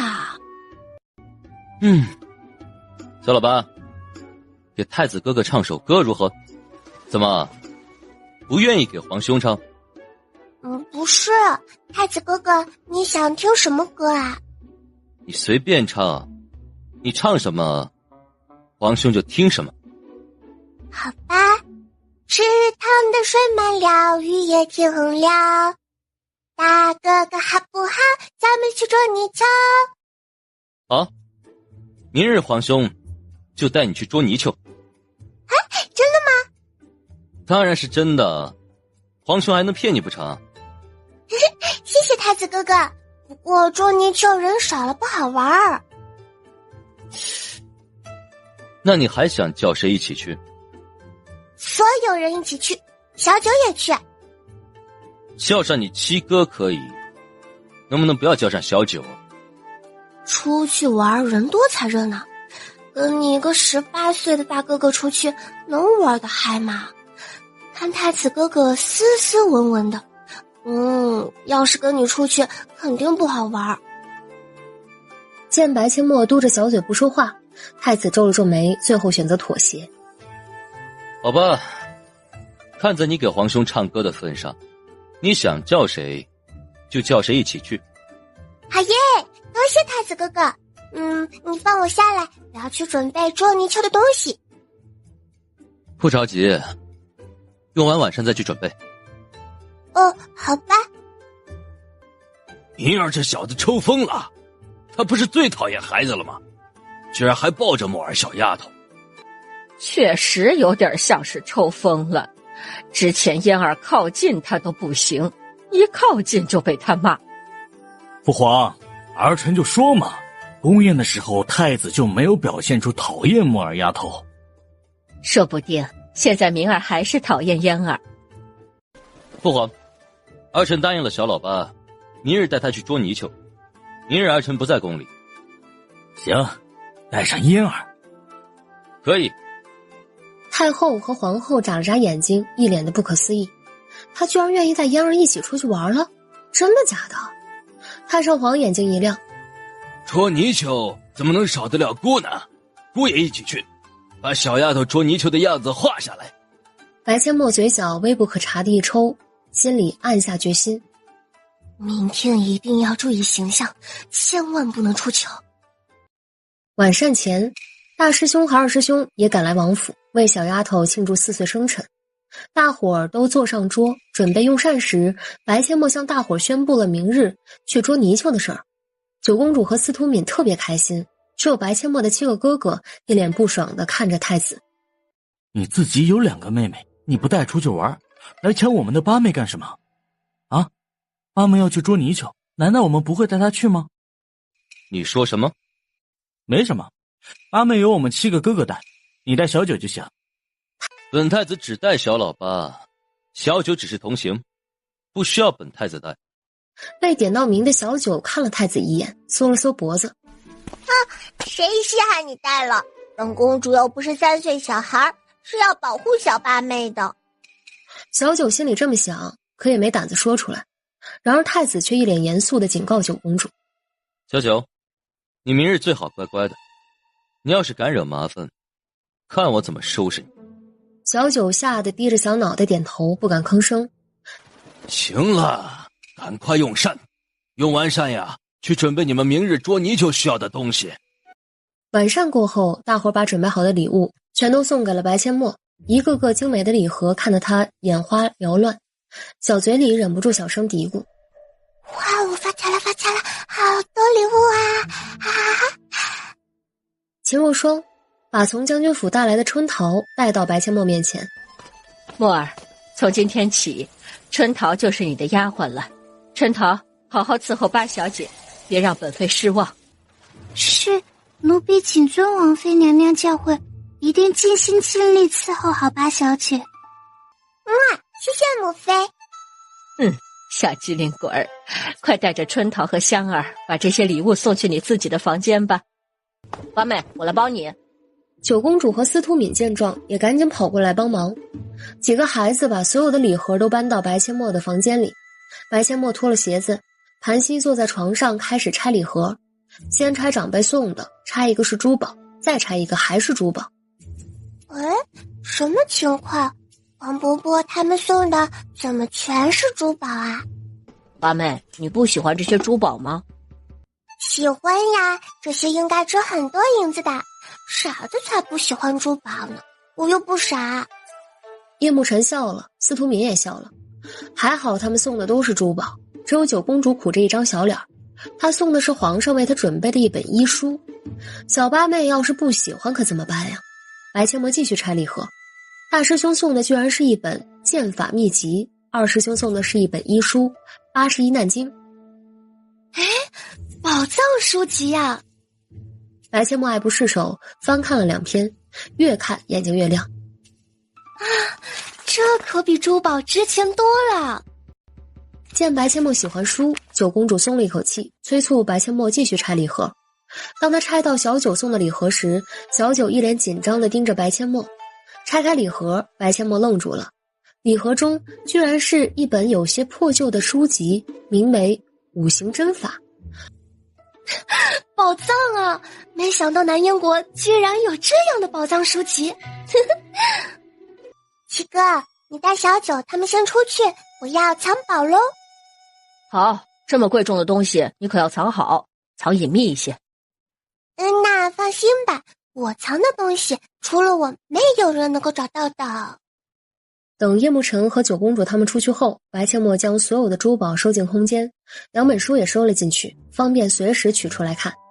过了约莫5分钟，白阡陌才打开房门。七哥，咱们去准备明天捉泥鳅用的东西吧。八妹，需要些什么？需要竹篓和小桶，也可以带网刀，但网刀更不能带，其他的就不需要什么啦。走吧，这些东西在柴房隔壁的杂物间，我带你们去找。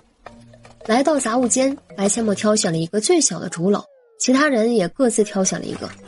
九公主选了一个缝隙比较大的竹篓。白阡陌笑嘻嘻地问：嘿嘿，小九，你是要抓泥鳅还是要抓鱼？抓泥鳅啊，有鱼的话一起抓。抓泥鳅的话，你选的这个竹篓洞太大了，根本就抓不到泥鳅的，换一个。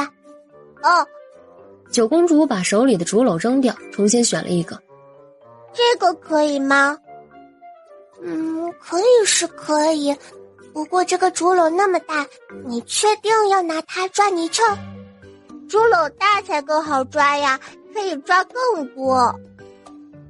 随你吧，你自己喜欢就好。小老八，你穿这么漂亮的衣裙去抓泥鳅，不怕把衣裙弄脏吗？太子哥哥放心，我穿了短裤，到地方把长裙脱掉就行了，而且衣服也穿了哦。可以，都准备好了吗？咱们要出发了。走了，出发了！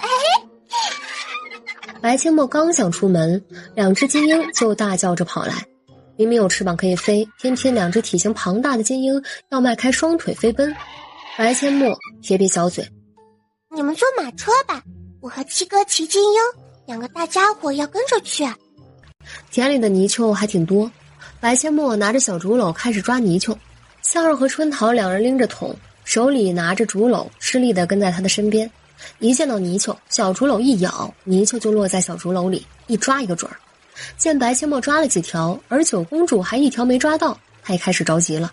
走了2步，看到面前有一条泥鳅，他学着白阡陌用小竹篓咬了起来。小八妹，你看我抓到1条了，放桶里继续抓，晚上咱们吃泥鳅大餐。好，小九兴奋地伸手去抓泥鳅，但滑不溜秋的泥鳅他根本就抓不住，泥鳅直接从他的小手里又滑到了田里。别跑，我都抓到你了，别想跑掉。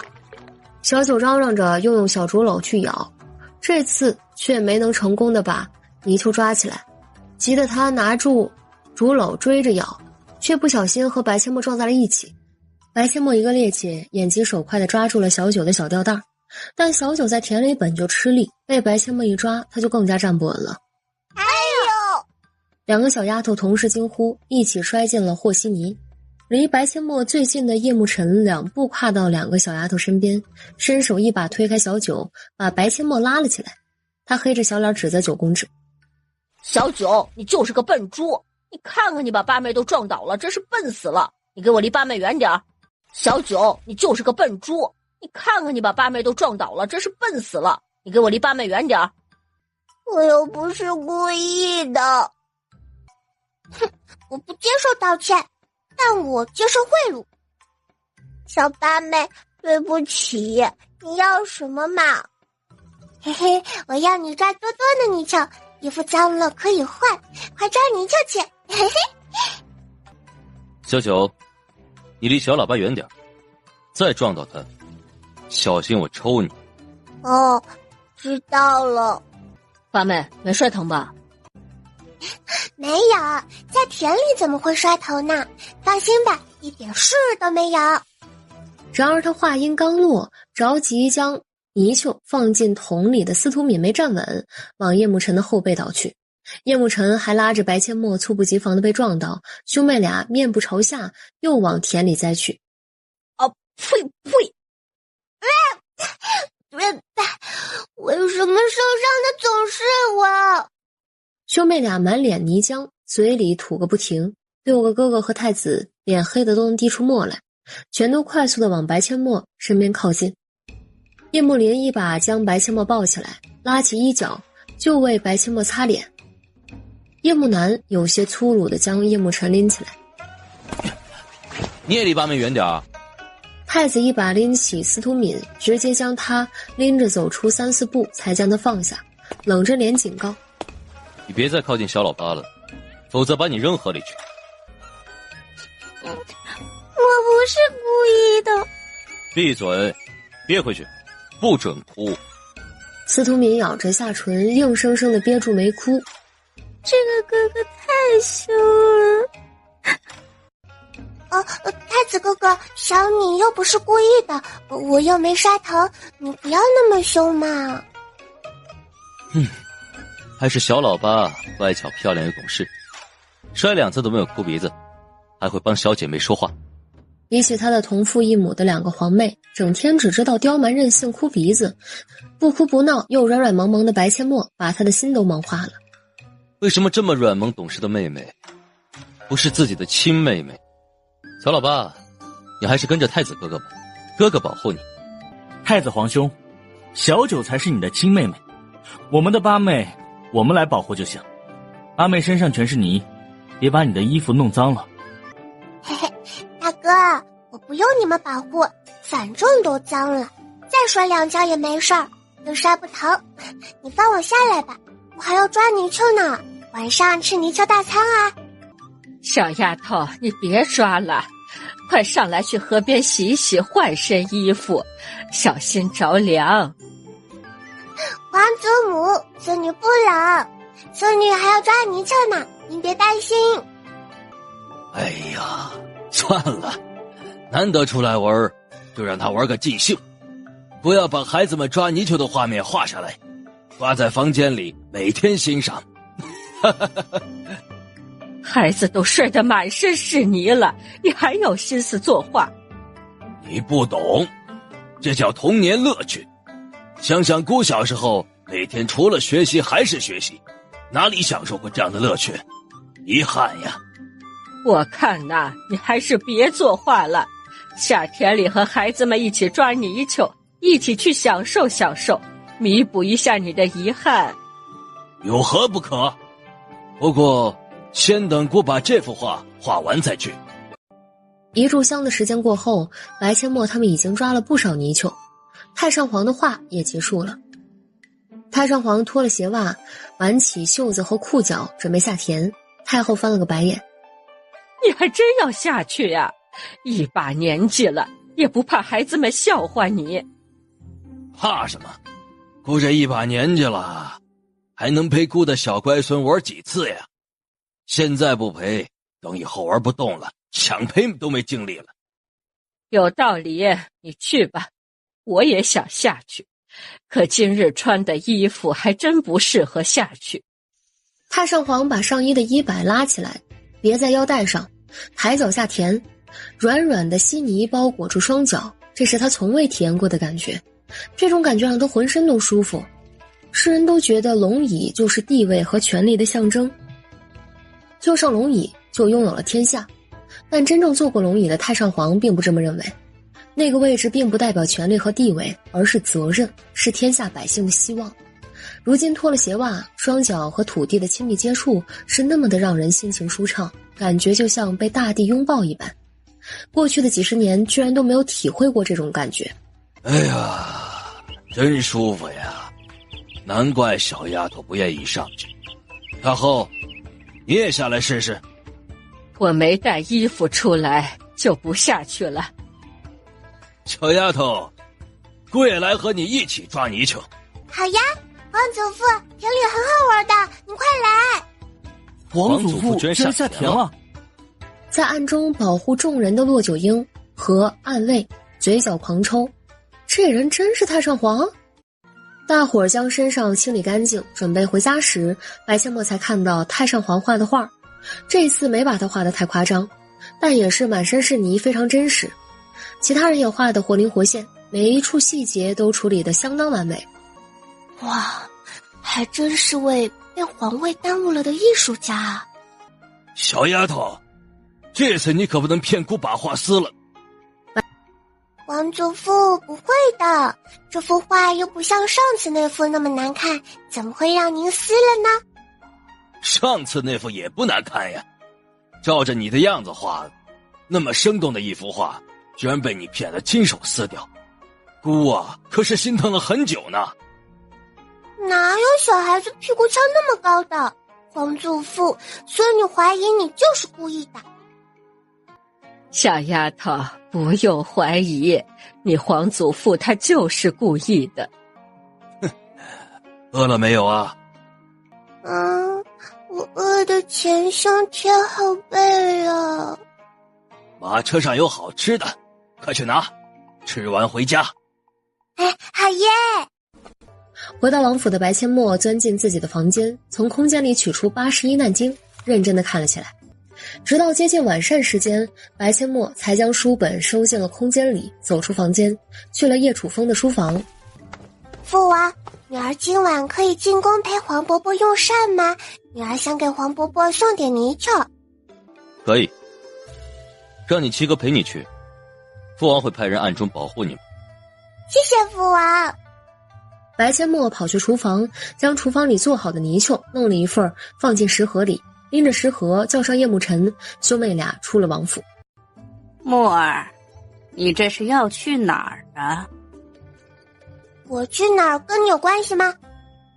墨儿，你过来，祖母有话跟你说。叶慕辰立马把白千墨护在身后，一脸警惕地盯着白老夫人。白千墨冷冷道：有什么话你就赶快说，我还有事呢。白老夫人看了叶慕辰一眼，想要伸手去拉白千墨，叶慕辰捏紧拳头，一脸凶巴巴的：别靠近本公子的八妹，否则别怪本公子不客气。墨儿，老身可是你的祖母，你就这样眼睁睁地看着别人用刀指着老身？白老夫人，你是年纪大了得老年痴呆了吗？我说过，我只有父母，没有祖母。墨儿，祖母已经知道错了，事情都过了这么久了，你还在记恨祖母吗？啊？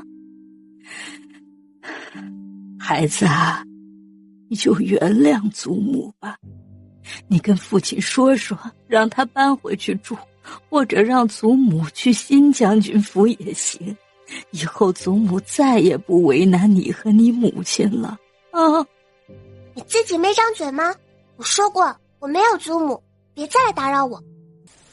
墨儿啊，我可是你的祖母，我都快活不下去了，你怎么忍心让我到老了反而孤苦伶仃呢？哎呀，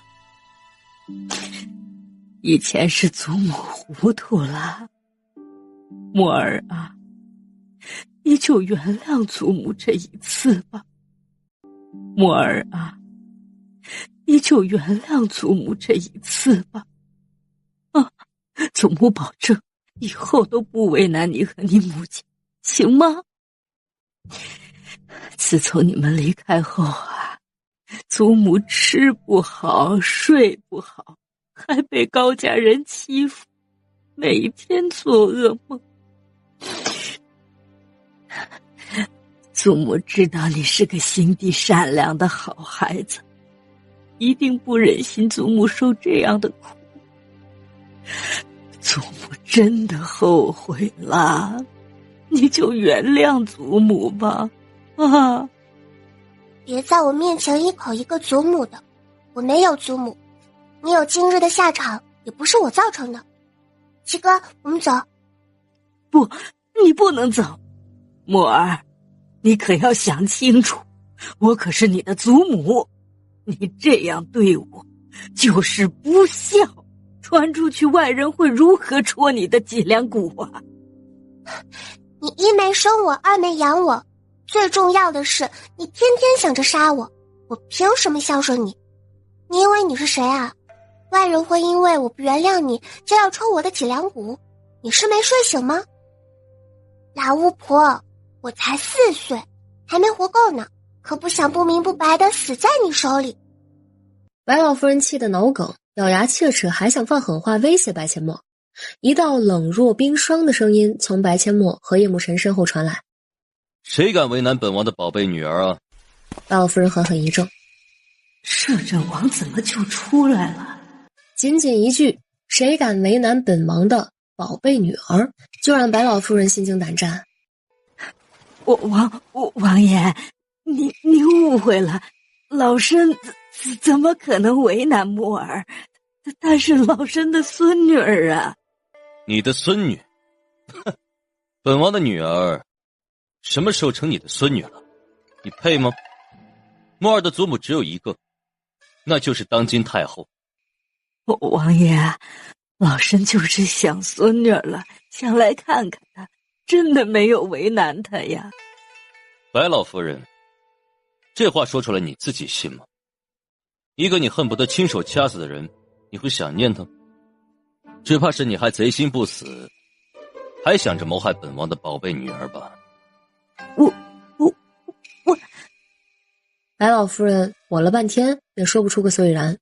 叶楚风对叶慕辰说道：晨儿，带妹妹进宫，等会儿泥鳅都凉了。是，父王。叶慕辰牵起白阡陌的小手，一手拎着食盒往皇宫方向走去。一峰，属下在。暗中保护齐公子和八小姐，谁敢再拦他们，杀无赦。叶楚风说完，眼神如利刀看了白老夫人一眼。属下遵命。沈一峰抱拳回应，随即闪身消失。白老夫人被叶楚风如利刀般的眼神看得后背冷汗直流，唯唯诺诺的在地上挪动着身子，挪出一段距离后才敢起身灰头土脸的离开。直到看不到白老夫人的身影，叶楚风才运气轻功返回王府。大兔子乖乖，把门儿开开，快点开开，我要进来。正在用膳的皇上一口饭依在了胸口处，依得他直翻白眼，不停地捶打胸口。于公公大惊失色：皇上，您没事吧？水。于公公赶紧给皇上端茶，喂到皇上嘴边。门口听到动静的白阡陌和叶慕辰赶紧进屋，同时开口：黄伯伯，您怎么了？你不是保证没有吓死了吗？啊，怎么还让小兔子开门？黄伯伯，侄女没有唱小兔子开门呀，侄女唱的是大兔子开门。大兔子跟小兔子有区别吗？害得朕差点噎死。下次都不许唱了。啊，对不起，黄伯伯，侄女以后大兔子小兔子都不唱了。您看，侄女给您带了泥鳅哦。还算你有点良心，有好吃的知道想着朕这个黄伯伯。就是你这一来就唱歌，差点把朕给害得吃不了泥鳅。王伯伯，侄女就是想给您一个惊喜嘛，表现得大的好。食盒打开，一盘裹了鸡蛋面糊炸出来的泥鳅，色泽金黄鲜亮，看上去很有食欲。另一碗则是一块豆腐，碗里有些汤。皇上指着豆腐问：木儿丫头，这么大一块豆腐煮汤，你不会是拿错了吧？王伯伯，这道菜叫泥鳅钻豆腐，豆腐里面有泥鳅哦。哦，快端出来让朕尝尝。叶慕辰将2道菜端上桌，皇上吩咐于公公夹菜夹碗筷，2个小家伙也毫不客气，爬上椅子上坐好，等着下人拿碗筷来开吃。皇上拿起筷子夹了一条炸好的泥鳅喂给白阡陌，白阡陌张口就吃。好吃，王伯伯，你快尝尝。皇上微笑点头，也夹了一条喂给叶慕辰，才自己夹一条塞进嘴里。果然不错。木儿丫头，今天抓了多少泥鳅？有这么大一桶呢，我们还打了泥仗，皇祖父都跟我们一起玩。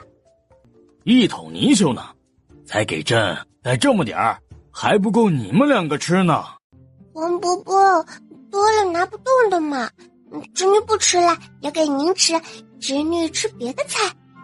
快吃吧，王伯伯逗你玩的，多吃点。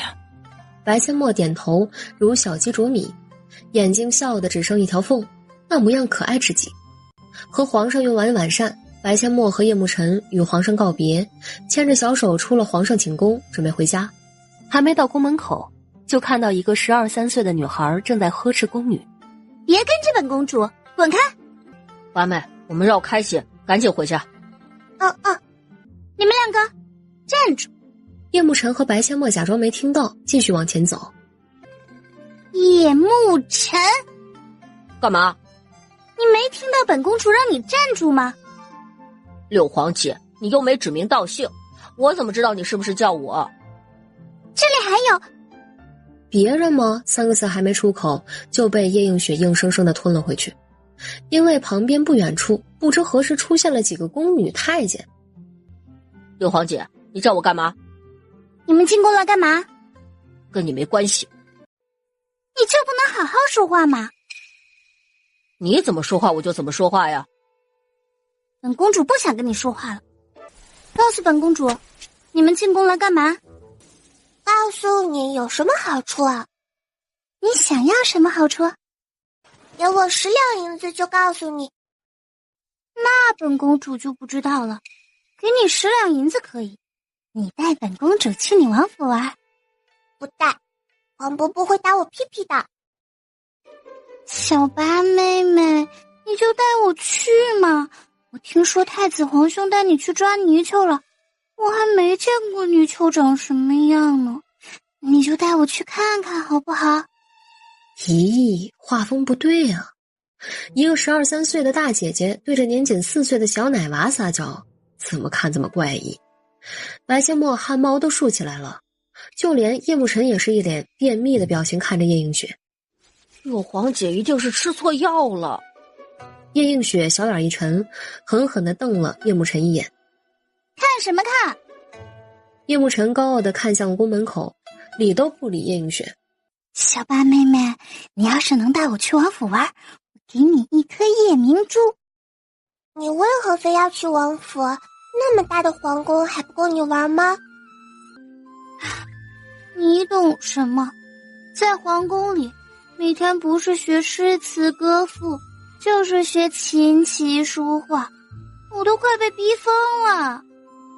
小九跟你去了王府，连回都不回来，就连皇祖父和皇祖母如今都不愿意回来，现在连太子皇兄也去了，到现在都还不回来。我就是好奇，王府到底有什么那么吸引他们？过年的时候你让大家都那么开心，所以我也想去王府玩玩。可宫门口的侍卫根本就不让我出宫，到处都有人把守，我根本就出不去。小八妹妹，你就带我去王府玩玩嘛。好不好？啊？六皇姐，你不会还想爬墙出去吧？你怎么知道？你装备都露出来了。不过我很好奇，光拿绳子怎么爬墙？我这不是出来想办法吗？想到办法了吗？还没有，墙太高了，根本爬不上去，而且那个该死的宫女一直跟着我，根本就没有机会。你会武功吗？不会。不会武功，你还想爬墙出宫？我真是服了你个老六！小八妹妹，你就带我出宫去玩玩嘛！你进出宫，侍卫都不会拦你。真的就想出去玩玩。不行，你要是偷偷溜出去，黄伯伯和你母妃会着急的，而且黄伯伯会把我大卸八块的。不会啦，父皇那么喜欢你，他才不舍得罚你呢。映雪掏出一枚鸽子蛋大小的夜明珠，塞给白阡陌。夜明珠给你，你就带我去吗？这么大一颗夜明珠，得值不少银子呢。赚钱得从小做起，不然以后拿什么孝顺父母和父王母妃啊？好吧，看在夜明珠的份上，我带你出宫。那咱们快走吧。不行，你想害死我呀？等着，我去跟黄伯伯说一声。那咱们快走吧。不行，你想害死我呀？等着，我去跟黄伯伯说一声。不要，你不能跟父皇说，说了我就出不去了。哎呀，放心啦，我既然收了你的夜明珠，就一定能带你出去。可是要是不跟黄伯伯说，今晚皇宫就会因为你失踪而鸡飞狗跳，我会被你害死的。白阡陌说完，迈开小短腿儿，跟踩了风火轮似的往皇上寝宫跑去。映雪来不及阻止，白阡陌已经跑远了，只能怔怔呢喃：小八妹妹怎么跑得那么快啊？你以为本公子的八妹跟你一样，除了刁蛮还是刁蛮，什么本事都没有？黄伯伯，侄女又回来啦！皇上嗖的一下从椅子上站了起来。墨儿丫头，出什么事儿了？怎么又回来了？侄女舍不得您啊，再回来看看您。真的吗？那你今晚就留在宫里吧。真的非常非常舍不得，但侄女不能留在宫里，还得回去学习呢。黄伯伯，侄女可以带六皇姐去王府玩一天吗？就一天。不能。啊？为什么呀？黄伯伯，您就答应了嘛。侄女想跟六皇姐一起玩儿。黄伯伯，等明天就送六皇姐回来，侄女还给您带好吃的，好不好嘛？你说的啊，明天给朕带好吃的，不许食言。黄伯伯，您答应了？朕答应了，就一天。好耶，多谢黄伯伯，那侄女就回去了。好耶，多谢黄伯伯，那侄女就回去了。白阡陌暗道：夜明珠到手了。去吧。白阡陌如一阵风一般，来得快去得也快，一溜烟消失在皇上的面前。皇上嘴角上扬，心情相当愉悦。当白阡陌回到叶慕辰和叶映雪身边时，堂兄妹俩正大眼瞪小眼，一副马上就要干架的架势。你们这是怎么啦？八妹，你干嘛要答应带他去王府？他去了王府准没好事儿。哼，又没让你带我去，就算去了王府，本公主也不想搭理你。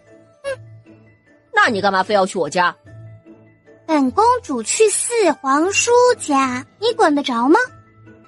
行啦，你们要是再吵，我就回去陪黄伯伯啦。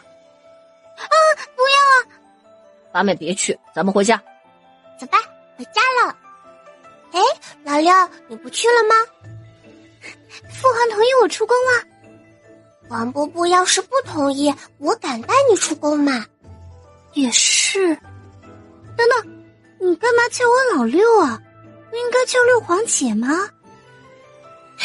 你不就是老六吗？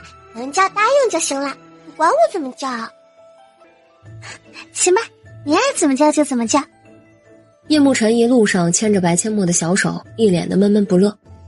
六公主跟着去王府，从今晚到明天，王府别想太平了。白阡陌见他不开心，故意找话题缓和气氛。七哥，问你个问题。什么问题啊？假如女孩子晚上一个人被坏男人跟踪，想要图谋不轨，你知道该怎么办吗？大声求救。那要是附近没人，大喊大叫惹怒了坏人怎么办？只能拼命跑了。女孩子能跑得过男人吗？笨死了，就不能想办法自救？小八妹妹，那种情况下你能有什么好办法能够自救啊？我当然有办法啦。什么办法？老六，你不会武功，这个办法我就告诉你。如果有坏男人跟踪你，想图谋不轨，你就直接拉裤子里，能拉多少拉多少，实在不行抓一把呼坏男人脸上。啊！太恶心了吧！都要被人欺负了，还有可能没命，你还怕恶心？到底什么才是最重要的？当然是命重要了。小八妹妹，就没有其他办法了吗？那万一拉不出来的时候怎么办啊？有啊，直接躺在地上，全身抽搐翻白眼，口吐白沫，吐得越多越好。这能管用吗？怎么能不管用？七哥，你要是大晚上看到一个全身抽搐、口吐白沫的女人，你不害怕吗？我干嘛要怕？对，你不怕，因为你不是坏人。但坏人看到就会害怕了。坏人本来就想图谋不轨，在看到女孩倒地抽搐、口吐白沫，他还敢动手吗？闹出人命可是要偿命的。哦，我明白了。暗中保护叶慕辰和白阡陌的沈一峰听得整个面部都在抽搐。这八小姐脑子里怎么会有这么多奇奇怪怪的想法？刚到王府门口，三人就遇到了正要回宫的太子叶为民。太子一见到六公主，眉头就皱了起来，一脸不耐烦地问叶映雪：你怎么出宫了？父皇知道吗？父皇知道。父皇知道就好，但我警告你，你要是敢欺负小老八，我就扒了你的皮。我又不是傻子，小八妹妹带我出来的，能欺负她吗？太子哥哥，你要回宫了吗？对，哥哥要回宫了，过几天再来看你。六公主要是敢欺负你，你就告诉哥哥，哥哥帮你出气。太子哥哥，路上慢点，再见。太子离开，叶映雪松了一大口气，跟着白阡陌进入了王府。叶楚风夫妻一见到叶映雪，眉头就微不可察地皱了一下。这丫头不会又要来住一段时间吧？四皇叔，四皇婶，父王，母妃，老六明天就回宫了，他用一颗夜明珠换女儿带他来王府玩一天。有好处就行，你好好收着，回去休息吧。母妃让人给你们留了一些炸泥鳅，应该在厨房里，要吃的话让下人去给你们拿。八妹，你回房间里等我，我去拿泥鳅，咱们再吃点炸泥鳅。多拿点，快点。知道了。叶慕辰转身就往厨房跑去，给八妹端泥鳅这种小事他自己去做就行，才不愿意吩咐下人去做呢。母妃，那女儿回房间了。好，快去吧。白阡陌和叶映雪刚回到房间，叶慕辰就端着一大盘炸泥鳅跑来了。白阡陌一脸馋相，哇哦，这么多！幸好在皇宫里我没吃多少，不然现在就吃不下去了。叶慕辰扭头吩咐香儿：去打水，给八小姐洗手。是，奴婢这就去。叶慕辰直接伸手抓了一条炸泥鳅喂给白阡陌。八妹，我洗过手了，先喂你吃一条。谢谢七哥。白阡陌张嘴就吃。好香，太香了！七哥你也吃啊。叶慕辰抓了一条塞进嘴里，吃得一脸享受。六公主翻了个白眼，直接伸手就要去抓炸泥鳅。叶慕辰猛然让开，让他抓了个空。六公主气急。叶慕辰，你什么姨？你洗手了吗你？本公主洗不洗手跟你有什么关系？本公主又不拿给你吃。你会把我和八妹要吃的泥鳅弄脏的，知道吗？老六，你还是洗了手再吃吧。师傅说了，不洗手就吃东西，会把病菌吃进肚子里，肚肚会疼的哦。映雪狠狠地瞪了叶慕辰一眼，看向白阡陌的时候，眼神又无比温柔。等香儿打水回来，白阡陌和六公主洗完手，三人对着一盘炸泥鳅大快朵颐，把所有泥鳅吃完。六公主舔舔嘴唇，小白妹妹，这就是你们今天去抓的泥鳅，还挺好吃的，咱们明天再去抓好不好？不去。去嘛，这么好吃的泥鳅我还没吃够呢，也没抓过泥鳅，我也……六公主话还没说完，门口传来九公主的声音：小八妹练功去了。咦，六皇姐你怎么来了？怎么我就不能来吗？我来不来跟你有什么关系？怎么我就不能来吗？我来不来跟你有什么关系？这个老六还真够刁蛮的。我刚吃完炸泥鳅，要休息一下才能去练功。小八妹，我和小米先去后院练功，你等会儿再来。好，你去吧，我等会儿就过去。八妹，我先回房间去了。晨离开后，六公主又开始连哄带拐，哄着白阡陌明天带她去抓泥鳅。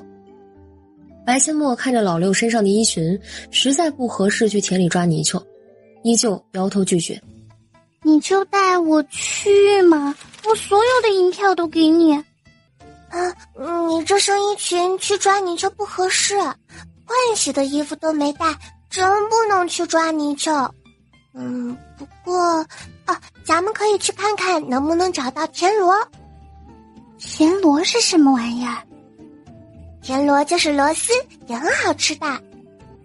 好啊，只要可以出去玩，抓什么都不重要。可是出去的话，就我们两个肯定不行的，万一遇到坏人就完蛋了。七哥和小九还有小敏他们肯定要一起去，人多才好玩。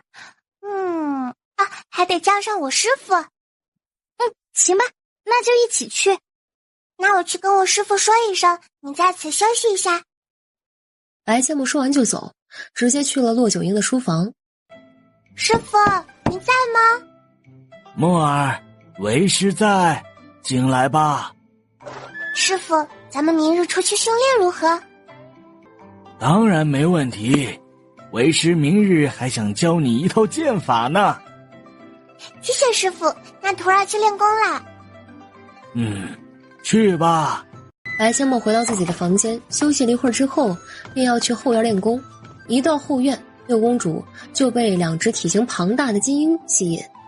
两只金鹰一见到白阡陌就兴奋，但小奶团儿身边还跟着个陌生人，他也只是停留在原地。六公主兴奋地跑向两只金鹰，两只金鹰啾啾直叫，展开翅膀飞上了屋顶。六公主吓得一屁股坐在了地上。老六，你没事吧？没事。他们怎么见到我就飞上屋顶去了？因为他们和你不熟啊，他们不让陌生人靠近的。活该！让你一天天的欺负我，活该！你自己玩一会儿吧，我要去练功了。你去吧，我去那个小木屋里休息一下。那是金鹰的窝，你还是别去了，我担心金鹰啄你。那我还是不去了。白阡陌过去练功，六公主百无聊赖的四处闲逛。等白阡陌练功结束，六公主正在她房间外的花台里拔刚长出来的辣椒西红柿苗，白千墨大惊：“老六，你抽风了？干嘛要拔我的蔬菜苗？啊，这是蔬菜苗，不是杂草。什么菜长这样啊？你拔的是辣椒和西红柿苗啊！好不容易才长出来的，你气死我了！那现在怎么办啊？被我拔了那么多，还能怎么办？栽回去啊！愣着干嘛？去让香儿他们打手来夹菜。哦，我这就去。白千墨气得快冒烟了，气呼呼地跑去杂物间找小锄头，而白千墨啊啊的大叫声几乎把王府所有人都惊动了。墨儿，怎么了？你现在要去哪儿啊？父王，我没事，我要去杂物间找小锄头去。叶慕辰眼尖地发现花台里的蔬菜苗被拔了不少，难怪八妹那么生气，一定是叶映雪干的好事儿。叶映雪，你给我出来！叶慕辰咬牙切齿，连六皇姐都不叫了。六公主小跑着过来，叶慕辰指着花台里被拔掉的幼苗质问：“是不是你干的？”我不知道那是蔬菜苗，我不是故意的。你就是个害人精，那可是八妹亲手种的蔬菜，全被你给拔了。今天就不该让你来王府的。对不起，我真的不是故意的，我不知道那是小八妹妹种的菜。对不起有何用？都被你拔了那么多了。七哥，没事的，还可以栽回去。老六不知道是蔬菜苗，别怪他了。叶慕辰狠狠地瞪了六公主一眼，气呼呼地往杂物间跑去。他气死了，那可是他和八妹亲手种的。他就说六公主来王府准没好事儿。雪儿，你没事拔那些幼苗干嘛？以后记住了，墨儿院子里的任何东西你都不可以随便乱动。四皇说我记住了。小八妹妹去练功，我一个人无聊还以为是杂草，我想帮小八妹妹除草，就把这些幼苗拔了。你是脑袋被驴踢了吗？杂草能长得这么有规律？真是成事不足败事有余。就是啊，不好好在皇宫里待着，跑出来祸害八妹的蔬菜幼苗，你呀，还是赶紧滚回宫里去吧。那可是小八妹妹种的蔬菜幼苗啊，被我拔了那么多，大伙生气是应该的。大哥二哥，我不怪他了，不知者不罪嘛。何况这些幼苗还有一些能够补救，重新栽回去就好啦。哎呀，该你干的事不干，出宫来捣什么乱？姑怎么会有你这么笨的孙女啊？父皇，雪儿可是堂堂公主，不知道蔬菜幼苗很正常，她已经知错了，就别再怪她了。走，去打水，帮八妹重新把幼苗栽上。兄弟二人转身就走。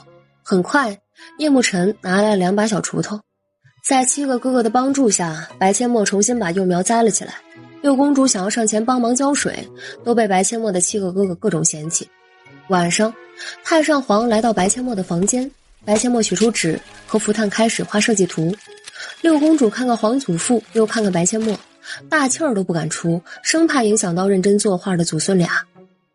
等太上皇离开，白阡陌原本还打算盘膝坐在床上练一会儿内力，可六公主死活不回秦若霜为他准备的房间，就要跟着白阡陌睡一张床。白阡陌无奈，只好放弃练功，上床睡觉。或许是白天玩抓泥鳅把全身弄湿了的原因，又或许是长身体，白阡陌半夜毫无征兆地发起了高烧。四皇叔，四皇婶，小八妹妹全身发烫了。怎么回事啊？我不知道，我是被热醒的，我醒了就发现小八妹妹全身发热。双儿，你先去看着墨儿，我去叫骆老哥。好。小乖孙，快点好起来呀！都1天了，怎么会这么严重呀？小乖孙儿，你这到底是怎么了？怎么这么久还没有一点好转的迹象？凤儿，你还是进宫一趟，把宫里的太医都给找来。小丫头一直这样也不行啊。母后，连骆老哥都没办法让墨儿退热，您觉得宫里的那些太医能有办法吗？骆九婴再次怀疑人生了，这已经是第2次了。他各种能用的办法都尝试过，愣是没让小丫头退烧。更让骆九婴百思不得其解的是，白千墨脉象正常，全身都查不出到底是哪儿出了问题。王爷，你还是去把太医请来，或者他们中的谁有办法也不一定。四皇叔，我去找父皇，让父皇派太医来救小八妹妹。好，你去吧，皇叔派人护送你进宫。小八妹妹，等着我去找父皇下旨，派太医来救你，等着我，知道吗？一峰，属下在。你保护六公主进宫去找皇上。属下遵命。六公主也不耽搁，出了白千墨的房间，拔腿就往大门口跑去，可见他此刻有多焦急。而皇上从晚膳前就开始眼巴巴地等着小暖团出现，可左等右等也等不到。他特意吩咐御膳房加了墨儿喜欢吃的菜，等着小丫头来陪他用膳。于公公都劝了他好几遍了，他依然不想用膳，嘀咕着是不是小丫头忘记了，时不时抬头往门口看一眼。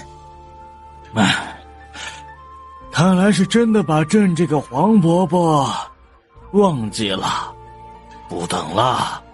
父皇，小八妹妹出事了！皇上猛地从椅子上站起来，差点把一桌子饭菜给掀翻。雪儿，出什么事了？墨儿怎么了？你快告诉父皇，墨儿怎么了？父皇，小八妹妹快要死了，您快下旨，让所有太医都去四皇叔的王府救小八妹妹。你说清楚，什么叫快死了？昨天还好好的，你们今天去了何处？出了什么事儿？昨晚睡觉的时候还好好的，半夜突然就全身发热，烫得不得了。从昨天半夜，小八妹妹就昏迷不醒，到现在身上还是很烫，一直没醒过来。来人，老奴在。传朕口谕，所有太医火速赶往摄政王府，去救治朕的小侄女，快！老奴遵旨。于公公转身就跑，跑得太急，还差点被门槛绊倒。皇上看向另一名太监，准备叫撵，摆驾摄政王府。是。父皇，儿臣也要去，等小八妹妹醒来。皇上点了点头，吩咐一旁的宫女：你马上去皇后寝宫一趟，让她赶快更衣，随朕一起去王府。皇上，墨儿怎么了？朕现在也不清楚。雪儿说半夜就全身发烫昏迷不醒，到现在都没有好转，朕不放心，一起去看看吧。那快走吧，希望墨儿丫头没事。小郡主，老夫来了，你一定会没事的。可当孙太医给白千墨把完脉，做了检查之后，他直接跟雷劈了一样，呆愣当场。白千墨体温高得吓人，又昏迷不醒，但脉象平稳，根本不像生病的人。孙太医，怎么样？这太奇怪了。小郡主脉象平稳，却高热不退。下官从学医至今，还是第一次遇到如此奇怪的现象。老夫也是第一次遇到这种情况。上次墨儿丫头发烧，虽然也是高烧不退，但那是因为墨儿丫头冻伤了。可这次老夫实在搞不明白是何原因引发高烧。下官试试针灸退热有没有效果。老夫已经试过了，能用的方法全都试了个遍，可墨儿丫头一点好转的迹象都没有。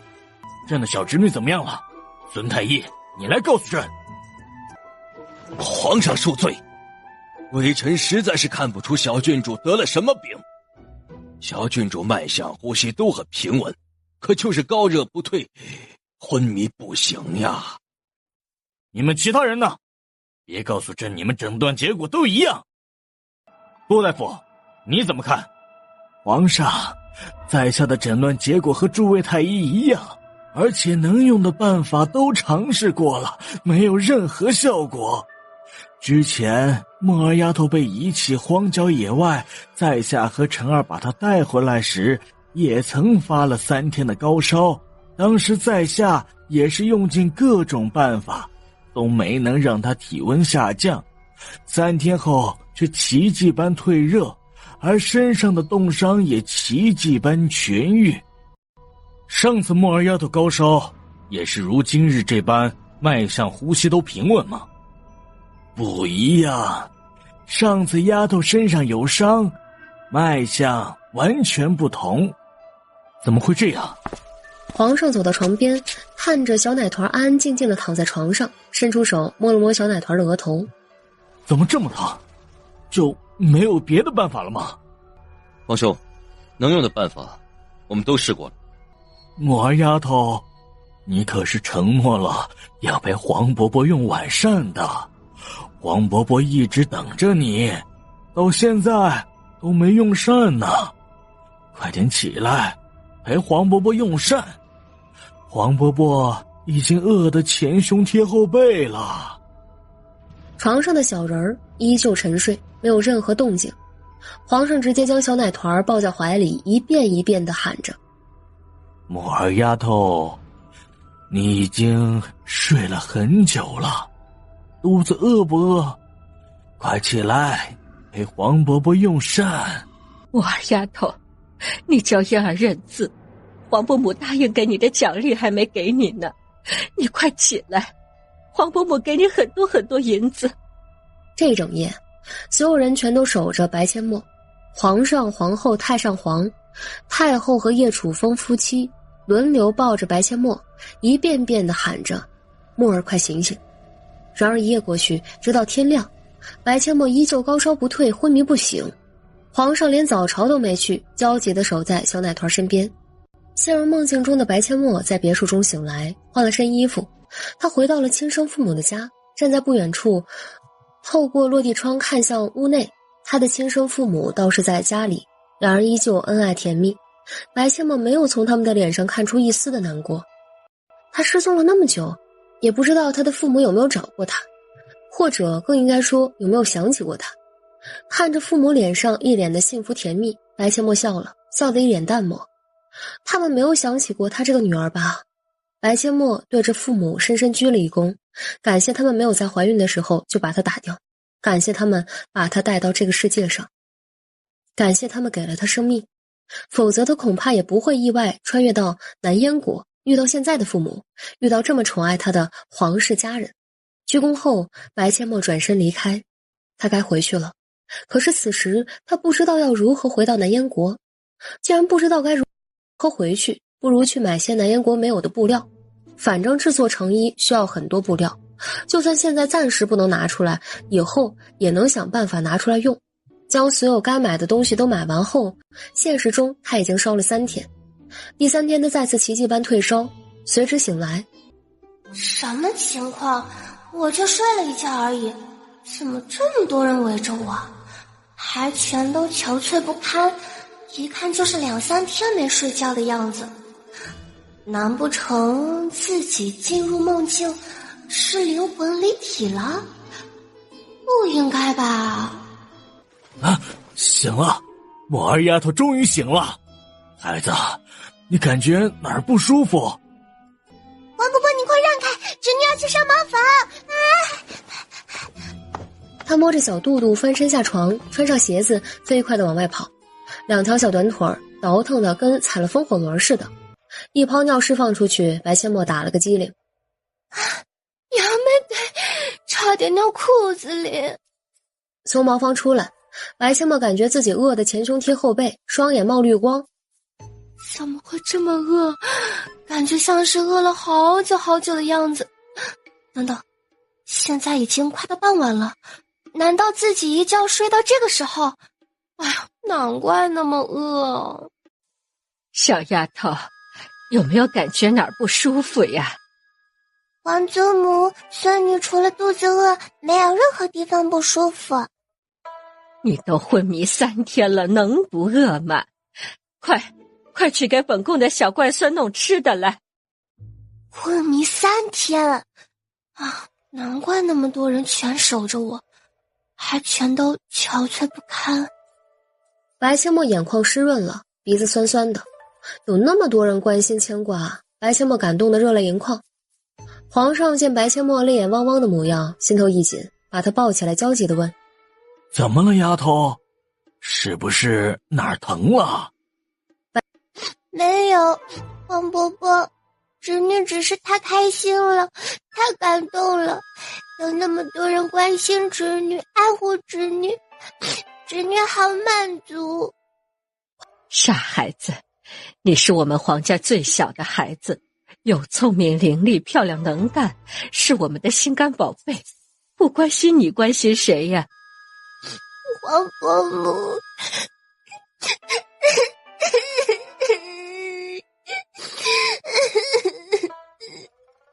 好啦，别哭了，你黄伯母说的对，你是皇家最小的孩子，又那么乖巧懂事，而且还是大家的开心果，不疼你疼谁呀？快别哭了，越哭越饿，哭也要力气的。欧巴妹妹，你吓死我了！你知不知道，你全身发烫那天晚上，我是被你的脚烫醒的。啊，我发烧了，我怎么一点感觉都没有啊？啊，我发烧了，我怎么一点感觉都没有啊？你都昏迷了，能有感觉才怪。不对啊，侄女发烧昏迷3天醒来，精神状态不应该这么好才对。这也是为师百思不得其解的地方。你虽然高热不退，昏迷不醒，但你的脉象非常平稳，一点儿也不像生病之人的脉象。怎么会这么奇怪？难不成跟我进入梦境有关？可他才4岁，这种事情他还不敢跟任何人透露，哪怕是疼他入骨的父王母妃，他也不敢说。他悄悄把自己的右手放在左手手腕的金色莲花印记上，仔细查看空间里的情况，结果没让他失望。梦里辛辛苦苦买来的东西全都在空间里，太玄幻了吧，这已经是第2次了。这种离奇的不能再离奇的事情居然发生在我身上，妈妈蛋，恐怕玄幻小说都不敢这么写。很快下人把厨娘准备好的饭菜全都端到了饭厅。小丫头，你快多吃点儿，都3天没吃饭了。多谢皇祖母。白千墨实在是饿坏了，拿起筷子就开始大块朵颐。慢点吃，又没人跟你抢，小心噎着。不说还好，太后这一说，白千墨了一声，成功噎到了。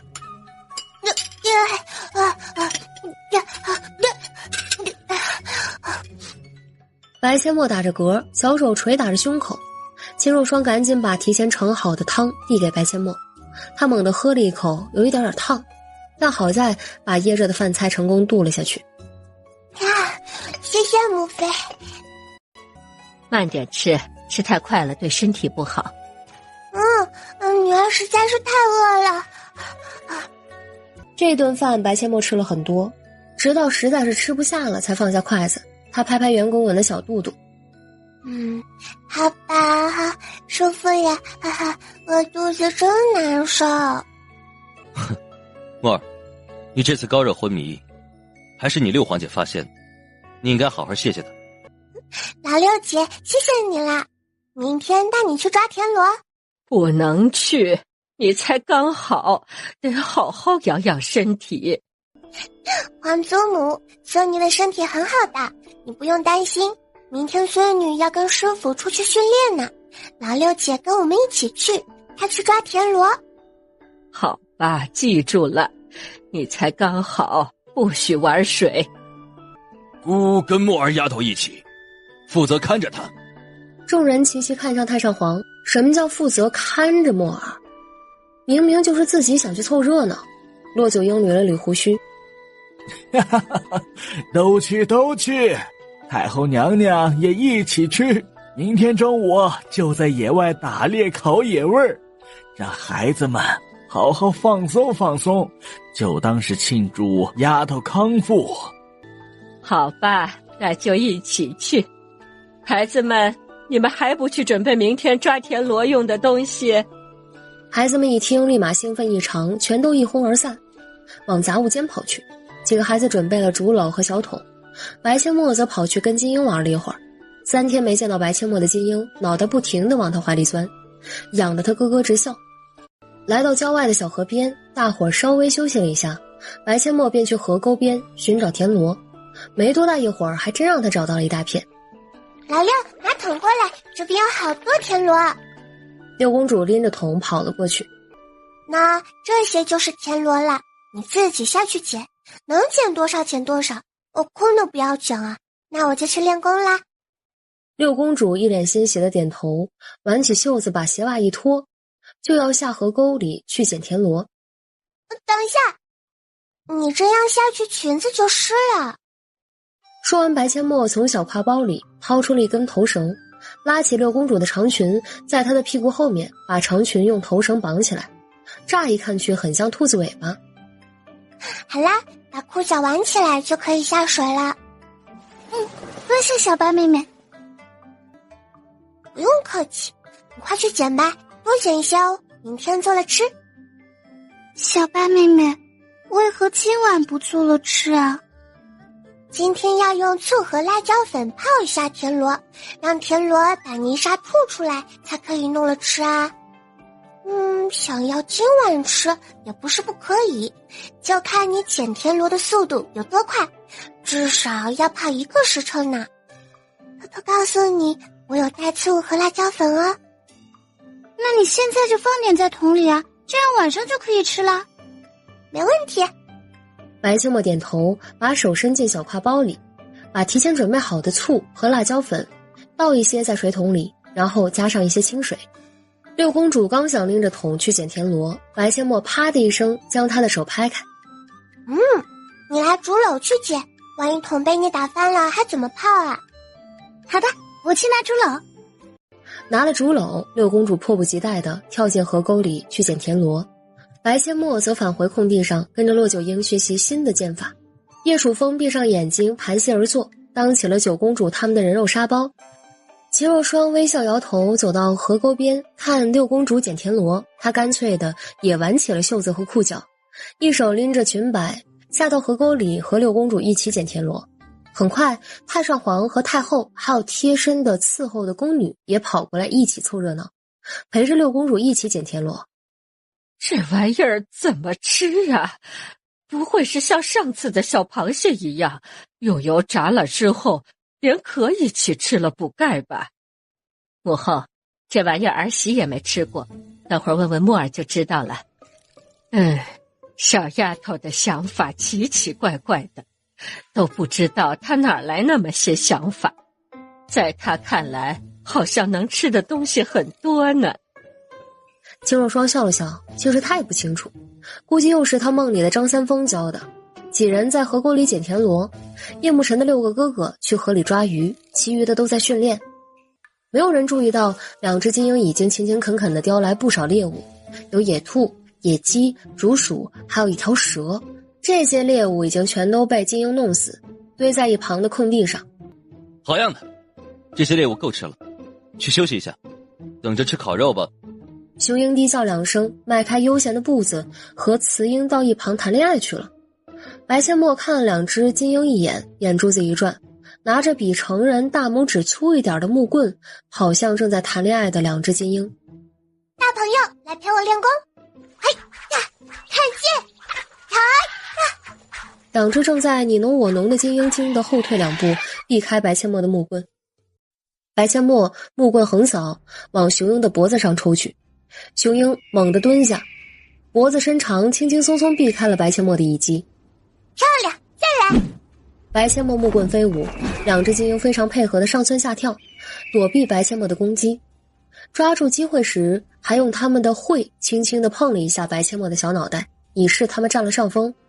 白阡陌速度越来越快，2只金鹰的反应也快得离谱，愣是没有让小默默的攻击落在他们的身上。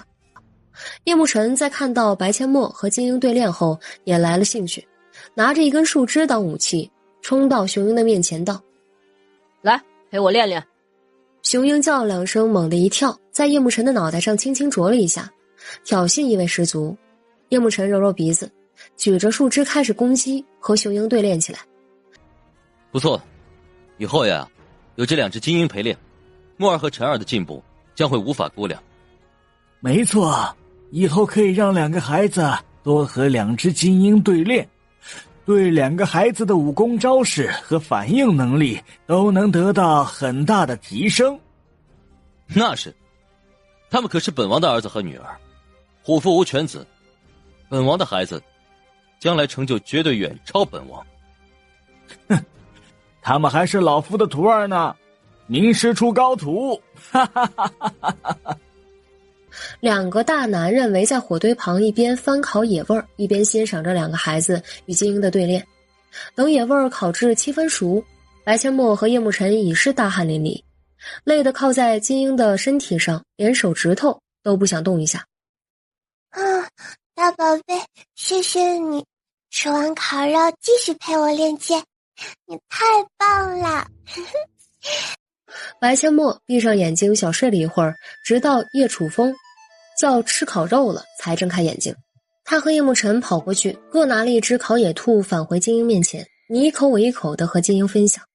吃完烤肉，白千墨看了一眼桶里的田螺，已经半桶多了，之前放的醋和辣椒粉有点少，他又往桶里加了点醋和辣椒粉。休息了半个时辰，白千墨和叶慕辰继续和精英对练，其他人则想干嘛就干嘛。叶楚风再次盘膝坐在草地上，继续当九公主、司徒敏和2个小丫鬟的人肉沙包。难怪骆老哥那么喜欢当人肉沙包，还挺舒服的。另一边，白千墨大喊：“漂亮，再来，看剑，嗨！”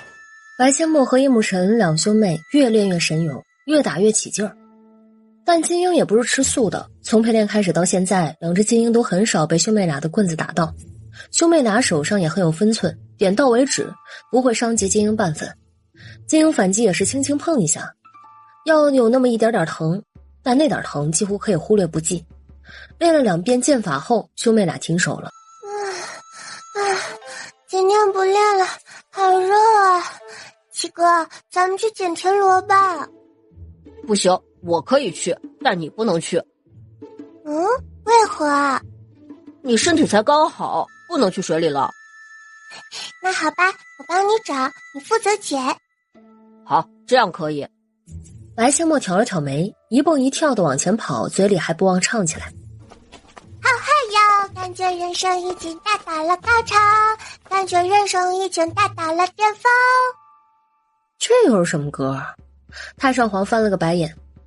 小丫头，你这唱的什么呀？跟念经似的，能不能好好唱一首呀？小丫头，你这唱的什么呀？跟念经似的，能不能好好唱一首呀？可以呀。大大的天空挂着9个太阳，我的心却只念着朵朵的银票。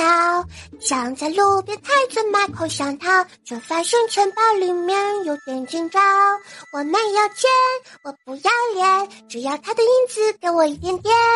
我没有钱，我不要脸，只要他的珠宝给我一点点。哦哦哦哦哦，大大的天空挂着9个太阳。太上皇听得嘴角狂抽。怎么搞的嘛？这丫头怎么又没银子花了？回去得给丫头拿点儿。这孩子什么时候出去把银子花完了？看来回去得多给他拿点了。明白了，宝贝小徒弟没银子了，得出去给那些有钱人看看病，给宝贝小徒弟赚点银子。八妹没银子了，回去赶紧翻翻小金库，分点给八妹。怎么办呀？我也没银子，要不要回宫问父皇要点银子给小八妹？千墨妹妹没银子了，问爹爹要点放在身上。她不要我爹爹给的银子，那我就帮她买东西。我的夜明珠和银票全都给你了，都没出去买过东西，怎么就没银子了？白千墨怎么也没想到，因为他随口唱一曲改编的《我没有钱我不要脸》，大伙儿都想要给他塞银子了，真的就唱着玩的。抓了一会儿田螺，大伙儿打道回府，满满一桶田螺分成2半桶拎上马车，几个孩子还是坚持跑步回去，2只金鹰还是跟着白千墨和叶慕辰跑。回到王府，白千墨开始指挥着下人清洗田螺，连他自己都不记得下人到底洗了多少遍。田螺洗干净后，他又将田螺的做法告诉厨娘李大娘，还准备了一些调料。李大娘开始烹饪田螺，白千墨就拉着叶慕辰和九公主他们去削竹签。田螺得用竹签掏出来吃。厨房里，李大娘按照白千墨教的方法把田螺做出来，起锅前用筷子夹了一个田螺尝尝味道，差点没把牙硌掉。哎呦，这玩意儿咬都咬不动，怎么吃啊？田螺出锅后没多大一会儿，白千墨就拿着一些竹签来到厨房。李大娘有些尴尬地问：八小姐，这玩意儿那么硬，根本咬不动，要怎么吃啊？李大娘，这个可不像上次的小螃蟹，可以连壳一起吃，田螺啊只能吃肉。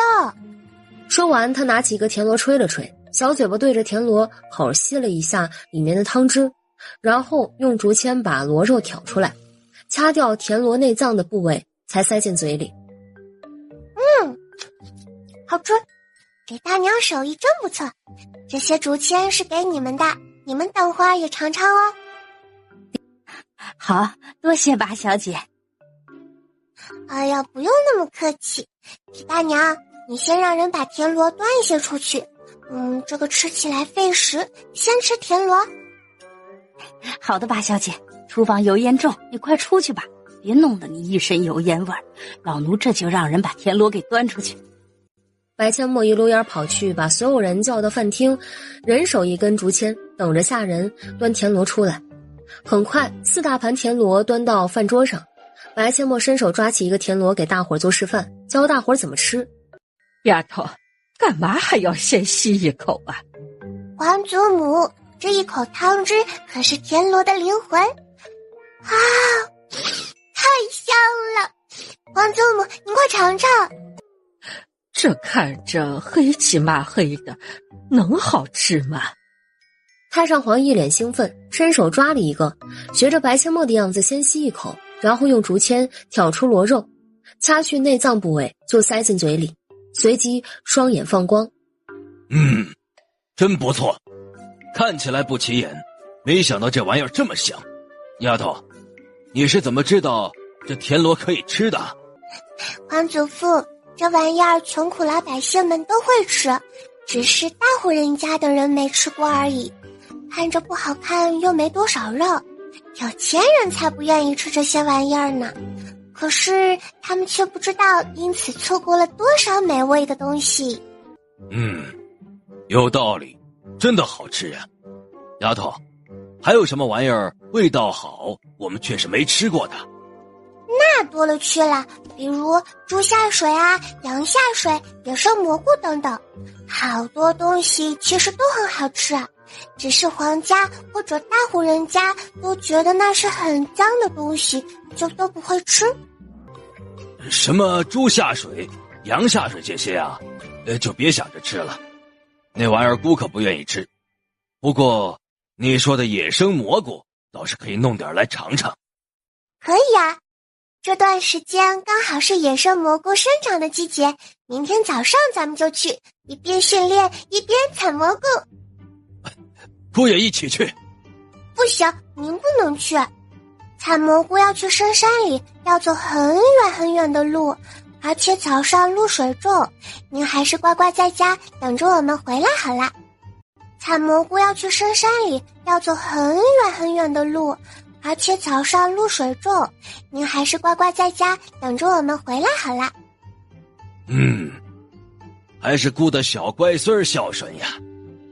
皇祖父，您都说了孙女是您的小乖孙，小乖孙要是不孝顺，能叫小乖孙吗？嘿嘿。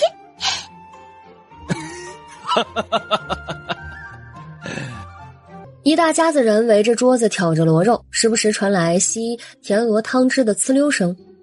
这小玩意儿越吃越想吃，改天呀再去抓点回来。糟了！白阡陌放下竹签，跳下椅子就往厨房跑去。众人一脸疑惑，到底什么糟了？只有叶楚风和秦若霜一脸悠闲，继续挑螺肉。小丫头啊，这是怎么了？儿臣要是没猜错的话，墨儿应该是忘了给皇兄留田螺，跑厨房去给皇兄留田螺去了。没错，哪次做好吃的，墨儿都要给皇兄留点，然后给皇兄送去。这次的田螺应该也不例外。果不其然，小丫头如一阵风一般跑到了厨房，拿了一个大盘子就开始装田螺，然后将田螺放进食盒里，直接拎到饭厅去。将食盒放到一边，小丫头又坐下吃了一些田螺，才拿了几根竹签，叫上叶慕辰和六公主进宫。叶楚风依然派沈怡风暗中保护三人。黄伯伯，侄女给您送好吃的来啦！正在用膳的皇上一听到白阡陌的声音，立马放下筷子就迎了出去。墨儿丫头，又给黄伯伯送什么好吃的来了？田螺，今天带老六去抓的呢。皇上看向于公公，于公公不等皇上开口，立马道：老奴这就去让御膳房夹菜。黄伯伯，您先尝尝这个田螺，可香了。墨儿丫头，这个要怎么吃？白阡陌拿起一根竹签，挑出螺肉喂到皇上嘴边。皇上毫不犹豫地张口吃了起来。不错，看着不起眼，还挺好吃的。白阡陌习惯性地吸了一下田螺里的汤汁，然后开始挑螺肉。皇上嘴角一抽：你这是自己先吸一口再挑出来给朕吃啊？然而下一秒，白阡陌却将螺肉喂进自己嘴里，原本是要喂给皇上的，突然反应过来自己吸了一口，才赶紧塞自己嘴里。他重新拿一根竹签递给皇上。黄伯伯，田螺拿起来吸一口灵魂汤汁才香哦，您自己吃吧，侄女去叫黄伯母。快去吧。皇上接过竹签，学着白阡陌的样子自己吃了起来。白阡陌很快把皇后叫来，接下来的画面便是南燕国最有权势的夫妻带着3个孩子，拿起田螺吸一口汤汁，然后挑螺肉吃，怎么看怎么温馨。在皇宫里用过晚膳后，白阡陌和叶慕辰返回王府，六公主则被留在了皇宫里。看着白阡陌和叶慕辰离开的背影，六公主满脸的羡慕。小八妹妹明天还要去采蘑菇，她也好想去啊。皇上看了六公主一眼：雪儿，你还想去王府？父皇，儿臣想去。那就好好学习，朕允许你10天出宫一次。是，多谢父皇，儿臣现在就去学习。还是墨儿丫头魅力大呀。回到王府的白阡陌开始教小九认字儿，跟着白阡陌学习，小九学习的速度提升了不少。晚上和太上皇一起画了2张设计图后，白阡陌才洗漱上床休息。次日一早，吃过早餐后，白阡陌带着香儿和春桃去杂物间找了2个小背篓，又拿了几个小提篮，准备出发去采蘑菇。白阡陌还心情愉悦地唱起歌来：采蘑菇的小姑娘背着一个大竹筐，清晨光着小脚丫，左边树林和山岗。这丫头，去采个蘑菇都能编出歌来，还挺好听的。太上皇和太后来到前院，交代叶慕辰要照顾好妹妹，才目送着孩子们出门。在骆九婴的带领下，6个孩子和2个金鹰出了王府就开始跑步。蘑菇要采，训练也不耽搁，简直两全其美。小八妹妹，你吃过野生蘑菇吗？当然没吃过，我上哪儿去吃啊？那你怎么知道蘑菇好吃？我做梦吃过，嘿嘿，可好吃了。又是做梦？这丫头到底做过多少梦啊？那泥鳅和田螺，你也是做梦吃过才知道可以吃的吗？对啊，我厉害吧？小九，我告诉你啊，只要你努力学认字，努力学武功，以后你还可以吃到更多你从未吃过的好东西。什么好东西？现在不能告诉你，到时候你就知道了。骆九婴带着孩子们跑到山脚下，稍微休息了一会儿，便开始进入树林中找蘑菇。没走几步，白切莫深吸一口气，哇，我闻到蘑菇的香味了啊！是有一股香味儿，这就是蘑菇的味道吗？是有一股香味儿，这就是蘑菇的味道吗？那快找吧，不过不能把有毒的蘑菇带过去，吃了会淌斑斑的。淌板斑是何意？就是淌棺材板，死翘翘啦。那我不知道哪个是有毒的蘑菇怎么办？拿给我看呀，拿给我看呀，不然你还想以身试毒呀？好啦，分开一些，找蘑菇去了。小八妹，蘑菇长什么样啊？白切莫拿起树枝，在地上画了个蘑菇图案。就是这样啦。几个孩子稍微分开一些，开始去找蘑菇。1刻钟不到，不远处传来九公主大喊大叫的声音：“小八妹，快来！这里有一大片蘑菇！”白切莫闻声飞奔过来，看着一地的白色蘑菇，愣愣神。这些蘑菇都是不能吃的。哎，好可惜呀，这么多蘑菇居然是有毒的。别可惜啦，快去别的地方找吧。救命啊，有蛇！白切莫再次撒开脚丫子飞奔过去，却见到叶慕辰正拎着一条婴儿手臂粗的菜花蛇猛甩，甩了几下蛇就不动了。叶慕辰把蛇扔到一边，一脸淡然的道：“这蛇没毒，怕什么？这么胆小还学武功呢，这段时间的武功都白学了。”香儿羞愧的低下头，暗自懊恼。香儿，没事的，我也怕蛇，女孩怕蛇很正常，多见几次就不怕了。大小姐，奴婢记住了。小八妹，你快来！白切莫再次飞奔过来。小八妹，你看看这些蘑菇能不能吃啊？全是绿色的。采，快采！这个蘑菇可以吃，而且味道鲜美啊！发了我，快采快采！别乱跑啊，小心把小的蘑菇踩烂了，小的才好呢。不应该是大的才好吗？大的已经长开了，没有小的嫩，懂不懂？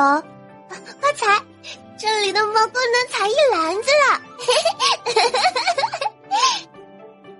2个小丫头开心的蹲下来采蘑菇，没多大一会儿就采满一提篮。小九，你运气真好，来继续去找，我把这些蘑菇送到春桃背篓里去。好，你快去吧，找到了我叫你，我一定要找到多多的蘑菇，嘿嘿。快去吧。白切莫说完，拎着提篮去找春桃。刚把提篮里的蘑菇一朵朵的放进背篓里，九公主又大喊起来：“小八妹，快来！”白切莫提着篮子再次飞奔，来到小九身边，他再次傻眼了。哇，小九，你来的路上是不是踩狗屎啦？没有啊，我眼神那么好，怎么可能踩狗屎嘛？快采吧，这些蘑菇都可以吃。好的。2个小丫头埋头采蘑菇，很快又采了一提篮。白切莫拎着提篮再次将蘑菇一朵朵放进香儿的背篓，决定亲自跟着小九。这家伙今天运气爆棚了，一路找着蘑菇去找小九。1刻钟后，看到小九手里捧着一朵比成年人巴掌还大的干巴菌石，白切莫直接惊掉下巴。小八妹，我也不知道这是什么玩意儿，看着挺好看，闻着还挺香的，我就采来送给你啦。老了个皮鸭蛋的，小九今天是被井里附体了吗？小九，这个是干巴菌，超级香的干巴菌，比刚才采的那些蘑菇还好吃呢。真的，你快跟我走，那边还有好多呢，我只采了最大的一株。小九，你说的好多好多是多少？差不多能采一篮子。小九啊，你还能给我更大的刺激吗？龙九公主带着白阡陌来到她采干巴菌的地方，白阡陌直接抬手去掐自己的人中。刺激，够刺激，真能采一提篮啊！在这古代都没人采蘑菇的吗？答案是有，但这些蘑菇基本没人采。白阡陌和小九采的那叫一个爽，很快又采了满满一提篮干巴菌。小八妹，你把这一篮子送去背篓里，我继续找。我今天运气真好。好嘞，快去吧。白阡陌把干巴菌送去装进春桃的背篓里。春桃瞪大眼睛问：大小姐，这个也可以吃吗？当然可以啦，这个比背篓里的那些蘑菇都好吃。哎，你之前见到过吗？见过，好大一朵呢，我回去找。在哪？我跟你一起去找。就在那边。快走快走，咱们去找。春桃背起背篓，带着白阡陌往回走，可转了好一会儿，两个小丫头也没找到。春桃一脸歉意：大小姐，奴婢找不到了，奴婢明明记得就在这附近的。啊，没事没事，找不到就算了，咱们去别的地方找。可是奴婢觉得好可惜啊。没什么可惜的，这里的找不到，说不定等会儿你会在其他地方找一朵更大的。走吧。八妹，你看这个真好看，送给你。大小姐，奴婢看到的好像就是这朵。八妹，春桃这话是何意？七哥，这个叫干巴菌，非常好吃。你看春桃的背篓里。哇，我天哪！你们上哪儿找到这么多的？小九找到的。春桃说她也看见了一朵，刚才我和她回去时没找到，没想到是被你采了。不是，八妹，春桃背篓里怎么会有这么多蘑菇？在哪儿采的？在那边，都是小九找到的，而且香儿背篓里还有一提篮呢。小九今天这么厉害，运气居然这么好。小九今天运气爆棚哦。我得赶紧回去找他，去蹭点他的好运气。嘿嘿。八妹，我也去。小八妹，你在哪儿呀？快来呀！白阡陌左边的树林里传来小九兴奋的大喊声。麻了！白阡陌和叶慕辰转身往声音传来的方向飞奔，春桃背着背篓跟在他们的身后，跑得慢了不少。春桃，我们先过去，你慢点跑，别把蘑菇抖碎了。好的，八小姐，奴婢知道了。救命啊！小八妹救我！白阡陌一听，瞬间运起体内那少得可怜的内力狂奔。叶慕辰听到小九的求救声，瞬间超越白阡陌，速度快如闪电。不远处，小九脸色惨白，两条小短腿倒腾的跟踩了风火轮似的。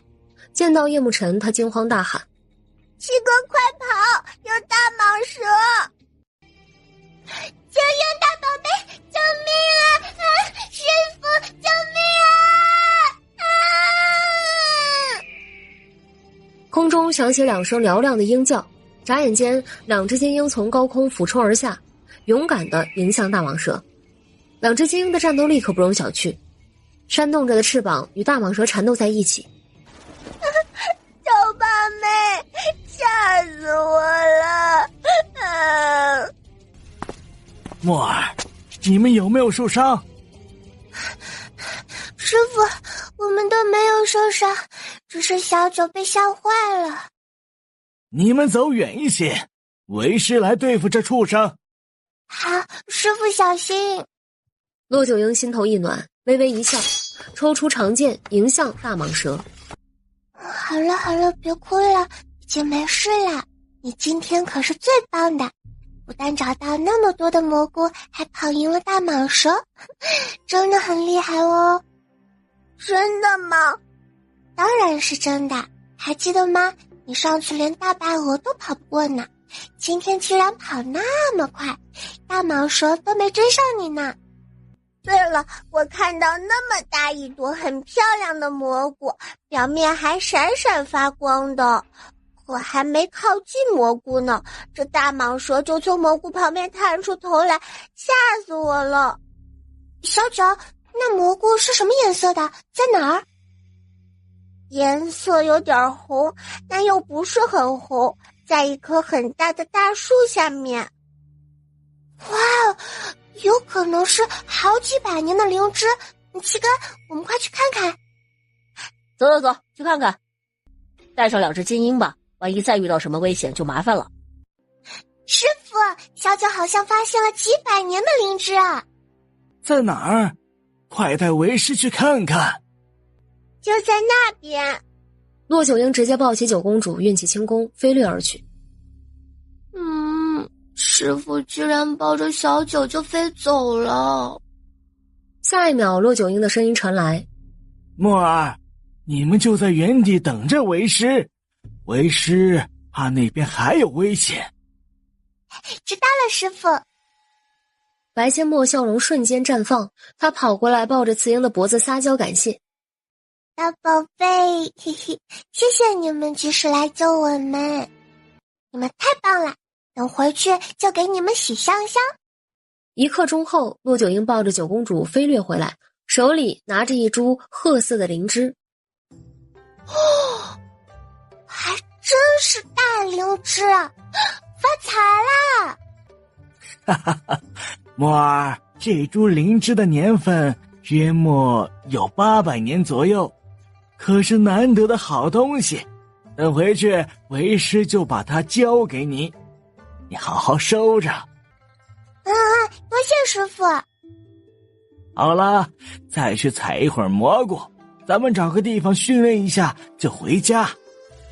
好啊，师傅，今天收获不错，大部分都是小九的功劳，晚上炒个干巴菌给您下酒。干巴菌？哪个是干巴菌？白千墨从春桃的背篓里取出一朵花一样的干巴菌。就是这个，很香的。奶奶的，徒弟比师傅懂得还多，肯定又是那个什么张三丰教的。好，走吧。师傅，要不徒儿回去让父王派人来扛大蟒蛇尸体吧？对呀，快去快回，为师居然把那2只金鹰给忘记了。白千墨走到雌鹰的身边，却被雄鹰叼着衣服给扯了过去。雄鹰蹲下身子，那意思很明显：骑我，别骑我妻子。叶慕辰向雄鹰走了2步，雄鹰啾啾低叫2声，似乎在说：你别过来。白千墨爬上雄鹰的背，2只金鹰立马展翅高飞。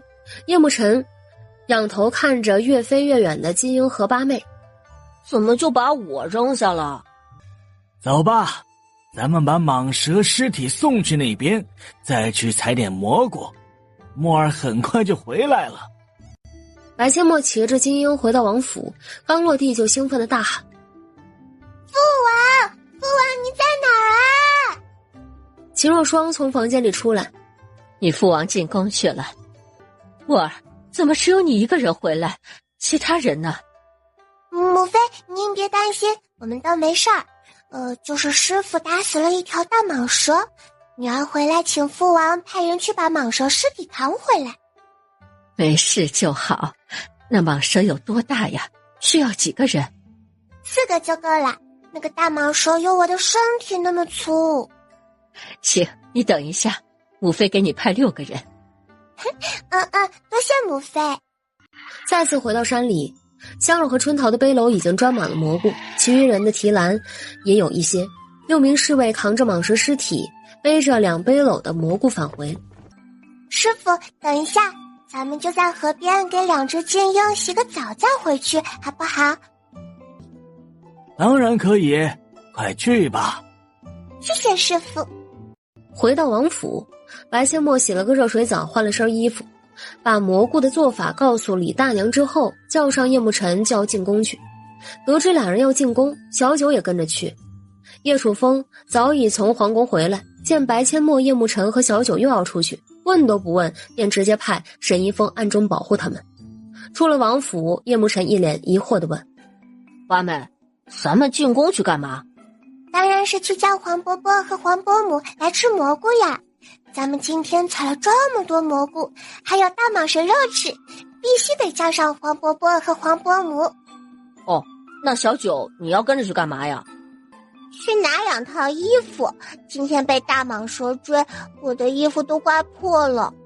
叶慕辰点了点头，没再多问。刚进入宫门口，就遇到二皇子叶维初。叶维初看了叶慕辰一眼，又看了看九公主，最后把目光放在软糯可爱的白阡陌身上。哎，这小娃娃怎么看都比小九好看，软软糯糯的，好想捏捏她的小脸。想到就做，叶维初当真伸手去捏白阡陌的小脸，叶慕辰唰的一下挡在白阡陌面前。啊，不许欺负我的八妹！捏捏小脸就叫欺负啊？叶维初皱眉，把叶慕辰拉开，突然一把拎起白阡陌扛在了肩上，直接迈步就走。白阡陌吓了一大跳，条件反射的挣扎了一下，结果这挣扎，叶维初只能紧紧地抓住他的脚腕，他则大头朝下挂在叶维初的肩膀上。二皇兄，放我下来呀！不放！叶慕辰跑到叶维初的面前，一脸气愤的道：二皇兄，快点放开八妹！二皇兄，你快放开小八妹，你这样她很难受的。哼，滚开，没你的事。二皇兄，你快点放开我八妹，快点放开她！快放开小八妹！二皇兄，你快点放开我！不放！放我下来！不放！放手你就掉地上了。此时二皇子不是不想放，而是不敢放。现在他不知道该怎么把白阡陌放下来了。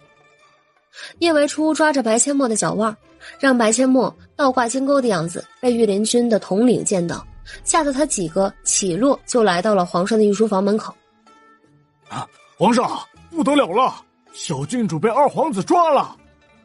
什么？怎么回事？不等御林军统领回答，皇上就听到白阡陌大喊：黄伯伯，救命啊！皇上一听，急步迎了上去，见叶维初只抓着白阡陌的脚腕，白阡陌大头朝下，小脸都因为充血而通红了。哎呀，这还了得！哎呦喂，朕的小乖乖，别怕，黄伯伯来了。父皇，儿臣把小嬷嬷背回来了。皇上赶紧伸手把白阡陌接过来，白阡陌顺势搂住皇上的脖子，下一秒迎接叶维初的是皇上的一个大逼斗，直接扇在他的后脑勺上。你是脑子缺根弦吗？有你这么背妹妹的吗？啊，你看看他的脸都红成什么样了。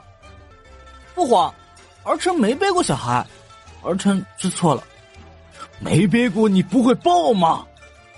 儿臣也没抱过。没抱过总见过吧？叶维初见皇上生气，不敢吭声，但心里不服气啊。哼，抱孩子而已嘛，只要不伤到小孩，拎回来不就行了？干嘛那么讲究？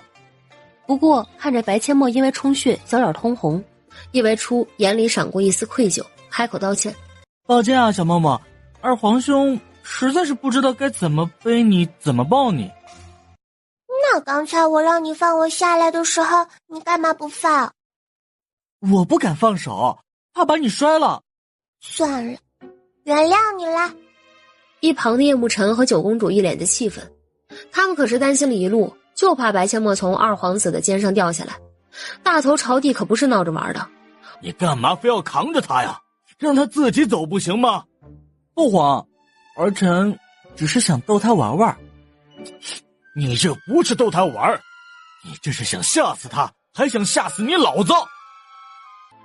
父皇，儿臣知错了。皇上瞪了他一眼，抱着白阡陌往书房走去。来到书房中，皇上将白阡陌放在腿上。小丫头，今天没给黄伯伯带好吃的啦？没带，不过黄伯伯，侄女就是来请您去王府吃好吃的呢。哦，吃什么好吃的？野生蘑菇和蟒蛇肉哦。我们今天采了好多好多蘑菇，还打了一条大蟒蛇呢。大蟒蛇多大？有侄女的身体那么粗，小九还差点被大蟒蛇给吃了。皇上听得心惊肉跳，看向一旁安静的小九。有没有受伤啊？没有，是金英和骆大夫赶来救了儿臣。没受伤就好。父皇，儿臣想单独跟您说几句话。黄伯伯，那侄女去找黄伯母，您快点换衣服哦。去吧。七哥，走啦。父皇，你能不能给儿臣一些银票啊？你要银票干什么？给小八妹，她没银子花了。她生辰的时候朕可是给了她不少珠宝呢，怎么就没银子花了？她都干什么了？儿臣不知，但她昨天唱歌说是没银子了。行，朕知道了，你也去换身衣服，顺便收拾2套衣服带上，银票等会儿朕给你。多谢父皇。小九离开后，皇上也起身前往寝宫去换衣服，然后取出2000两银票揣在身上，吩咐于公公准备轿辇。等小九换好衣服来到皇上寝宫，皇上直接给了他1000两银票。皇后换好衣服，带着白阡陌和叶慕辰来到皇上寝宫时，小九兴奋地跑到白阡陌面前，掏出皇上给的1000两银票，直接塞给白阡陌。小八妹，这些银票都给你。小九这丫头也太实诚了，1000两银票自己居然一点都不留。小九，你给我银票干嘛？你没银子花了呀？谁说我没银子啦？你自己唱的呀？啊？皇上一脸宠溺地将另外1000两银票递给白阡陌。拿去花，想买什么随便买。王伯伯，侄女有银子，侄女生辰那天收到的珠宝都还没动过呢。拿着吧，你们后天不是要去提古城了吗？去那边有什么喜欢的就买。白阡陌、叶慕辰和小九都懵了，他们是真不知道后天要去提古城。皇上一脸不解。怎么了？你们这是什么表情？怎么了？你们这是什么表情？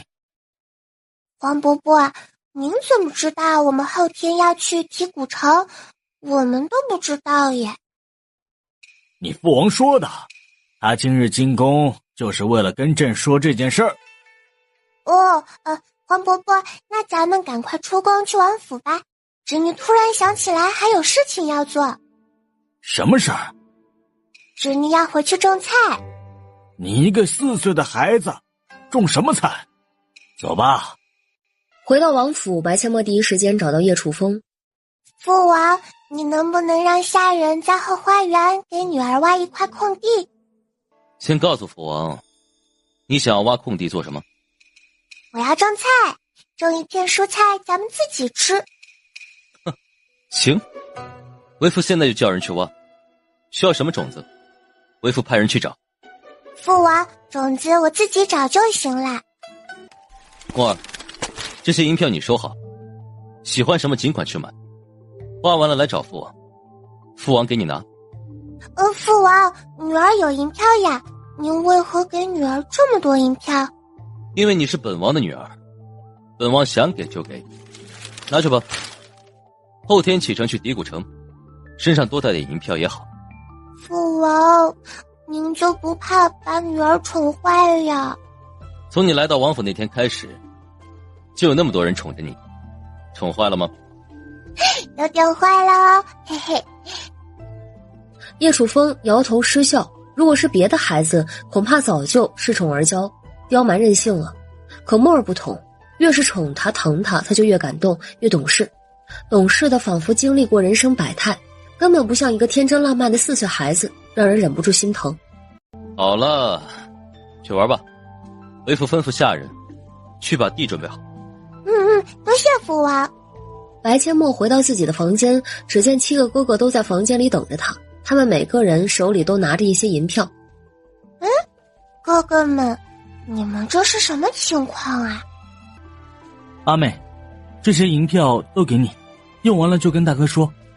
啊，不是呀，哥哥们，我有银票，你们快拿回去。刚刚父王又给了我好多，黄伯伯和小九也给了我不少了呢。他们给的是他们给的，二哥给你的你就收下，不许拒绝。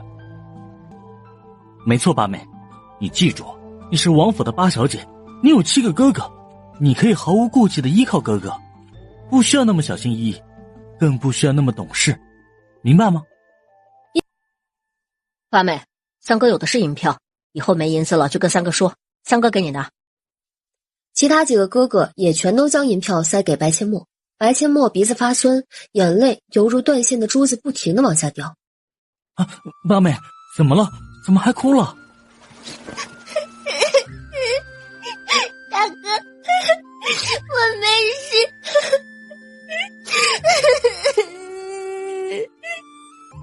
啊，别哭了，到底怎么了？你跟大哥说呀。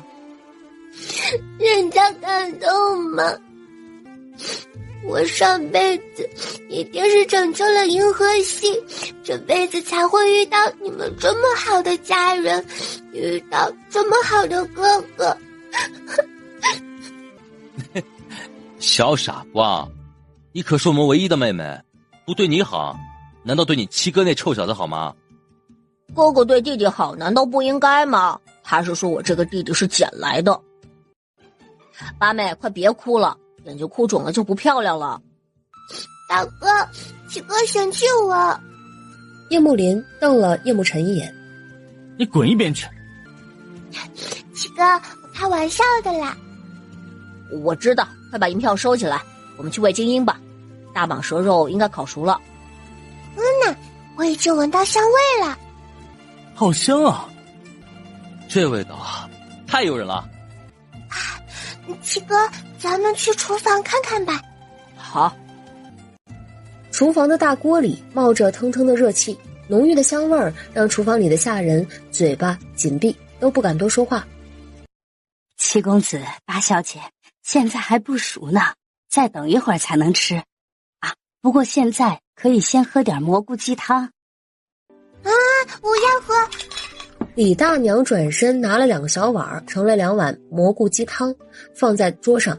白阡陌这个十足的小吃货实在受不了了，跑过去咽了一口口水后，鼓着腮帮子使劲吹气。看着白阡陌吹气，叶慕辰也跑过来跟着他一起吹。吹了几口之后，白阡陌就迫不及待的想要品尝了。哎，八小姐，再凉一下，小心烫。啊，好吧，那就再吹一下。快喝吧。白阡陌迫不及待地凑过小嘴巴，又吹了吹才喝了一口。鸡汤混合野生蘑菇的鲜香瞬间充斥着整个口腔，让他的味蕾得到前所未有的满足。啊！哇，人间美味啊！叶慕辰也喝了一口，瞬间瞪大双眼。哇，太好喝了！我还是第一次喝到这么美味的汤，太鲜美了呀！李大娘，你的厨艺真棒！李大娘，你的厨艺真棒！八小姐过奖啦，主要是你们采回来的蘑菇新鲜，食材好，做出来的味道自然就美味了。话也不是这么说的，就比如我，你给我再好的食材，我也做不出美味的佳肴。今天这小鸡炖蘑菇，还是你告诉我怎么做的呢？有些菜我只是知道做的办法，但真让我做，我恐怕会把厨房给弄炸了。大小姐，你才4岁，就已经知道那么多菜的做法，已经很了不起啦。而且以后也有厨娘，你不可能进厨房做菜。这汤真好喝，太美味了。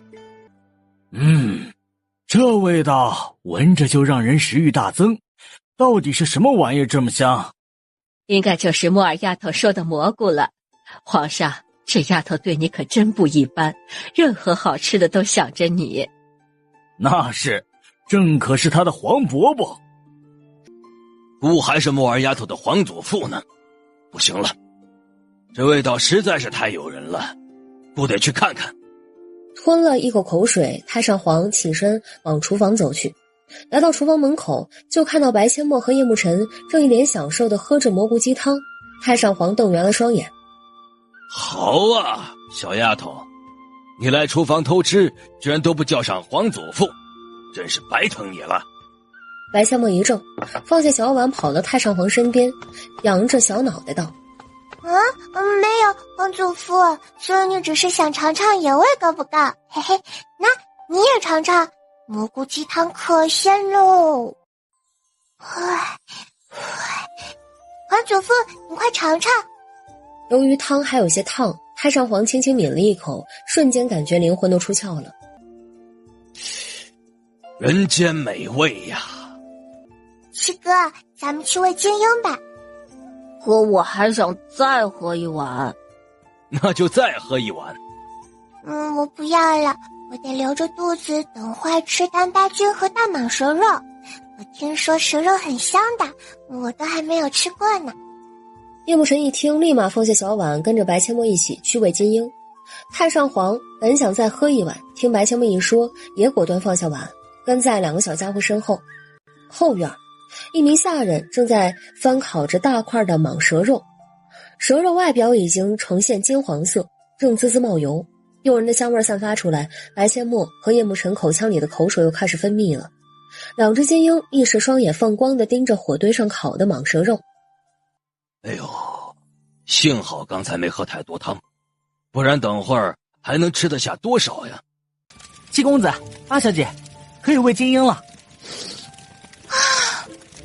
哇，太诱人了吧！皇祖父，您先尝一口。太上皇笑了，心满意足地张口咬了一口。好吃，尤其是小乖孙喂的，太好吃了。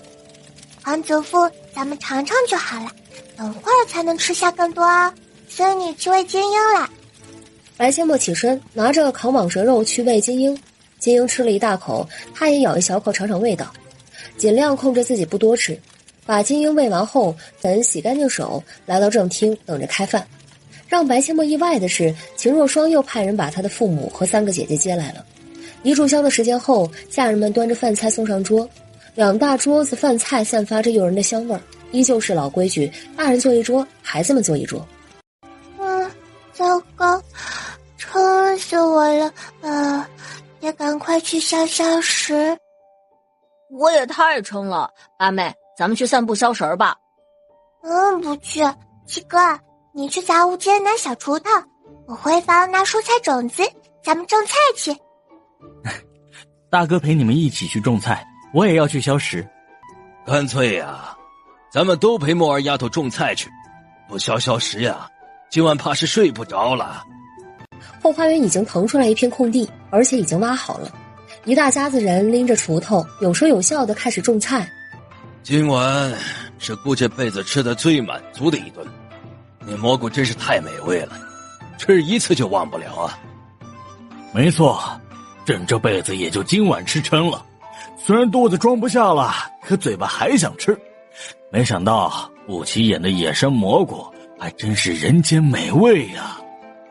本宫明天还想吃，感觉没吃够。那就明天再去采，反正后天才动身去低谷城。太好了，明天还去采蘑菇。白阡陌的7个哥哥立马表态，他们也要去。叶楚风爽朗一笑，想去就去，多采些回来。黄伯伯，明天早上让六皇姐也出宫，和我们一起去，可以吗？可以，明天一早朕会派人送她来王府。白阡陌的7个哥哥瞬间高兴不起来了，就那个刁蛮的老六去了，不是给大伙添乱吗？不过转念一想，白阡陌发烧的时候可是他最先发现的，还挨个把他们叫醒。算了，就让他一起去吧，只要不惹是生非，带他去也没什么不可以的。种完菜，白阡陌回到自己的房间，骆九婴随后跟了进去，从怀里掏出几张银票递给他。丫头，这些银票你拿着，用完了就跟为师说。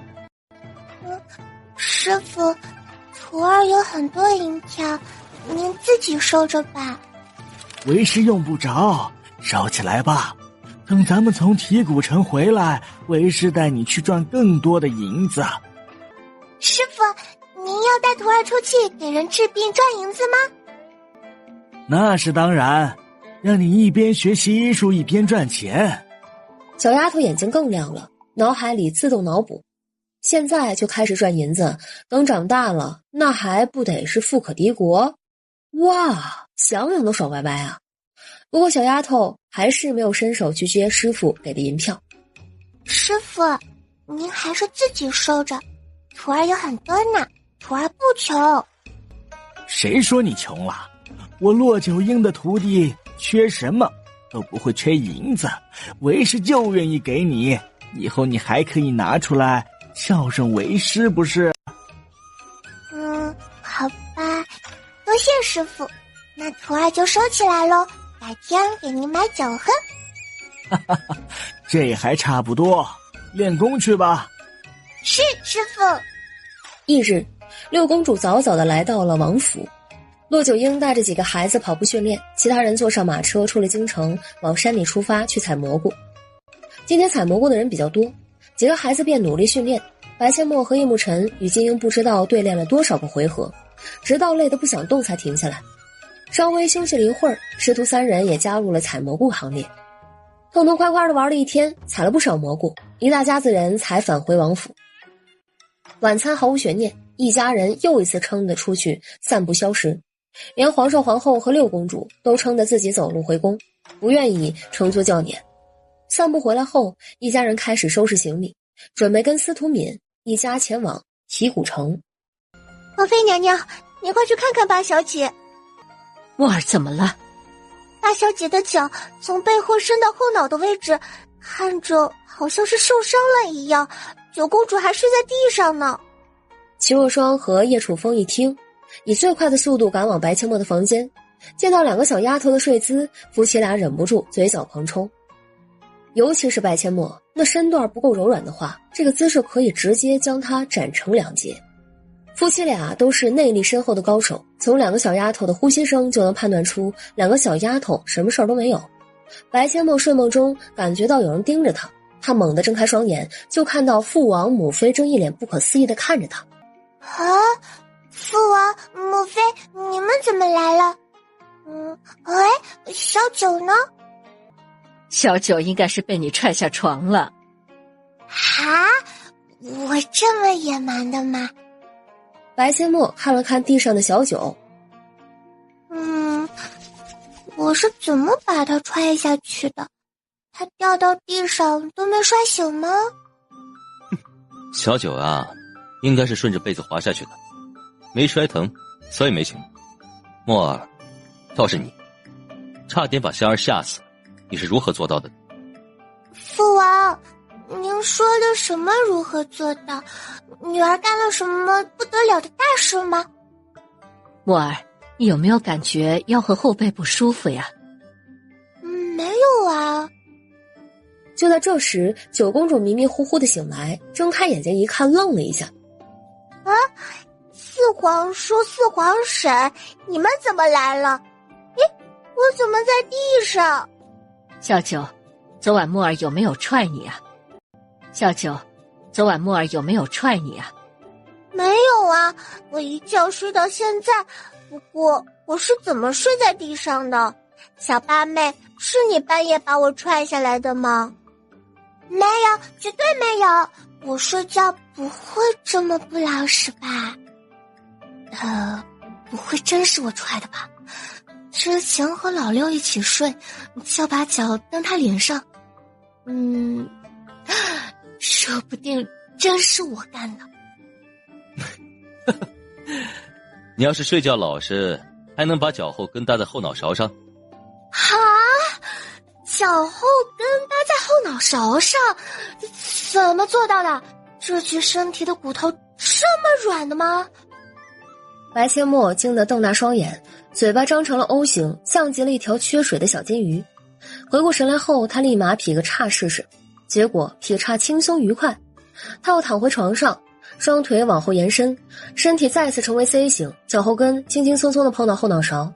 叶楚风夫妻一脸震惊，小九直接石化了，白千墨也石化了。自己没练过柔术啊，这么高难度的动作居然毫不费力，要不要这么夸张啊？小八妹，你太厉害了，我也来试试。小九说完，爬上床尝试了一下劈叉，一字马没下到底，就疼得他大喊大叫。疼，好疼啊！他又躺在床上，学着白千墨双腿往后延伸，却只能摆出半边括号的造型，脚后跟能搭在屁股上，肚皮和大腿就感觉到撕扯般的疼痛了。小八妹，你太厉害了！你什么时候练出来的？练了多久？我天生的，没练过。没想到莫尔的身体如此柔软。凤哥，我听说有一种武功叫做缩骨功，这个武功应该很适合莫尔。要是能找到这种功法让莫尔练，以后就很少有地方可以困住莫尔了。为夫也听说过这种功法，之前尚未见过，我这就托人打听打听，要是真正找到，无论花多大的代价，我也给莫儿弄来。多谢父王母妃。起床洗漱吧，用过早餐就要出发了。起床，去屁股乘浪。父王，你们先走，和七哥跑步训练一下体力。有金鹰在，我们很快就能追上你们的。好，小心点。知道了。叶楚风他们已经进入了一处小镇，找了一家饭馆打尖儿。客官，你们想吃点什么？先来10只烤鸡，10只烤鸭，烤鸡和烤鸭先上，其他把你们店的招牌菜全都上一份，不够再加。这些人看着也不像会饿肚子的人家呀，怎么跟8辈子没吃过东西似的？见店小二愣着不动，叶楚风皱眉道：愣着干什么？还不去准备？是，小的这就去准备。几位先坐。2个小乖孙怎么还不来呀？不会是找不到咱们了吧？不可能，这2只精英厉害着呢，怎么可能找不到咱们？放心吧，他们很快就来了。千梦妹妹他们来了。太上皇话音刚落，司徒敏就指着天空中的2个小黑点大叫道：小八妹，我们在这儿。2声嘹亮的鹰叫声响起，眨眼间2只金鹰就到了他们的眼前。快下来啊，下来给你们吃烤鸡。雌鹰眨了一下眼睛，歪着脑袋，像看傻子一样的看着中年男人。来，吃鸡腿啊，香喷喷的鸡腿。看呐，下面有个大傻子。无论男人如何引诱，金鹰都不为所动。中年男人在鸡腿上涂上迷药，卯足了劲儿将鸡腿扔上屋顶。鸡腿落在金鹰面前的瓦片上，又滚了下去。男人捡起来再次扔了上去，鸡腿依旧滚下来，反复几次，鸡腿上已经裹满了灰尘。男人无奈，心想可能金鹰是因为一只鸡腿太少才不吃，于是他把整只烤鸡都涂上了迷药，使劲扔上了屋顶。烤鸡落在雄鹰的面前，雄鹰歪着脑袋看了看烤鸡，然后低头。就在中年男人以为雄鹰就要吃烤鸡时，金鹰缩回脑袋，伸出爪子，一爪子将烤鸡蹬得滚下了屋顶。你金鹰大爷也是你能诱惑的？娘的，你俩倒是吃一口啊！这只烤鸡可是老子花银子买的，自己还舍不得吃呢。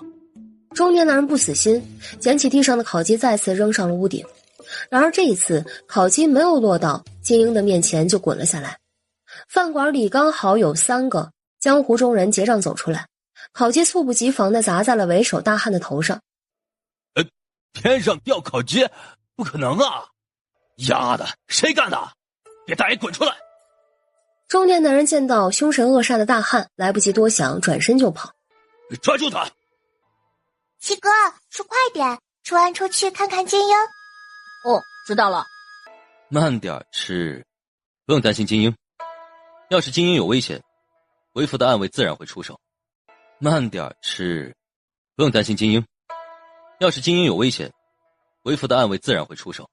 对皇祖父和皇祖母同行，父王不可能不派暗卫暗中保护的。是你向老子扔的烤鸡？没有，小的哪有那个胆子？那你跑什么？我还敢跟老子撒谎，活得不耐烦了是吗？大爷饶命啊！小人真不是故意的，您看屋顶。大汉一把甩开中年男人，往前走了几步，转身往屋顶看去。这一看，大汉双眼放光。嚯，奶奶的，这么大的2只鹰，这回归老子了！大汉说完，搓了搓手，运起轻功，便飞上屋顶。金鹰大叫2声，展开翅膀飞到半空中。白千墨和叶慕辰听到鹰叫声，放下碗筷就跑出来查看。金鹰在半空中盘旋，大汉在屋顶借力，身体再次腾空，迎着雄鹰飞去。大胆狂徒，敢打金鹰的主意，找死！一声怒吼，4名暗卫从饭馆背面出现，手里握着长剑，迎向大汉。哼，老子看上的，那就是老子的。一个照面，锵的一声，武器碰撞声响起，大汉倒飞出去。砰的一声，大汉重重地砸在了地上。丫的，一起上，杀了他们！大汉一声令下，他的2名同伙抽出随身佩刀，也迎向其中2名暗卫，而他也再次飞跃上屋顶，在屋顶借力，迎上2只金鹰。金鹰大宝贝，养坏人，捉他们！雄鹰扇动着翅膀飞向大汉头顶，一爪子蹬在他的头顶上。干得漂亮，再来！看来是有人打2只金鹰的主意了，一起上吧，速战速决，别影响了吃饭的心情。咱不用上，就那3个蝼蚁，暗卫能轻松解决。走，进去继续吃饭。行，走吧。在叶楚风他们眼里，那3个江湖中人还真就是蝼蚁，武功平平，轻功也一般般。大汉被金鹰一爪子蹬得往下掉，直到有了借力的地方，大汉才重新跃起。然而金鹰可不会给他飞跃多高的机会，刚飞跃起来不足1丈，又被雌鹰一爪子给蹬回去。白千墨在下方兴奋地举着小拳头呐喊助威。漂亮，大宝贝加油，踹他，捉他，干死他，加油啊！金鹰加油，啄死他！2只金鹰配合相当默契，一只吸引大汉的注意力，另一只就搞偷袭。白千墨和叶慕辰越是喊得大声，2只金鹰就越是兴奋，啾啾叫着直接踹上了瘾。不仅踹，还逮着机会就啄上一口，啄得大汉头顶都秃了一片，鲜血淋漓。4名暗卫对付大汉的2名同伙，简直不要太轻松。3两下就把2人打到按在地上摩擦，大汉也被金鹰折磨得苦不堪言。雄鹰看准时机，一爪子把他扔到地面上去。别动，老实点！你们这是何意？何意？我来告诉你，这2只金鹰是我的。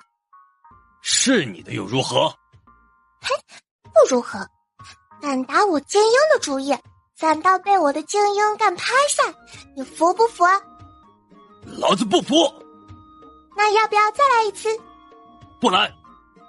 服不服啊？不服。白千墨四下看了一圈，找来一根成人食指粗的木棍，唰的一棍子抽在了大汉的脑门上。服不服？不服。唰的又是一棍。服不服？服了，我服了。终于服了。七哥，我们回去吃饭。几个意思？合着这顿抽就是白挨的，抽我一顿，就为了问我服不服？八小姐，这3人如何处置？我只是个10岁的小孩子，你自己看着办吧。暗卫被白千墨可爱的模样逗笑了，其中一名暗卫说道：八小姐，你们快去吃饭吧，这3人啊交给属下处理就行。白千墨点头如小鸡啄米，叶慕辰牵着他的小手进饭馆里继续吃饭。而门外却传来一阵噼里啪啦的声音，夹杂着这3个男人的惨叫声。3个对金英图谋不轨的男人被胖揍了一顿才被放走。白切莫嘿嘿一笑，安慰大哥哥这处置方式有点暴力呀，不过我就是喜欢。那是他们活该，还想打咱们金英的主意，打他们一顿已经是便宜他们了。而那个买了烤鸡诱惑金英的中年男人并没有跑远，而是躲在不远处偷看。在看到3人被胖揍一顿后，中年男人吓得后背直冒冷汗，他暗自庆幸自己诱惑金英没有成功，否则怎么死的都不知道。中年男人转身准备离开，可还没跨出几步，一名暗卫就出现在他的面前。敢用烤鸡涂迷药诱惑金英，胆子不小呀！大爷，小人知罪了，求您放过小人吧！滚！中年男人如蒙大赦，连滚带爬的离开。暗卫拍拍手，闪身消失。叶楚风一行人吃完饭出来，金英才从屋顶上下来。雄鹰叼着白切莫的衣服，示意他看地上的烤鸡。白切莫看了眼地上的烤鸡，那烤鸡都脏了，咱们走吧。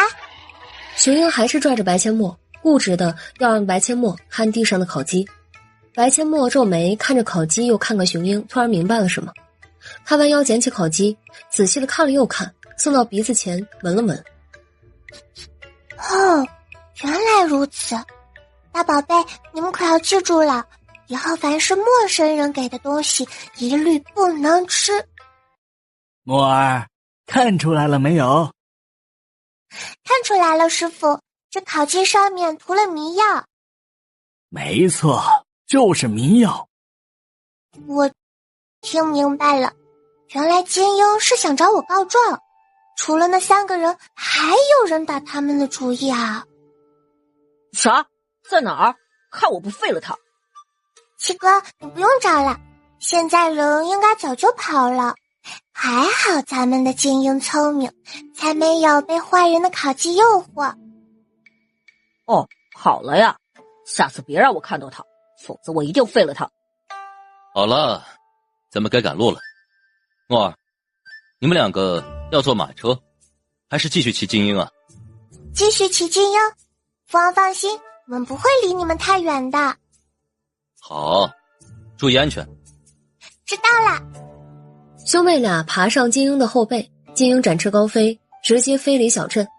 出了小镇，兄妹俩就在路边找了块空地，停下开始对打，练习武功招式。晚上，叶楚风一行人在客栈落脚，白切莫和叶慕辰担心又有人惦记他们的金鹰，想和金鹰待在一起。叶楚风干脆包下整个客栈，白切莫干脆把2只金鹰弄到自己的房间里去休息。八妹，要不咱们给2只金鹰取个名字吧，老是叫他们金鹰大宝贝儿，都不知道是叫雄鹰还是雌鹰。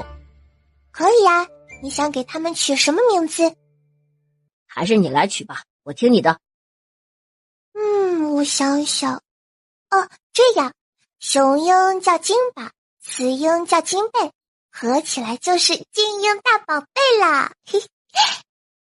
很好听，就叫金宝和金贝。金鹰大宝贝。记住了，以后你就叫金贝，以后呢，我叫你名字，你要第一时间出现，知道了吗？金贝。以后你就叫金宝，记住了，金宝是你的名字。我和八妹叫你的名字，你必须第一时间出现在我们的面前。金宝。记住了，以后你就叫金宝。金宝。喝了点水，白切莫开始给2只金鹰上课，给他们灌输自我保护意识和保护主人的意识。一旁的叶慕辰听得目瞪口呆。兄妹俩练功时，2只金鹰就一左一右地守着他们。亥时，叶慕辰回房间休息，白切莫也洗漱准备上床睡觉。雌鹰直接展开翅膀，想让小丫头躺在他的翅膀上。白切莫嘟着小嘴，一脸不情愿的道：大宝贝，你知不知道现在是夏天，睡你的翅膀上太热了，我要睡床。父王，前面有劫匪嘞！有劫匪你还这么兴奋啊？嘿嘿，父王，我知道劫匪的老巢在哪儿，劫匪来打劫我们，咱们也可以去打劫劫匪呀。咱们就去偷袭他们的老巢。有何不可？多老哥，你带着暗卫，负责保护车队和我父皇母后。我和双儿带2个孩子偷袭劫匪老巢。没问题，不过就你们夫妻俩带孩子去偷袭，恐怕不行。万一劫匪老巢留的人多，你们胜算不大，还是多带几个人去吧。师傅，偷袭不用去多少人的，您就放心吧。徒儿有秘密武器哦。什么秘密武器？嘿嘿，毒蘑菇做的迷幻烟雾弹。嘿嘿，丫头，你什么时候做的？为师怎么不知道？师傅，徒儿在半道上采了一些毒蘑菇，花了2个晚上研究出来的。叶楚风夫妻和骆九英一脸的不可思议，他才4岁，居然能研究出迷幻烟雾弹，这能信吗？丫头，又是梦里学会的？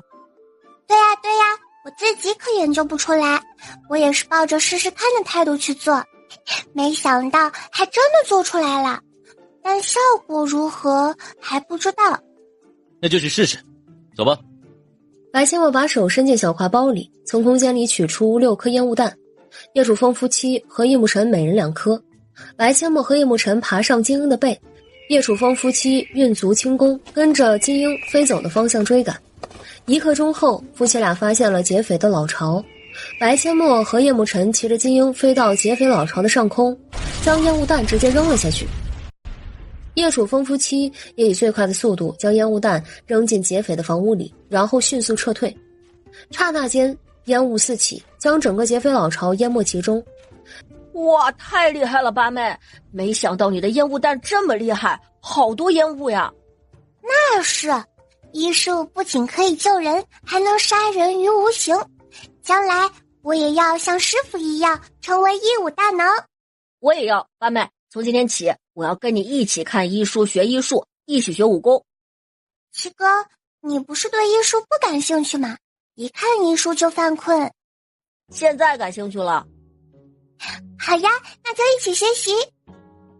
待烟雾散去，留在老巢的劫匪已经出现疯癫状态，迷幻药起作用了。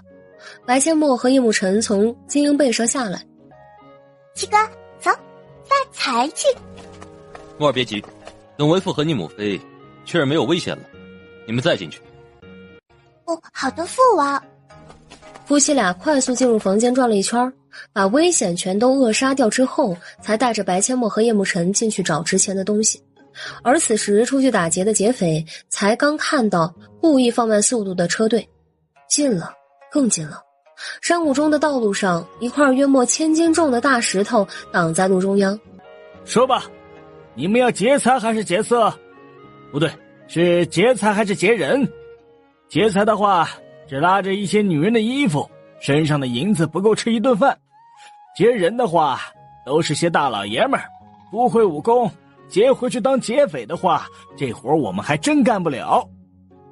少废话，把值钱的东西全都给老子交出来！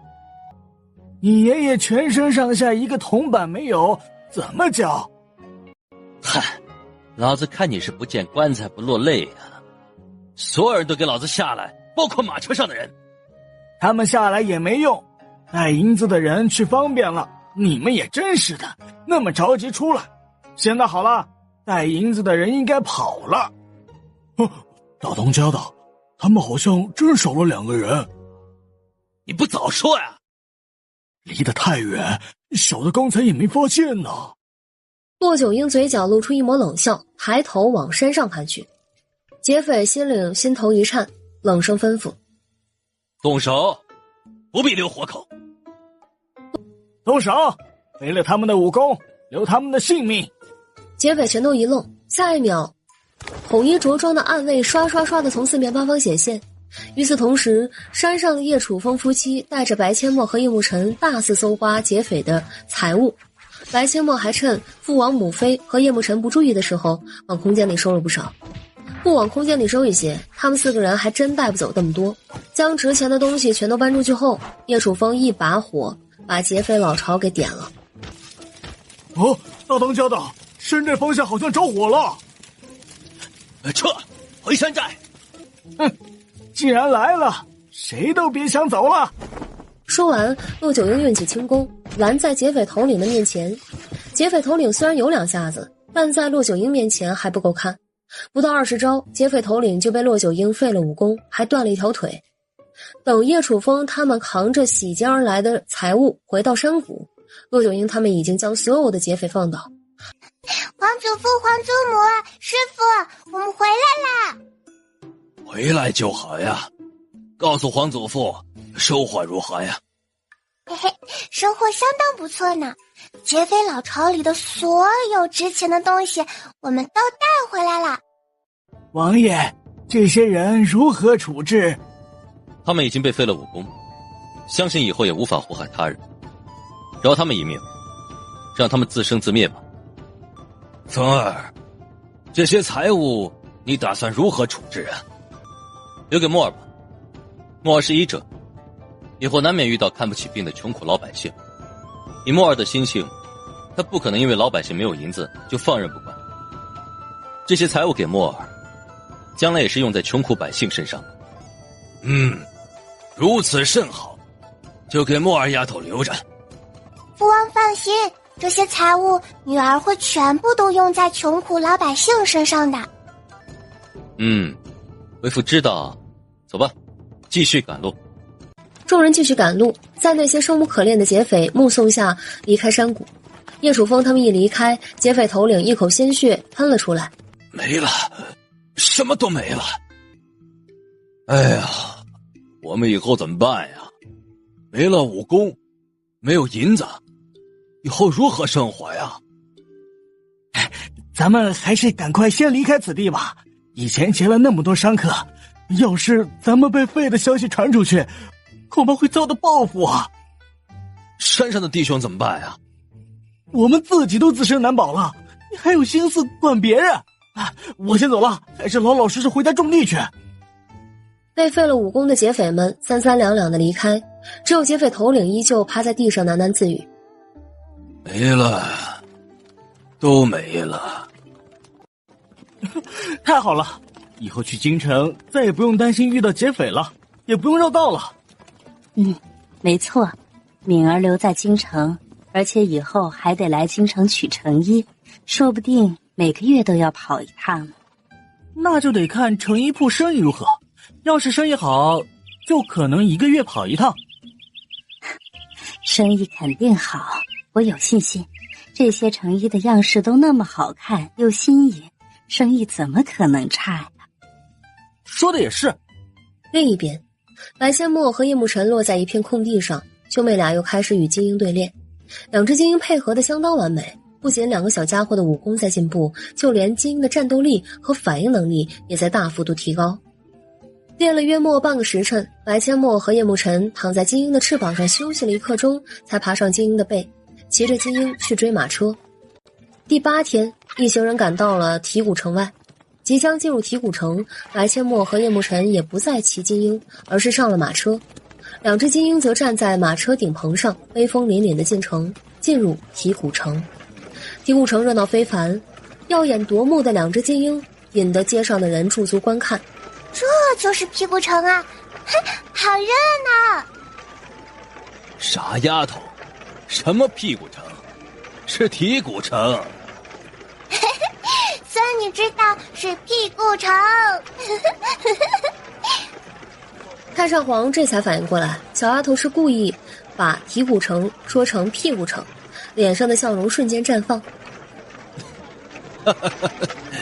淘气的丫头。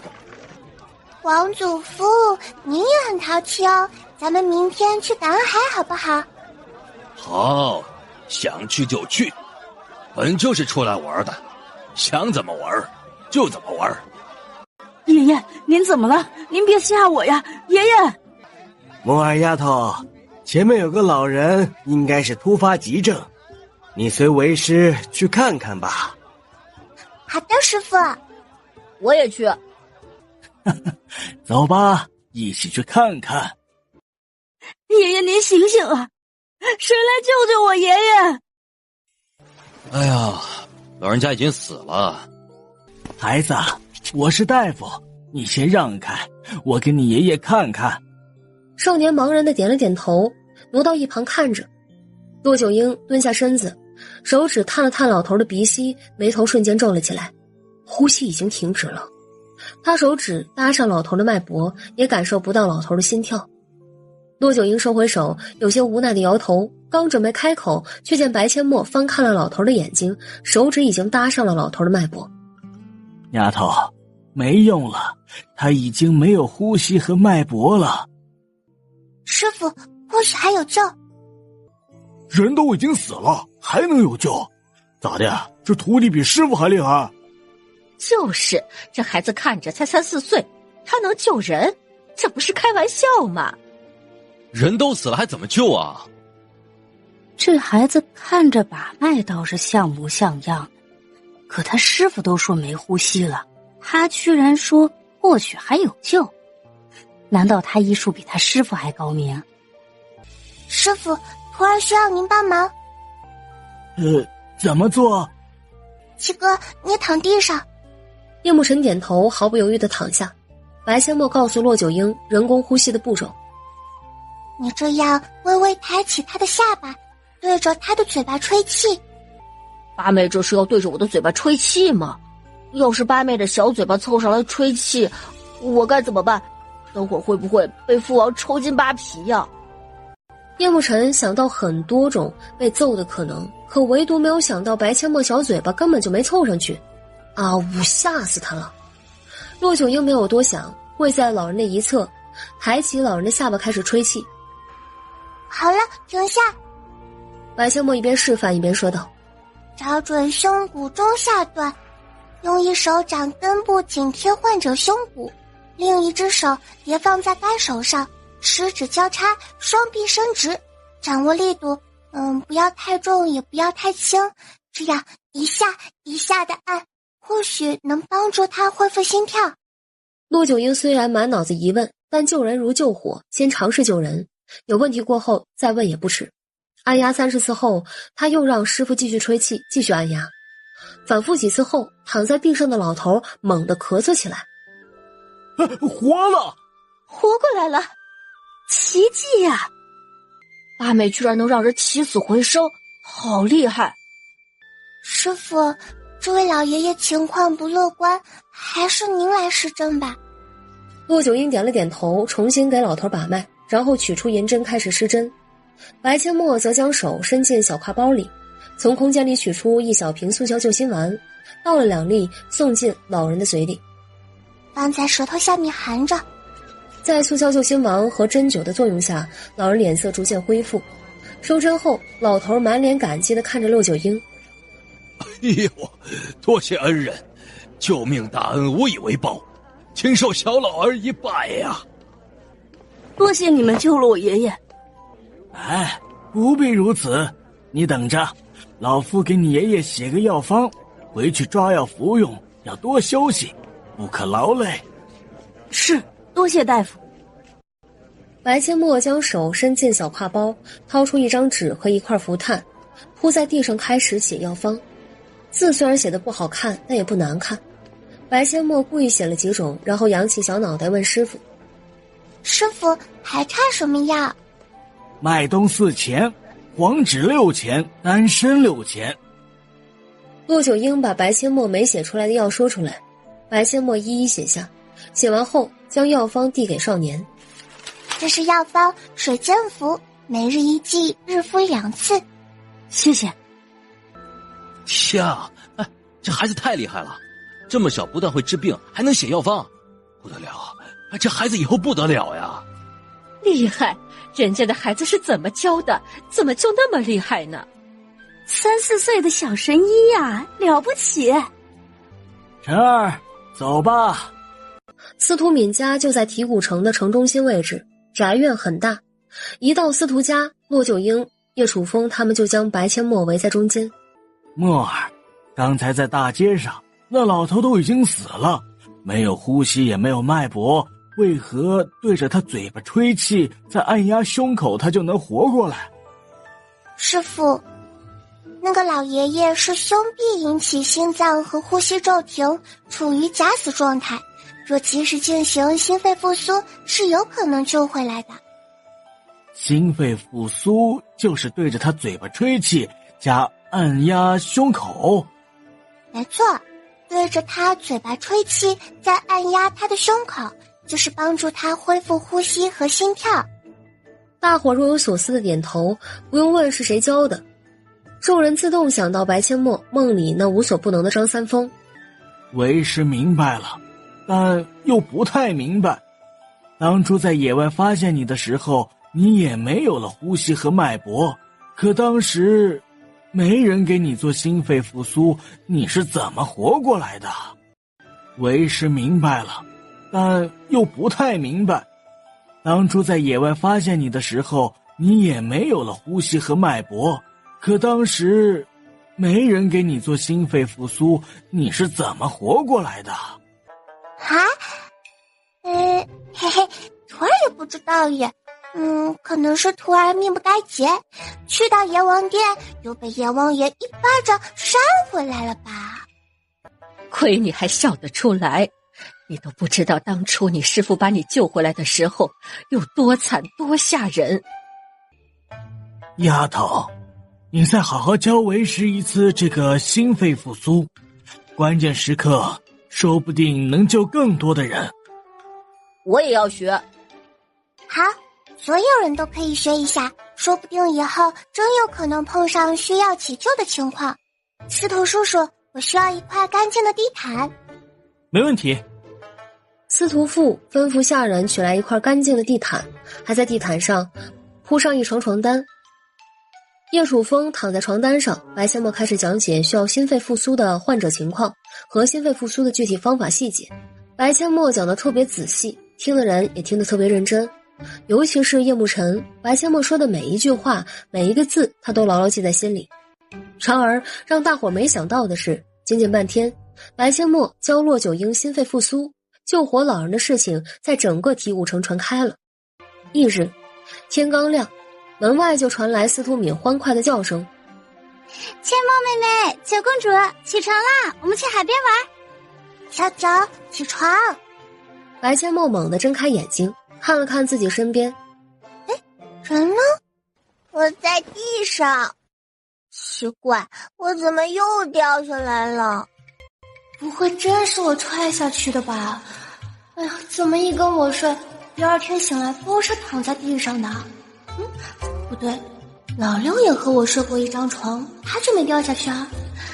看来今晚得换小九睡里面试试。阡陌妹妹，你起来了吗？起来啦，等一下。白阡陌赶紧穿衣服起床，穿上鞋子去开门。白阡陌和九公主洗漱，司徒敏在一旁喋喋不休。阡陌妹妹，所有东西我都准备好了，吃过早餐咱们就去海边捡贝壳，沙滩上的贝壳可漂亮了。我要去捡海鲜，要吃海鲜大餐，嘿嘿。走，吃早餐去，吃完早餐就出发去赶海。吃完早餐，司徒一家带着叶楚风他们前往海边。快看，那个长得很水灵的小姑娘，就是昨天和她师父一起救人的小神医，她长得可真好看呀！原来她就是那个3、4岁的小神医，看着不像啊，太小了。不过这小姑娘真的好好看啊！人不可貌相，我可是亲眼所见，否则我也不敢相信。救人的虽然是他师傅，可方法是他告诉他师傅的。那小姑娘看上去才3、4岁的样子，有这么厉害吗？要说他师傅救人，我完全相信。他救人，怎么看都不像了呀。小姑娘，你是小神医吗？能让人起死回生的小神医？不是啊，我没那个本事能让人起死回生，我是人，又不是神。抱歉啊，是在下唐突了。请问昨日在大街上救了一个老人的小姑娘，是你吗？请问昨日在大街上救了一个老人的小姑娘，是你吗？不是我，人是我师父救的，你有什么事吗？哎呀，是这样的啊，在下是提古城苏家的管家，苏家主卧病在床，全城的大夫都看过了，说是死症，无药可治啊。昨日听说了你和你师父在街上救了一个老人家，便想请你和你师父去给苏家主看看，若能治好，苏家定当重谢。哦，苏家主得的是什么病？为何全城的大夫都说是死症？是静症。墨儿，静症的确是死症，无药可救。唉，可惜了，苏家也是大户人家，苏家主为人也不错，怎么就得了死症呢？白仙墨一听苏家是大户人家，眉头微不可察的挑了挑。嘿，有赚钱的机会了，不就是破伤风吗？只要不是拖延的太严重，就还有机会救回来。只不过需要用到空间里的西药，需要注射抗生素。这种病中药难以治愈，所以才会被称为死症。苏家主现在出现了哪些症状？管家将苏家主的症状仔细的描述了一遍，白仙墨心下了然。还好，不是特别严重，还没到无药可治的地步，还能医治。墨儿丫头，那可是静症，是受伤后引起的疾病，根本就治不好。师父，张三丰老爷爷告诉过徒儿，这种病能治。又是那个没人见过的张三丰，虽然宝贝小徒弟都这么说了，那就是有把握。王爷，苏家的实力在提古城仅次于我司徒家，若是八小姐真能治好苏家主，苏家也会成为八小姐的一大助力。墨儿，那就先去看看，能治就治，不能治也没办法。不管你做什么决定，为父都支持你。去看看，如果症状真如这位管家所说，那孩儿就有把握。多谢小小姐，还请小小姐移步苏府。走吧，现在就去看看。老夫陪墨儿去就行。我也陪八妹去。好，你们去吧，我们准备好吃的，等你们回来。夫人，大少爷，老奴把小神医请来了。苏夫人带着她的孩子就要给骆九婴师徒下跪，骆九婴赶紧阻止。苏夫人不必如此，先去看看苏家主的情况吧，若是能救，我们会尽力的。小姐姐快起来吧。谢谢。不必客气啦，先带我们去看看病人的情况吧。大夫，这边请。苏夫人带着骆九婴师徒来到苏家主的房间，苏家主躺在床上，牙关紧闭，满眼痛苦。骆九婴先给苏家主检查了一遍，心里顿时凉半截。白千墨上前给苏家主检查，症状确实和管家描述的差不多。师父，徒儿需要您的帮忙。需要为师做什么？所有人都必须出去，您帮徒儿守住门口，不能让任何人进来打扰徒儿。墨儿丫头，有把握吗？有，但前提是任何人都不能来打扰。好，为师替你守住门口。苏夫人，想救苏家主，就按老夫的小徒弟说的做，你们都出去，任何人都不得打扰。我可以留下来看着爹爹吗？我保证不会打扰到大夫。不能，除非你不想救你爹。青儿，我们都出去吧，希望你爹爹能平安无事。求求你，一定要治好我的爹爹。放心吧，我会尽全力的。要是治不好，我把我爹让给你。好。骆九婴嘴角一抽，丫头啊，你打算让出白将军还是王爷啊？好了，快出去吧，我可舍不得把我的爹爹让给你。哦，对了，去熬些粥来，熬得越坏越好，最好是用石磨把米碾碎，直接熬成米浆。好，我这就去熬粥。等所有人都出去后，白千墨立马从空间里取出药，开始给苏家主治疗。首先给苏家主做了皮试，随后是重新处理伤口，将伤口切开，清除炎症、肿块，清理包扎。皮试没有过敏，白千墨开始抗毒素治疗。不能打吊瓶，他直接找出一支特大针管，静脉注射，将液体慢慢的推进苏家主的静脉中。一切忙完，时间已经过去了约莫1个时辰。将针管等物品收进空间，白千墨疲惫地打开房门。墨儿，怎么样了？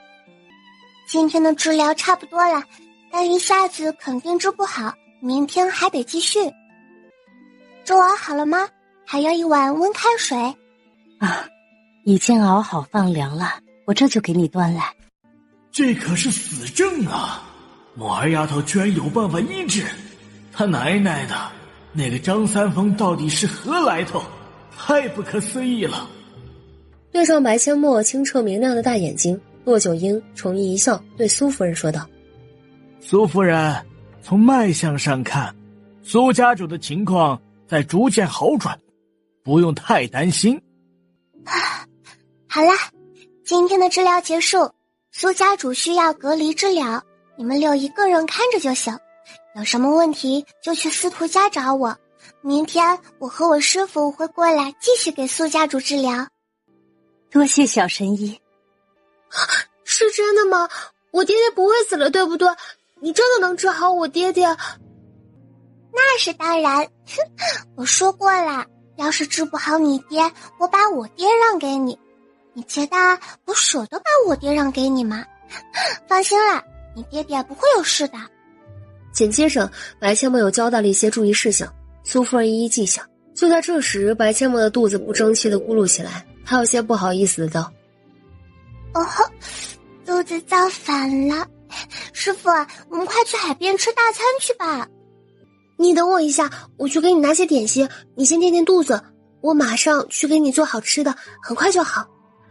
小神医，你可不能走，吃完饭再回去吧。妻儿做菜还不错呢。不用了，我要留着肚子去吃海鲜大餐。白千墨突然反应过来，瞪大眼睛看着苏婉清。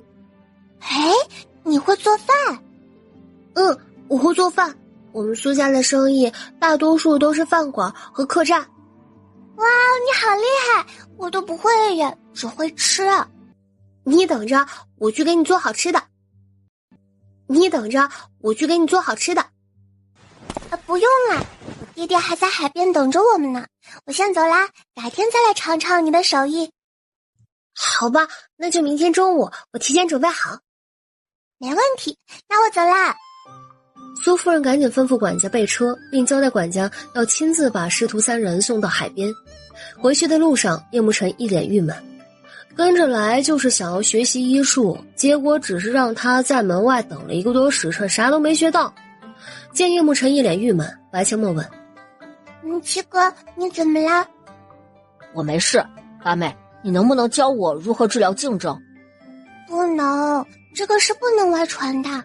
要是能教你，我干嘛还让你和师傅守在门外啊？回到海边，叶楚风了解了一下情况后，大伙儿便围在一起，边吃边聊。吃完饭，几个孩子又在海滩上奔跑嬉闹，捡了不少海鲜后，才返回司徒家。次日一早，用过早餐后，师徒三人再次来到苏府。骆九婴先给苏家主把脉检查，心里暗自震惊：墨儿到底是如何治疗的？效果居然如此明显。可他不说，当师傅的也不会勉强他。骆九婴起身，带着叶慕辰来到门外。丫头，开始治疗吧，为师为你守着。给苏家主注射完药物，给伤口换了药，白千墨便打开房门。好了。好了，下午还得过来一趟。小神医，真是辛苦你了，快随我去休息一下，马上就可以吃饭了。苏夫人，我叫白千墨，你叫我名字就好，不要叫小神医哦。好，那我就叫你墨儿小姐，请跟我去休息一下吧。1、2、3、4，18，哇，18道菜，好丰盛啊！小神医，这些菜都是我特意为你做的，快来尝尝。哎呀，别叫我小神医，我叫白阡陌，你叫我阡陌就行。哇塞，这些菜都是你做的？是啊，都是我做的。我叫苏婉清，阡陌妹妹，你快来尝尝好不好吃？莫儿小姐，骆大夫，你们快坐下，这些都是青儿一大早亲自去挑选食材为你们准备的，快尝尝吧。一个12、13岁的小姑娘，居然能做出这么多的菜，不仅色泽漂亮，闻着味道也十分诱人。这苏家的小姑娘还真不简单呐！苏小姐小小年纪，居然如此心灵手巧，别具匠心，老夫真是大开眼界啊，佩服。骆大夫过奖啊，比起阡陌妹妹，小小年纪就能有如此高超的医术，我这点本事真算不得什么。小姐姐，你就别谦虚了。苏夫人，你们也坐下来一起吃呀，这么大一桌子菜呢。哦，对了，还有昨天见到的2个哥哥呢，叫他们也来一起吃，人多吃饭才香。他们是我大哥和二哥，我这就去叫他们来。说完，苏婉清转身就跑了出去。片刻之后，他带着2个哥哥来到正厅。骆大夫，不必多礼，快坐下吃饭吧。丫头，快吃吧。谢谢师傅。白阡陌将菜塞进嘴里，下一秒双眼瞬间瞪大。哇，好好吃啊！哇，好好吃啊！这简直就是厨神级别的手艺啊！这太好吃了！叶慕辰尝了一口，也一脸不可思议的道：“真的好好吃，比李大娘做的还要好吃。好吃就多吃点儿，以后想吃了就来苏府，让青儿给你们做。”白阡陌埋头干饭，只有骆景英发现他的面部表情极其精彩，一会儿挑眉，一会儿眯眼，小脸上的表情蔫坏蔫坏的，一看就没憋好屁。这个苏婉清小姐姐，人不但长得漂亮，做饭还那么好吃，厨神级别耶！拐走，必须拐走，否则以后馋了想吃她做的菜，还得跑几百里路，那可不行。大夫的时间就是生命，是很宝贵的，所以该用什么办法把她拐走呢？糟糕，这小丫头到底想干啥？婉清小姐姐，你做的饭菜太好吃了，以后你做饭给我吃好不好？好呀，你想吃就来我家，我随时给你做。不要，我家在京城来这里需要赶8天的路，为了吃你一顿饭，我来回就得赶半个月的路。你跟我去京城好不好？啊，可是我家在这儿啊，我也不能跟你去京城啊。你不去不行的，我们过2、3天就要回京城了。你爹爹的病最少也得要半个月才能彻底治愈，要是恢复的慢一点，说不定得1个月呢。我们要着急回京城，只能把你爹爹带去京城治疗了。你不去，谁照顾你爹爹呀？一起去吧。小神医，我妹妹年纪尚小，又没出过远门，就由在下随你们进京去照顾在下的父亲吧。大哥，你留下来帮衬娘打理生意，我随小神医进京照顾父亲。也好，不知小神医意下如何？不如何啊，我的目的就是把厨神小姐姐拐走，她不去怎么行啊？青儿的确没出过远门，而且脾气不好。墨儿小姐，我怕青儿去了给你们惹麻烦。这位哥哥会做菜吗？他做菜有婉清姐姐做菜好吃吗？他会做菜，但是没有青儿做的好吃。哦，这样啊，我不怕麻烦，就让婉清姐姐一起去吧。嘿嘿。苏夫人，让你见笑了。老夫这小徒弟就是个不折不扣的小馋猫，就让苏小姐跟着一起去京城几天吧。等苏家主的病痊愈了，就让她跟着苏家主一起回来。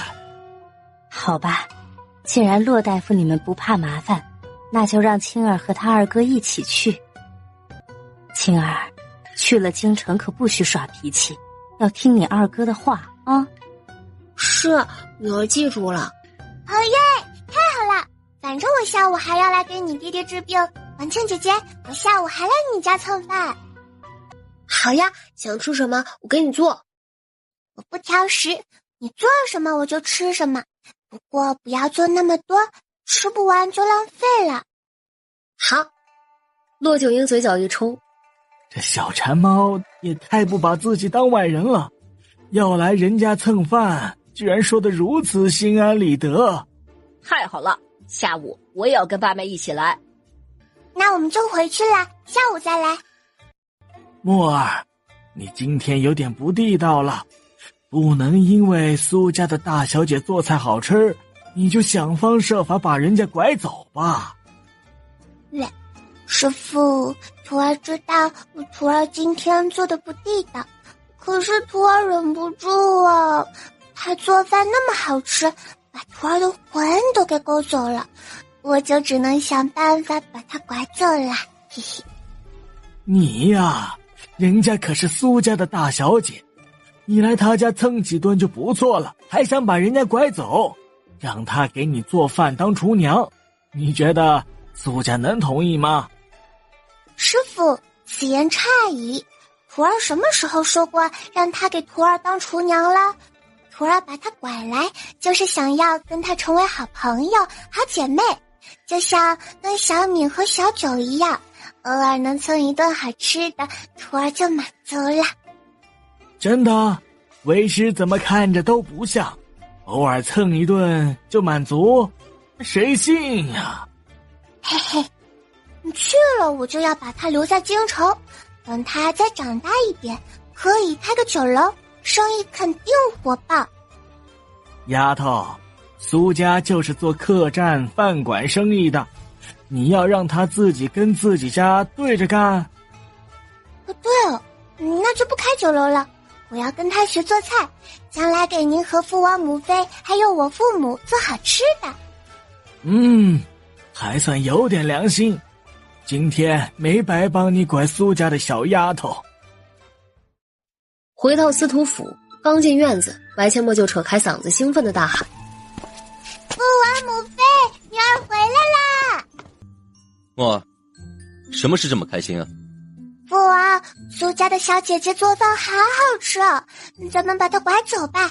这边的分店开业后，咱们就赶快回京城，好不好？好不好？什么情况？要把谁拐走？王爷，是这样的。骆九英把事情的经过说了一遍。丫头就想把苏家的大小姐拐到京城去，所以才催促你早点回京。那个小姑娘做菜真的这么好吃？真的。那就拐走吧。司徒敏的父亲嘴角狂抽，这真是南燕国权倾朝野的摄政王说出来的话？不会是听错了吧？堂堂摄政王真要为了小女儿去拐苏家大小姐？别闹了，苏家大小姐还需要拐吗？您摄政王的身份一暴露，苏家绝对将苏家大小姐打包上门。开玩笑，能和京城权倾朝野的摄政王扯上关系，谁不愿意啊？这还用费心思拐？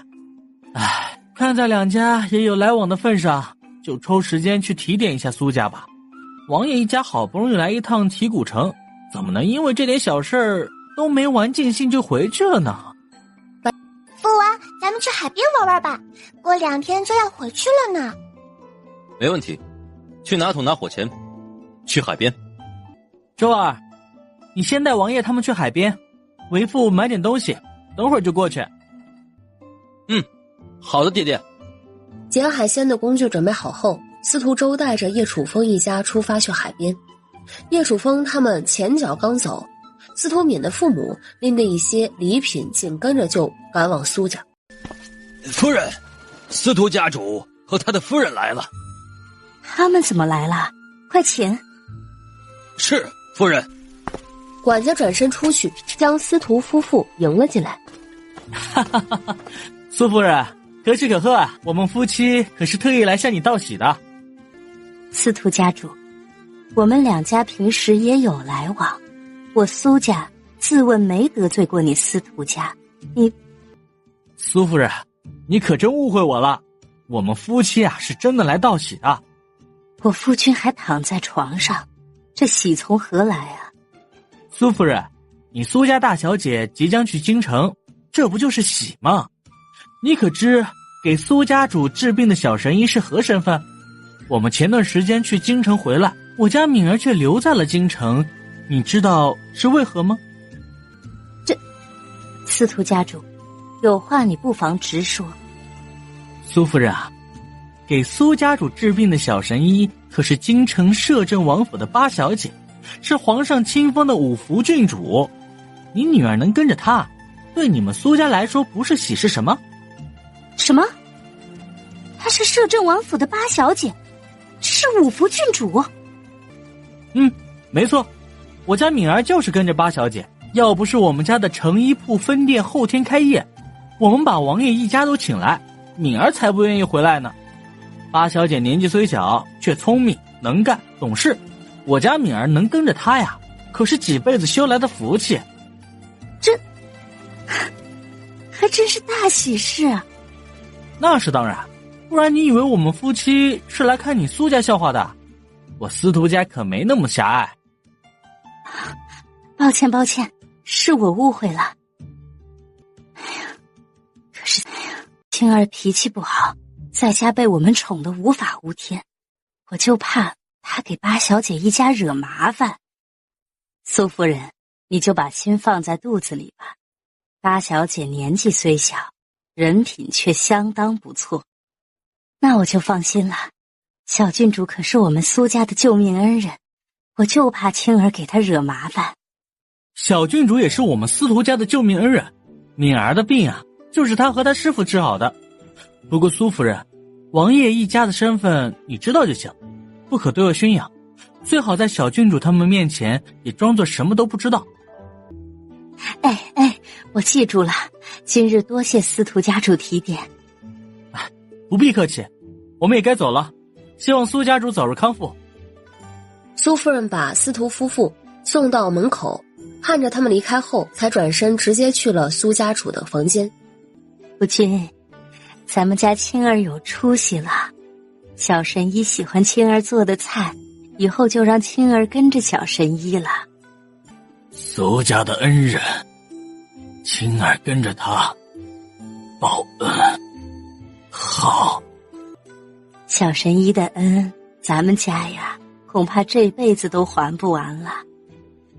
咱们家青儿能跟着小神医，那是他的福分，也是咱们苏家的大福分。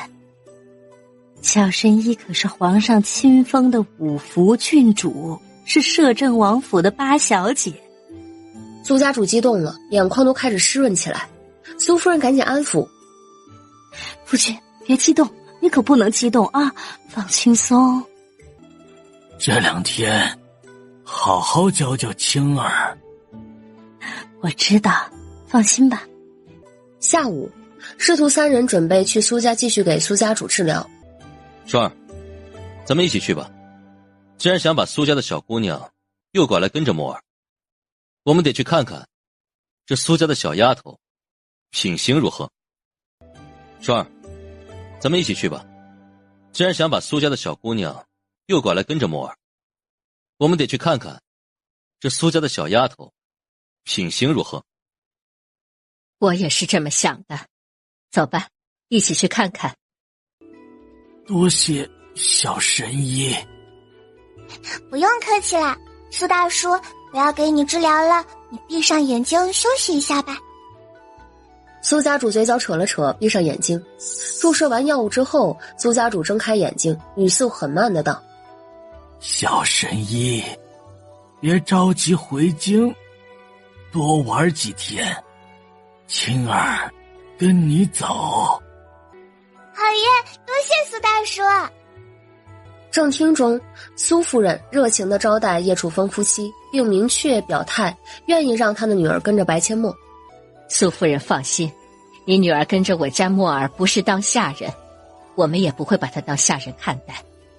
啊，能跟着小神医是小女的福气，恩人一家难得来一趟提古城，就在提古城多玩几天，不必着急回京。我们苏家都还没好好报答恩人呢，可不能这么急匆匆的回去。令千金跟着墨儿就已经是报答了，难得孩子们也喜欢去海边玩，那我们就推迟几日再回京也不迟。白阡陌给苏家主治疗结束后来到正厅，苏家人立马上菜。叶楚风和秦若霜尝过苏婉清的手艺后也是赞不绝口，难怪墨儿想方设法的要将苏家千金拐走，以后这小丫头有口福了。婉清姐姐，你愿意跟我去京城吗？我当然愿意，以后我天天做菜给你吃。那倒不用，我家有厨娘做菜的，只是我有好多菜谱，可惜我不会做。以后想吃新菜品了，我提供菜谱，你做出来我们一起吃。我家有厨娘做菜的，只是我有好多菜谱，可惜我不会做。以后想吃新菜品了，我提供菜谱，你做出来我们一起吃。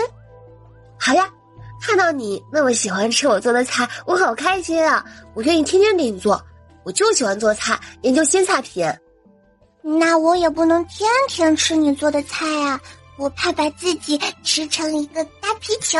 嘿嘿。为何皮球？皮球就是大圆球啦，因为你做的菜真的太好吃了，我一不小心就吃撑了嘛，用不了多久我就能胖成皮球。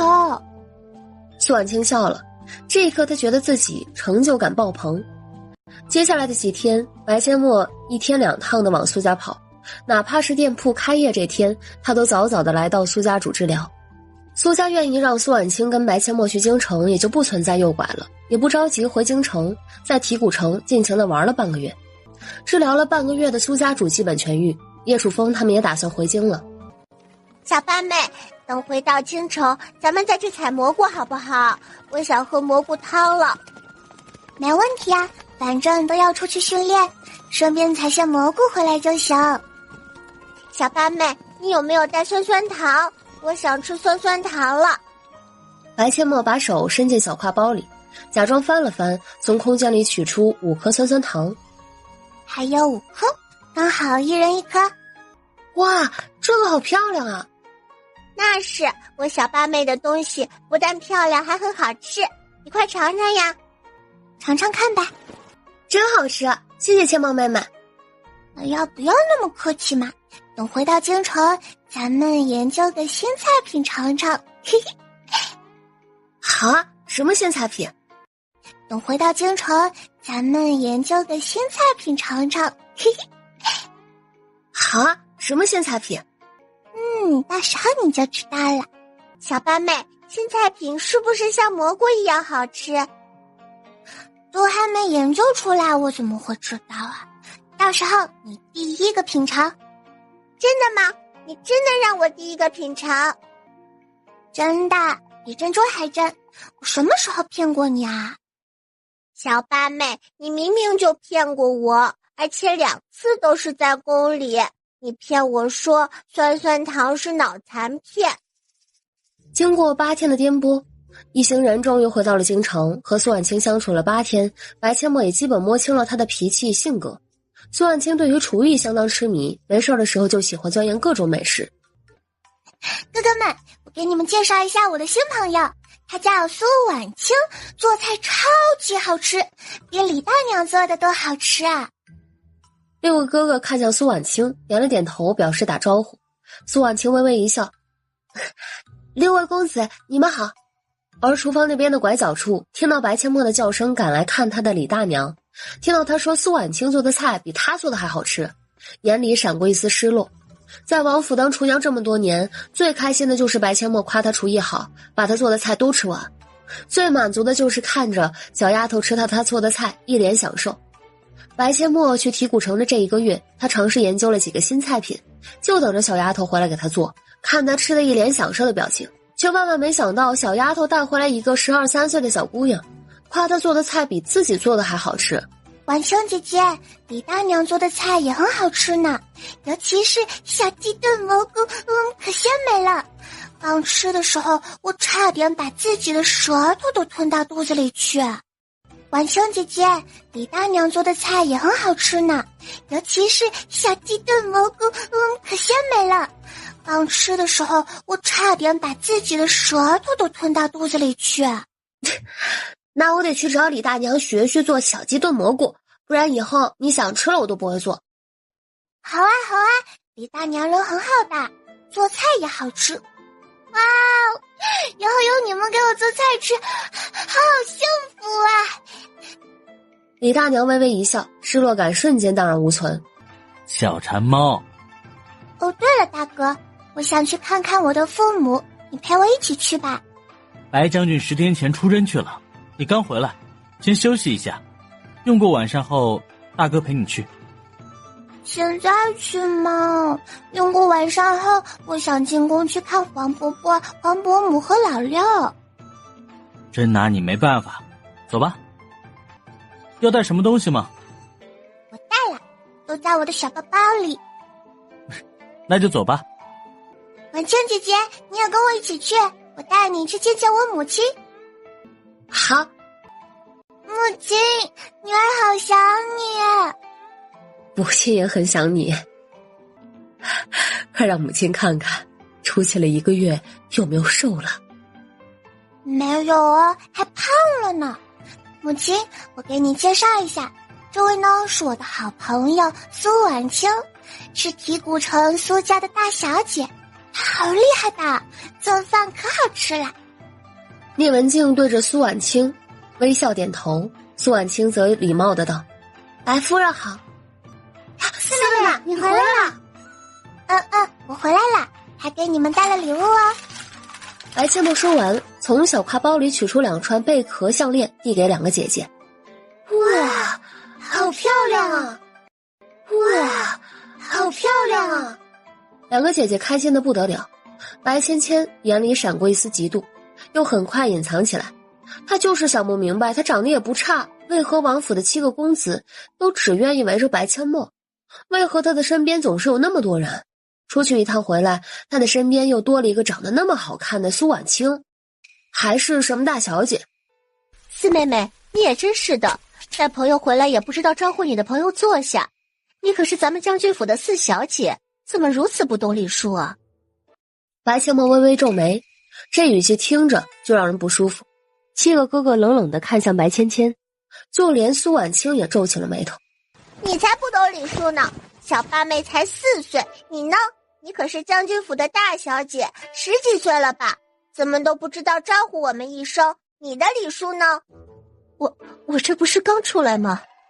你出来不是先招呼我们，而是指责本公主的小八妹。你自己都不懂礼数，你有何资格指责小八妹？再说了，小八妹也才刚刚进门，1个月没见母亲，和自己母亲亲近一下，难道不应该吗？要你多管闲事，再敢说本公主的小八妹，本公主咬死你！白芊芊脸色一白，一脸委屈地看向白阡陌的7个哥哥，这不看还好，一看差点没把他吓尿。7个哥哥的眼神太可怕了。本世子的八妹用不着你来说教，要说懂礼数，八妹比你不知好了多少倍。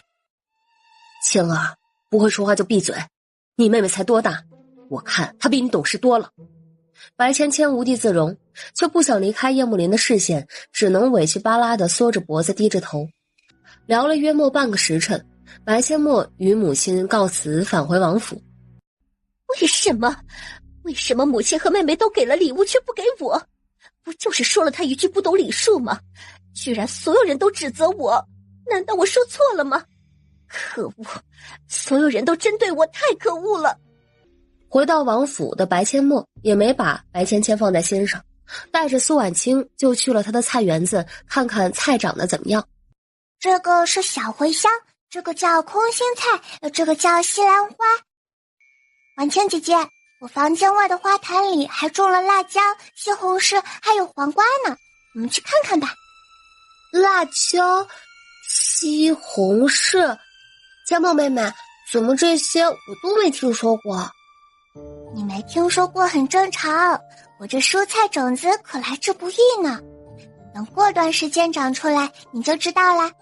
这些蔬菜做出来的美食都是非常好吃的。哇，那就是说你种的这些蔬菜做出来就都是新菜品了？那是当然，这些菜你买都买不到的。我有个想法，等这些蔬菜成熟，然后就可以留种子，到时候再去弄一大片地种出来拿去卖，应该能赚不少银子。千梦妹妹，你这个想法很不错，我家可是开饭馆和客栈的，到时候蔬菜种出来可以卖给我爹爹，这样我家的饭馆和客栈就可以推出很多新菜品了。对啊，明年就可以种很多蔬菜了，一定能赚很多很多的银子。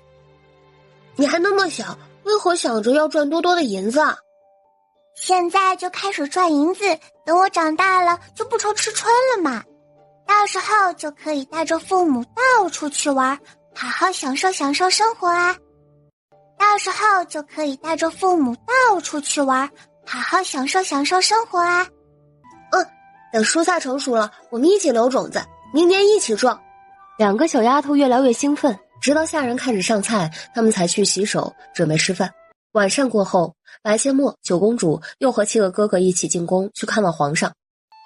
然后洗刷刷，洗刷刷，哦，洗刷刷，哦，洗刷刷，洗刷刷。皇上狠狠一怔，猛地站起身，将茶杯放在桌上，抬脚就大步往门口走去。请你拿了我都给我送回来，吃了我都给我吐出来。这歌怎么听着像是来要债的？黄伯伯，我回来了，惊不惊喜，意不意外？是挺意外的，但惊喜没有，有惊吓。什么叫吃了你的给你吐出来？你是来要债的吗？没有，绝对没有，侄女是来送礼的。送礼的你给朕唱讨债一样的歌，重新唱一首。好嘞。小小的人呐，风生水起呀，天天就爱穷开心呐，小丫的魂呐，假不正经呐，嘻嘻哈哈我们就开心。怎么不继续唱了？黄伯伯，你还没充会员。给你的2000两银子1个月就花完了。嘿嘿，没有啊。没有你还要银子啊？侄女只是想逗您开心一下嘛。接着唱。我是谁家那小水，神枪赛过火里葵，马军下过猛张飞。跟念经似的，不过听起来还蛮欢快的。你的礼物呢？都给您唱歌了还要礼物啊？你给朕送礼就是给朕唱这首歌？那可不行，至少得唱3首。你不唱，坚决不唱。黄伯伯，您把眼睛闭起来，把手伸出来。皇上还真就把眼睛闭上。白千墨从小挎包里取出一个很漂亮的海螺号，放在皇上的手心上。黄伯伯，您以后要是想侄女了，就吹响这个海螺号，侄女就会赶来看您了。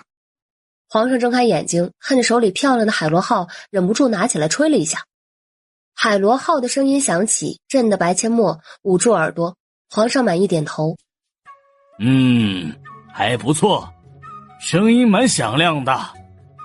那是必须的，这个海螺号可是侄女亲手做的呢。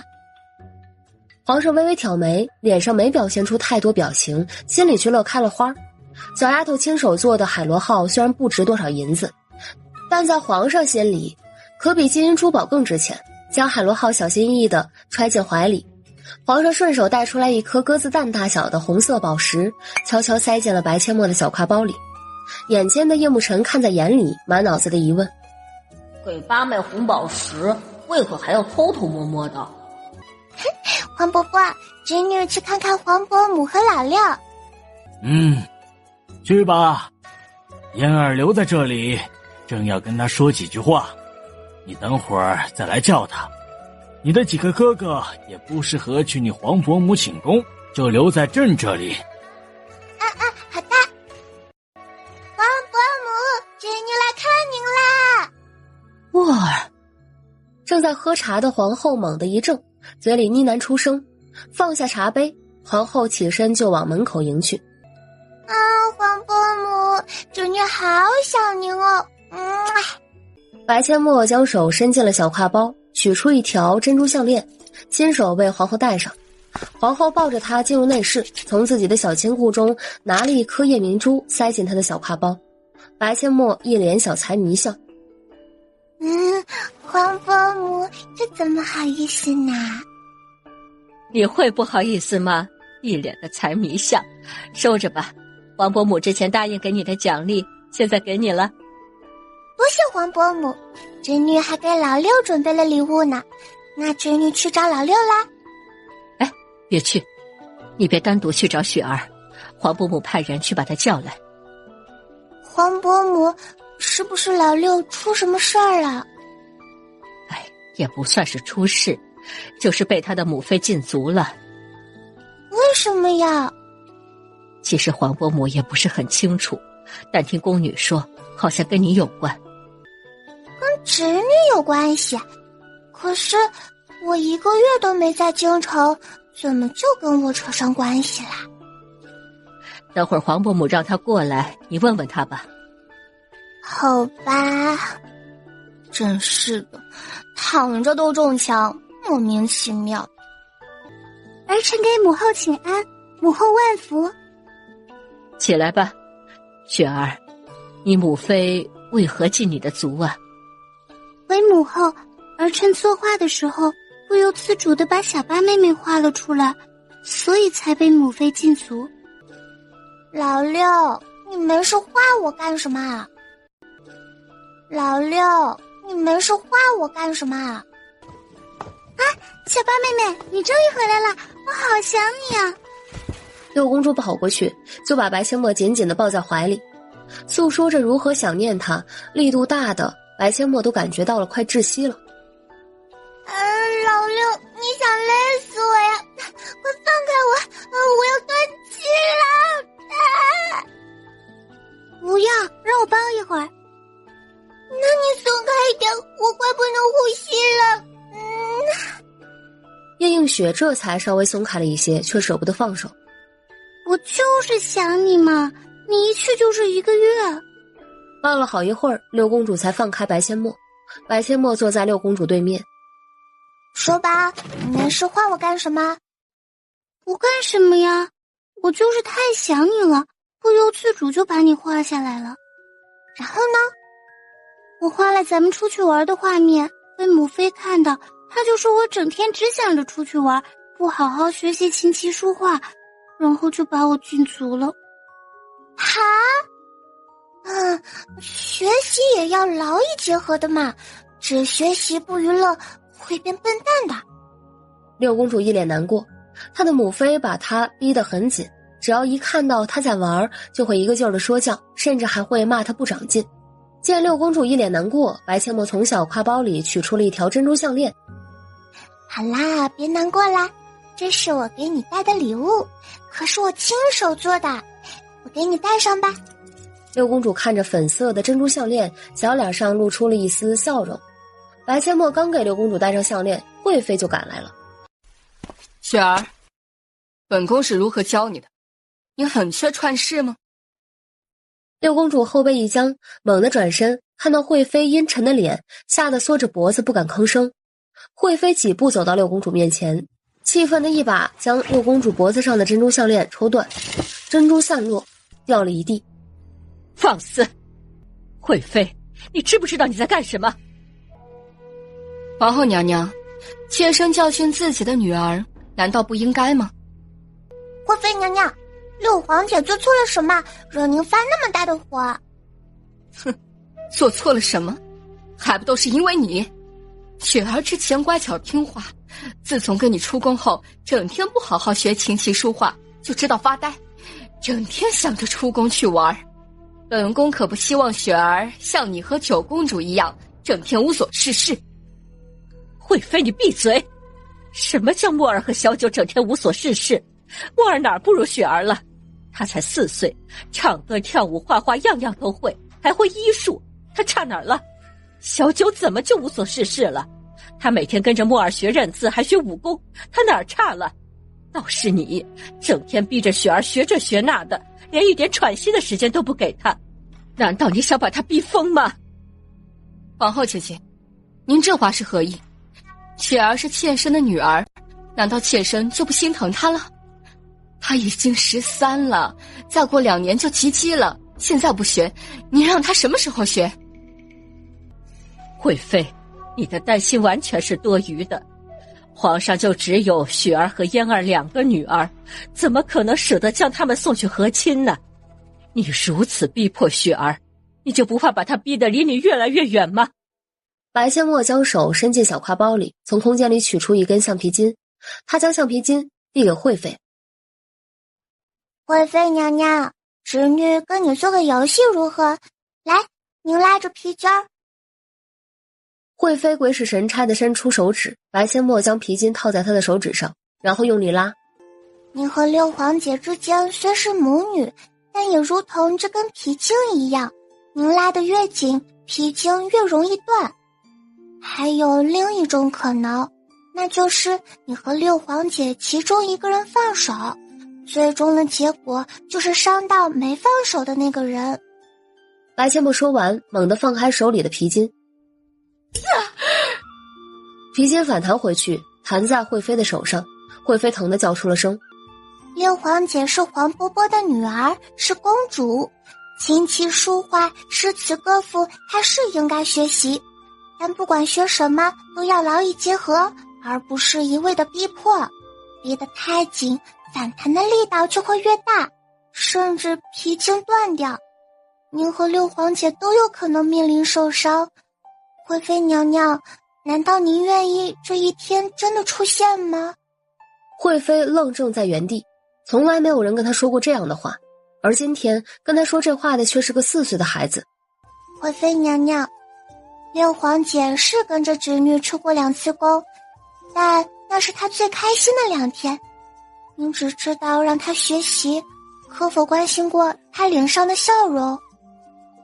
六皇姐是公主，但也是个尚未及笄的孩子，您现在逼她学琴棋书画是为了什么？惠妃娘娘，您也是女人，一辈子为了取悦别人而努力，但您是否想过，您心里真正想要的是什么？现在这样的生活，您过得开心吗？你懂什么？你说的那么冠冕堂皇，还不是一样为了取悦别人而学医？还不是一样为了取悦别人而给别人送礼物？惠妃娘娘此言差矣，侄女学医完全是因为自己喜欢，不希望将来自己身边的人病了痛了，我自己却束手无策。至于送礼，我的礼物只送给我在意的人。惠妃这才发现皇后脖子上也戴着一条珍珠项链，而六公主双眼红得可怕。她瞳孔一缩，这才意识到自己真的错了，真的误会了小郡主。但她的身份让她抹不下面子去给自己的女儿和白千墨道歉。别难过了，串事断了，还可以重新穿起来。母妃，您怎么可以这样？儿臣就只有小八妹妹这一个朋友，您怎么可以毁了小八妹妹送给儿臣的礼物呢？小八妹妹说的对，您真的想过儿臣需要的是什么吗？您顾虑过儿臣是否开心吗？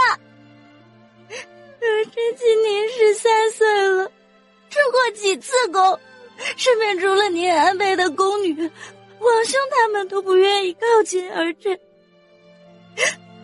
好不容易有小八妹妹这一个朋友，难道你也要让儿臣和她划清界限吗？雪儿，跟母妃回去。雪儿，母妃以后再也不逼你了。走吧，跟母妃回去，去收拾2身衣服。你跟木儿出宫去玩几天。六公主不可思议地瞪大双眼。母妃，您说什么？您让儿臣跟小八妹妹出宫玩几天？去好好玩吧。惠妃娘娘，您不怕侄女把六皇姐带坏啦？你说的对，本宫不应该把雪儿逼得太紧。其实她出宫去回来后的几天，学习都很认真，看得出来她心情很好，是本宫一直以来忽略了她的感受。您这么想就对了，不管是学习还是工作，都需要劳逸结合。您看黄伯伯天天上朝处理朝政，还不是要时不时的放松一下？好，以后本宫就让雪儿多出宫走走。惠妃娘娘，您的手怎会如此冰冷？一直都是这样吗？以前没有，是最近这2个月才会觉得手脚冰凉。太医给本宫把过脉，说是气血不足。哎呀，喝了2个月的药了，却感觉没什么用，整天都觉得乏力、头晕、头痛，而且还经常心慌。白千墨手指搭上惠妃的脉搏，并仔细观察她的面色，又看了看她的舌苔。惠妃的确是气血不足，也就是贫血，但不是普通的贫血。根据惠妃描述的症状，白千墨确定了惠妃是缺铁性贫血。木儿，怎么样？本宫这症状是气血不足吗？的确是气血不足，不过不是普通的气血不足，您这个症状在萎黄。惠妃娘娘，您带六皇姐回去收拾衣物，侄女去太医院给您配点药。白千墨一说去给惠妃配药，惠妃就忍不住皱眉。连续喝了2个月的药，已经喝得现在见到药就想吐了。白千墨身体里可是18岁的灵魂，又岂会看不出惠妃对药的抗拒之色？惠妃娘娘，您放心，侄女不让您喝汤药，给您做成药丸，温水送服即可。好，木儿，辛苦你了。好，木儿，辛苦你了。不辛苦，小事一桩。木儿丫头，黄伯母带你过去吧。多谢黄伯母。惠妃带着老六返回自己的寝宫，皇后则带着白千墨赶往太医院。太医院里有值守的太医，见皇后亲临，立马起身跪地行礼。下官恭迎皇后娘娘。免礼，起来吧。本宫陪小郡主来配点药，小郡主需要什么药，你只管拿给她便是。下官遵命。多谢太医，我需要红枣1斤，当归9钱，白芍6钱，枣矾9钱，白术6钱，白术6钱，陈皮3钱，厚朴6钱，槟榔9钱，红枣去核杵入泥状，其余药物原粉掺糊混匀，复形为丸，每颗药丸2钱。好的，小郡主，您稍等，下官这就去准备。有劳了。太医微微一笑，对白千墨礼貌的态度相当受用。把药材准备好，太医又忙前忙后的帮着白千墨制作药丸。小郡主，你做这个养血丸是给谁吃的？给惠妃娘娘啊，她得的是萎黄，不是普通的气血不足，用养血丸加食补，效果才会更好。太医微微一怔，他正是2个月前给惠妃请脉的太医。或许是2个月前惠妃的症状并不严重，那个时候他确实没能发现惠妃得的是萎黄。将养血丸做好，回到皇后寝宫时，惠妃和六公主已经等待了好一会儿了。惠妃娘娘，这个药1天吃3次，平时啊多吃点猪肝、鸡蛋、香蕉。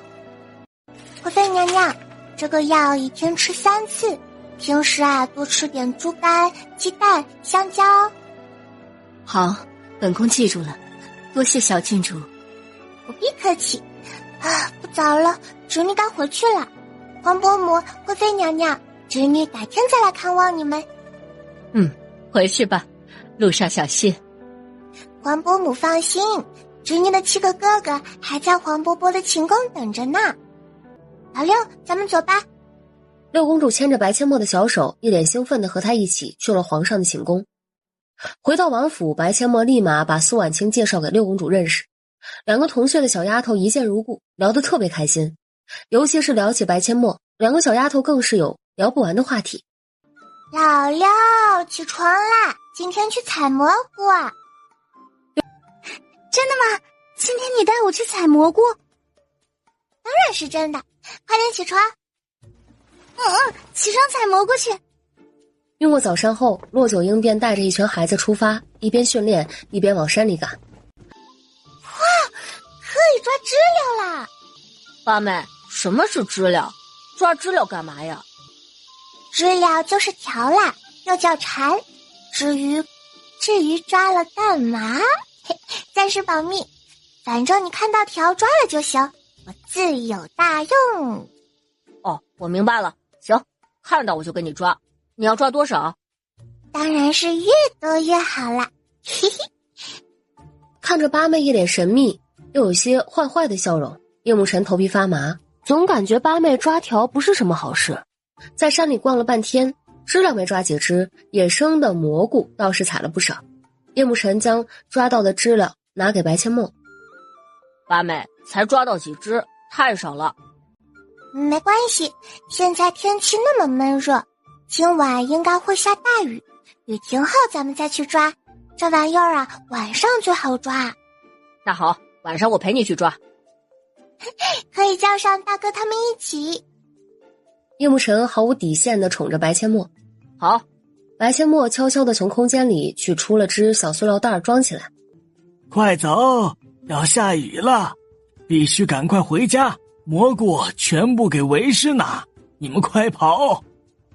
白阡陌可是听话的乖宝宝，毫不客气地将手里的提篮递给骆九婴，大喊一声冲啊，迈开小短腿就第一个冲了出去。叶慕辰和九公主他们有样学样，把竹篓提篮全都交给了骆九婴，跟着白阡陌就往山下冲。这几个小没良心的，还真是一点都不带客气的。墨儿，今天遇到什么高兴的事了？看把你高兴的。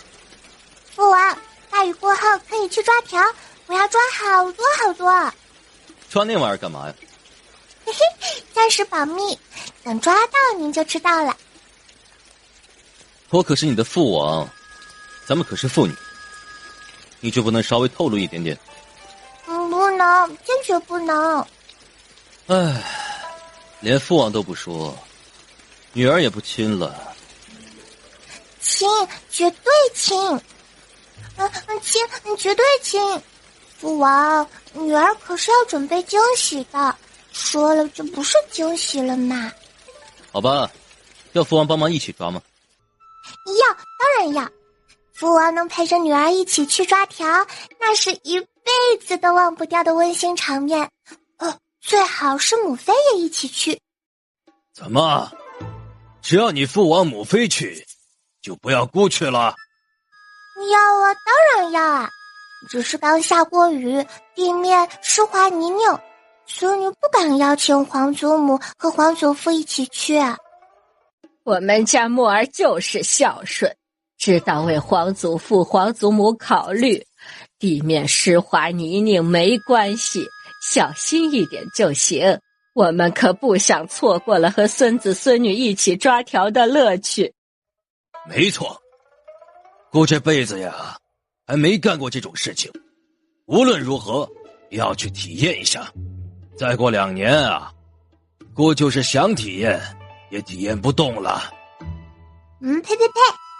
皇祖父胡说八道，皇祖父可是长命百岁的人，越活越年轻，怎么会体验不动啊？别说再过2年，再过10年，皇祖父也能健步如飞。就你嘴甜。父皇，你可别忘了，咱们家墨儿年仅4岁就被人称为小神医，有他在啊，您想不长命百岁都难。对对对，以后呀，姑的身体就交给墨儿丫头调养，姑可是盼着能抱上重孙呐。那有什么问题？太子哥哥不是快大婚了吗？再过2年，皇祖父绝对能抱上重孙。姑说的是将来能抱上你的孩子，太子的孩子不算。我才4岁，您老人家能不能别想得那么远啊？大雨下了约莫半个时辰，便是雨过天晴。晚膳过后，白千墨找了个有盖子的篮子，一家人出去找金蝉。大雨过后的树干上停了不少蝉虫，大部分都是才从土里爬出来的，还不会飞，一家人抓得不亦乐乎。阿妹，这玩意儿抓了干嘛呀？条脱下来的皮可是中药材，墨儿抓这玩意儿应该是为了他们的皮吧？难怪八妹要抓条，原来是中药材啊！可是不对啊，八妹那一脸坏笑，可不像抓这玩意儿做中药材的。八妹一定还有别的想法，而且这想法似乎不太妙啊！七哥，快来，这里有一窝条虫！哎，来了！叶慕辰赶紧跑过去，两个小家伙小脑袋凑在一起，手里拿着棍子，开始挑蝉中窝。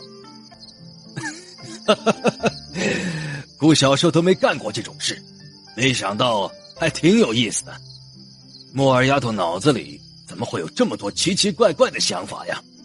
小丫头要是没有这些奇奇怪怪的想法，你能出来玩吗？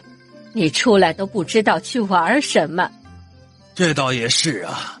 哎，这边有好几只，快抓！我们小时候呀都不知道还可以抓这玩意儿，也没多少机会出宫。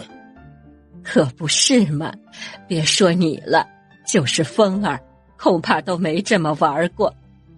王祖母，别说父王没玩过，孙儿都没玩过。还有进山采蘑菇，长这么大还是八妹来了才第一次去呢。哎，老头子，你快看，有条从这里爬出来了。嘿，小丫头，快来，姑找到了一窝条。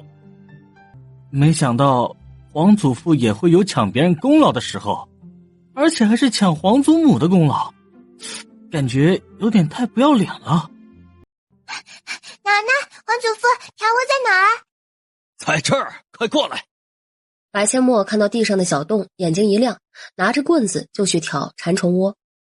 太上皇也折了一根棍子，蹲下身子和白千墨一起挑蝉虫窝。一家人出动，1个时辰的时间就抓了满满一篮子蝉虫。天都快黑了才返回王府。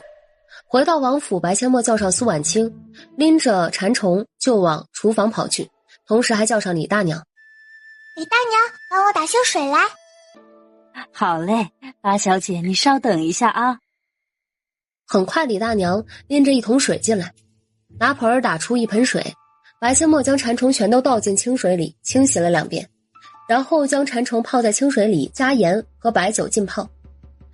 婉清姐姐，走，咱们去看一会儿书，1个时辰后再来清洗。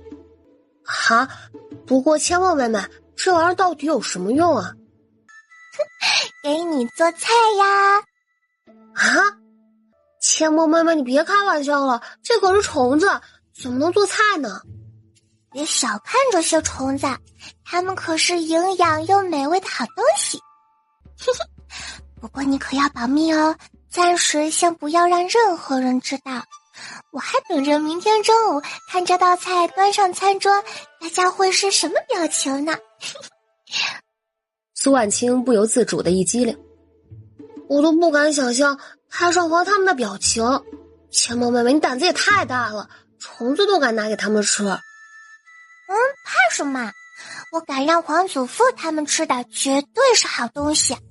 这虫子可比之前给皇祖父他们吃的小螃蟹和田螺营养价值高多了。好吧，我替你保密，你可真坏。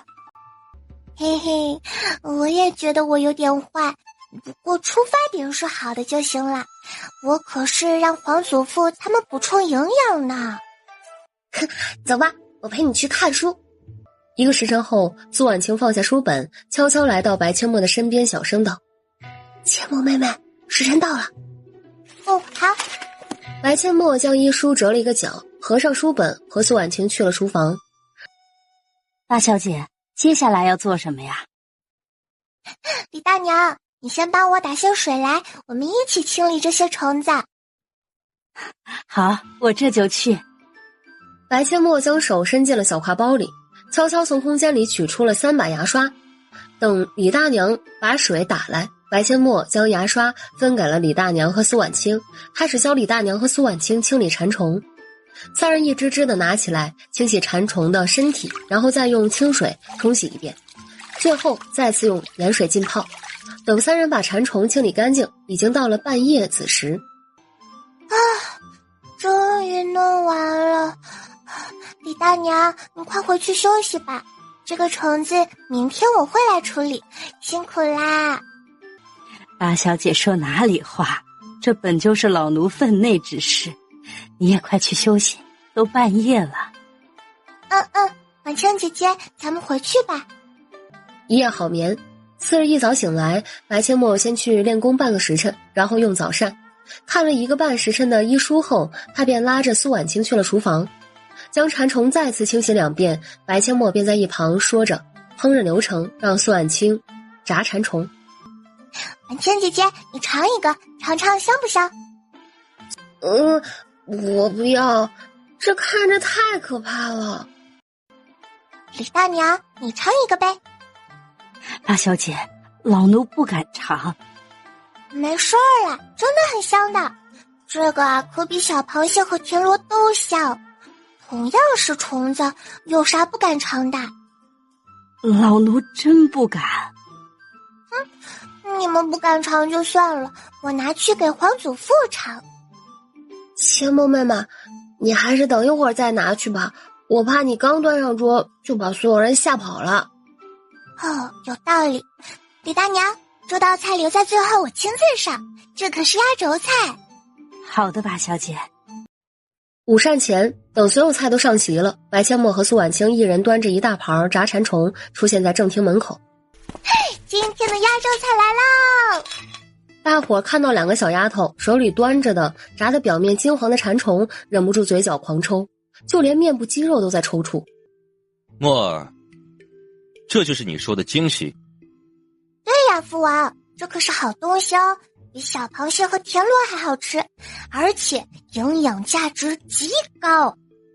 为父看你这完全不是准备惊喜，而是准备的惊吓。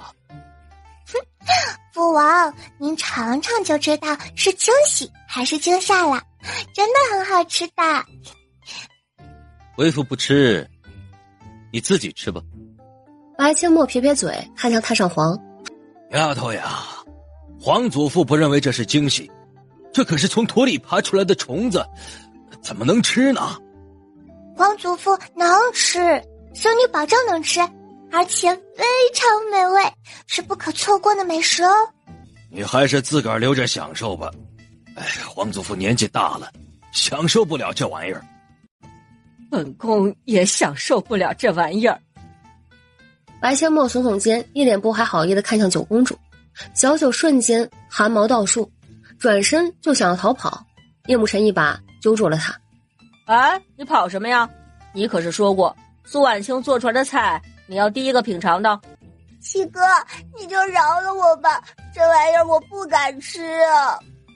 不敢吃也得吃，话是你自己说的，又没人逼你。小九看向了白阡陌，委屈的都快哭了。小八妹，我不要吃。不吃算了，这么好的东西居然把你们吓成这样。真是的，下次再也不弄好东西给你们吃了。叶慕辰见不得白阡陌的东西没人捧场，鼓起勇气道：八妹，他们不吃，我吃。七哥，你也不是真的想吃，不要勉强自己。你们不敢吃，我自己吃。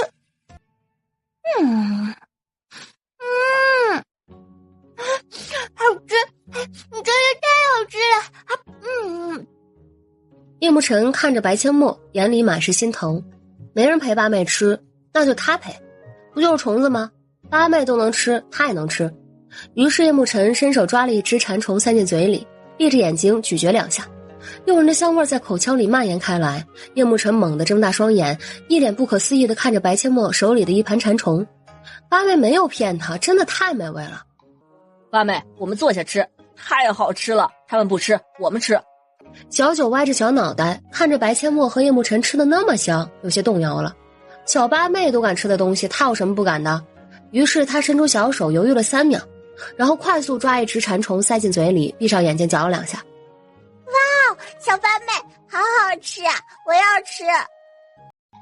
你不是不吃吗？小八妹，我错了，以后只要是你说了能吃的，我都吃。哼，爱吃不吃，不吃拉倒，我自己多吃点不香吗？真的这么好吃？不好吃，黄祖父，你还是别吃了。臭小子，你还护食是吧？你让姑别吃，姑偏要吃。黄祖父，是您自己说不吃的，您不吃正好，孙儿多吃点儿。你想得美，姑先尝尝看。太上皇说完，伸手抓了一只塞嘴里，品尝到蚕虫的鲜香酥脆，太上皇的手就再也停不下来了，一只只炸的金黄酥脆的蚕虫往嘴里塞，连话都顾不上说了。太上皇他们的表现太过明显，而且都是吃一口就再也停不下来，其他人也忍不住要尝尝了。这一尝，2大盘炸蚕虫很快就见了底。哎，没吃够呀，感觉没吃几口就没了，今晚继续去抓。没问题，父皇想去，那就一起去好了。父王真鸡贼，非常想去，却把一切都推到太上皇身上。小丫头，你是不是给你黄伯伯留了？留了，等会儿给黄伯伯送去。不用留了，拿出来咱们吃掉，今晚出去抓的再给他留。那不行，黄伯伯对孙女那么好，孙女可是要知恩图报的。七哥，你陪我进宫去。好。叶慕辰牵起白阡陌的小手，转身就往厨房跑去。太上皇嘴角一抽，不得不承认，这一刻他在木儿心里没有皇上重要。2个小家伙来到厨房，将留好的炸蚕虫装进食盒里，拎着食盒就出了王府。王伯伯，侄女来了，侄女给您送好吃的来啦！皇上一怔，正在用膳的他放下筷子就往门口跑去。墨儿丫头，给黄伯伯带什么好吃的啦？快让黄伯伯看看。黄伯伯，您先闭上眼睛，然后张开嘴巴，先尝尝，再猜猜是什么玩意儿。皇上毫不犹豫地闭眼张嘴，白阡陌塞了一只蚕虫在他的嘴里，然后迅速将食盒盖上。皇上嚼了几下，鲜香酥脆的口感让他瞬间睁开眼睛。墨儿丫头，这是什么东西？这么好吃啊！黄伯伯猜不到，这个味道黄伯伯还是第一次吃呢。黄伯伯，您还想吃吗？这么好吃的东西怎么会不想吃呢？来，快给朕拿出来。好嘞。白阡陌调皮一笑，将食盒打开，见到食盒里被炸得金黄的蚕虫，嘴角狂抽，连眼角都抽个不停。墨儿，你刚刚给朕吃的就是这个？呐，就是这个呀。黄伯伯，您是不知道，这一盘炸条差点就被皇祖父截胡了。哦，是吗？你皇祖父那么喜欢吃？刚开始还打死说不吃呢，结果很快就忍不住吃了，还让侄女别给您留，把这些都给他吃了呢。侄女当然不同意啦，侄女就是自己不吃，也得把这么好的东西都留给您。还是墨儿丫头孝顺，知道给黄伯伯留好吃的啊！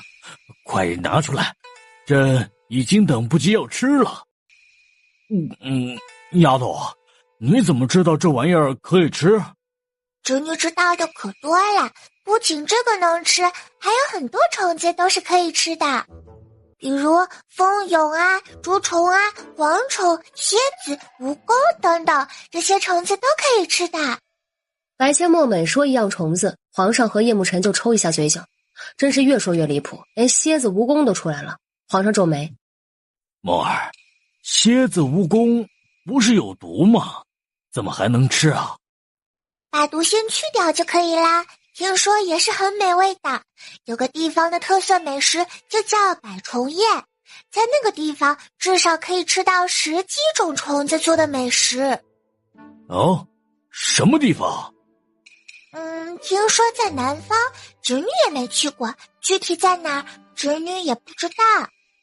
墨儿丫头，你不会是想把那些虫子都弄来尝一遍吧？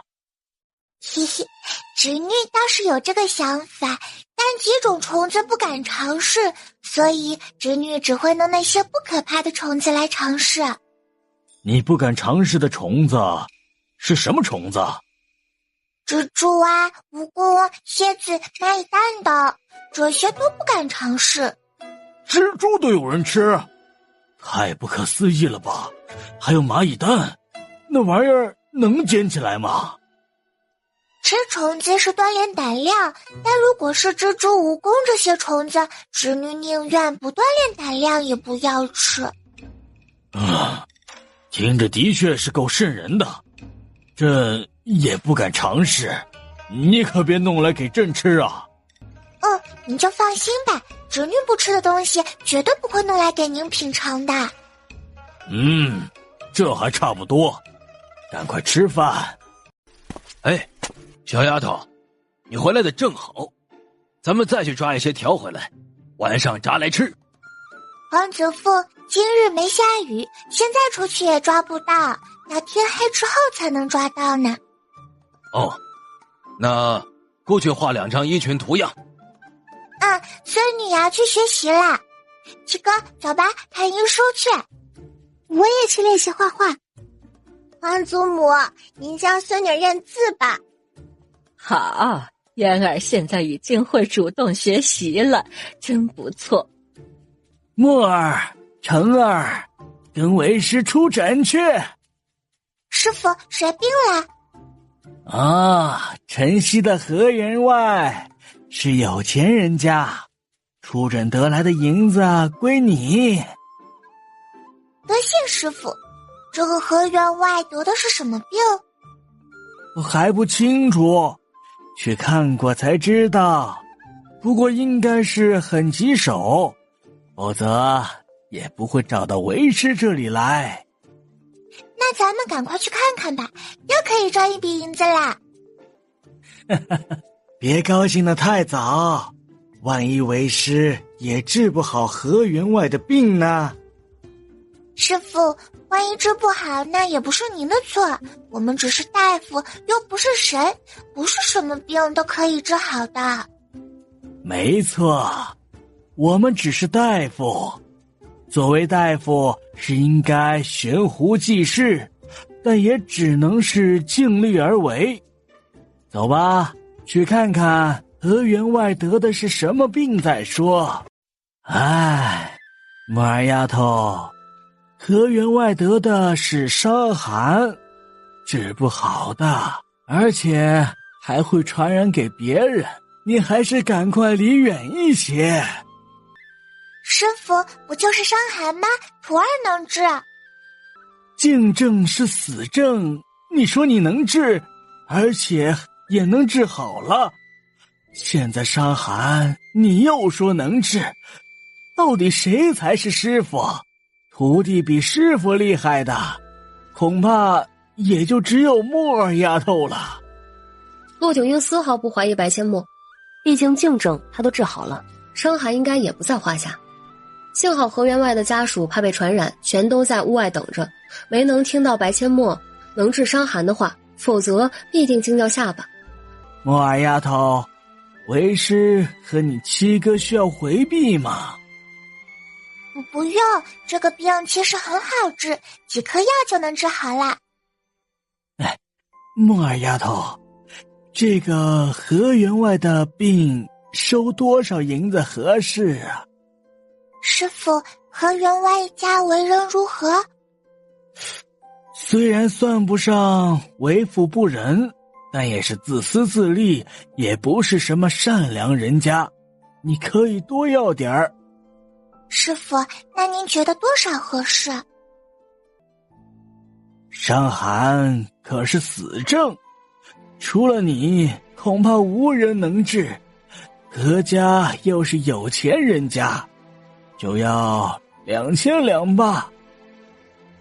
师傅，那您去跟他们说价格，他们给了银子，您就让他们准备一杯温开水，徒儿准备药。没问题，为师去就来。八妹，你拿药吧，我给你看着，不让人进来。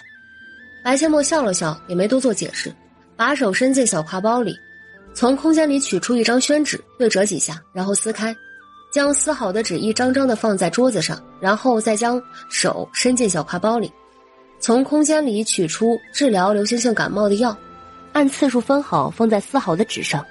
大拇指和食指捏着药片，微微催动内力，立马将药片碾成了粉末，将所有的药片碾碎，白千墨才一小包一小包的包起来，每次吃1包就行，配了3天的量。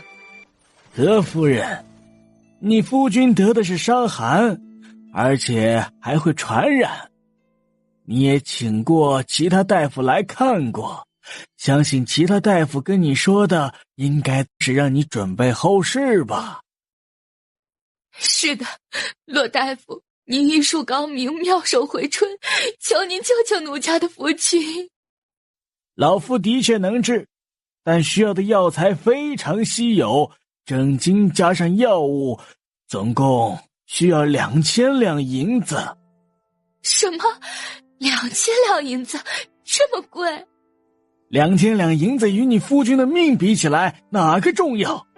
你要是嫌2000两银子贵了，那就准备后事吧。你们也做好心理准备，这种病很容易传染到你们身上的。告辞。等等，骆大夫您别生气，奴家这就去取银票。哼，真是不见棺材不掉泪，不吓唬你一下还舍不得花钱治病。哎呀，其实也不算吓唬，只是实话实说而已。很快何夫人取来2000两银票递给骆九婴，骆九婴接过来数了数，然后面无表情地将银票塞进怀里。木儿丫头，2000两银子到手了。回到河员外的房间，白千墨已经准备好了药。骆九婴一进入房间，白千墨就小声问：师傅怎么样？哈哈哈，小财迷，银票到手了，开始治疗吧。多谢师傅，不过这不是财迷，这河员外要是个大善人，徒儿早就给他喂药了。老夫的小徒弟就是明事理，给他喂药吧。白千墨微笑点头，给河员外喂了一小包药。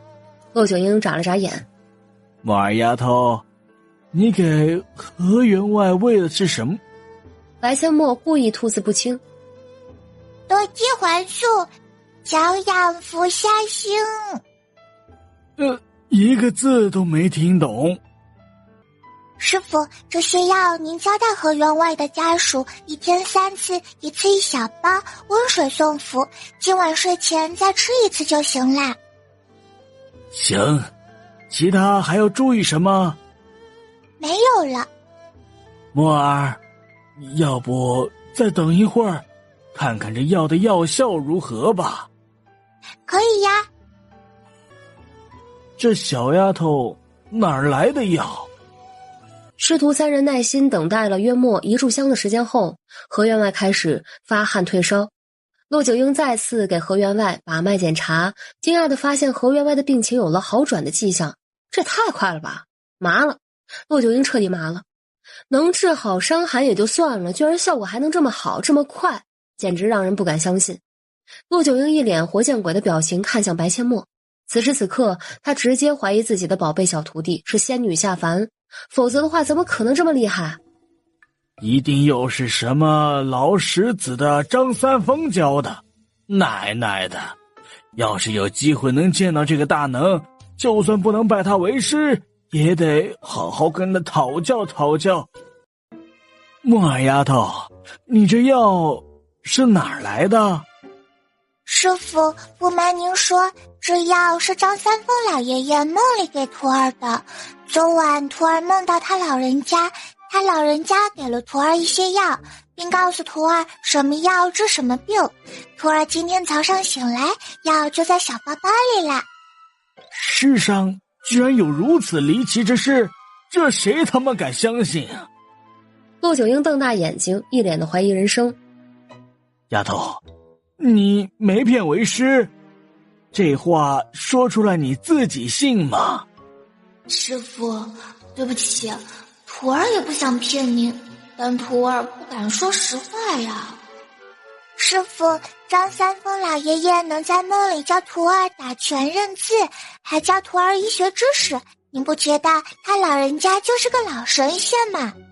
师傅，其实徒儿种的那些蔬菜种子就是他老人家给的，要不是徒儿亲身经历，徒儿也不敢相信这是真的。反正徒儿已经麻木了，只要张三丰老爷爷给我的是有用的东西，我才不管他有多离奇呢。徒儿不偷不抢，用的心安理得就行。要是没有这些药，徒儿也没办法治疗竞争和伤寒，不是吗？墨儿，你说的对，只要东西有用，管它来路如何。走，咱们回家。回家，七哥，跑啊！白千墨话音刚落，两个小家伙如同离弦的箭一般冲了出去。3日后，白千墨叫上师傅和七哥一起去何员外家，给何员外复查。哎呀，多谢洛神医救命之恩啊！要不是神医出手相救，在下这条小命呀，恐怕已经交代了。何员外不必客气，收了你的诊金，替你看病是应该的。既然何员外的病情已经好转，那老夫就告辞了。哎呦，不，罗神医啊，话不能这么说。在下的病已经不是1、2天了，京城的大夫几乎都来看过，却没有一个人能治好在下的病。您啊，真是妙手回春呀！妙手回春的是老夫的小徒弟。只可惜墨儿还太小，骆九婴也不想让他这么早就出名，而且墨儿自己也不愿意，他只能把功劳揽下，否则会影响墨儿学习。妙手回春谈不上，只是老夫刚好有治疗伤寒的药而已。何员外好生休养，老夫就告辞了。哎呀，好吧，罗神医慢走啊，改日在下定登门拜谢。登门拜谢就免了，何员外要是真有心，就帮助一下你看到的那些穷苦百姓吧。骆九婴一脸严肃地说完，带着2个宝贝小徒弟离开了何员外家。师徒3人刚到王府门口，就见到白千雪和白千灵正一脸焦急地等在门口。二姐、三姐，出什么事啦？四妹妹，母亲病了，你快回去看看母亲吧。大姐呢？我们之前请别的大夫给母亲看过，大夫说母亲得的是伤寒，根本就治不好，还会传染给别人。大姐就跑回自己的房间，无论如何也不出来。母亲也得了伤寒，会不会京城还有更多的人得了这个病？师傅，徒儿需要您的帮忙，您帮徒儿准备一些小瓷瓶，多准备一些。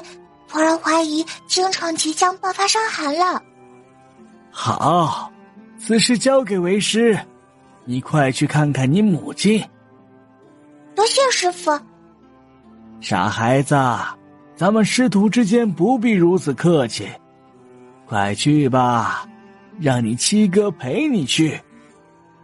叶慕辰牵起白千墨的小手，叫上白千雪和白千灵，快步往白将军府赶去。二姐，母亲现在很严重吗？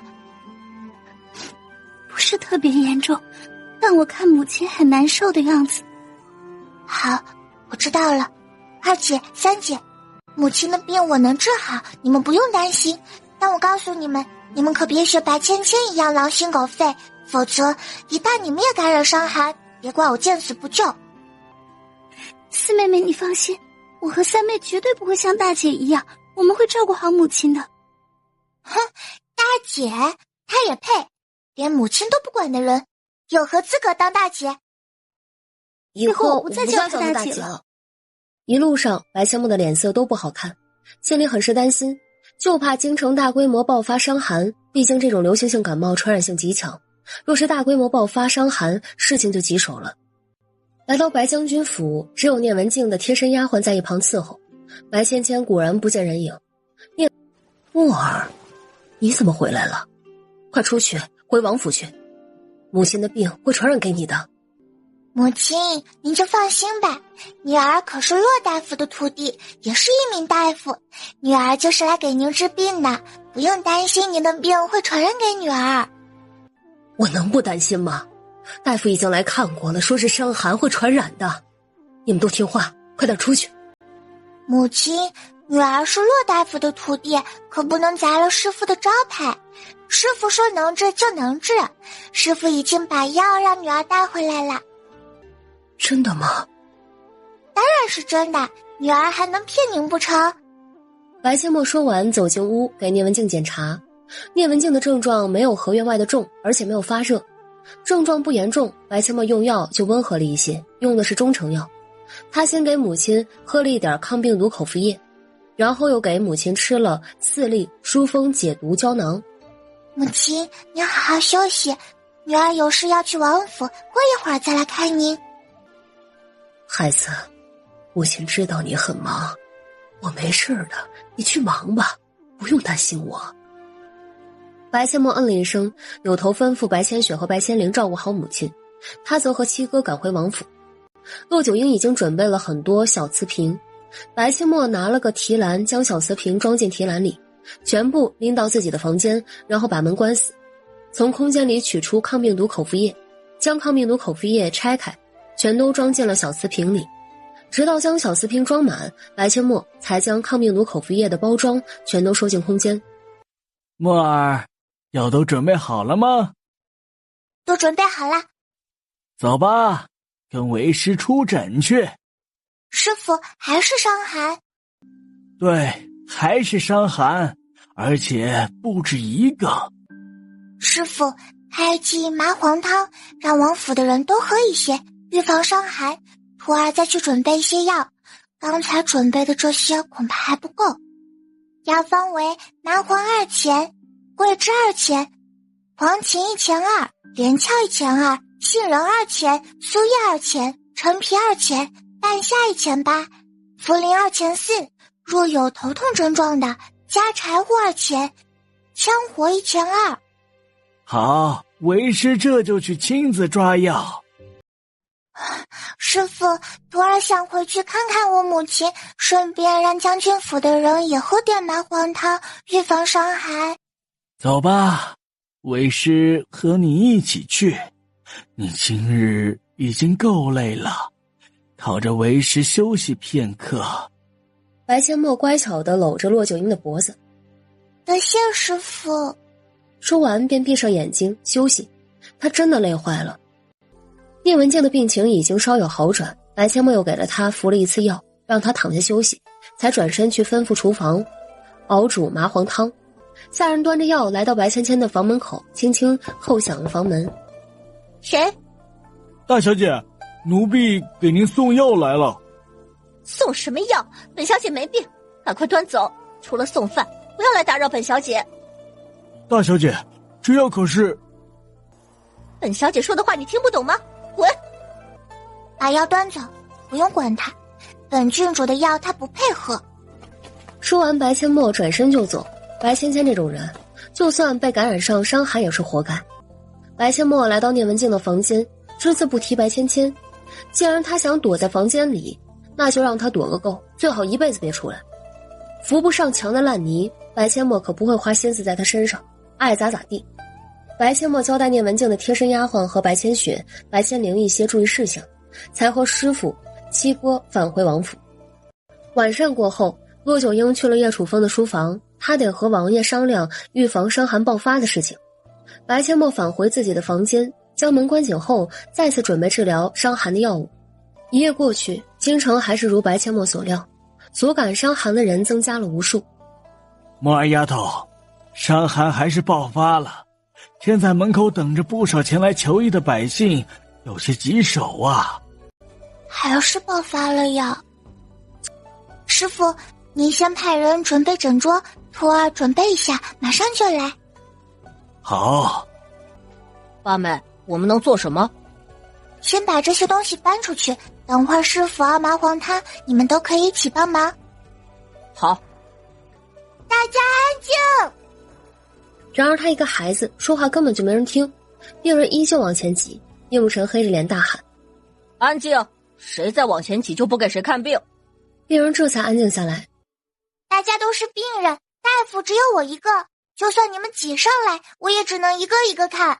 现在看病的人开始排队，年纪大的排前面，按顺序坐在长凳上，里面坐不下的在外面等一下。病人看着诊桌前坐着的白阡陌，迟迟无人上前。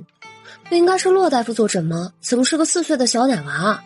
这么小的孩子能看病吗？未免也太儿戏了吧。你们刚才挤成那样，现在怎么就不过来看病了？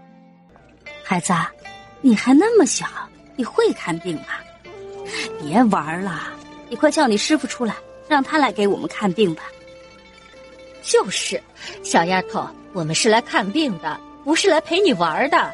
快去把你师傅叫出来吧。你才多大呀？就算你打娘胎里就开始学医，这才几年啊？孩子，我们虽是平头百姓，可我们的命也不能让你随便开玩笑啊。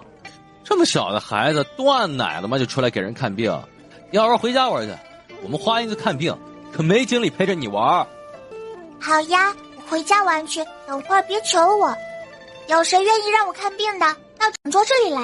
要是没人看病，我可就走了。你为何愿意让我一个孩子给你看病？昨日我亲眼看到你给我奶奶看病，虽然你师傅骆大夫同行，但真正把脉看病的人是你。白阡陌笑了，也不再废话，手指搭上病人的脉搏。想着疼不疼？有没有咳嗽？疼，也咳嗽。有痰吗？还是干咳？有痰。望、闻、问、切，白阡陌每一步都相当仔细，毕竟他是根据病人的病情轻重来下药。给病人检查完开了药，白阡陌习惯性的喊了一声下一个。喊完等了一会儿，人上前，白阡陌皱眉，没人看病了吗？小丫头，你还是把你师傅叫出来吧。是啊，快去叫你师傅，别耽误大家的时间。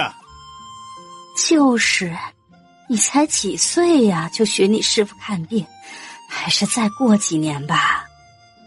好吧，既然你们都等着我师傅来给你们看病，那我就进去休息了。香儿、春桃，把所有药带上，咱们回去吧。不是，小丫头，你回去休息，你把药收走干什么呀？这些都是我配的药，什么样的病情该服哪种药，只有我自己清楚。我不收走，难道留给你们当饭吃？七哥，我们走。墨儿丫头，这是怎么回事？怎么不给病人看病了？师傅，不是徒儿不给病人看病，而是这些病人要等您给他们看。师傅，您老人家就辛苦了，徒儿先回去学习了。骆九英一听有些哭笑不得。的确，宝贝小徒弟还太小，病人不相信他也很正常。可是伤寒只有宝贝小徒弟能治，这些人直接把他气走了，那还治个鬼啊！宝贝小徒儿看上去没生气，但骆九英了解自己的小徒弟，要是没生气，他不会把药都带走，指定是这些病人说了什么难听的话了。唉，看来得先替他的小徒弟出口气才行啊。骆九英走到诊桌前，那些等着看病的人立马就要上前让他诊治。然而下一秒，骆九英扛起诊桌转身就走，一句话也不说。等待看病的病人全都懵了。这等了半天，终于等来了正主，正主却二话不说扛起诊桌就走，这是什么意思啊？骆大夫，我们都是来找您看病的，您咋还要把诊桌给撤了呀？是你们自己不看的呀，怎么还怪起老夫来了？骆大夫，我们不是不看呀，只是想等您来看。您那个徒弟才多大呀？怎么能让他坐诊呢？对呀，骆大夫，我们都是专程来找您的，您可不能不给我们看病呀。老夫治不好伤寒，能治好伤寒的唯有老夫的小徒弟。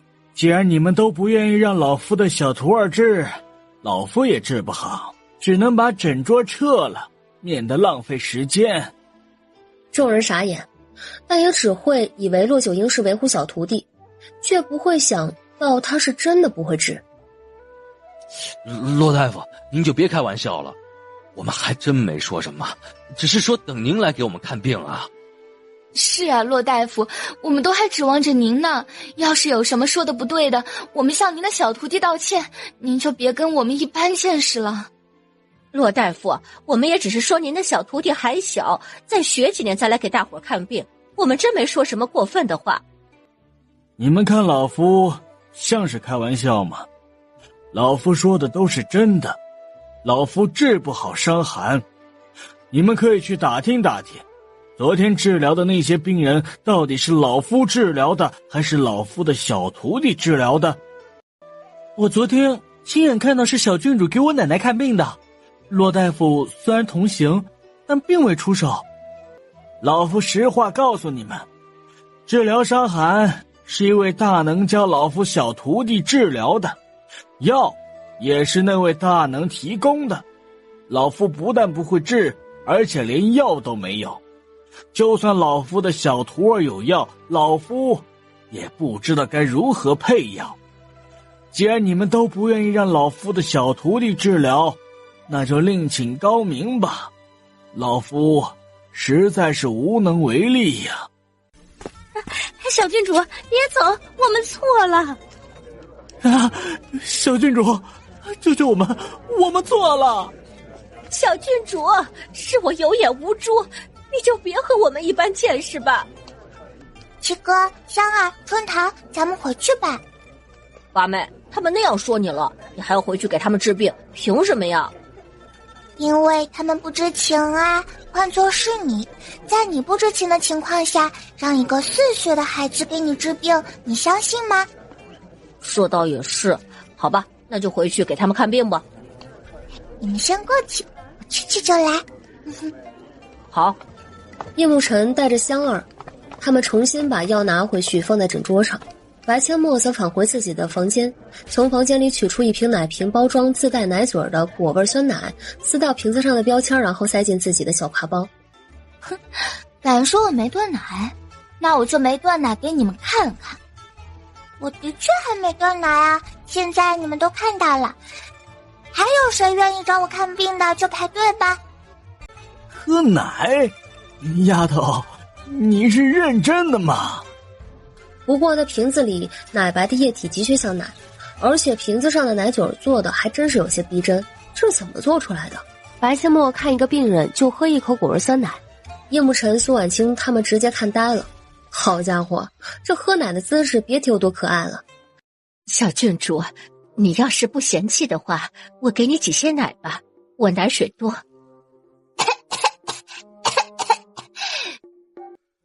哈哈哈，这人也太有眼力见了。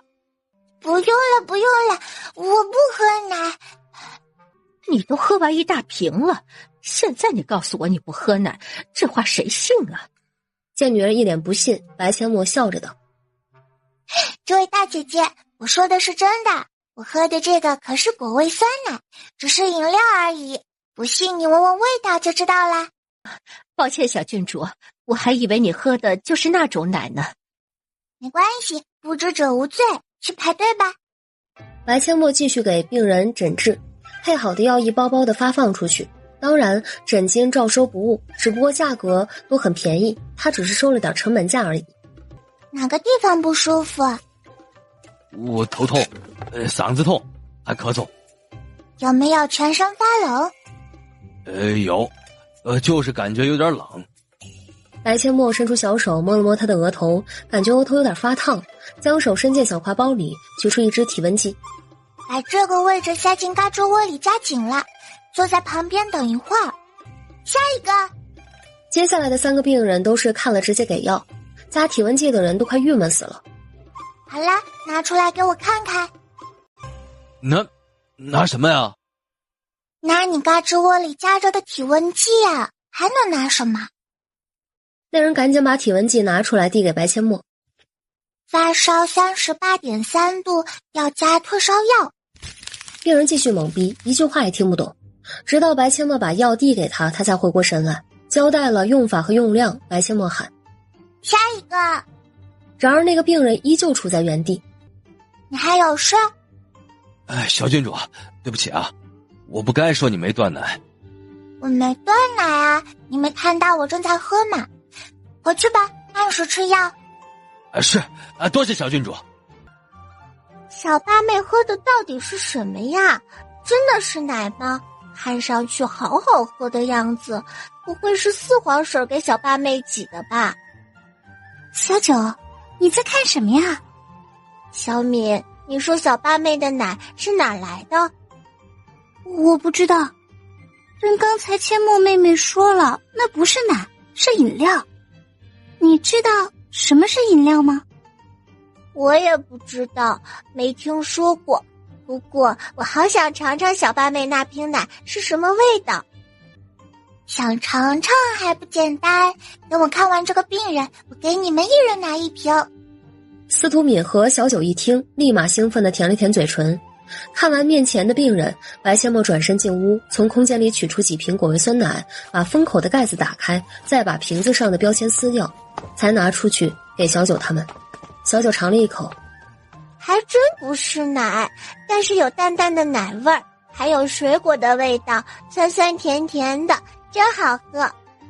那是，这个叫果味酸奶饮料，用牛奶、水果等做成的，快喝吧。那为何要弄这个上去？这个是方便小孩子喝啦，不会洒在身上。哦，这就是奶嘴吧？对，这个就是奶嘴。叶慕辰一听，送到嘴边的奶瓶又放下了。这玩意儿就是奶嘴，我都8岁了，怎么可以吃奶嘴呢？算了，留着等八妹那瓶喝完了再给她吧。七哥，你怎么不喝啊？我不喝，我留着你等会儿喝。我还有，而且喝多了身体受不了，你喝了吧。叶慕辰这才拧开了盖子喝了起来，还挺好喝的。一整天治疗下来，白阡陌这个没断奶的小神医在京城彻底出名了。大小姐，将军府的大小姐白芊芊想见你。不见，去打水给我沐浴。是。香儿转身去打水，刚沐浴完，叶楚风就来到了白阡陌的房间。墨儿，你的大姐在偏厅等了你好一阵子了，你怎么不去见她呀？父王，她不配做我的大姐，把她赶走吧，女儿不会见她的。墨儿，出什么事了？你大姐病了，是来求医的。她病了是她活该，女儿没义务给她看病，让她去找别人吧。一个连母亲病了都不管的人，没资格踏入王府。原来如此，那她确实没资格踏入王府。来人，属下在。把白家大小姐赶出王府，以后不许她踏入王府半步。是。白芊芊被无情地赶出王府，直到她站在王府门外，都还一脸懵逼，不知道王府的人为什么赶她。她在门口扯开嗓子大喊：“四妹妹，我是大姐姐呀，你出来呀！”滚！别在王府门口鬼哭狼嚎的，滚远点！小郡主可是本小姐的亲妹妹，你敢这么对本小姐，就不怕得罪小郡主吗？哼，自己为何被赶出来，心里没点数吗？小郡主若真把你当姐姐，你会被赶出王府。你这话是何意？字面意思，这都听不懂，真不知道你哪来的脸。呸！快滚！白芊芊傻眼了，眼泪不停地在眼眶里打转。为什么？为什么四妹妹不认她这个姐姐？她想不明白，只能含着眼泪跑回将军府。叶文静看着她泪眼婆娑，皱眉问道：“芊儿，你这是怎么了？你不是去找你四妹妹了吗？”母亲，我没有见到四妹妹，被王府的人赶出来了。王府的下人说四妹妹不认我，我不相信四妹妹不认我。母亲，您救救我！我感染了伤寒，可我连四妹妹都见不到。晴儿，你四妹妹为何不愿意见你？难道你到现在还没认识到自己的错误吗？母亲，女儿到底做错了什么？我可是她的亲姐姐，她怎么可以这样对我？我都病了，她居然连面都不露。哼，你现在说你是四妹妹的亲姐姐，你好意思说吗？你还是母亲的亲女儿呢。母亲生病的时候你在哪儿？四妹妹来给母亲治病的时候你又在哪儿？下人给你送预防伤寒的药的时候，你让下人滚，活该你生病。你闭嘴！我不躲开，难道等着被母亲传染吗？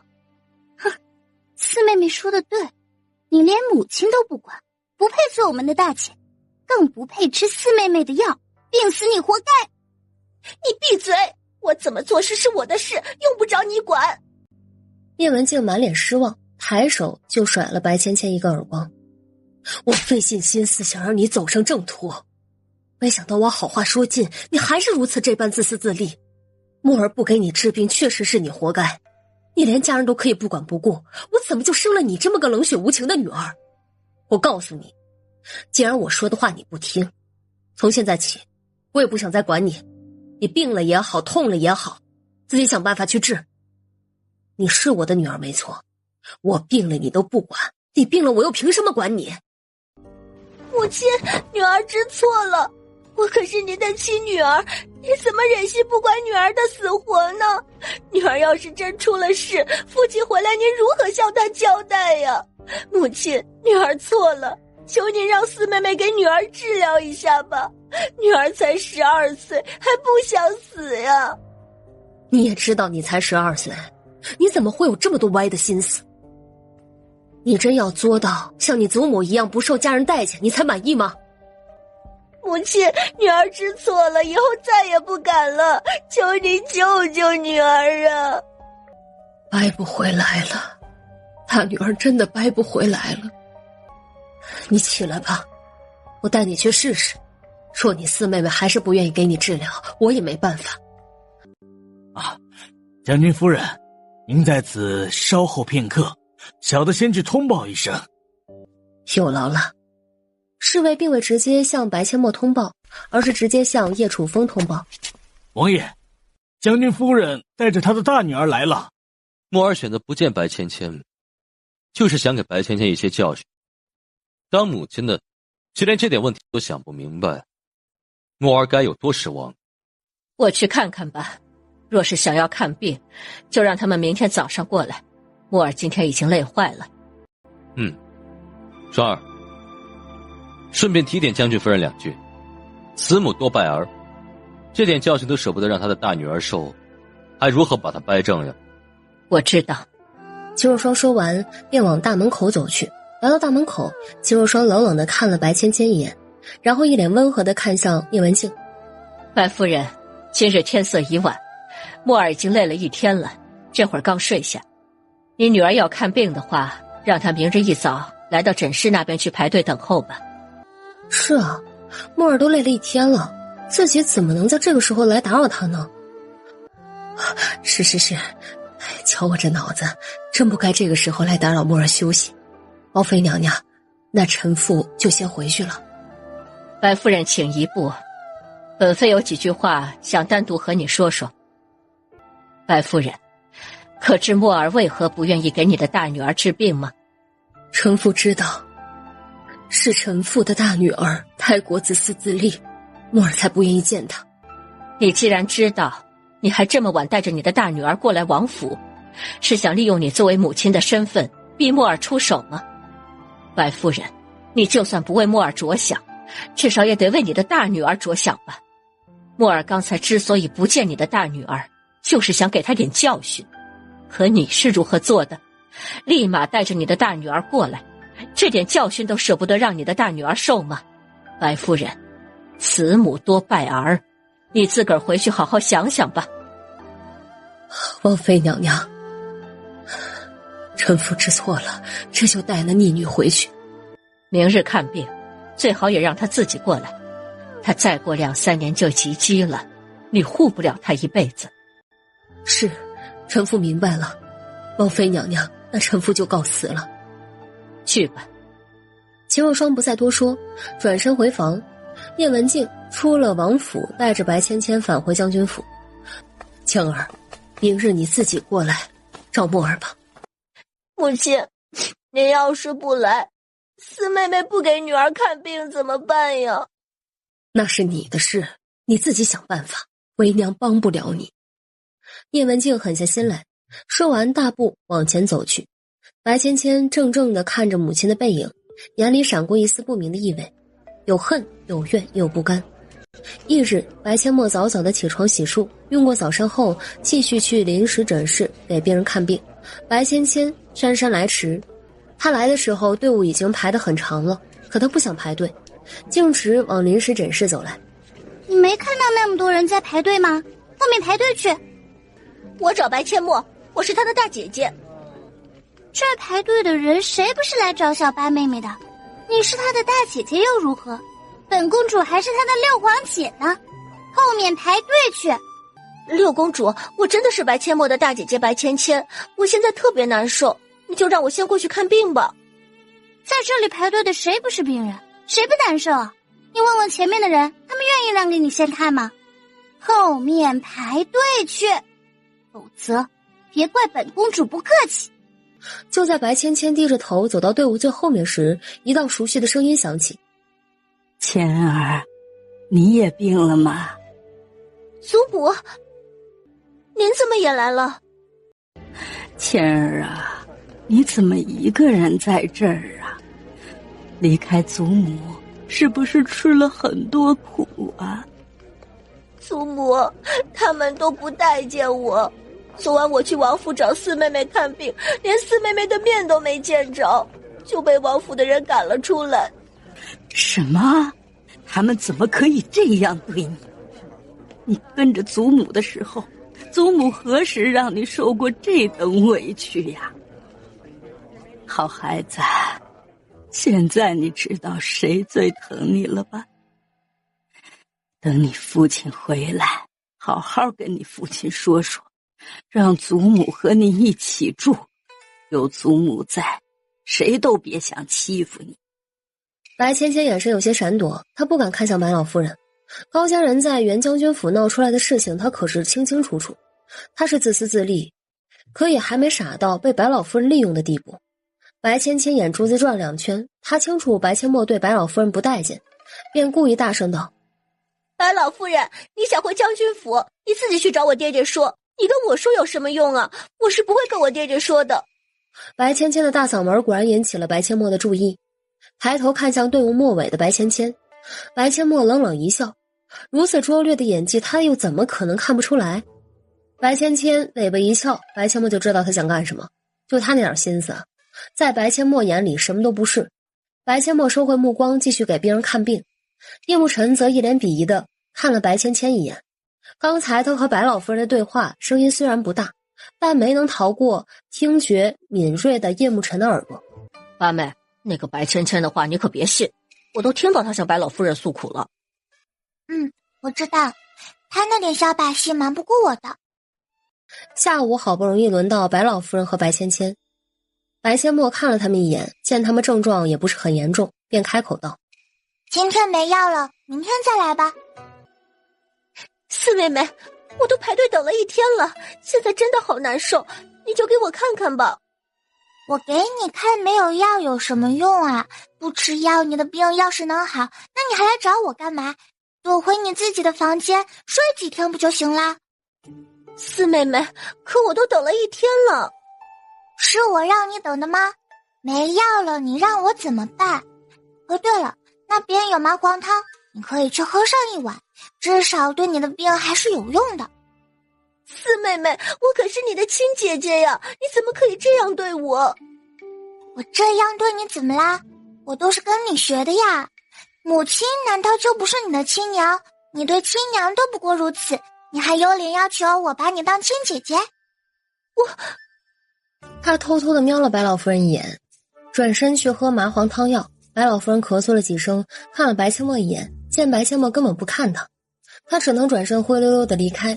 翌日，白芊芊和白老夫人天不亮就来排队，生怕要排到最后没有药。白千墨给白老夫人看完病，手里拿着药说道：整斤1两银子，付了银子拿药。白老夫人无奈，也不敢多说什么，掏出1两银子递给白千墨，拿着药转身离开。白千墨给白芊芊看病时，白芊芊眼神闪躲，脑袋都不敢抬起来，就怕白千墨让他付银子。他是真没带银子出来，也没想过要带银子，可这会儿他慌了，白千墨根本就不把他当姐姐。看完病，白千墨给了白芊芊1天的药，也没问他要银子。下一个。白芊芊愣就一下，转身灰溜溜的离开。丫头，休息够了没有啊？要不要再去睡一会儿啊？不睡了，已经睡够了。王祖父，您不会是想出去玩吧？哎呀，出去玩也得等你休息好，养足了精神再去啊。孙女已经养足精神了，不如孙女带您去搞虫子如何？又搞虫子？还是去捉条？不是，现在已经没有条了，去搞竹虫。不过孙女也不知道现在能不能搞到，竹虫最肥美的时候应该在下个月。哎呀，那就不去了，下个月再去。现在应该还有蘑菇，你今天好好休息1天，明天去采蘑菇。那好吧，孙女去学习啦。哎呀，这个没有血缘关系的孙女儿学习从来不需要大人操心，真好呀。白千墨去学习，叶慕辰、6公主、9公主也主动跟白千墨去学习。太上皇笑了，有木儿在，雪儿和嫣儿也会主动学习了，真好。香蕉啊，梨呀，苹果呀，梨。太上皇哼着歌，心情愉悦地返回房间去画服装设计图。房间里，白千墨拿起一本医书，津津有味地看了起来。八妹，要不咱们来比赛背医书，如何？七哥，你确定要跟我比背书？对，我确定。那行，咱们看同一本书，半个时辰后开始比赛。不过嘛，既然是比赛，那就加点彩头如何？没问题，你要是赢了，我就把我的银子全部都给你。白千墨眨眨眼睛，一脸的财迷。七哥，你有多少银子？不多，100两。七哥，你怎么才有这么点银子？你要是赢了，我给你200两。八妹，你问的是银子，又没有问银票。七哥怎么说也是王府的7公子，不至于穷到只剩100两。七哥，那你有多少银票？我也没数过，应该有1万多两的银票吧。反正你要是没银子花，七哥就给你拿。那咱们开始看书吧。我赢了，你给我100两；我要是输了，我给你200两。我不要你的银子，哪有妹妹给哥哥银子的？半个时辰很快过去，兄妹俩开始背书比赛。毫无悬念，白千墨赢了。叶慕辰道：我去给你拿银子。坐下好好看书吧，我现在又不缺银子花。好吧，改天再给你。两个小家伙又投入到学习中去了。认真学习的人都会觉得时间过得特别快。白千墨每天除了训练就是学习，一转眼就到了秋天。秋天正是竹虫最肥美的季节。一大早，一家人围着桌子用早膳，白千墨笑着开口：王祖父，用完早膳咱们去搞竹虫，你要不要去？我当然要去，条都那么香，竹虫肯定也不差。孙女保证，您吃一次就忘不了，超级好吃的。那赶快吃，吃完出发。要带什么工具啊？带砍刀、装虫子的布袋，有盖子的竹篮也可以，只要缝隙不大，虫子出不来就行。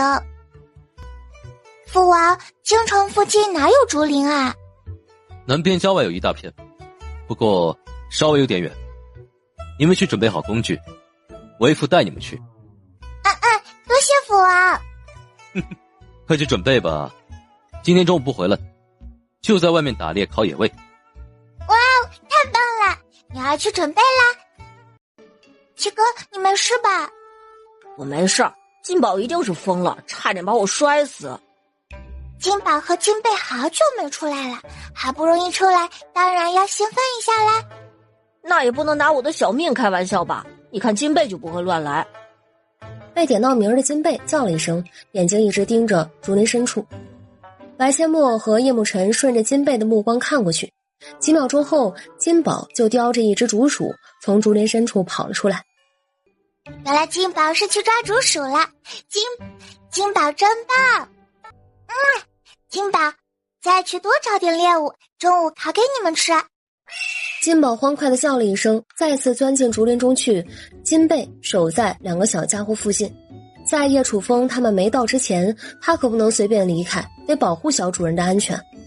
白千墨开始找虫咬过的竹子，叶慕辰跟在他的身边寸步不离。找了好一会儿，白千墨突然兴奋道：七哥，快把这棵竹子这个位置砍开，掏个洞。好嘞。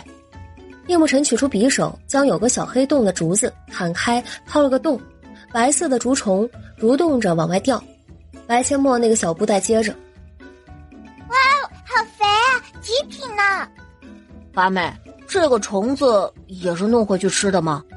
对呀，不然弄回去干嘛？这个竹虫用油炸出来可香了呢。我感觉我们家的人都要变成大公鸡了，没事就出来找虫子吃。我可不是大公鸡，谁规定只有大公鸡可以吃虫子的？小八妹，你在哪儿？我在竹林里。白千墨大声回答。太上皇他们顺着声音找了过来，白千墨也刚好把竹子里的竹虫全都掏出来。他兴奋地拎着竹虫跑到太上皇面前。皇祖父，您看，孙女已经找到一些竹虫了，很肥吧？墨儿丫头，你确定这虫子可以吃啊？看着像蛆一样。竹虫也叫竹蛆啊，很香的。怎么找这玩意儿啊？就找被虫子咬过的竹子，然后掏个洞看看，有虫子就收集起来，晚上就可以下锅油炸了。好，大家分开找，多找点回去。哎，你们还弄到了一只大老鼠，怎么这么大呀？皇祖父，这个叫竹鼠，是金宝抓到的，等会儿烤来吃。哦，竹鼠也是老鼠吧？好大一只呀！好了，赶快分开找竹虫。众人分开一些，开始在竹林里找竹虫。叶慕辰依旧跟在白千墨的身边，一找到有虫子咬过的竹子，他便用匕首砍开。金贝不知何时已经去个金宝汇合，一起寻找猎物去了。竹林里是不是传来欢笑声？有小九他们找到竹虫时兴奋的大叫声。白千墨和叶慕辰配合相当默契，一早上的时间，两个小家伙就找到了不少竹虫。叶楚风和骆九婴不知何时离开了竹林，等他们再回来时，手里拎着不少的猎物。大伙离开竹林，找了一片空地，开始清理猎物，准备烤野味儿。太上皇盘膝坐在草地上休息，对着白千墨招招手：哎呀，墨儿丫头，我来休息一下。皇祖父，你有什么话要对孙女说吗？给皇祖父唱首歌吧。那您先充个会员吧，不然只能试听哦。哎呦，小财迷，又没银子花了？有啊，嘿嘿。有你还一天天想着坑皇祖父的银子，小没良心的。皇祖父的银子最好坑啊，嘿嘿。哎呀，姑这么疼你，你居然只想着坑姑的银子，太没良心了。皇祖父，您装的也太假了。好啦，孙女给您唱首歌。这还差不多。我来自偶然，像一颗尘土，有谁看出我的脆弱？我来自何方？我情归何处？谁在下一刻呼唤我？天地虽宽，这条路却难走。我看遍这人间坎坷辛苦，我还有多少爱，我还有多少泪，要苍天知道我不认输。感恩的心，感谢有你伴我一生，让我拥有去做我自己。感恩的心，感谢命运，花开花落我一样会珍惜。太上皇呆呆地看着白阡陌，以往唱歌白阡陌都跟玩似的，小脸上笑容绽放，可今天白阡陌小脸上没有笑容，眼睛还有些湿润。他是发自内心地唱这一首感恩的心，感谢所有对他好的人，感谢父王母妃又给了他一个温暖幸福的家，感恩所有宠他入骨的人。叶楚风夫妻和骆九婴也在侧耳倾听白阡陌的歌声，每一句都让他心尖颤动。一个4岁的孩子唱出这样的歌，怎能不让他震撼？丫头，再唱一遍。等回去啊，给我把这首曲子谱出来。白阡陌乖巧的又唱了一遍，这一遍太上皇跟着他一起唱。师父，内力消耗一空后再练功，内力增长比较明显。师父，徒儿想闭关练功一段时间。丫头，你想如何闭关？徒儿想去金鹰洞好好练练内力，在金鹰洞不会有人打扰。师父，徒儿也要跟八妹一起闭关。没问题。不过咱们不一定要去金鹰洞，去深山里历练，你们的进步才会更大。深山里毒蛇猛兽数不胜数，还可以成为你们的陪练。墨儿丫头，你决定好哪天去？为师来选地方。后天吧，今晚把小九和老六送回宫里，明天准备一天，后天出发。就为师带着你们兄妹俩去，还是再带上谁？嘿嘿，谁都可以不带，但婉清姐姐要带，不然我们天天吃烤肉还不得上火啊。行，那就带上她。不过你带上她，不带小敏能行吗？也是，小米也带上，香儿和春桃就不带了。咱们是去历练，又不是去度假，不用带丫鬟去。众人打道回府，白阡陌和叶慕辰骑着金鹰到山脚下，便让金鹰自行回去。这会儿体力和内力完全恢复，两个小家伙决定跑步回去训练体能。两个小家伙路过袁将军府时，居然看见白芊芊从袁将军府出来。白芊芊看到白阡陌，低着头不敢看墨儿。白阡陌道：七哥，我们走。四妹妹，你听我解释。喂，四妹妹，你听我说，我阿大。白阡陌捏起小铁拳就砸在白芊芊的肚子上，白芊芊痛叫出声。喂，别打我的，否则把你打成猪头。白阡陌说完，绕开白芊芊往前走去。白芊芊疼得脸色惨白，蹲下身，捂着肚子呜呜地哭了起来。她心里特别委屈，就算和祖母分开住了，可那也是祖母呀，难道就不能来看她了吗？她从小跟着祖母长大，现在只是来看看，她难道错了吗？其实白阡陌揍她纯粹是因为她拦路了，她爱咋咋地，跟白阡陌没有关系。你去看白老夫人是你的事，你来找我解释个什么劲儿啊？白芊芊不来拦路解释还好，一来拦路解释，白阡陌就忍不住想揍他。回到王府，白阡陌教苏婉清清洗竹虫，沥干水分后直接放锅里，小火慢炒。哇，好香啊！说完闭上眼睛，将竹虫塞进嘴里，嚼了几下，香味瞬间充斥着口腔。哇，这玩意儿太好吃了，太香了！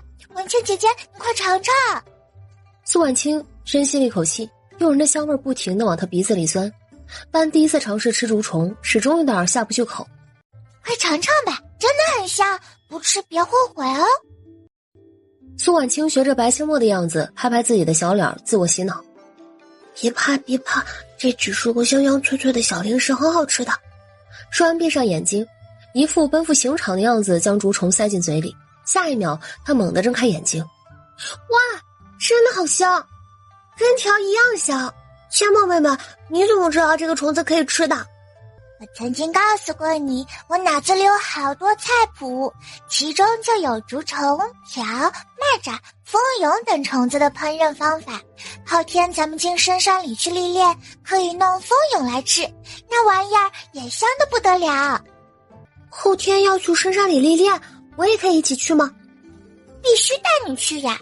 这次去都不知道要去多久，不带你去，谁给我做饭吃呀？李大娘，你要记得留蔬菜种子，明年千梦妹妹还要种呢。哎，放心吧，老奴一定把蔬菜种子留好。你们出去要多加小心啊！上菜吧，游完山我还要进宫去呢。李大娘一听，赶紧取来一个盘子，将竹虫装一盘子。八小姐，这些留给皇上够不够啊？够了，多谢李大娘。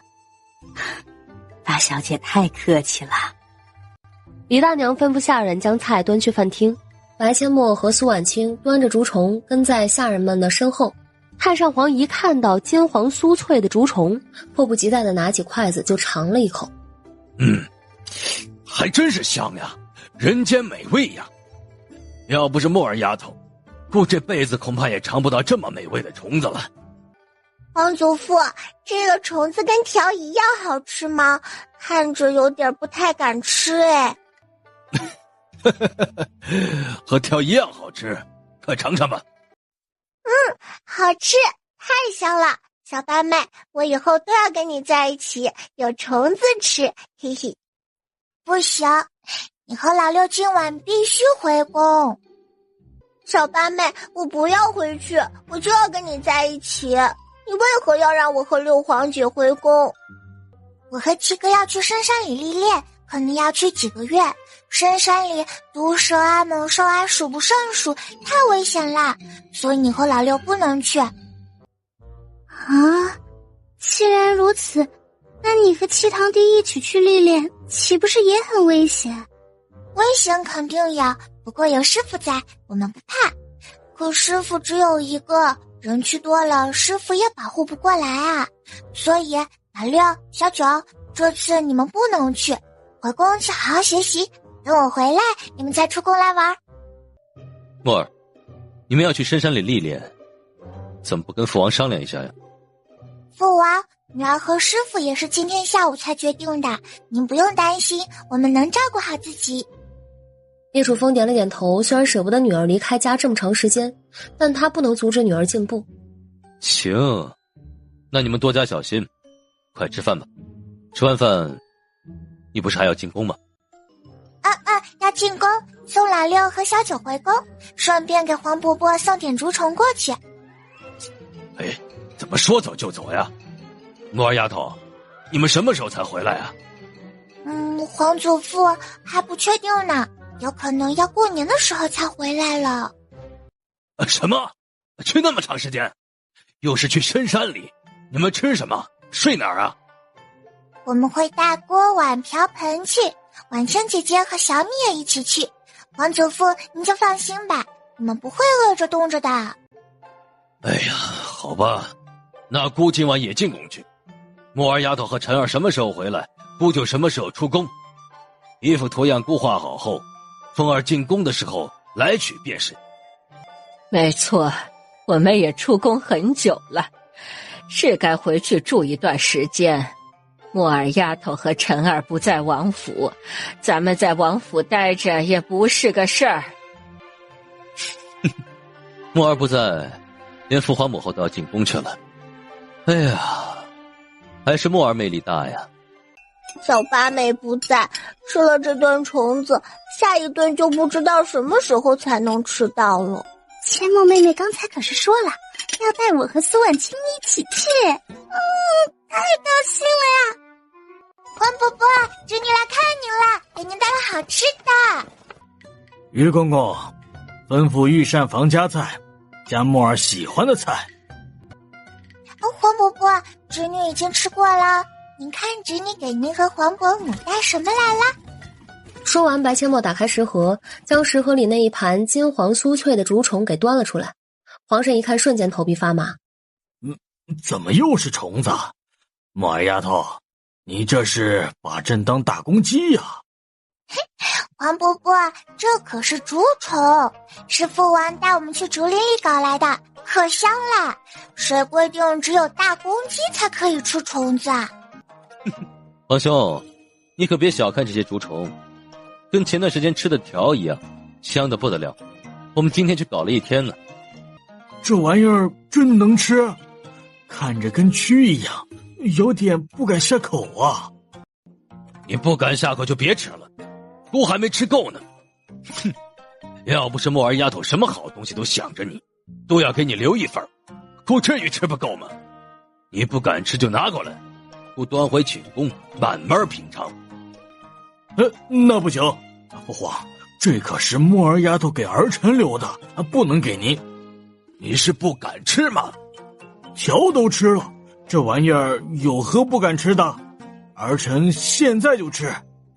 皇上说完，拿起筷子夹了一只竹虫，试了几次都没敢塞进嘴里。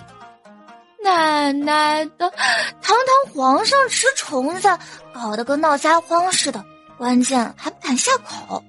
黄伯伯，您不敢吃别勉强啦，这一盘竹虫还不够侄女和皇祖父塞缝缝呢。晚上都只吃了7分饱，这些竹虫吃完也不会撑。就是，不敢吃别勉强，姑和墨儿丫头吃。谁说朕不吃了？说完，皇上猛地把竹虫喂进了嘴里，闭着眼睛嚼了起来。下一秒，好吃，真的太香了。皇后，你快尝尝，别错过了这么美味的好东西。皇后头皮发麻，白阡陌道：皇伯母，您闭上眼睛，侄女喂一只给您尝尝，您就敢吃了。这可是好东西呢，营养价值很高的。皇后捏了捏拳头，心里也开始给自己洗脑。没事没事，墨儿丫头和父皇都吃了，有啥可怕的？这玩意儿就是小零嘴儿，不怕不怕。皇后闭上眼睛，张开嘴巴，白阡陌抓起一只竹虫塞进皇后的嘴巴里，壮着胆子嚼了几下之后，他和皇上一样，直接吃的停不下来了。没想到看着让人发毛的竹虫居然如此香。哈哈哈，这竹虫不错，明日再给朕送点。黄伯伯，你要是还想吃，就派人去竹林里找我。至于怎么做，王府的李大娘应该学会了，可以派人去问问她。小没良心的，亏得朕对你这么好，让你明天再送点你都不愿意。王伯伯，不是侄女不愿意，而是侄女要去深山里历练啦。侄女把老六小九送回来，就是因为要出门历练。什么？去深山里历练？你才几岁啊？不许去！要去也得再过几年，至少等8岁以后才能去。王伯伯，侄女已经4岁多了，而且有七哥和师傅陪着，不会有危险的。胡闹！你也知道你才4岁，4岁你就敢去深山里？你知不知道深山里有多危险，有多少毒虫猛兽？一不小心就得丧命。四弟你也是，孩子不懂事，你也不懂事吗？他才4岁，你就放心让他去深山里历练？他要是出了什么事儿，朕饶不了你。皇兄，你以为臣弟舍得让墨儿去冒险？墨儿天赋异禀，1个月就练出了内力。如今他的内力虽然不多，但他的进步臣弟都看在眼里。就算臣弟再怎么心疼墨儿，也不能阻止他进步。何况有骆老哥保护，咱们就放宽心吧。哼，上次墨儿丫头和陈儿掉下悬崖，不也是骆大夫陪着吗？你让朕怎么放宽心？墨儿丫头8岁之前，谁都不许带她去深山历练，否则别怪朕治她的罪。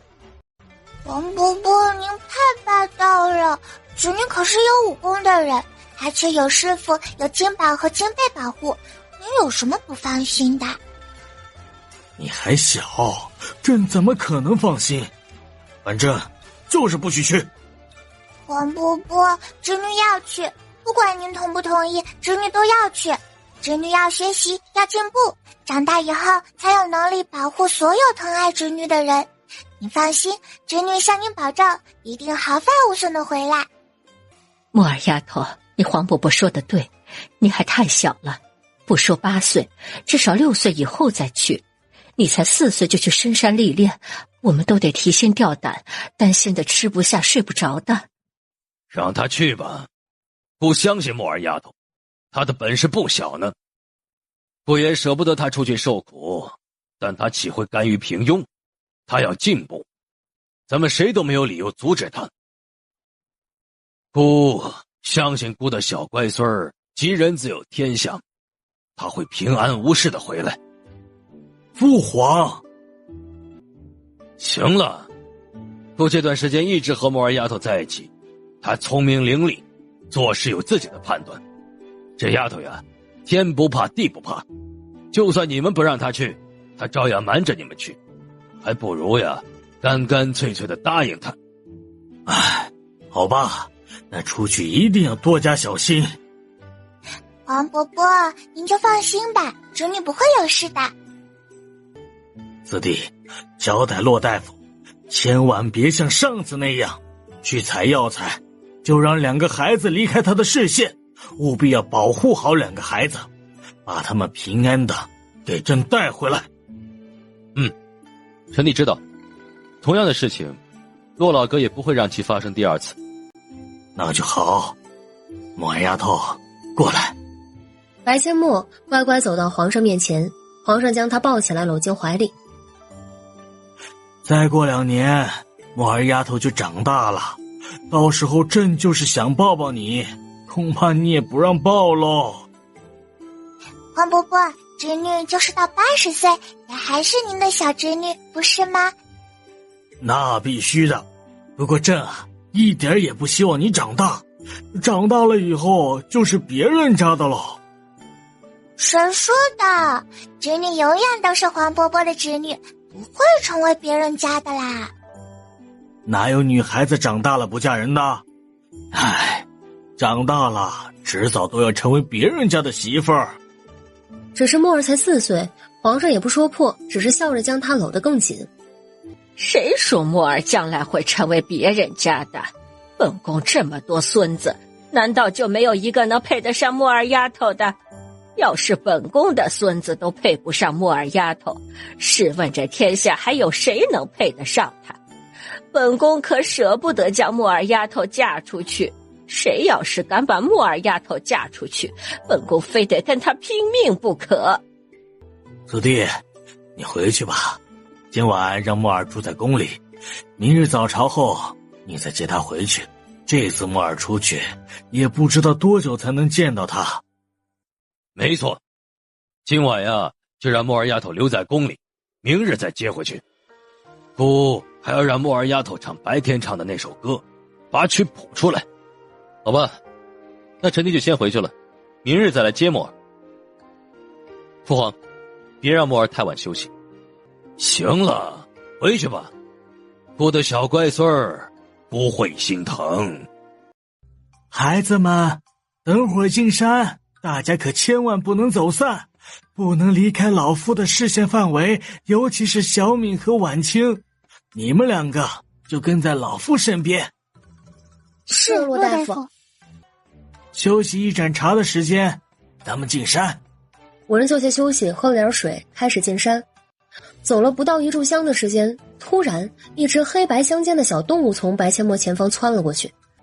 哇，居然是臭鼬！这里居然有臭鼬，太不可思议了！七哥，抓住它，我要把它当宠物养。叶慕辰猛地追了出去。啊，墨儿别追，那玩意儿怎么能当宠物养？很臭的。要的就是它臭，我要把它当生化武器。七哥小心！白千墨大喊，话音刚落，一股液体就向着叶慕辰喷来。好臭！金宝，抓住它，不要弄伤它！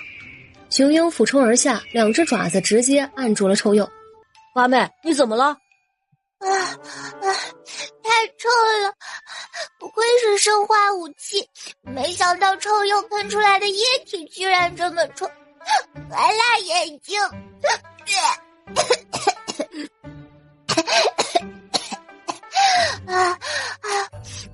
这丫头，让她别去追，非要去，这下非得臭哭不可。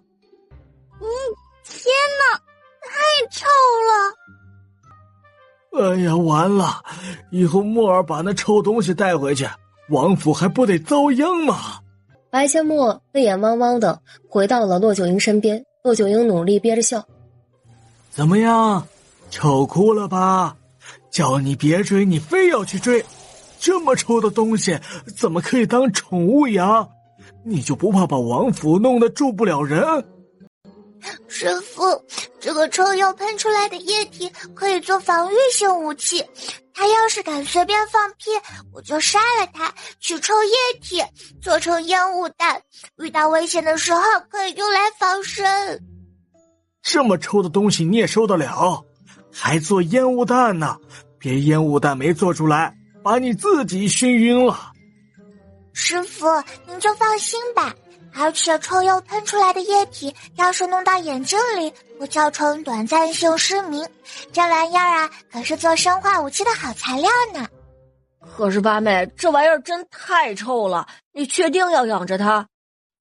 当然确定了，不然抓它干嘛？你们放心吧，从现在开始我一定好好教它，将它驯服。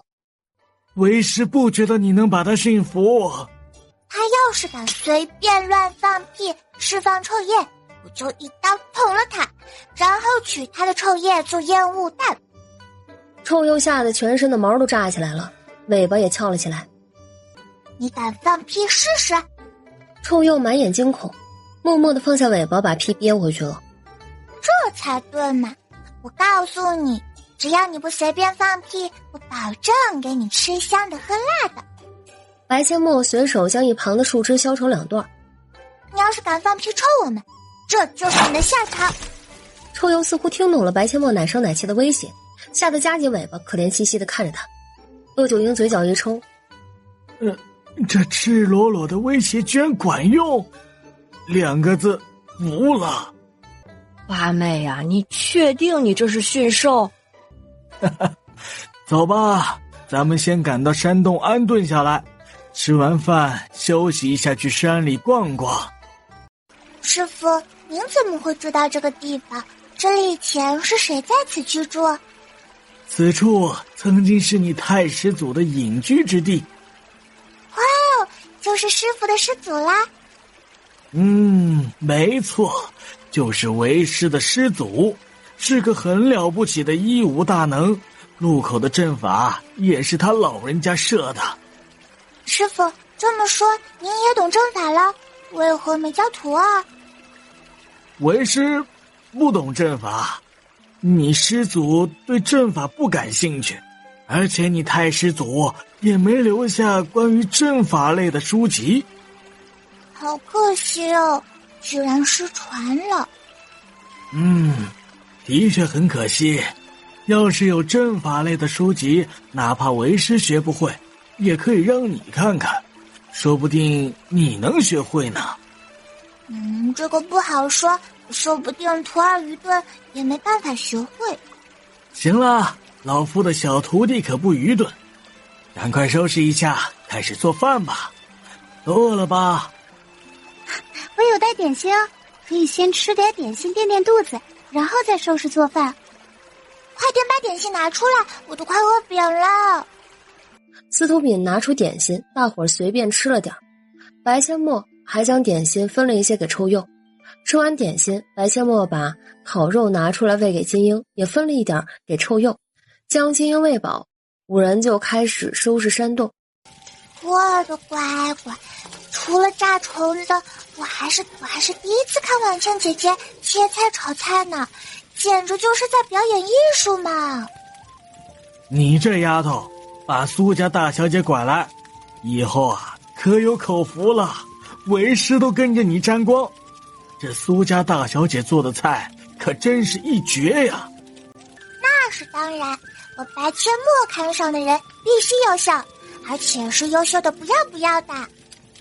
瞧把你得意的，快去准备碗筷，马上就能享受美食了。小米，咱们去准备碗筷啦。很快饭菜端上了食桌，诱人的饭菜香味儿直往几人的鼻孔里钻。白千墨端起小碗扒了一口饭，一脸享受地眯起双眼。哇哦，好好吃的米饭，比在王府吃的还要好吃，是重新买的米吗？没有呀，就是从王府里带出来的米，只不过咱们煮饭用的是稀水，可能跟水有关，所以米饭才会这么好吃。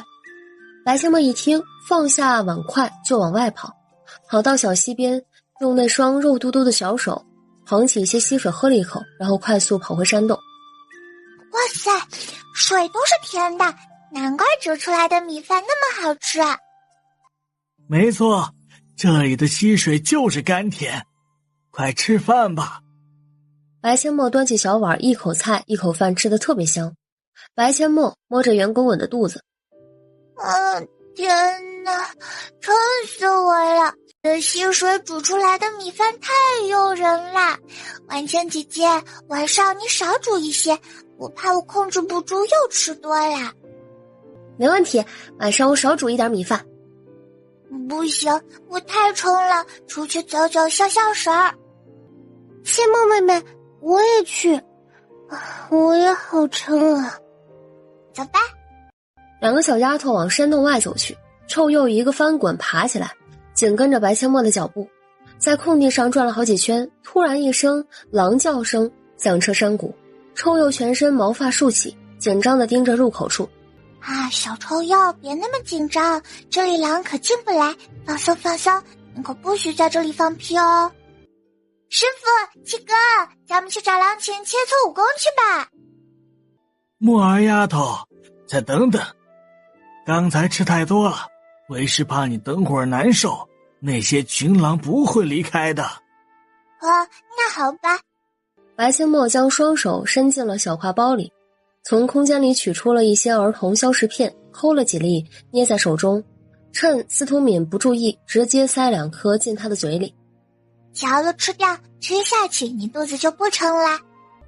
千墨妹妹，你给我吃的是什么东西啊？消食片，这可是宝贝。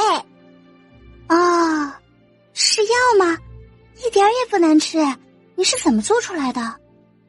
是药，但是却不难吃。你别管我是怎么做出来的，我就是告诉你，你也做不出来。咱们来打太极拳吧。好啊。丫头，休息一会儿，咱们去找狼群切磋。师傅，徒儿不累，不用休息。走喽，干架去！丫头晨儿，你们记住，别伤了狼群，以后他们可是你们的陪练。白千墨和叶慕辰点头答应，伸手接过木剑，拿在手里耍了2下，还挺趁手。多谢师傅，这木剑削的长度和重量刚刚好。骆大夫，那我和婉清姐姐也一起去吗？你们2个一点内力都没有，去了也只是喂狼。你们就在此好好练功，等你们练出内力，就可以和墨儿他们一起去训练了。我知道了。陆九英带着白千墨和叶慕辰离开，司徒敏和苏婉清则在空地上继续练功。察觉到有生人的气味，狼王仰天长啸，似乎是在发号施令。嘿嘿，狼崽子们，我来了，过来陪我练功。这丫头以她现在的实力，也就能对付1匹狼，可看她那模样，愣是让她摆出来对付一群狼的架势。师徒3人逐渐靠近狼群后，白千墨和叶慕辰越来越兴奋，与此同时，狼群也越来越兴奋。3个人啊，虽然另外2个还小，但也够他们半数以上的狼饱餐一顿了。狼王又叫了一声，发出攻击的信号，狼群瞬间弹跳而起，往师徒3人这边冲了过来。骆九英动了，身形一闪，快如闪电，将狼群拦下，只放了2只狼过去。白千墨和叶慕辰手持木剑动了，小身影极其矫健，速度快得不可思议。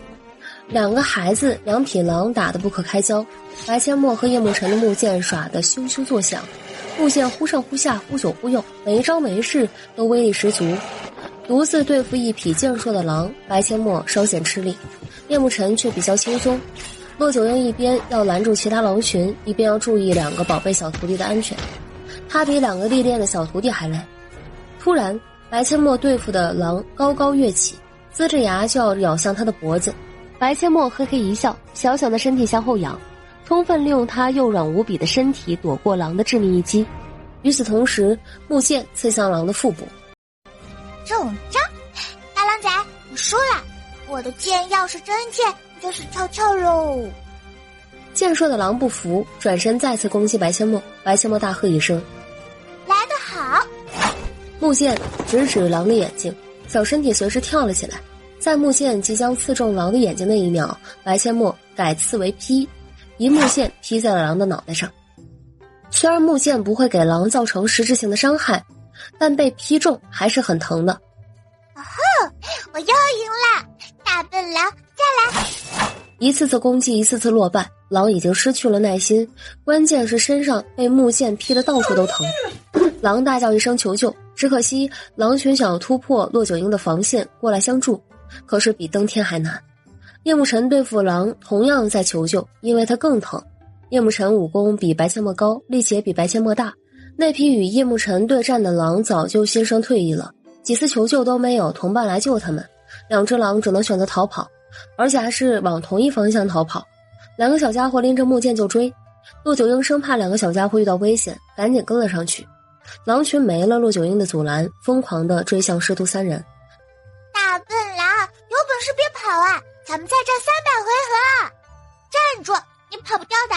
叫我爸爸，我就放过你。爸爸是什么玩意儿？哎呀！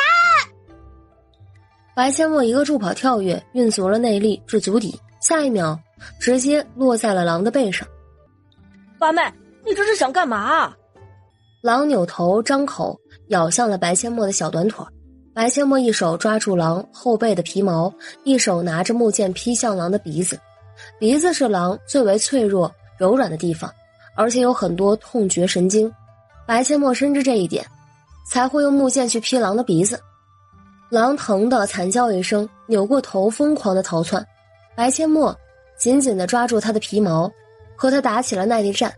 叶沐尘这下明白了白阡陌的意图，八妹这是要把狼打到怕呀。于是他有样学样，一个助跑，运起轻功飞向他追赶的狼。成而不可！骆九婴大叫，可惜为时已晚。一声凄厉的惨叫，叶沐尘追赶的狼直接被他一屁股把腰给坐断了。健硕的狼倒在地上，叶沐尘猝不及防，也摔在地上滚了2-3圈才停下来。这结果怎么和八妹不一样呢？八妹威风凛凛的骑着狼跑了，我怎么就一屁股把狼的腰给坐断了呢？这匹狼也太弱了。晨儿，你瞧瞧你干的好事，这狼的腰都让你给坐断了。为师不是说过让你不要伤了狼吗？师傅，这不怪徒儿，是这匹狼太弱了。你看八妹追的那匹狼就能驮着八妹跑。你多重啊？你八妹才多重？狼的腰是很脆弱的，你八妹30斤，你60斤，你还跳那么高落在狼的腰上，狼能承受你的重量吗？师傅，那现在怎么办呀？怎么办？你自己把它治好。啊？师傅，徒儿不会治疗。不会就学，你也学了这么长时间的医术了，总不会连一点皮毛都没学会吧？皮毛会一点，可是师傅他是狼，徒儿没学过兽医。那你八妹怎么就能治好金鹰呢？难道他学过兽医？那谁知道他梦里的老神仙有没有教过他？那等你八妹来了，你问问他。糟了，木儿跑远了，先别管这匹狼了，快追！我说狼大哥，咱们讲和行不行啊？你快停下，我只要你以后陪我练功，不许伤我，我们做朋友好不好？狼拒绝，如此奸诈的人类怎么可以做朋友？狼继续跑，白千墨也怒了，就不信驯服不了你。他举起木剑就疯狂地劈狼的脑袋，敲得狼脑瓜子嗡嗡的。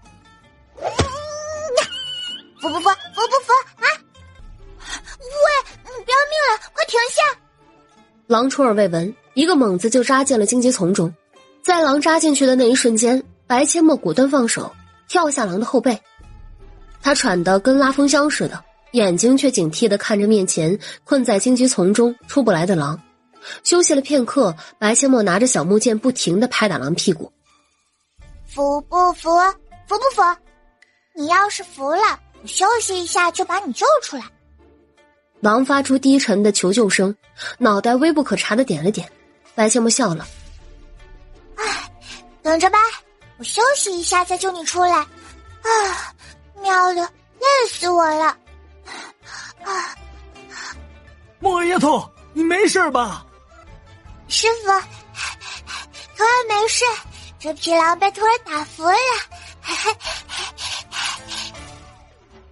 这个小宝贝徒弟就是一头小倔牛啊，不达目的誓不罢休。八妹，你疼不疼啊？这匹狼居然把你折磨成这样，七哥杀了他，替你报仇。不要，七哥，不要伤他，他已经是我的朋友了。等我休息一下，就亲手把他救出来。那七哥帮你把他救出来。哎，晨儿，让你八妹自己救。好吧，那你先休息一下。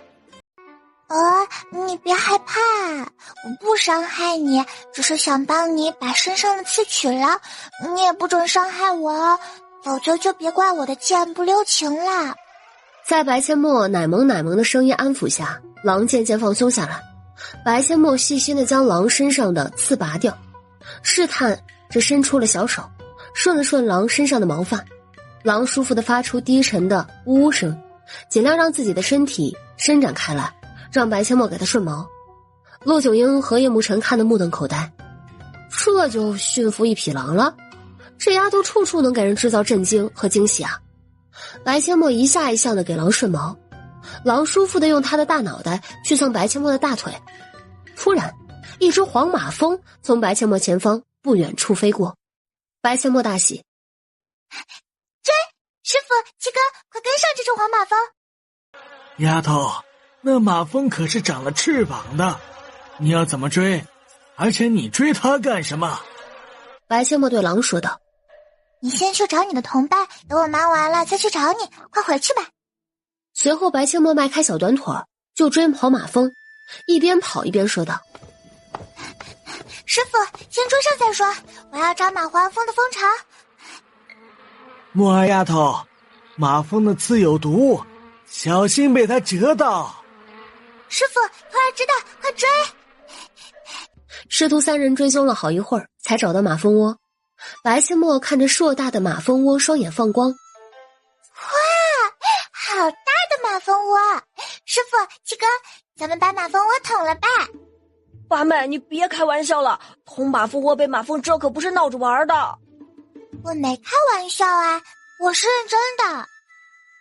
木儿丫头，你为何要捅马蜂窝呀？徒儿想吃蜂蛹啊，那么大的马蜂窝，蜂蛹都够咱们5个吃好几顿了。陆九英无奈摇头叹气，自己的宝贝徒弟只能自己宠着。你们2个跑去躲起来，为父把蜂巢砍下来。师傅，你要是这么干，咱们师徒3人得变成猪头回去。那你说要怎么干？捅马蜂窝这种事儿，为师活了几十岁还没干过这事儿呢。八妹，你不会是想用臭鼬来驱赶马蜂吧？要不我回去把臭鼬拎来。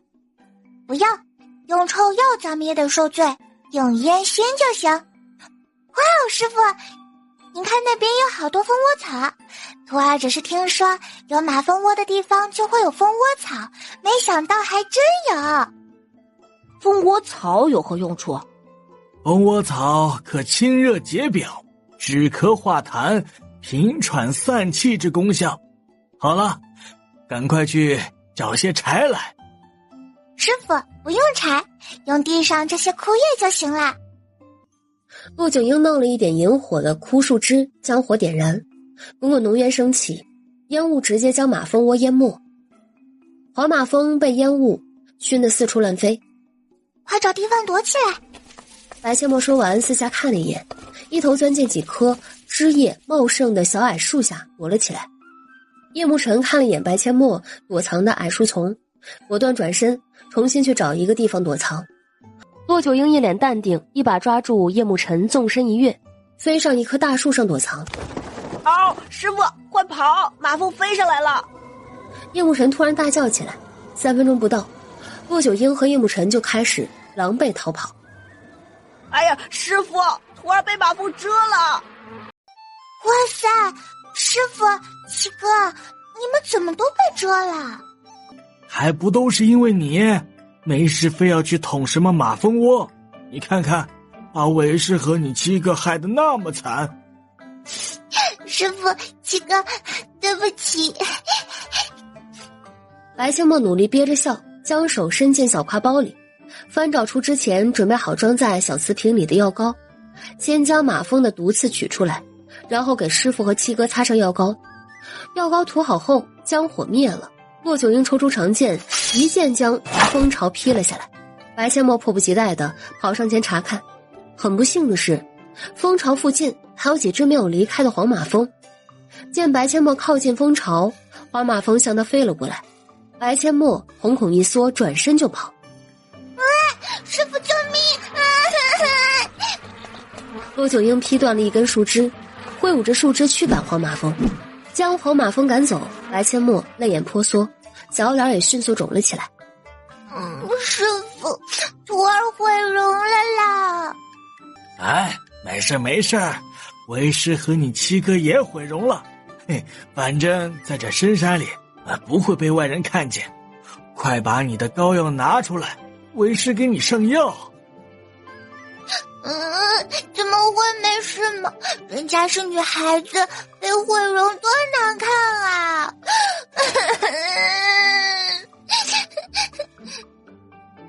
谁让你那么着急了？快过来，为父帮你清理毒刺。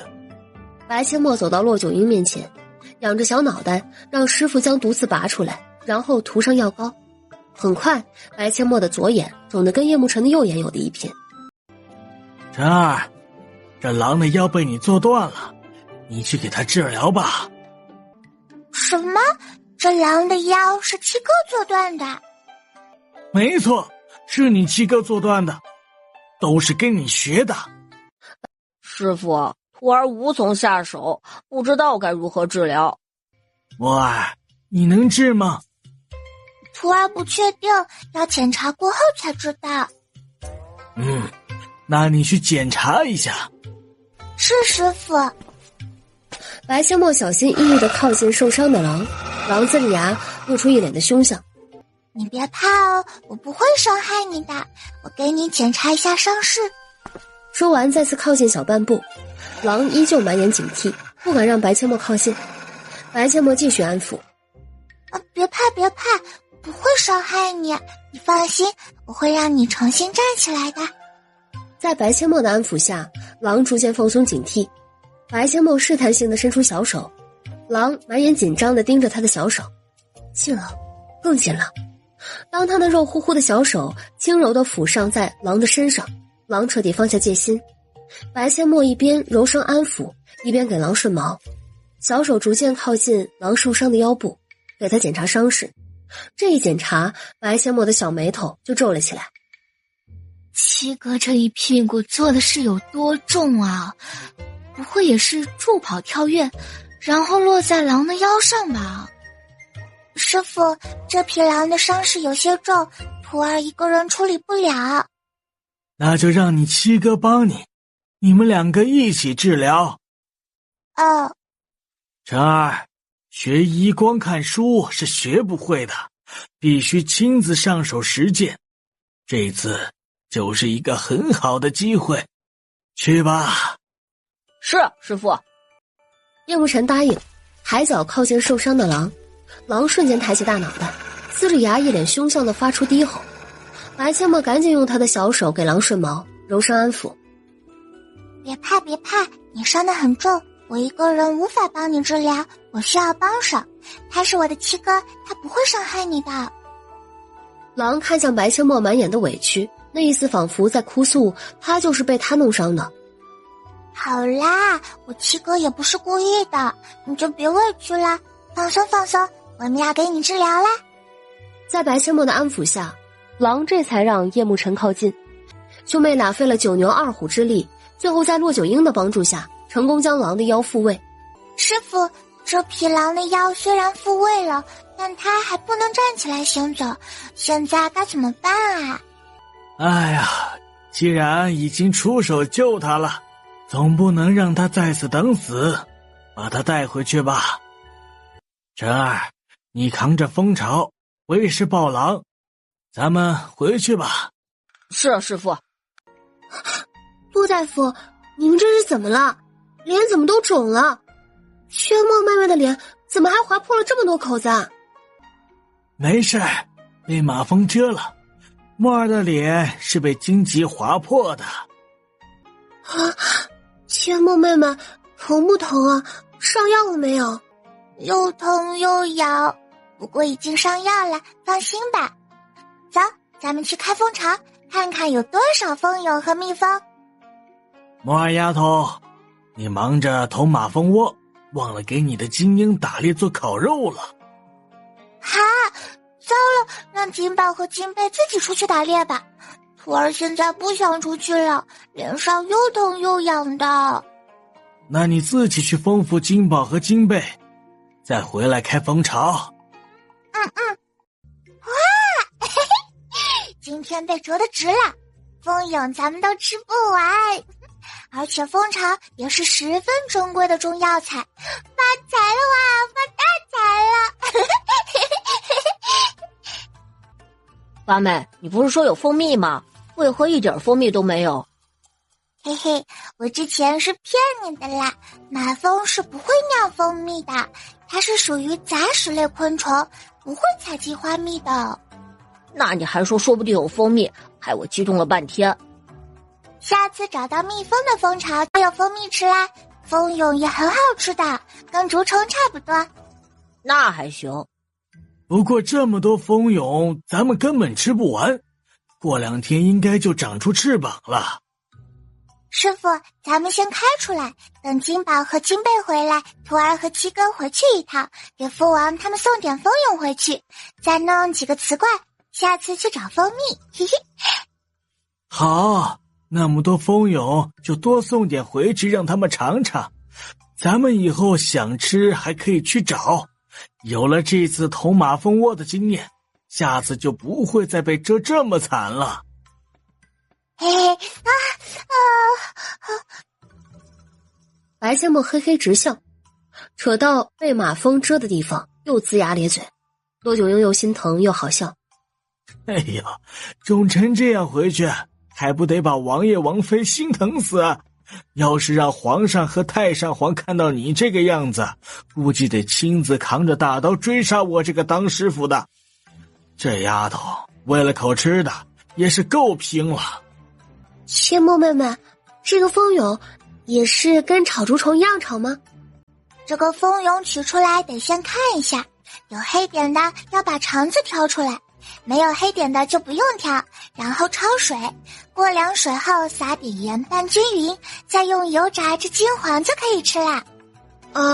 你们等会儿要回去，那我现在就去做饭。不着急，中午吃的比较晚，现在还不饿，等我们回来再吃也不迟啊。那好吧，我先弄蜂蛹，你带蜂蛹回去就行。你们的脸是怎么回事？怎么会肿成这样？墨儿，你的脸怎么伤成这样？墨儿，到底是怎么弄的？怎么手上也全是划破的血痕呢？父王，我们捅马蜂窝被马蜂蛰了，没事的，已经上药了，脸上的血痕也是荆棘划伤的，过几天就好了。你看，女儿给你们送蜂蛹回来啦。疼不疼啊？不疼的，过2天就能消肿啦。父王，蜂蛹跟竹虫一样好吃，等会儿让李大娘给你们做了尝尝，女儿把蜂蛹给李大娘送过去，然后告诉她做法。叶楚风干脆抱起白阡陌往厨房走去。白阡陌将蜂蛹的做法告诉李大娘后，找好需要的陶瓷罐，就着急忙慌地要回景云山。叶楚风夫妻自然舍不得孩子一身是伤的送点蜂蛹回来，连饭都没吃就要走，可又怕皇上他们看到白阡陌和叶慕辰现在模样发飙，只好恋恋不舍地看着兄妹俩骑着金鹰离开。我的小乖孙呢？是不是姑的小乖孙回来了？今天才去就回来，姑的小乖孙是不是受伤了呀？叶楚风压下心里的心疼，表现出一脸的开心，迎出来道：父王、皇兄，你们来的呀，可真是时候。莫儿他们今天大丰收，刚送了些蜂蛹回来，正在厨房里准备呢。莫儿丫头呢？有没有受伤？她在哪儿？她和晨儿回山里去了。放心吧，孩子们没有受伤，就是蜂蛹太多了，他们吃不完，特意骑着金鹰送一些回来。回山里去了？对，回去了。他们还惦记着今天弄到的那些蜂蛹，可着急了。他们真的没有受伤？没有，真的没有。叶楚风嘴上说着孩子没有受伤，可一想到白阡陌那张粉嫩的小脸被划花，还肿成那样，心里又是一阵心疼。哎呀，没受伤就好。蜂蛹在哪儿啊？过去看看。正在厨房里做呢，等会儿就能吃了。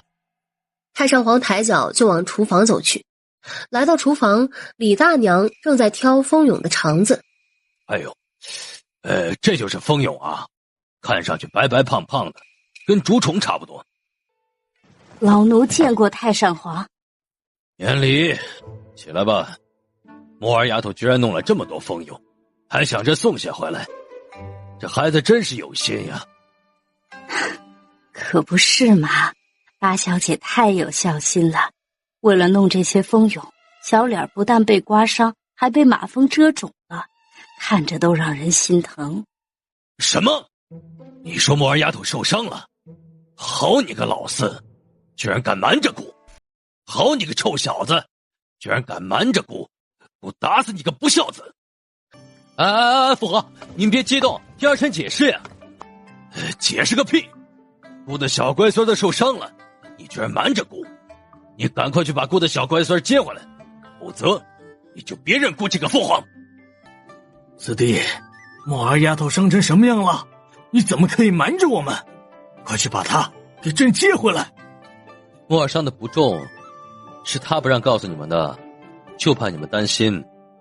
伤的不重是多重？你倒是快说呀！就是小脸被荆棘刮了点痕迹，左边脸被马蜂蛰肿了，他自己已经上过药了，没什么大碍。否则呀，儿臣也不会让他回山里去。什么叫没什么大碍？莫儿丫头才4岁，怎能遭如此罪？早晚朕就不让她去。你们非说让她去历练，不能阻止她进步。现在受伤了，还不快去把她接回来，好好养伤？老四，你现在就去把姑的小乖孙接回来。姑倒要看看他到底伤成什么样了。那马蜂刺可是有毒的。父皇，您别忘了，您的小乖孙可是小神医，那点小伤他自己就能处理，何况还有骆老哥在。你别给朕提他。上次陈二和莫儿丫头掉下悬崖，就因为他看护不力，这一次才出去1天又受伤了。朕命令你，现在就去把莫儿丫头接回来。臣弟不去。皇兄，是莫儿丫头自己要去捅马蜂窝，骆老哥和陈二也被蛰得满头包。以莫儿的性格，你觉得臣弟能把她接回来？搞不好臣弟都得被她拉去一起捅马蜂窝呢。可是莫儿丫头和陈儿都受伤了，就不能把他们接回来，把伤养好再去吗？什么？阿美受伤了？不知何时回来的叶慕林一脸焦急地开口。叶慕林6兄弟正一脸紧张地看着叶楚风。父王，阿美在哪儿？孩儿亲自去把她和七弟接回来。叶楚风都快抓狂了。不用接，莫儿和陈二只是被马蜂蛰了，没什么大碍，你别跟着添乱。父皇，母后，木儿和陈儿是儿臣的孩子，儿臣难道不心疼他们吗？要是他们真伤得重，儿臣怎么可能让他们回去？好吧，既然孩子们没什么大碍，不接回去也就算了。不过老四啊，你过几天还是得抽时间去看看。木儿丫头还太小，姑始终不放心呀。父皇放心，儿臣过几天就去看看他们。父王，过几天您带儿臣一起去，儿臣也想去看看七弟和八妹。好，准备用膳吧。父皇，快把您的鞋穿上。儿臣都这把年纪了，你还拿鞋底子抽儿臣，传出去，儿臣还怎么见人啊？太香了，人间美味啊！明天出去看看能不能找到蜜蜂，等这些蜂蛹吃完了，咱们再去捅蜜蜂窝。嘿嘿嘿。木儿丫头，你们回去，你父王母妃看到你们这个样子，恐怕心疼坏了吧？是啊，父王母妃可心疼啦，下次咱们一定保护好自己，绝不让蜜蜂再蛰到。快吃饭吧，烤肉也快好了，吃完了去喂金鹰、臭鼬，还有那匹受伤的狼。我还要吃一碗饭。翌日，师徒三人脸上消肿了不少，白千墨和叶慕辰的眼珠子也能看到了。吃过美味的早餐后，多久悠悠带着2个宝贝小徒弟拎着木剑出去历练。师傅，今天要是狼群再来，徒儿要对付狼王，把狼王驯服。你倒是挺自信的，狼王可不好对付，你要多加小心。师傅，徒儿知道。狼崽子们，快出来呀！我来啦！山里回荡着白阡陌的声音，狼群却一点动静都没有。白阡陌继续大喊：狼崽子们快出来，爸爸出来了，快来陪爸爸练功。八妹，爸爸是何意？爸爸就是爹呀。臭丫头，你可是女孩，居然还想当狼的爹，你咋想的？徒儿就是想当狼崽子们的爹，将他们驯服，统领狼群。嘿嘿。天哪，老夫的小徒弟疯了。八妹，你是女孩，当爹不合适，七哥比较适合当狼崽子的爹，你当娘吧。去，我就要当狼崽子的爸爸，我驯服的狼凭什么让你当爹？我才4岁，当什么娘？那你是女孩，当什么爹呀？你管我就要当狼崽子的爹不行吗？谁规定女孩子就不能当狼崽子的爹啦？那我当什么？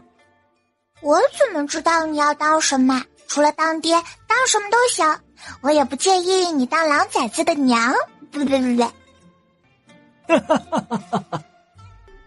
崽子们，快出来呀！出来陪爸爸练功啦！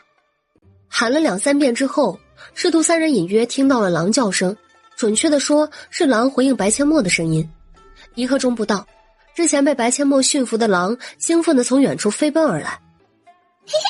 狼崽子，快到爸爸这儿来！你的同伴呢？怎么不把他们带来？走，带爸爸去找你的同伴。狼满眼探究的看着白阡陌，不明白小爸爸要找自己的同伴干什么。快走啦，带我去！我要去找你们狼王切磋武功，带路。狼王是吧？我照样要当你爸爸，以后每天陪我练功。狼带着师徒3人走了不到1炷香的时间，来到一处视线比较开阔的小山包上，师徒3人便看到远处有狼的身影。师傅，您看到狼王了吗？看到了。你确定今日要对付狼王？要不让你七哥对付狼王如何？不要，徒儿要自己驯服狼王，当狼王的爸爸。嘿嘿，以后徒儿要让这群狼做徒儿的狼大军，上阵杀敌都没问题的那种。木儿丫头，你这小脑袋里怎么就那么多奇奇怪怪的想法？这想法恐怕前无古人后无来者了。你要是真能办到，那才叫高。试试不就知道了。反正徒儿只是这么想，然后努力去做。至于能不能成功，无所谓。就算不成功，徒儿也不会有任何遗憾。八妹，七哥和你一起努力。好啊，不过下次你别用屁股去做狼了，狼的腰很脆弱的。知道了，都已经做断一匹狼的腰了，七哥没那么傻，还继续用你那招。师傅，咱们出发，徒儿要去 PK 狼王。八妹，这 PK 又是何意呀？PK 就是对决，冲啊，干仗去！狼群听到动静，开始往师徒三人这边聚集过来。白千木突然想到自己身边还有一匹狼，你自己去玩吧，等我干完架再去找你哦。狼有些不愿意离开，这小奶团可是他的小爸爸，那么多同伴，万一伤到小爸爸怎么办？快走快走，我肚子饿了，你去给我抓一只野兔来。狼这才离开，看着离自己越来越近的狼群，白千墨满脸兴奋，尤其是看到中间那匹体型庞大威风凛凛的狼王时，双眼都在放光。好强壮的大灰狼狼王，我一定要将他驯服，成为他的爸爸。丫头，那你准备好，为师会把其他狼群隔开，你专心对付狼王，小心些。师傅，您就放心吧，徒儿会小心的。晨儿，等会儿你八妹对付狼王的时候，你就在一旁好好看着，绝不能让你八妹受伤，随时准备好保护你八妹。是，师傅，徒儿明白了。狼群向着师徒三人一点点围过来，陆九英动了，身形快的只能看到一抹残影。白千墨和叶慕辰紧握木剑，眼睛警惕地盯着狼王。狼王非常狡猾，一直躲在群狼中间。陆九英费了不少劲儿才将狼王隔出来。白千墨拎着木剑就冲向狼王，叶慕辰则握着木剑在一旁紧盯着八妹和狼王的战斗。一旦白千墨陷入危险，他便及时出手。白千墨挥舞着木剑，小身体柔软的仿佛没有骨头一般。狼王高高跃起，他就趁机钻到了狼王的腹部下进行攻击。狼王若正面攻击，他便避其锋芒，利用他柔软灵活的身体避开，然后从侧面攻击。狼王终归是狼王，白千墨对付起来比对付普通的狼要吃力不少。他几次陷入危险，都是叶慕辰及时帮他解围。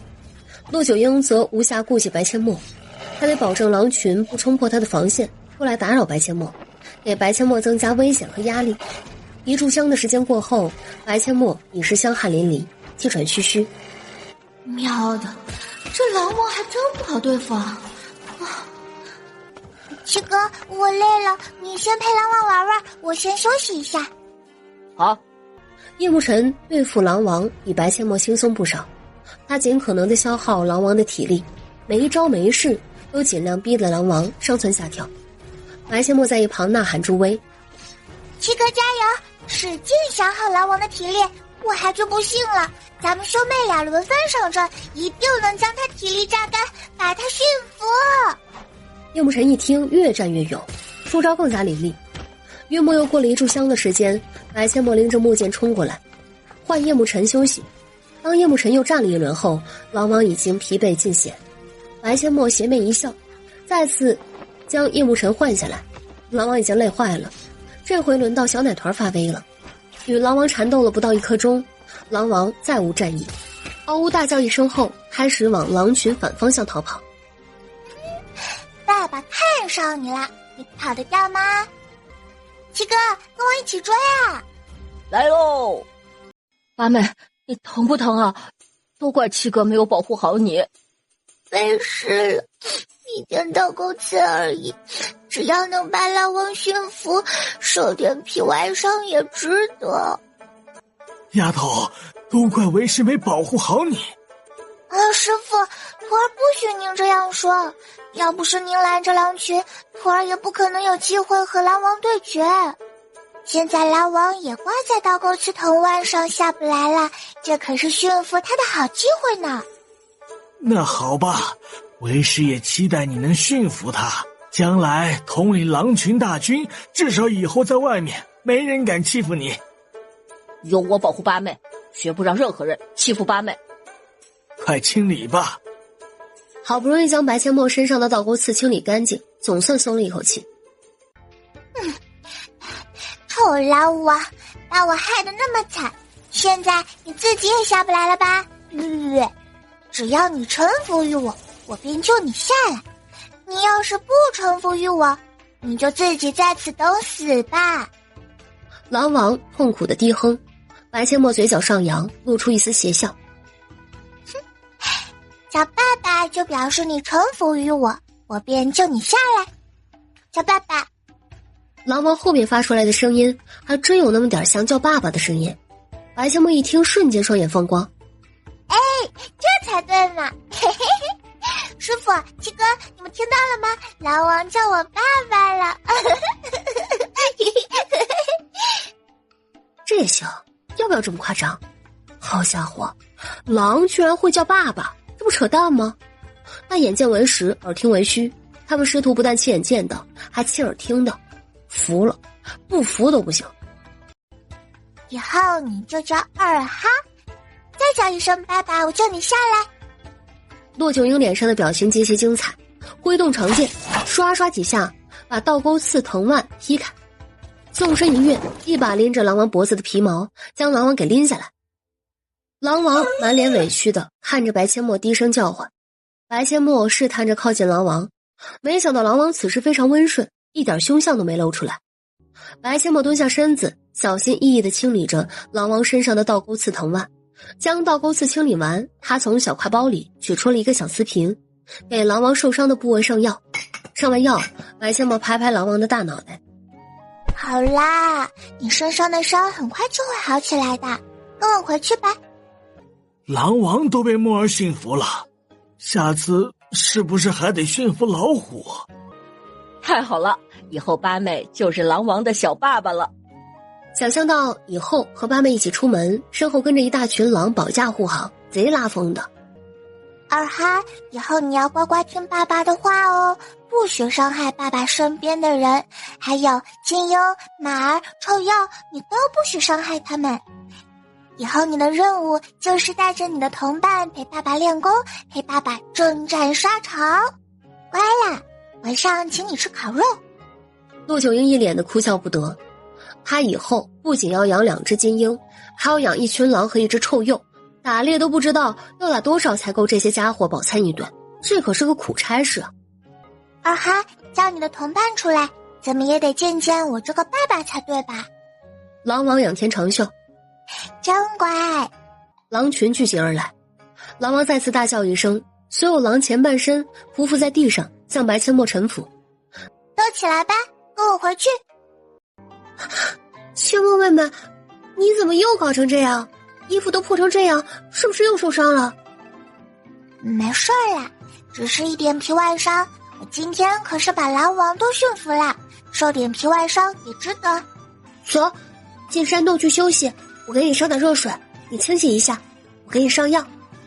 白千墨乖巧地跟着苏婉清回山洞休息，苏婉清和司徒敏忙着烧水给他洗澡。当白千墨脱下衣服，身上的触目惊心的血痕让苏婉清和司徒敏心疼的差点窒息。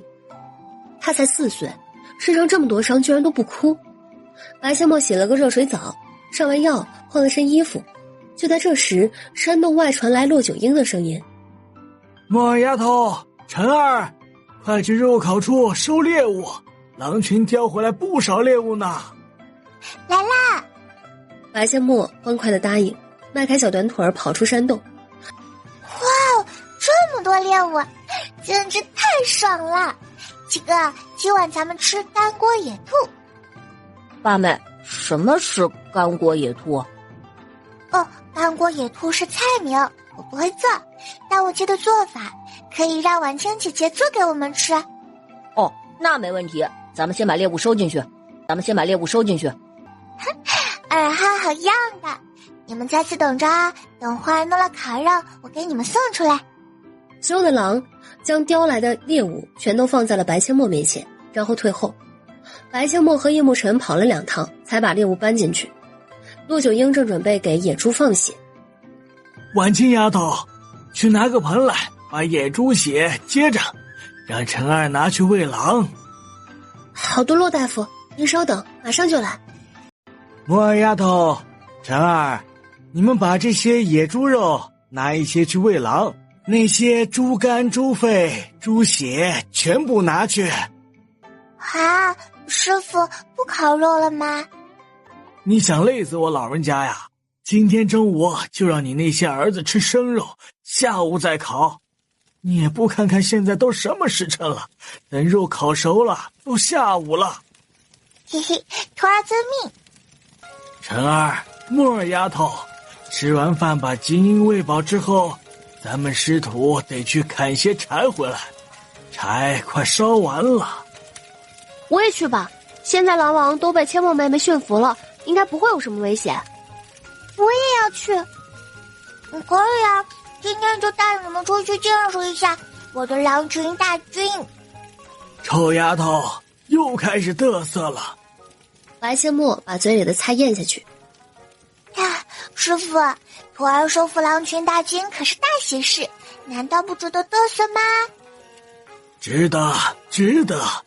等会儿就出去嘚瑟吧。吃完饭，兄妹俩将金鹰、臭鼬与那只腰部受伤的狼喂饱，便带着苏婉清和司徒敏出去砍柴。好多狼啊！放心吧，现在他们都是我的狼，不会伤害你们的。没错，现在这些狼群都是八妹的狼大军，你们都不用担心。啊哈，过来！狼王来到白阡陌的身边，用他的大脑袋往白阡陌身上蹭。啊哈，趴下！狼王还真就乖乖趴在地上。白阡陌手脚并用，爬到狼王的背上。啊哈，走啦，咱们砍柴去。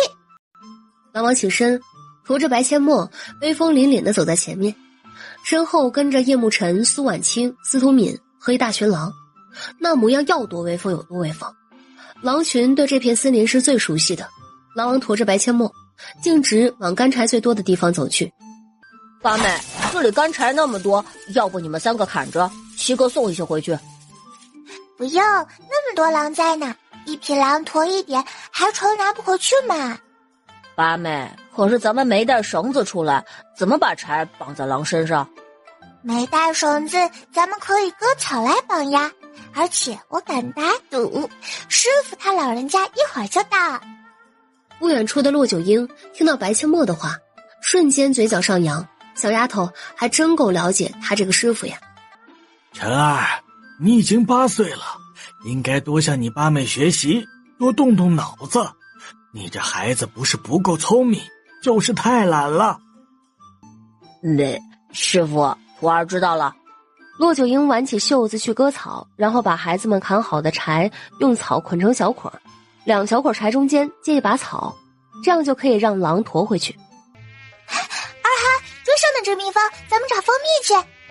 狼王还真就听话的驮着白阡陌追蜜蜂去了。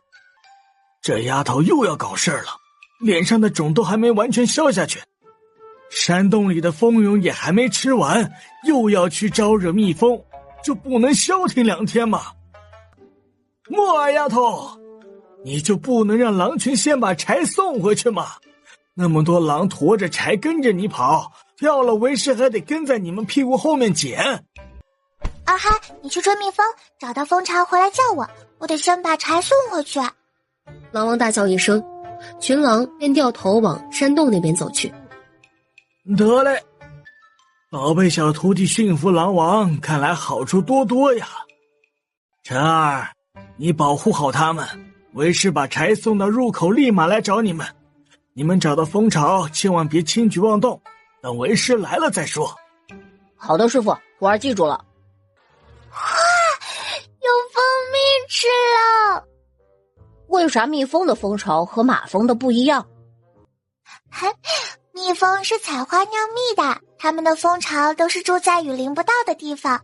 它们的蜂巢外观不同，材质不同，结构不同，长直也不同，两者的习性有着千差万别。遇到蜜蜂是幸运，遇到马蜂若没点实力，最好是敬而远之。白阡陌滔滔不绝地说着2种蜂的区别，听得叶慕辰和苏婉清、司徒敏瞠目结舌。八妹懂得可真多。白千墨刚说完，陆九英也赶来了。他看着密密麻麻的蜜蜂，头皮发麻，被马蜂蛰怕了。木儿丫头，要不咱们还是回去吧，这玩意看着都不好对付。师傅，蜜蜂比马蜂温和太多了，这么大的蜂巢值得有很多蜜蜂和蜂友。马蜂窝都抽了，蜜蜂窝咱们可不能放弃。而且蜜蜂一般不会蛰人，蜜蜂蛰人就得付出生命的代价。好吧，还是用烟熏吗？不过蜜蜂的蜂巢在树洞里，得爬上去熏才行。那不得被蛰得满头包？这馋嘴的小徒弟还真是坑师傅的好手啊！白千墨说完，转身跑去割了些干草，然后捆在一起，扎紧，捆成一个草把，拿着草把跑回来。他将草把递给了骆九英。师傅，您蹲下来，徒儿帮您武装一下。骆九英蹲下身子，白千墨用匕首削一些小树枝，然后插在师傅的长发里。骆九英嘴角再抽。丫头，你给为师头上戴那么多绿叶是何意啊？哎呀，师傅，您老人家别急嘛，你马上就知道了。说完，他将小手伸进了小挎包里，从弓箭里取出了一块白纱，绑在师傅的头上，将师傅的脸全都盖起来，然后又将手套戴在师傅手上。好啦，全副武装。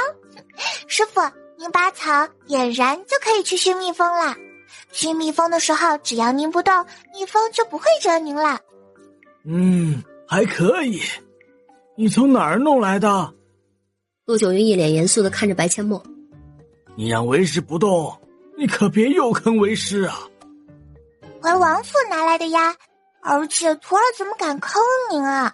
这次坑了您，下次想吃蜜蜂，徒儿就得自己动手了。徒儿才没那么傻呢。还算你有点良心。你们去躲起来吧，等为师把蜜蜂熏走，你们再出来。好嘞。4个孩子找了一处矮树丛钻进去躲起来。陆九英见孩子们都藏好后，才点燃草把，运起轻功上树，将草把塞进树洞里。蜜蜂被烟熏得嗡嗡乱飞，陆九英则在树上一动不动。等蜜蜂全被熏走，白千墨4人才从矮树丛里钻出来。师傅，用匕首把蜂巢割下来。白千墨说着，口腔里已经开始分泌口水了。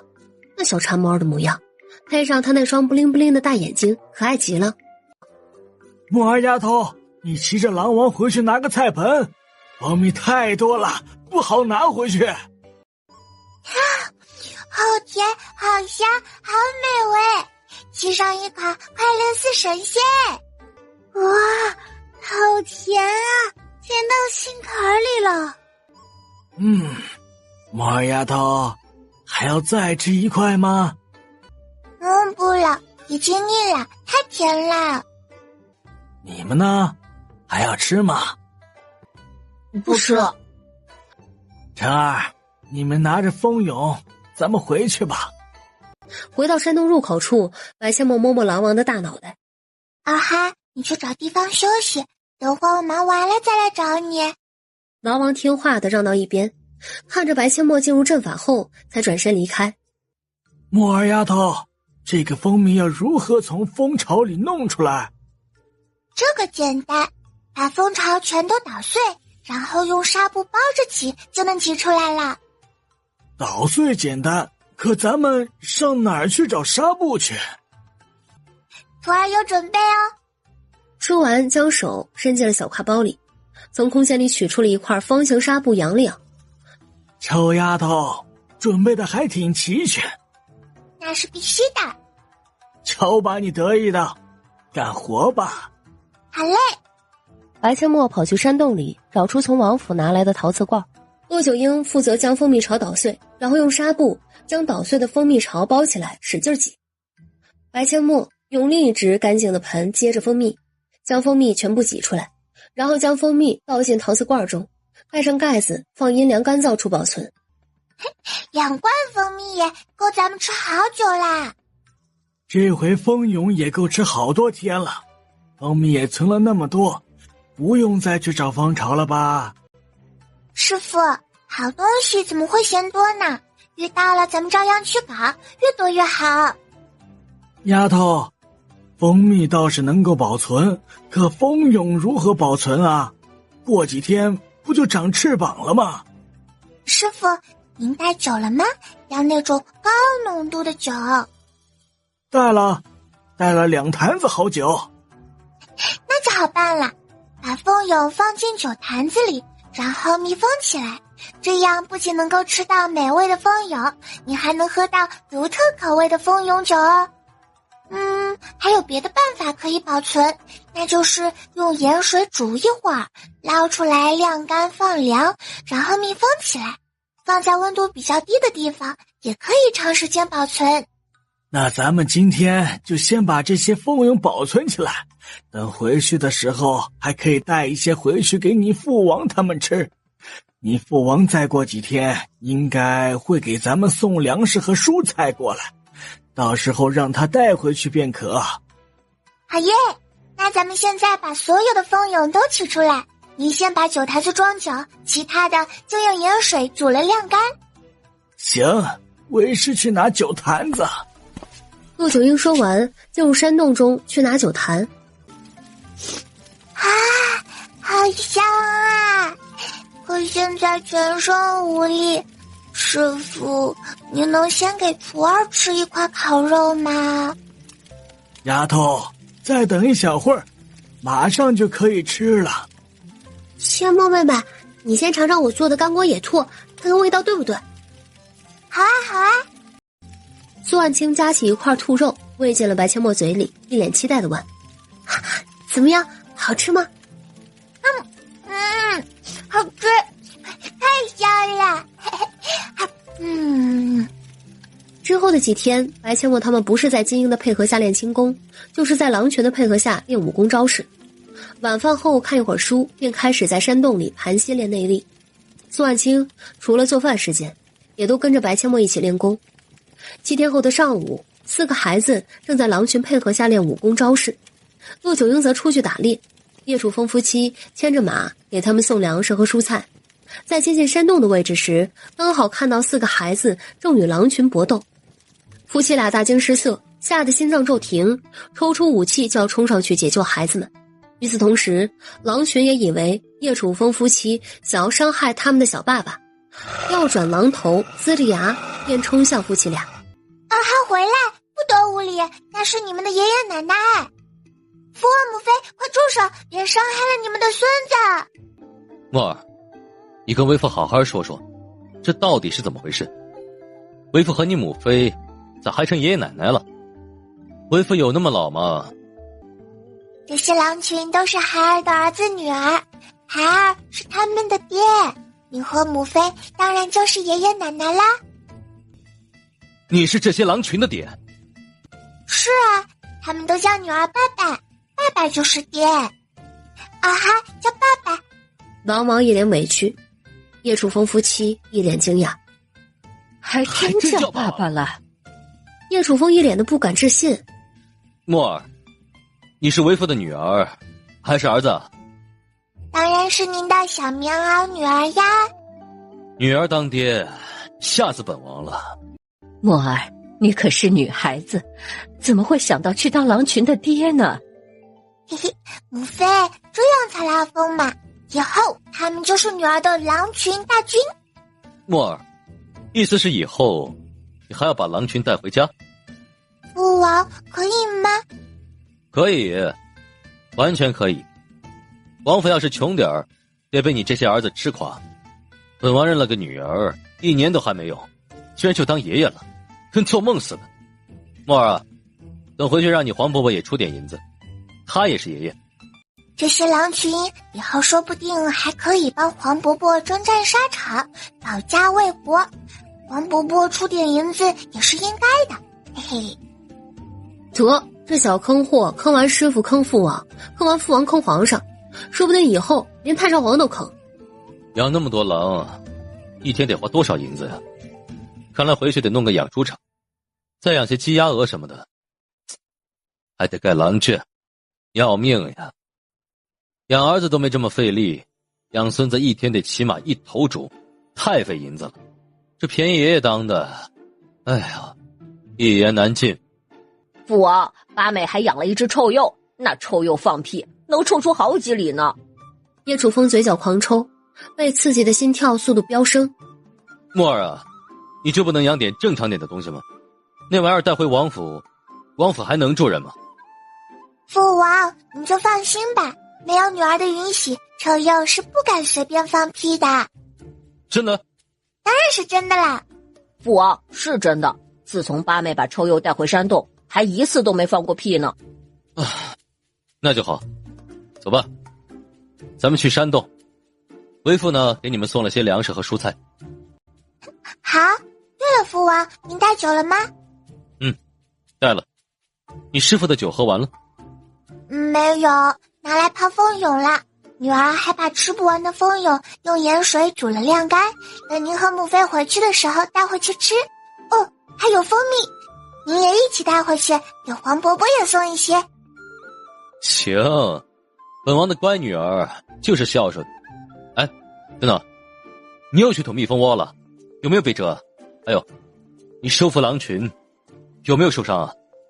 没有，女儿没有受伤。蜂蜜窝是师傅去割的蜂蜜和蜂蛹，我们都没被蛰到。叶楚风夫妻俩长长松了一口气，要是墨儿再受伤，他们都要把女儿接回去了，免得一天提心吊胆的，还得忍受着思念之苦，谁受得了啊？叶慕辰看了父王一眼，又默默地把嘴边的话咽了下去。八妹不说，他也不能说，不能让父王母妃担心。二嗨，咱们回去吧。以后见到我的父王母妃，你们都不许攻击他们，他们可是你们的爷爷奶奶。狼王低叫一声回应白千墨。女儿4岁多了，以后抱她的机会只会越来越少。这丫头现在出门不但能骑金鹰，还可以骑狼。我这个当父王的，想抱一下都得和狼去争。王爷，你来的可真是时候啊！走，进去杀猪。我这个当师傅的，现在已经沦为猎户和伙夫了，每天不是打猎就是烤肉的，就为了伺候你的那些便宜孙子。那也是你的徒孙，伺候他们不也是应该的吗？一回到山洞，叶楚风和骆九营就忙着烧火、烧水、杀猪。苏婉清带着司徒敏准备做饭，齐若霜则将白千墨抱进山洞，检查他身上是否有受伤的痕迹。这一看，他心疼的眼睛都红了。那些被倒钩刺划伤的痕迹虽然掉痂了，但痕迹还没有完全消除，基本上全身都是。白千墨笑着开口：“母妃，女儿没事，您别担心啦。这些皮外伤都已经好了，您别告诉父王，免得父王担心。”墨儿，当时一定很疼，对吗？不疼，一点都不疼。齐若霜心疼的心都在滴血。墨儿，跟母妃回去吧，等再过2年，你6岁了再出来历练。母妃，不行哦，女儿以后有狼群和师傅保护，不会再受伤啦。而且金鹰也能保护女儿呢。傻孩子，你才4岁，不需要那么懂事，也不需要那么拼，懂吗？母妃，女儿懂，可是您和父王保护不了女儿一辈子，而且女儿也想尽快强大起来。你们都是女儿在乎的人，是女儿拼尽全力也要保护的人，没有实力，将来拿什么保护你们啊？好孩子，那你以后可要保护好自己。要是你再受伤，母妃就把你带回去。今日原本你大哥也要来看你，可他连事有事来不了。你皇祖父、黄伯伯他们都很担心你。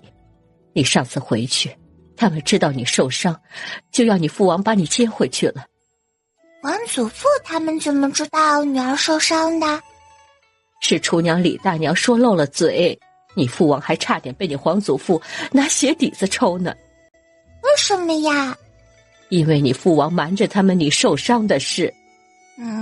皇祖父那是关心则乱。你和父王这次回去就跟皇祖父说，女儿给他老人家收了一大堆的重孙，让他老人家高兴高兴，嘿嘿。以你皇祖父的性格，要真告诉他你给他收了一大堆重孙，恐怕他立马就得威胁你父王带他来看看。呐，还真有这个可能。好了，咱们也出去帮忙吧，婉清丫头都在做饭了。今天让婉清姐姐做个干锅野兔，让您和父王尝尝，可好吃了。王爷啊，你是不知道，你的那些孙子一天要吃多少肉，老夫一天得去打一头野猪，附近的野猪都快被老夫打完了。哦，那就换一座山去打。你说的轻巧，你留下来几天去打猎试试？本王也想留下来几天，可是不行。提古城司徒家来信，后天要来拿成衣，而且这次拿成衣的量很大。木儿的成衣生意相当好，而且朝中也还有事等着本王回去处理。那你回去给老夫派2名暗卫过来负责打猎，否则老夫这身老骨头迟早得折腾散架。没问题，本王回去就给你派4名暗卫过来。哎呀，用不了那么多，2个就行。婉清丫头做饭不费力啊。那好吧，就给你派2个过来。2个大男人聊着天，手上也没闲着，把野猪毛烫了刮掉之后，将野猪开膛破肚。吃完饭，叶楚风和骆九婴将野猪肉处理好，又开始生火烤肉。半天忙碌下来，叶楚风就体会到了骆九婴的苦，是真的很辛苦。伺候几10个大孙子，还有2只金鹰，1只臭鼬，1匹马，还要保护4个孩子，能不累吗？骆老哥，辛苦你了，我今晚就回去，明日一早便派人过来。不急这一时，老夫知道你们都很想念2个孩子，今晚就在此陪他们一晚，明日再回去。确实想念孩子，尤其是木儿，他还那么小就出来历练，当父王的怎么可能不担心啊？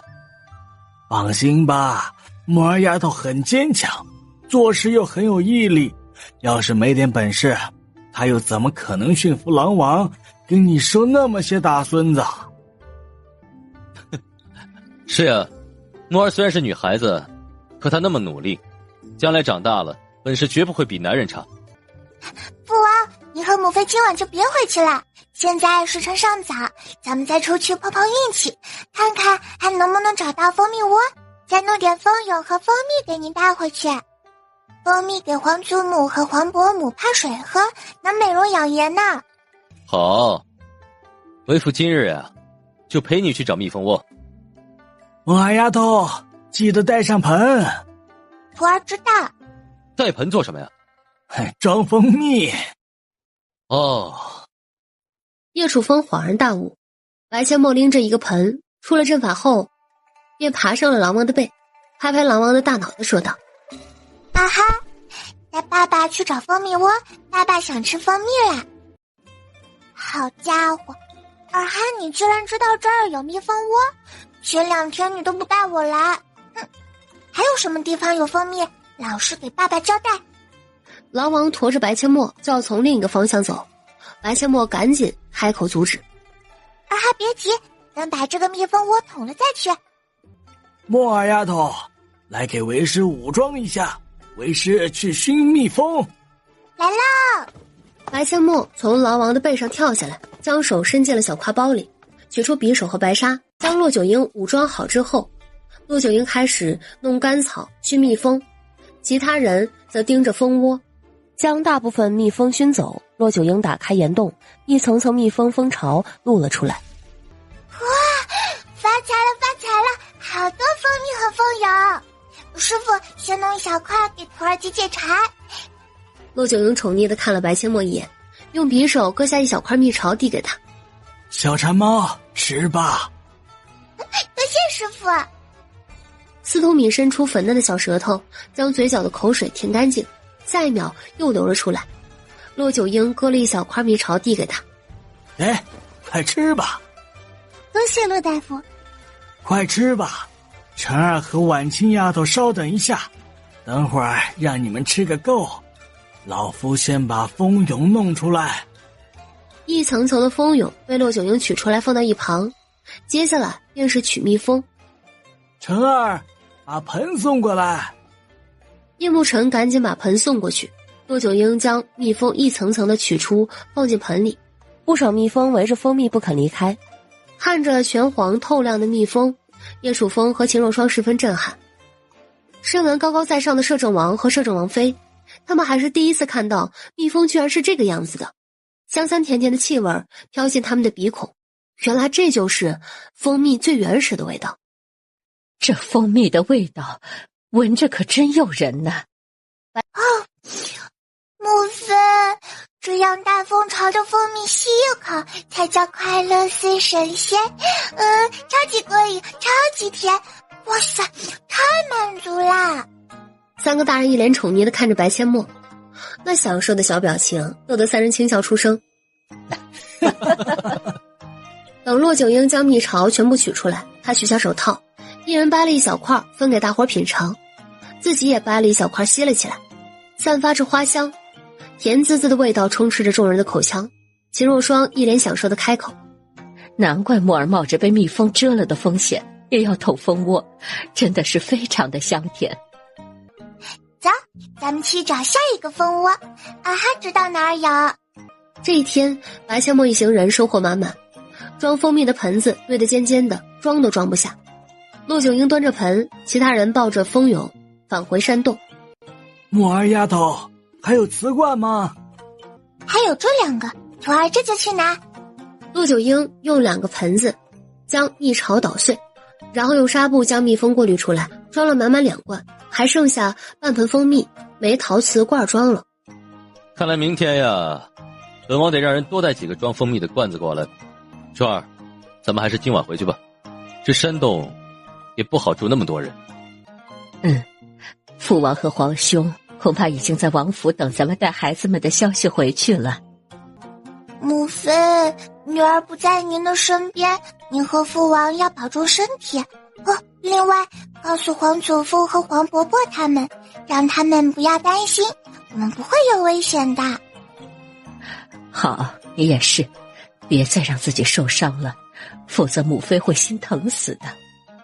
女儿知道了。叶楚风微微皱眉，一把拉过秦若霜怀里的白阡陌，不由分说的就掀开了他的衣裙，一道道横竖交错的伤痕暴露在叶楚风面前。叶楚风倒抽一口凉气，心疼的差点窒息。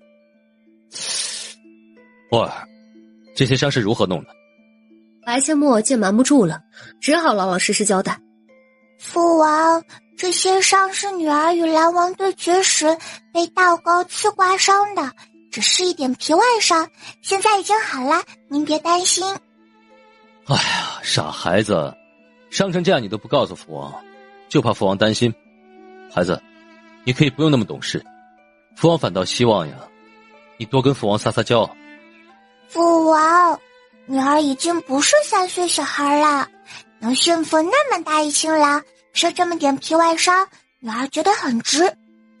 是，你不是3岁小孩，你是4岁小孩，在父王眼里，你就是几十岁也是孩子。以后呀，好好保护自己。父王，以后女儿不会受伤了，您放心。叶楚风点了点头，看向叶慕辰。晨儿，你有没有受伤？孩儿没有受伤，一点伤都没有。以后出去保护好妹妹。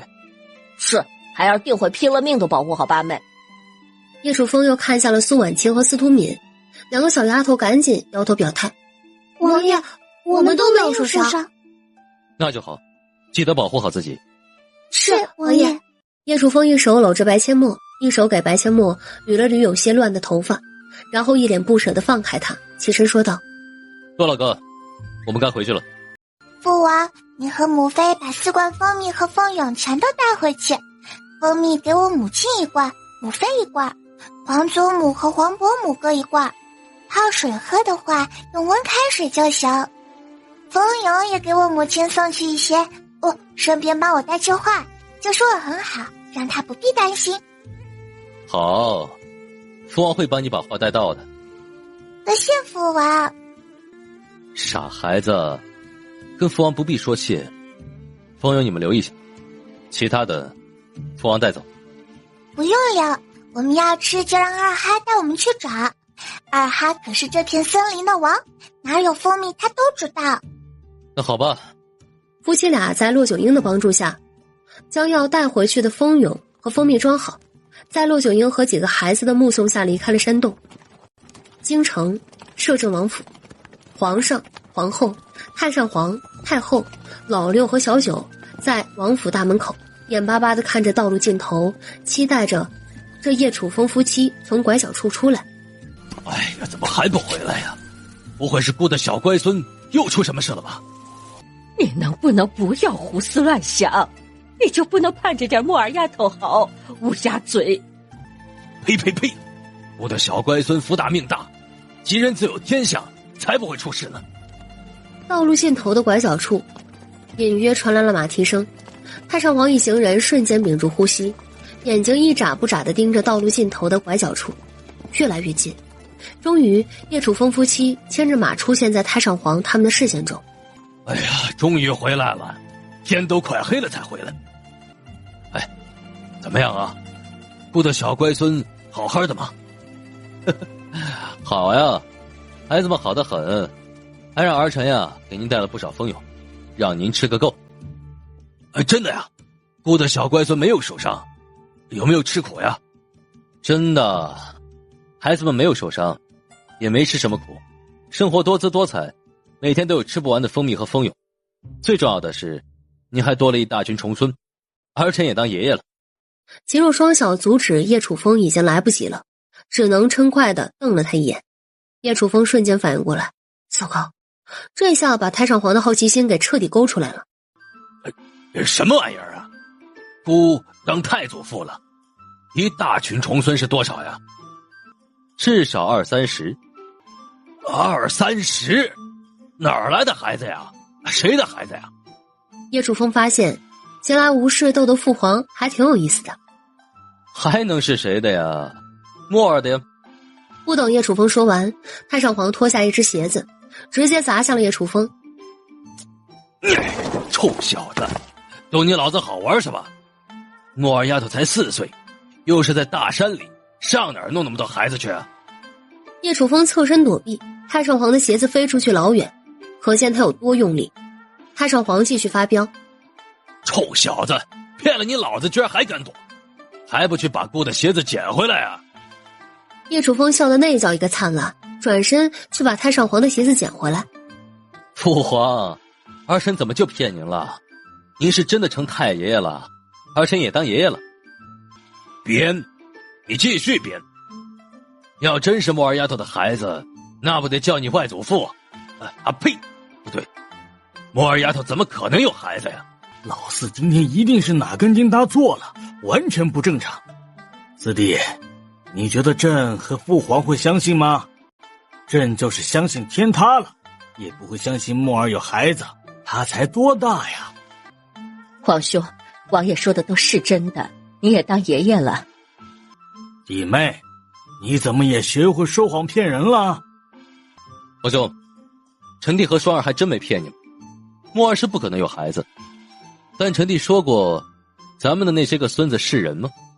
没说过吧？臭小子，你这话是何意啊？快给姑说清楚！叶楚风语不惊人死不休。莫儿当爹了，而且是当一大群狼的爹。父皇，走吧，回府里，儿臣跟您老人家细说。好，好，细说，一个细节都不要漏掉。哎呀，我的小乖孙居然当爹了！天哪，本宫是听错了吗？本宫的小乖孙居然这么厉害！母后，晨曦也怀疑是不是听错了，莫儿丫头居然当爹了，这太不可思议了。母后、皇嫂，你们没有听错，莫儿就是这么让人惊喜，让人意外。而且莫儿还给你们都带了礼物呢，你们一定会喜欢的。哦，莫儿丫头给本宫准备了什么礼物？您等会儿就知道了。马背上的东西必须轻拿轻放。是，王爷。等下人将马背上的东西卸下来，打开一看，太上皇立马双眼放光。好家伙，这么多蜂蛹，木儿丫头上哪儿搞到的呀？父皇，这些啊，可是你的重孙儿带木儿去找到的。哎呀，这回能吃个够了，快吩咐厨房去弄，不要吃宵夜。老四，把你珍藏的好酒拿2坛出来。父皇，木儿说呀，这玩意儿可以放在酒坛子里泡，不但能长期保存，还能喝到味道独特的蜂蛹酒。您要不要泡点试试？废话，木儿丫头说的，姑当然要试试。去拿酒。秦若霜取来3个杯子，给太后、皇后一人泡了1杯蜂蜜水，自己也品尝了1杯。太后迫不及待地尝了一口，真甜，而且还有浓郁的花香味道，非常好喝。这就是木儿给你们准备的礼物，等回宫您和皇嫂各带1罐回去，每天早上喝1杯，能养颜，对身体很好的。木儿丫头真是太有心了，可惜呀，本宫就没有一个这么漂亮懂事的女儿。皇嫂，弟妹的女儿不就是你的女儿吗？对，她也是本宫的女儿。等叶楚风拿酒回来，一家人一边取蜂蛹，一边听叶楚风说白阡陌和狼群的事情。3个女人则时不时地举起杯子抿一口蜂蜜水，一脸的享受。太上皇听完就坐不住了。哎呦，姑的小乖孙真厉害呀，居然驯服狼王，带着一大群狼在山里练功找蜂蛹蜂蜜。哎呀，太好玩了，姑也要去。老四，你明天把姑送去找木儿丫头。父皇，您不能去，儿臣也不会送您去。为何呀？首先，路途遥远，而且路不好走，马车根本就无法通行。其次，那山洞住不下，否则儿臣和双儿今晚也不会回来。就不能像在鹰嘴崖那样搭个茅草屋吗？办法是人想出来的。父皇，真不行，去景云山就得风餐露宿，而且墨儿他们每天都要练功，哪有时间陪您啊？风餐露宿怕什么？姑又不是吃不了苦，只要能陪着姑的小乖孙儿，在哪儿姑都觉得幸福。老四，你要是明日敢不送姑去，姑就立马上吊。哼，那您上吊吧，上吊了就见不到您的小乖孙了。这臭小子翅膀硬了，说的什么话呀？老头子，你就别去给孩子们添乱了，都一把年纪了，还整天想着瞎折腾。万一你要是出点什么事，你让木儿丫头怎么办？木儿丫头是出去历练，又不是出去玩，你还是老老实实的在宫里待着，否则所有人都得为你提心吊胆的，你良心何安呢？太上皇撇撇嘴，一脸的生无可恋。小乖孙那边那么好玩，居然不让他老人家去凑个热闹。哼，不去就不去。太上皇嘴上说着不去，其实心里在打着算盘，到底要如何才能让老四心甘情愿的送他去找小乖孙呢？孙太医，我年纪大了，是否思念成疾，郁郁寡欢呀？孙太医一怔，立马明白了太上皇是想念小乖孙了。别说太上皇，就连他这个教过白阡陌针法、有实无名的师傅，也挺想念小丫头的。哎呦，太上皇，您就饶了微臣吧，微臣可不敢这么说呀。孙太医，姑现在可是吃不下、睡不着，不是思念成疾是什么呀？孙太医扑通一声跪在太上皇面前。哎呦，太上皇呀，微臣知道您想念小郡主，可微臣不能拿您的身体开玩笑。您的身体可经不起折腾，你要是出点什么事儿，微臣脑袋也得搬家呀。太上皇，小郡主说不定过几天就回来了，您呀还是好好保重身体，等小郡主回来，您就能享受天伦之乐了。你真铁了心不帮宫。哎呦，微臣不敢呀，为了您自个儿的身体，还请太上皇三思啊。我命令你，就跟皇上说姑思念成疾，你要是敢不照做，姑治你个大不敬之罪。孙太医也是个倔老头，大义凛然的道：“太上皇，微臣就是死也不能让您去冒险。您要是真去找小郡主出点什么事，微臣也是一死。反正微臣的绝活已经传给小郡主了，微臣这把年纪也活够了。太上皇，您要治微臣的罪，微臣毫无怨言。”太上皇那个气呀，可我拿孙太医没办法，总不能真治他的罪吧？你这倔老头从跟着姑的时候就倔，现在上了年纪更倔。算了，你下去吧，微臣告退。孙太医离开后，太上皇眼珠子转了2圈，抓起桌上的点心便吃了起来。等御膳房送午膳来，他便立马装出一副无精打采的样子。端走端走，我吃不下，没胃口。父皇，儿臣听说您1天没吃东西了，您这是怎么了？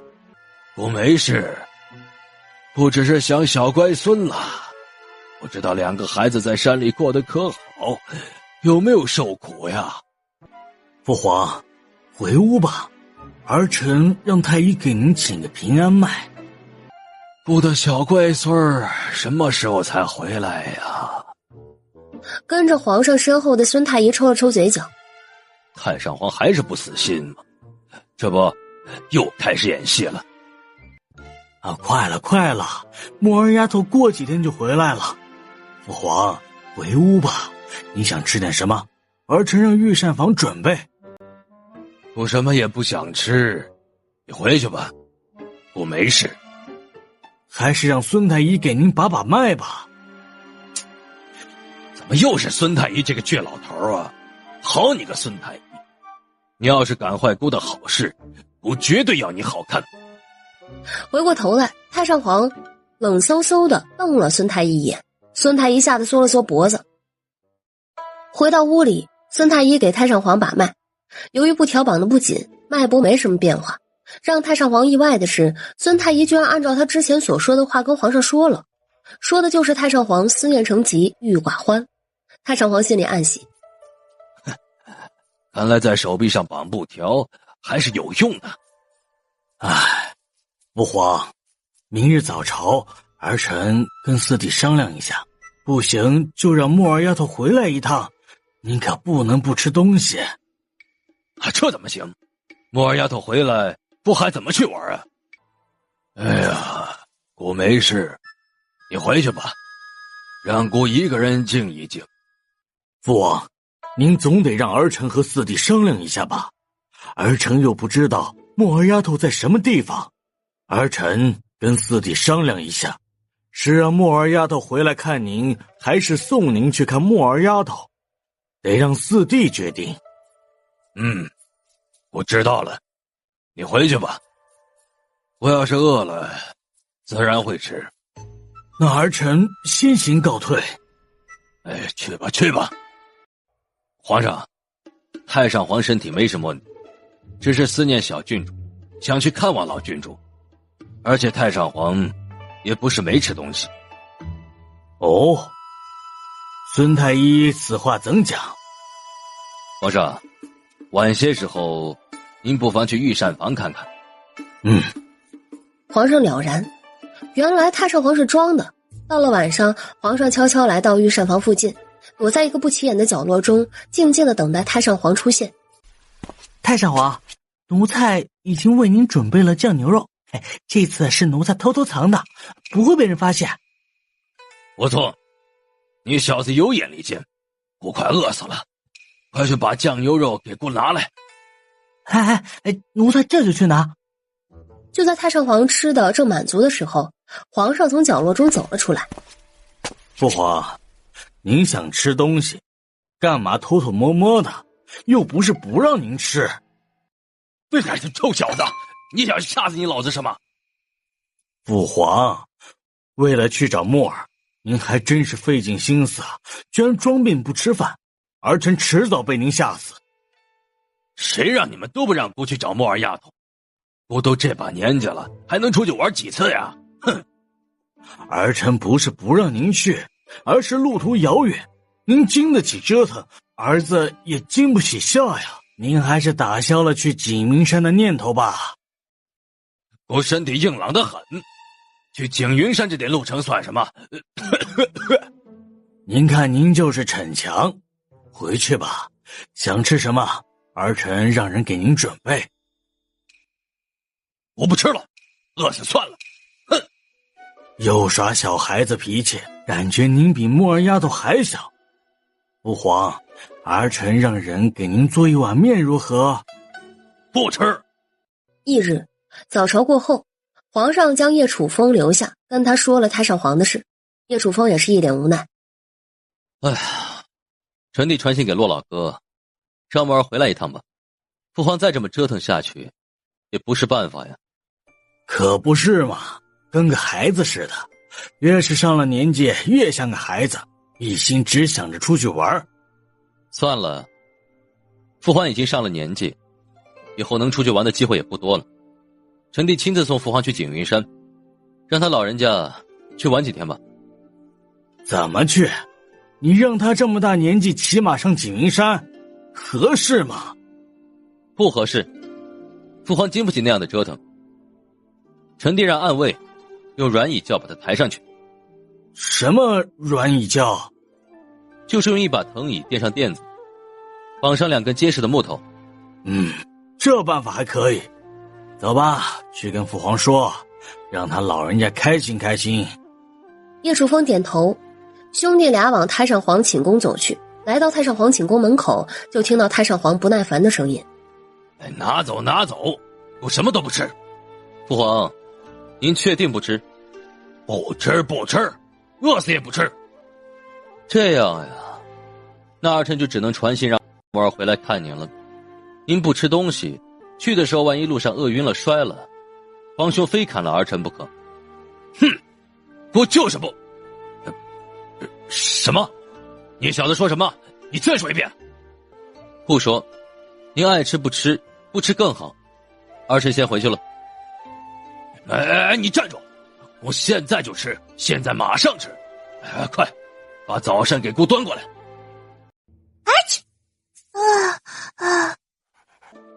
八妹，你是不是着凉了？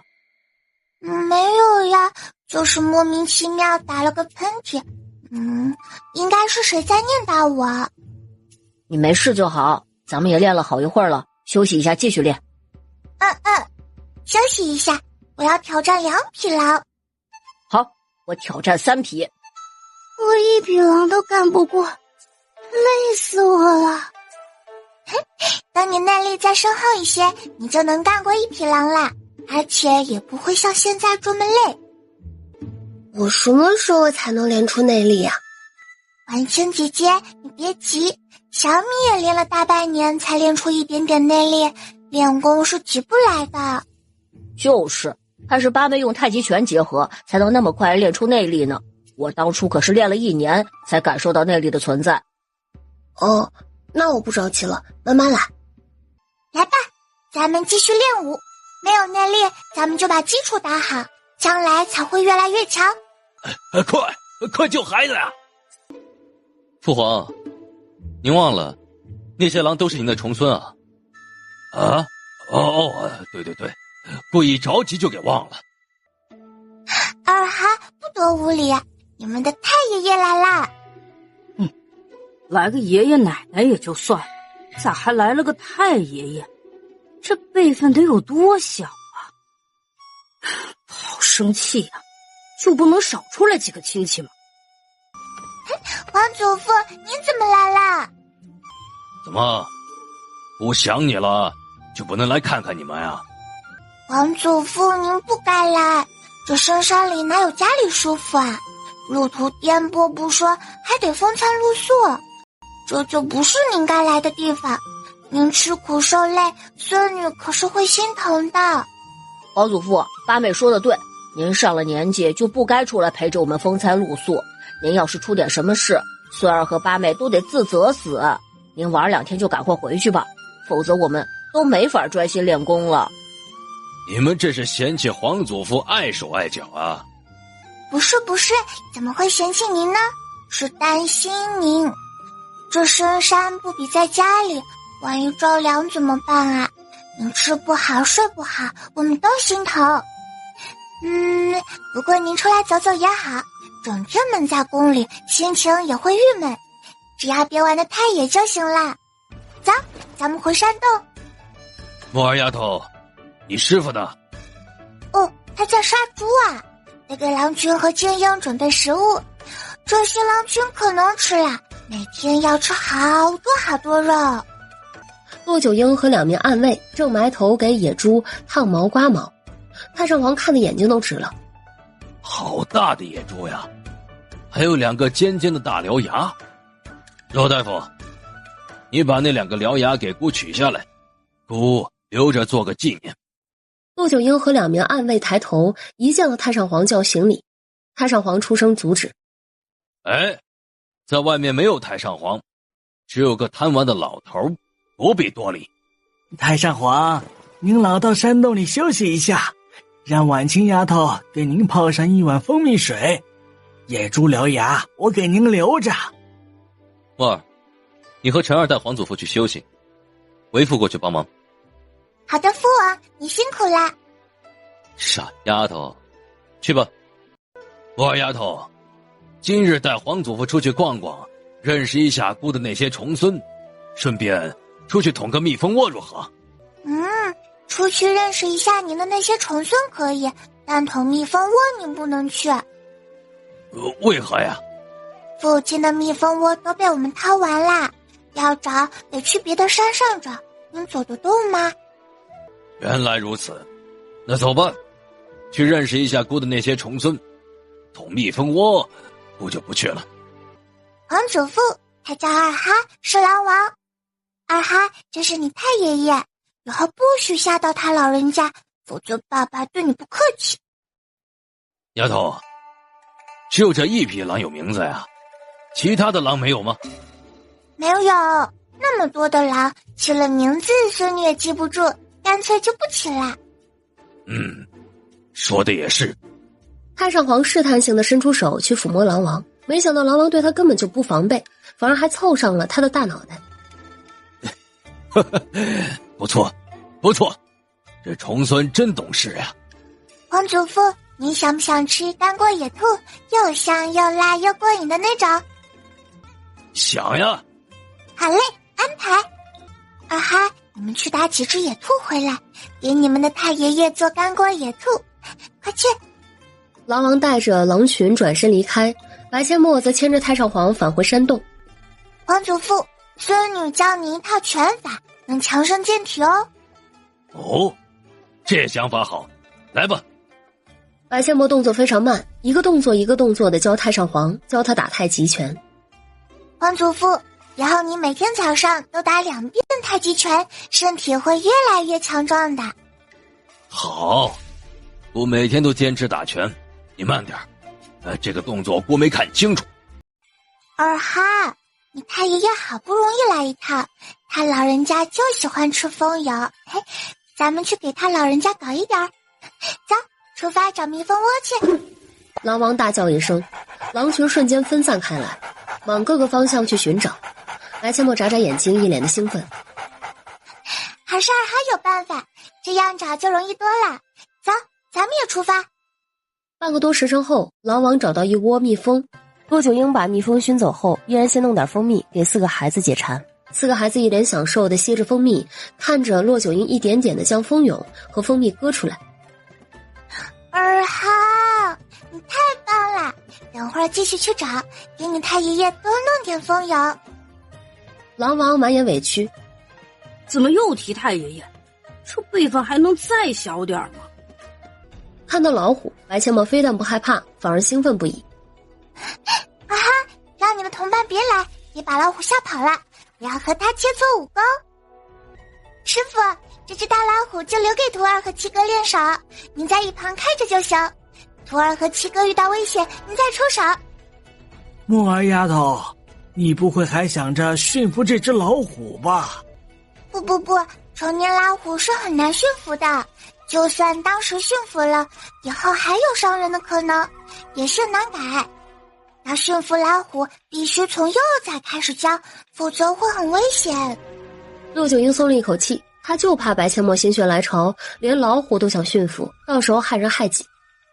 好吧，你和陈二就将这只老虎当成陪练，为师为你们保驾护航，去吧。白阡陌取出大师兄送的伸缩软剑，叶慕辰也唰的一下抽出藏在腰间的九节鞭。哇哦，九节鞭！师傅，徒儿也要学。好，先对付老虎，回头为师教你。冲啊！白阡陌大叫一声，伸缩软剑锵的一声变长，柔软的小身体如同一阵风一般冲向大老虎。叶慕辰也几乎和白阡陌一起冲了出去，兄妹俩和大老虎打的那叫一个激烈。陆九婴双眼紧随两个宝贝小徒弟，随时准备出手。虽然白阡陌和叶慕辰的实力都提升了不少，但兄妹俩对付大老虎还是险象丛生，几次差点被老虎击杀。幸好骆九婴及时出手，才保住兄妹俩的小命。老虎也感受到了来自骆九婴身上的威胁，只要骆九婴一动，老虎就选择避让，然后又拼命地攻击白阡陌和叶慕辰。半个时辰后，白阡陌和叶慕辰累得几乎脱力，却也没能伤到大老虎。大老虎忌惮骆九婴，也心生退意。骆九婴一动，大老虎转身就跑，没有丝毫留念。我去你姥姥个皮鸭蛋的，累死我了！这一架打得真过瘾，明天再来找大老虎当陪练。骆九婴等人全都看向了白阡陌，不明白我去你姥姥个皮鸭蛋的是什么意思。叶慕辰一脸疑惑地问：八妹，我去你姥姥个皮鸭蛋的是何意？你可以理解为他奶奶的，他喵的，这句话就是我的口语罢了。哦，明白了。丫头，要休息一下再走，还是去阿哈背上休息？徒儿可以在阿哈背上休息，可七哥怎么办？他也累了。为师背着他走。那就现在出发。回到山洞，内力消耗一空的白阡陌和叶慕辰盘膝坐在石床上，运功消耗恢复的内力。苏婉清和司徒敏拖着疲惫的身躯开始做饭，两边暗卫见两个小丫头累得不行，主动帮忙打下手。太上皇看着疲惫不堪的4个孩子，满脸心疼。原来他们都那么辛苦，可自己什么忙也帮不上。骆九婴先生火烤肉，将肉架在火堆上之后，又忙着拿盆来捣蜜巢。太上皇赶紧上前问道：骆大夫，姑可以帮你做点什么呀？太上皇，您要是真想帮忙，去找婉清丫头拿个盆来，等会儿过滤蜂蜜。太上皇也不矫情，走到苏婉清身边，要了个盆，回到骆九婴身边。然后呢？姑还可以做什么？能做的事情可多了。您要是闲不住，就去把蜂蛹从蜂巢里取出来，等会儿炸，给您老下酒。没问题。哇，好香啊！可以吃饭了吗？白阡陌永远是最积极的那一个，饭菜上桌，他就忙着拿碗添饭。晚饭过后，太上皇一脸兴致勃勃的道：墨儿丫头，好久没听你唱歌了，给姑唱首歌。老司机带带我又失败啦！带带我又失败啦！白阡陌唱了2句后，歌声戛然而止，众人猛逼加3级。老司机是何意？这歌怎么听得怪怪的？太上皇满头问号。怎么不继续唱了？又要银子呀？不是啊，孙女只会这2句，再唱就得自己编了。那你多编几句，皇祖父想听。